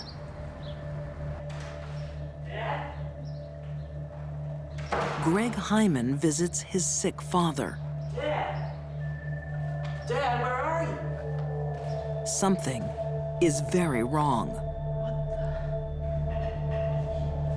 The house has been emptied. His grandmother, suffering from Alzheimer's, has been abandoned, slowly starving. She had survived by eating newspapers, the only thing she could reach. What happened? Greg's father has vanished. There was brain matter on the walls, on the ceiling. It was a crime of great brutality and ignorance.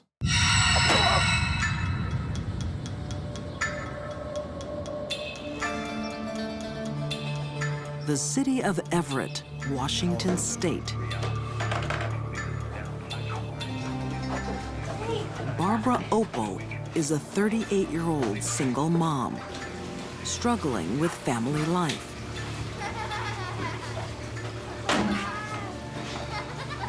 Barbara Opal had 3 children.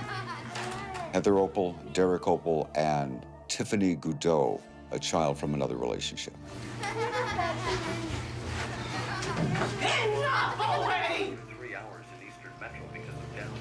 Barbara Opal and her children had lived virtually everywhere for short periods of time. Notices of eviction were as common as junk mail. Author Burl Barer says Barbara Opal is notorious in the local community. She was more than well known for screaming at her children.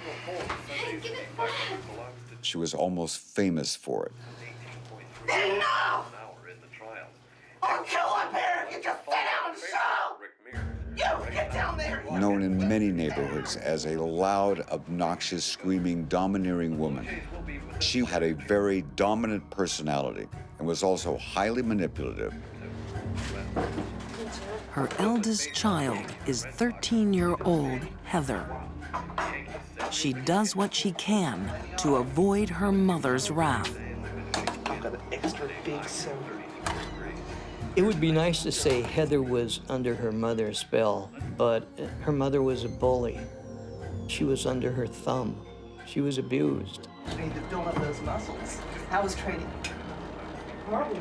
Yeah. When children grow up in a household with one parent, and that parent is constantly yelling at them and abusing them emotionally and physically, it's pretty tough for that kid to not go along with whatever mom wants them to do. I said, will you stop with the ball? They do it to keep peace in the family and to not get hit. It was lovely, wasn't it, Mama? Enjoyed it outside? The Opal family's luck changes Hi, Barbara.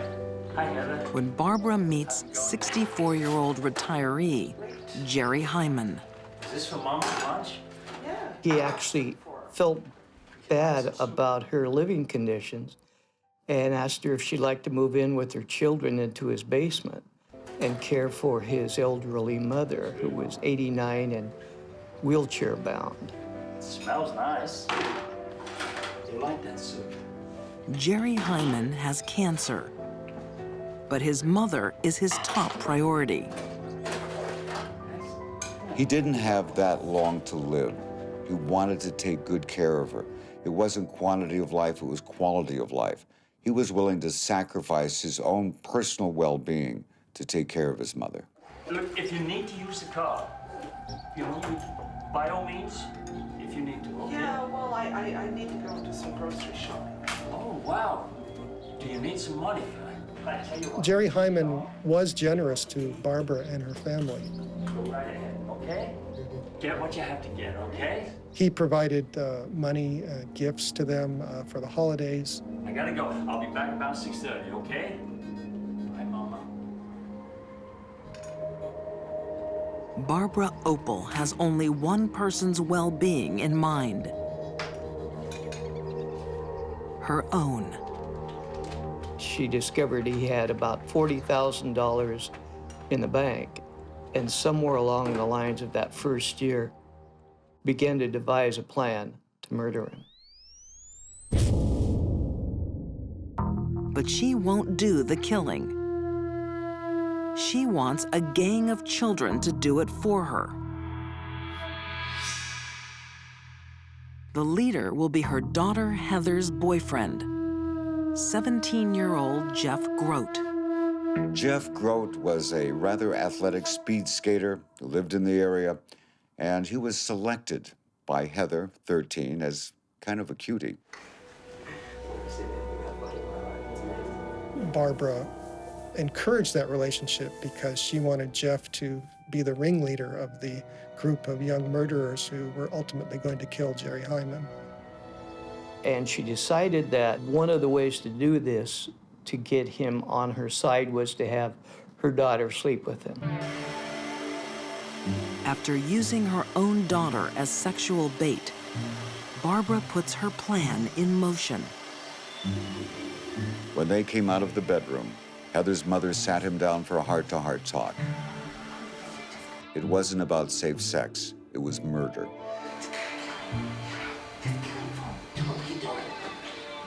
She wanted to enlist Jeff Grote in the plan to kill Jerry Hyman. Heather, is that you? There's another gang member Barbara has in mind. Her daughter, Heather. Whoa! Yeah. Right color and everything. Now you go. Barbara promised Heather both money and a dirt bike.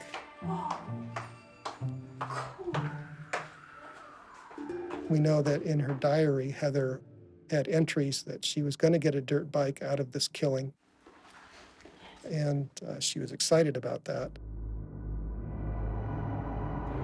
For the price of a dirt bike, Heather Opal is prepared to murder a 64-year-old retiree. Barbara Opal exercised an uncommon degree of dominance over her children. What Mom said went. You did whatever Mom said, including kill.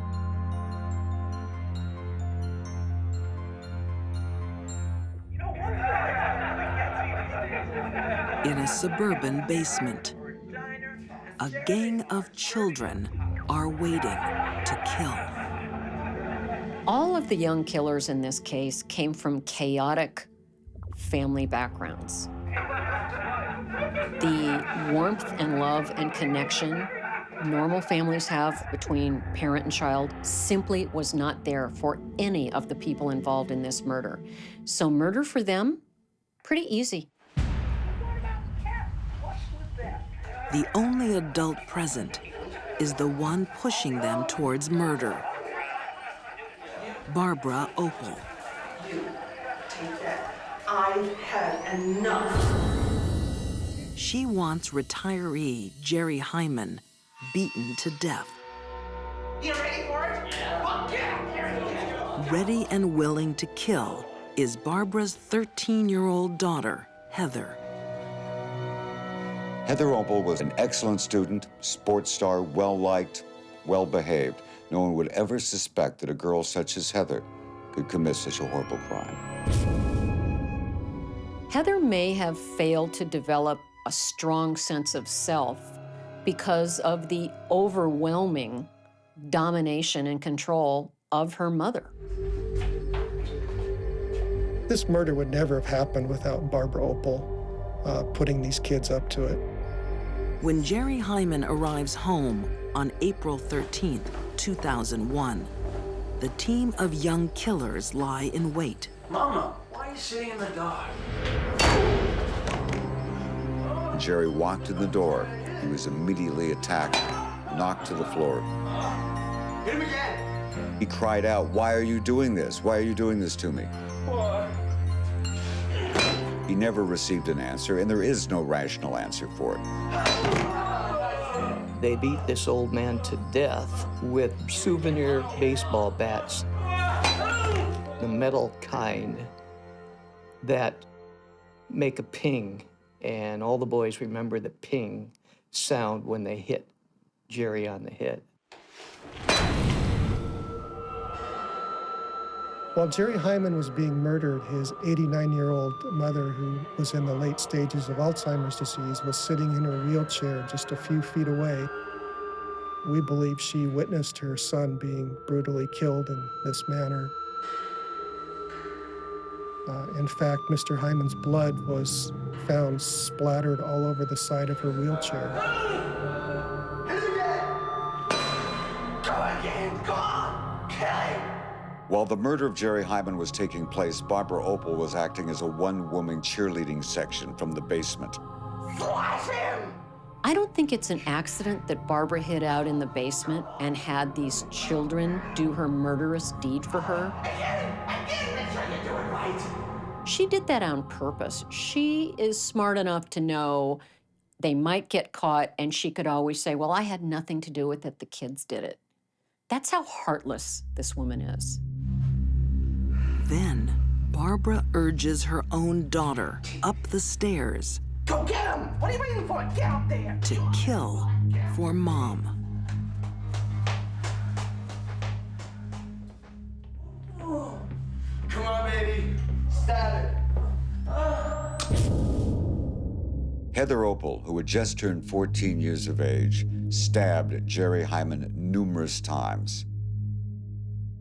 And afterwards, Heather was heard to say by the others, "That was fun, let's do it again." Go! Come on! Move! There was a great deal of blood following the bludgeoning and stabbing of Jerry Hyman. Come on, get this cleaned up. The quicker we get it done, the quicker we get out of here. Barbara had her daughter clean up the brains and the blood from the floor.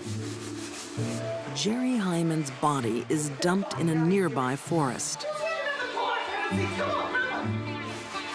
Barbara has no plans for what to do next. Basically, she wanted Mr. Hyman dead and wanted his money and wanted other people to do the murder so she could somehow keep her hands clean. That's as far as she went. A credit card trail soon leads to the arrest of Barbara and her family. The children who obeyed their mother out of blood loyalty are now her undoing. Barbara denied everything, but once they got to the kids, the game was up. The children began to give up an incriminating detail here or there, and it was finally the youngest, Tiffany, who broke the case and said, Jerry's dead. Young people talk, they don't take direction well, and they're easily frightened. It was probably the dumbest thing Barbara did in the commission of this murder. On trial for murder, she tries to blame the crime on her daughter. But the jury finds Barbara Opel guilty and gives her life in jail. Not only did Barbara lack empathy for her victim, rather helpless old man, she lacked empathy for her daughter and was willing to throw her under the prison bus so that she could escape. Heather Opel pleads guilty to murder. It was a difficult trial, difficult moment to view a distressingly innocent girl who looked every bit of 12 and 13 years old, was convicted as an adult murderer and sent off to an adult prison for 22 years. With mother and daughter in separate prisons, the ties of blood are still powerful. To this day, Heather does not see her mother as being evil. The dominance over Heather by her mother is absolutely incredible. Heather defended her mother to the very end. It wasn't that Barbara Opel could do no wrong in Heather's eyes. It's just that Barbara Opel could do all the wrong she wanted, and it was okay.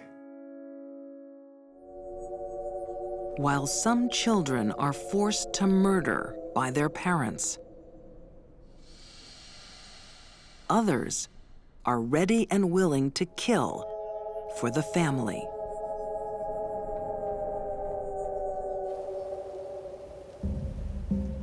On the prairies of Kansas in the 1870s, passing travelers stop to see a Wild West medicine show. So I can see, looking in your eyes, that you're wondering how it is I can cure the The frontier men are mesmerized So as you can see here, I have my charts. by a beautiful young woman who offers spiritual cures Astrology charts. for earthly ills. Most important of all, my Ouija board. Kate Bender was a very pretty woman. It's been said that she had lips that would set any man dreaming. This root. She was around 5'6" and a very slender woman and very well endowed. To cure a young boy of his blindness. Yes, it's true. She had quite a bit of class. She wasn't like most of the women here in the Prairie area. Miss Bender? Yes. Do you have anything that would cure a lovesick bachelor? A lovesick bachelor, of course. She was very outspoken and quite the talker. She did seances. I concocted my secret love potion, and it just requires one drop. Maybe she would laugh and flirt and this kind of thing. She was a lure. And the next time you see the woman you desire,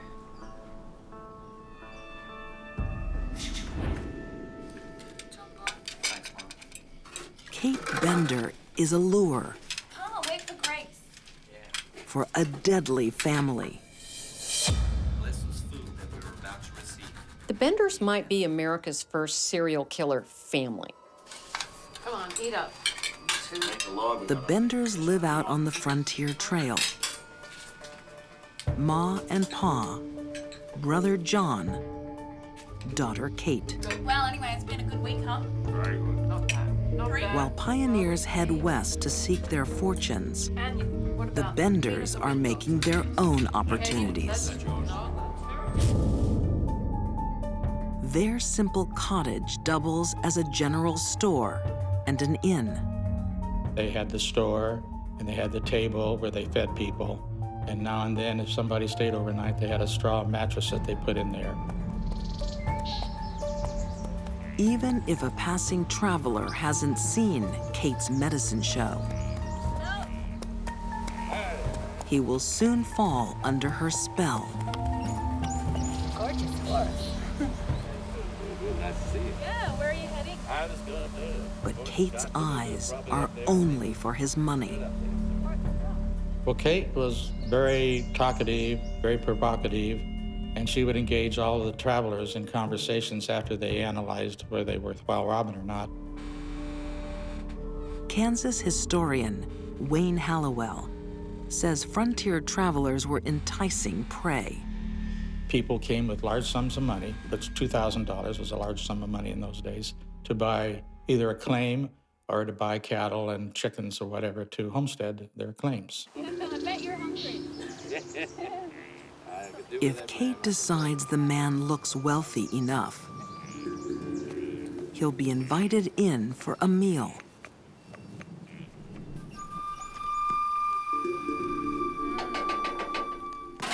Smells good. Inside the Bender Inn, there's a special feature. Then they had a canvas wagon top that they hung across the room to divide the public area from their living quarters. That wagon sheet is the key to a gruesome plan. So it's a shame you missed my spiritual talk. She'd put them in front of a chair that was pushed up against a canvas, and I can actually visualize her coming out, you know, very sexy. Kate Bender's smile is a final distraction as her brother looms behind the sheet.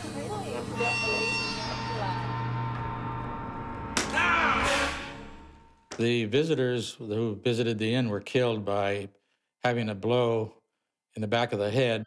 Yeah, well, maybe you should. And then Kate would slit their throats. I don't think anyone was really safe when Katie was around. If Katie wanted something from them, she was going to get it. No one stood in her way.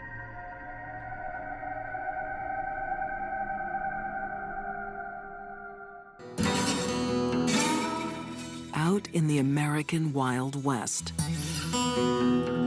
travelers are disappearing.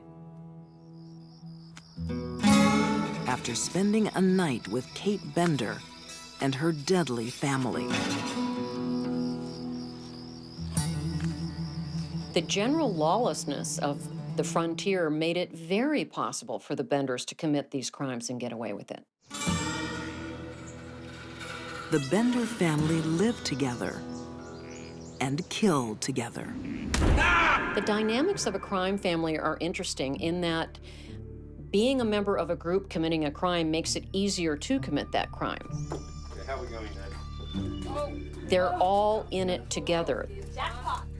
As settlers travel west to America's new frontier, the Bender family are lying in wait. Check these pockets, yeah? Check them all. Yeah, I checked them out. Their motive for killing people was money. They were careful to kill people who were not from close around, so they would not go missing. Author Fern Morrow Wood says the Benders' targets are wealthy outsiders. They would stop halfway between Fort Scott and Independence and spend the night. And if they appeared to have money, they didn't ever leave.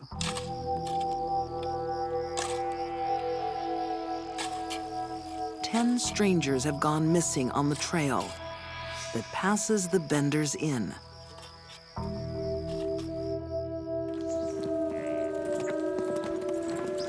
The latest visitor is a return guest,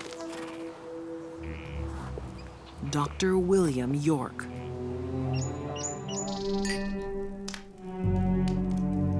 Like many frontier men, Dr. York is infatuated with Kate Bender. It's great to see you, Miss Katie. You know I read poems. I had heard that. But this will be the doctor's final visit. High intelligence and great learning. Explains your success in the medical field. Is there anything about a second marriage in there? Right? No.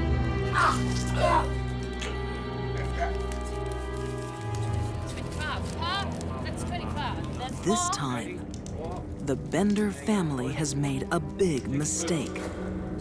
Dr. York was their undoing because he wasn't from far away, as the others were, and he left behind traces. After Dr. York disappeared, his brother started searching around and following his trail, and the trail ended at the Benders. His brother was Colonel York, who had been in the Civil War. He was a Civil War colonel who had recently become a Kansas state senator. And Colonel York was a man of action. When Colonel York rides up searching for his brother, he comes face to face with a dangerous killer. The idea that a woman would be involved in conning and luring men to their death, to their murder, clearly points to sociopathy. Howdy, man. I've been looking for my brother. His name is William York. Katie probably was a chronic liar by the time she was 5 or 6 years old. That's how she learned to con people. No, sorry. I've not seen this man around here. You certain about that? He was seen around these Kate manages to palm the colonel off. People traveling through, but no, I've never seen him. But the Benders realize their deadly business is in danger of being shut down.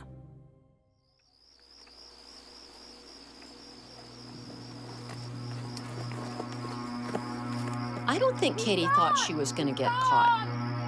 That's exhibited by the fact that they repeated the same crime over and over and over. But eventually, things got too hot for them and they left.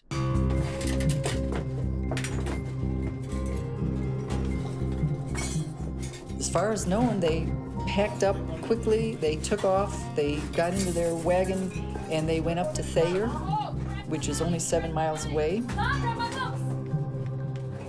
And they bought train tickets and they split. Get out of here.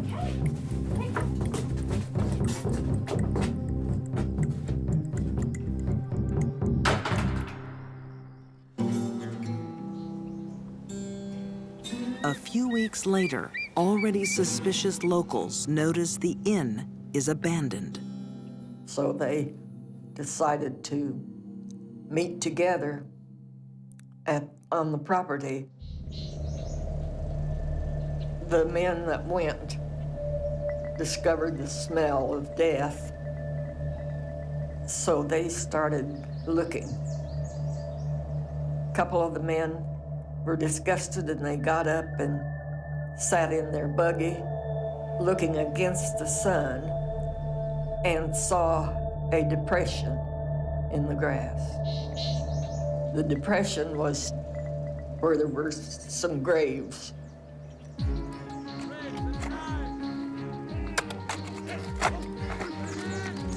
They told all the farmers to bring plows and shovels, picks. They started digging and they found Dr. York's body first. Jim. Almost decapitated. Because Kate was always given credit for slitting the throats from ear to ear. The Benders' land is a secret graveyard.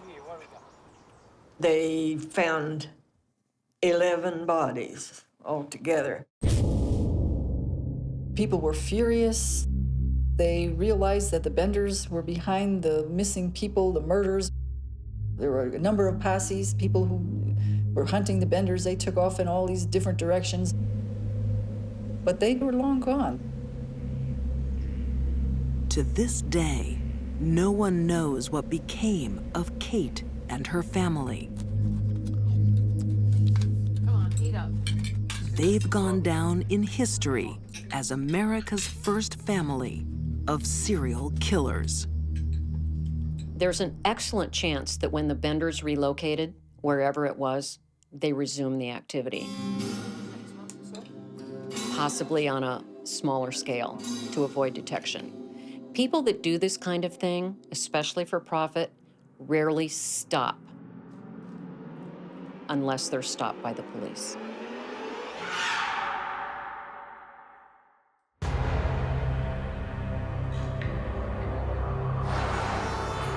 Los Angeles, 1998.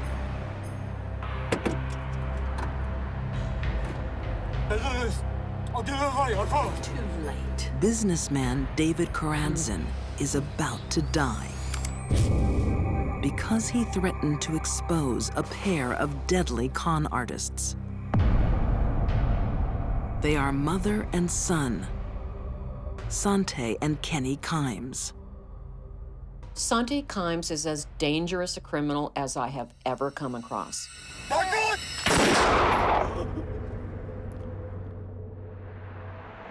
Sante Kimes crosses the country, leaving a trail of insurance scams, property fraud, and robbery.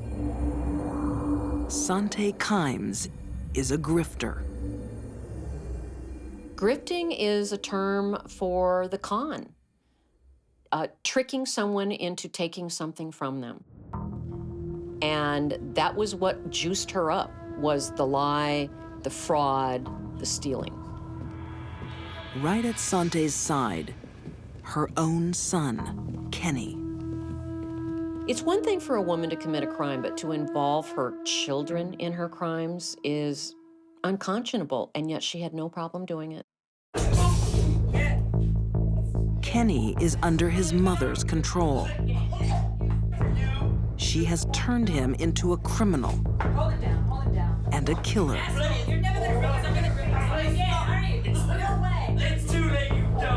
When banker Saeed Bilal Ahmed inquires into Sante's suspicious bank accounts, his curiosity costs his life.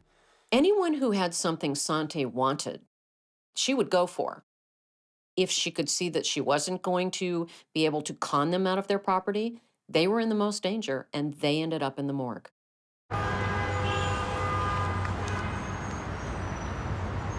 New York City, 1998. Sante and her son are chasing the biggest target of their criminal career. Oh, hello. Nice to see you again. Wealthy socialite Irene Silverman. Come in. Would you like a cup of tea? Sante and Kenny pretend to be business partners, looking to lease an apartment.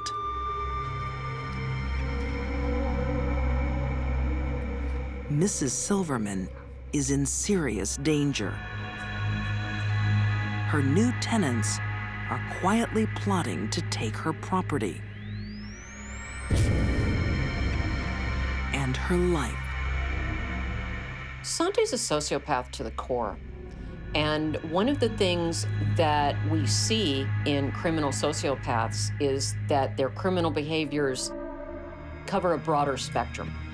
Sociopath will have a record that includes arson, petty theft, fraud, and sometimes later in their careers, their criminal careers, we see murder. And this is what happened to her.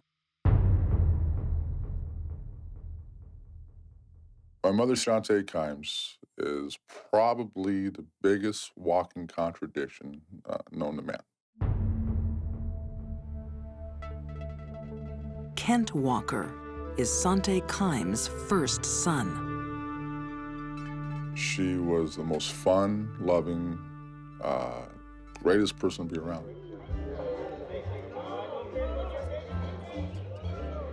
She had a charisma, a love of life. I went to a party at the White House, no less. She had an ability to take any situation, turn into fun, excitement. I, of course, was the life of the party, as always. Growing up, Kent remembers a glamorous mother. I met President Ford, and we had a lovely She aspires to the high life and models herself on Elizabeth Taylor. Say I told them my husband was the ambassador of Lithuania. But Sante Kimes has another side. She was one of the most frightening people you ever want to meet. In terms of evil, I have a couple friends who are pretty high-powered attorneys, very well-renowned, who knows her, and they compared her to Charles Manson. This is good champagne. What do you think you're doing? Serving champagne. I told you to serve it during my speech. Does it look like I'm doing a speech? My mother would turn in an instant. Get out of my sight. Get out of my sight. She can, at a drop of a hat, become vicious, angry, controlling, and sometimes violent. Do you think Elizabeth Taylor had to put up with this? Her whole life was basically a lie.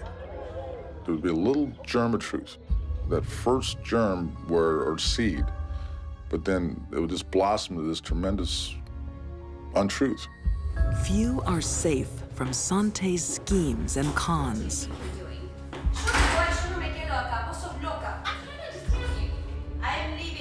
Her housekeepers are threatened and locked up without pay. She keeps them as slaves.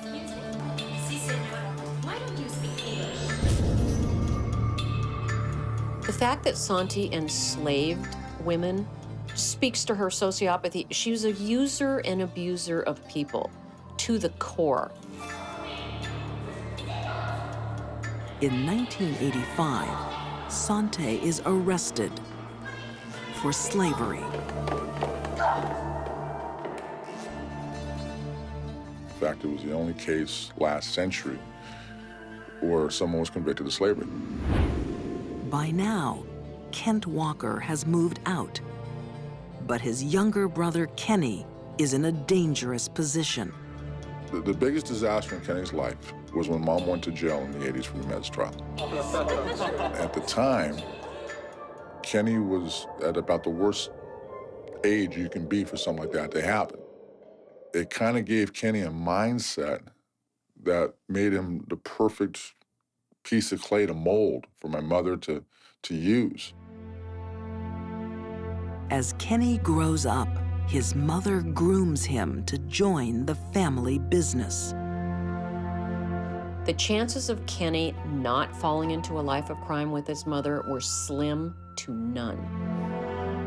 The greatest influence on his life was the person that was supposed to love him the most, his mother, who was a criminal to the core.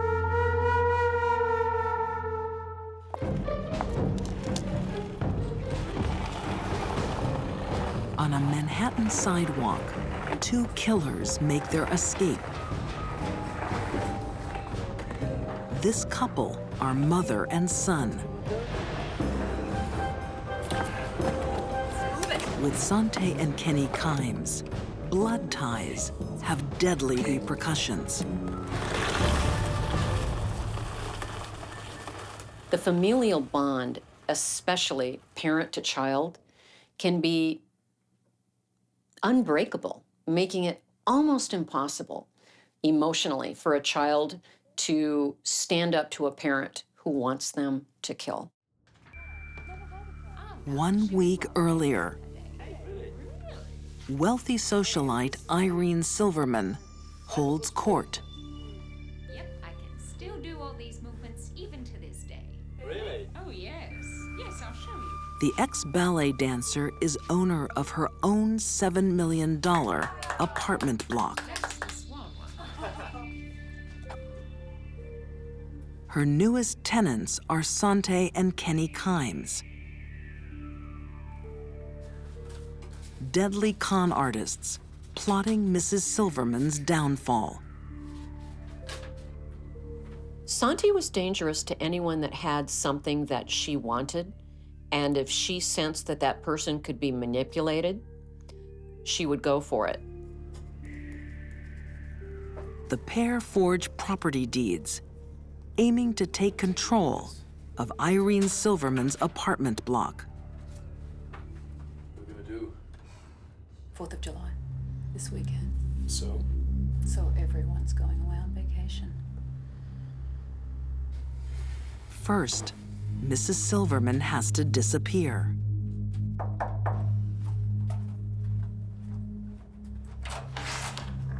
Yes? What's the matter? Please, come in.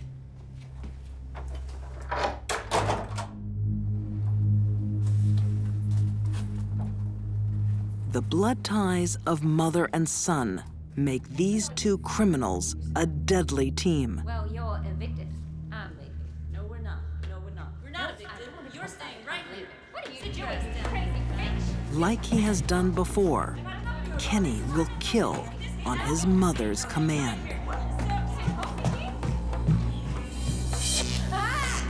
A stun gun immobilizes Irene. Get the rope. I think the sick psychodynamic between Sante and Kenny probably increased the intensity of their crimes, and they fed off each other, and clearly Mom was the leader. She was able to take basic, core, good values that every mother should have for their child and twist it to justify any action she did.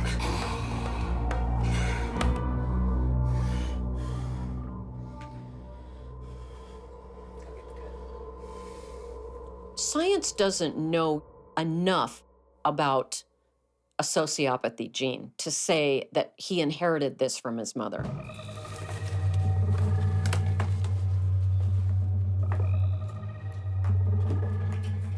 It also could be that he learned bad behavior from her. Little boys love their mothers. They want to please them. And that is what he did as a big boy. In broad daylight, Sante and Kenny escape. Irene Silverman's body is never found.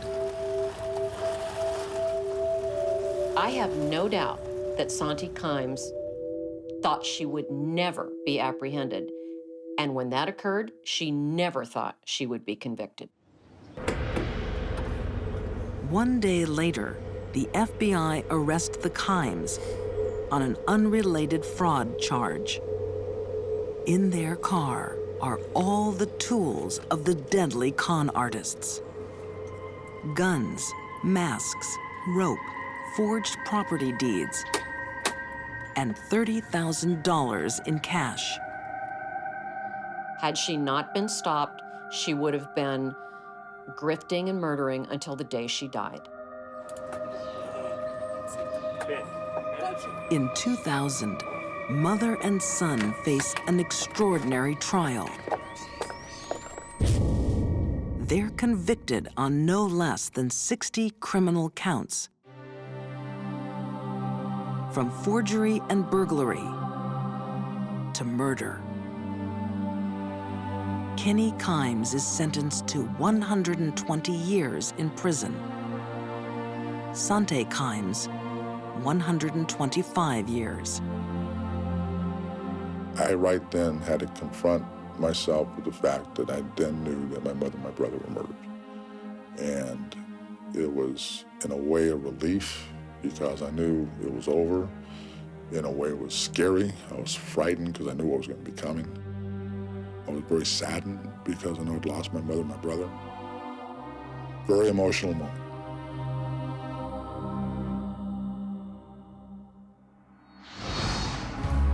Blood ties can be a powerful force for evil.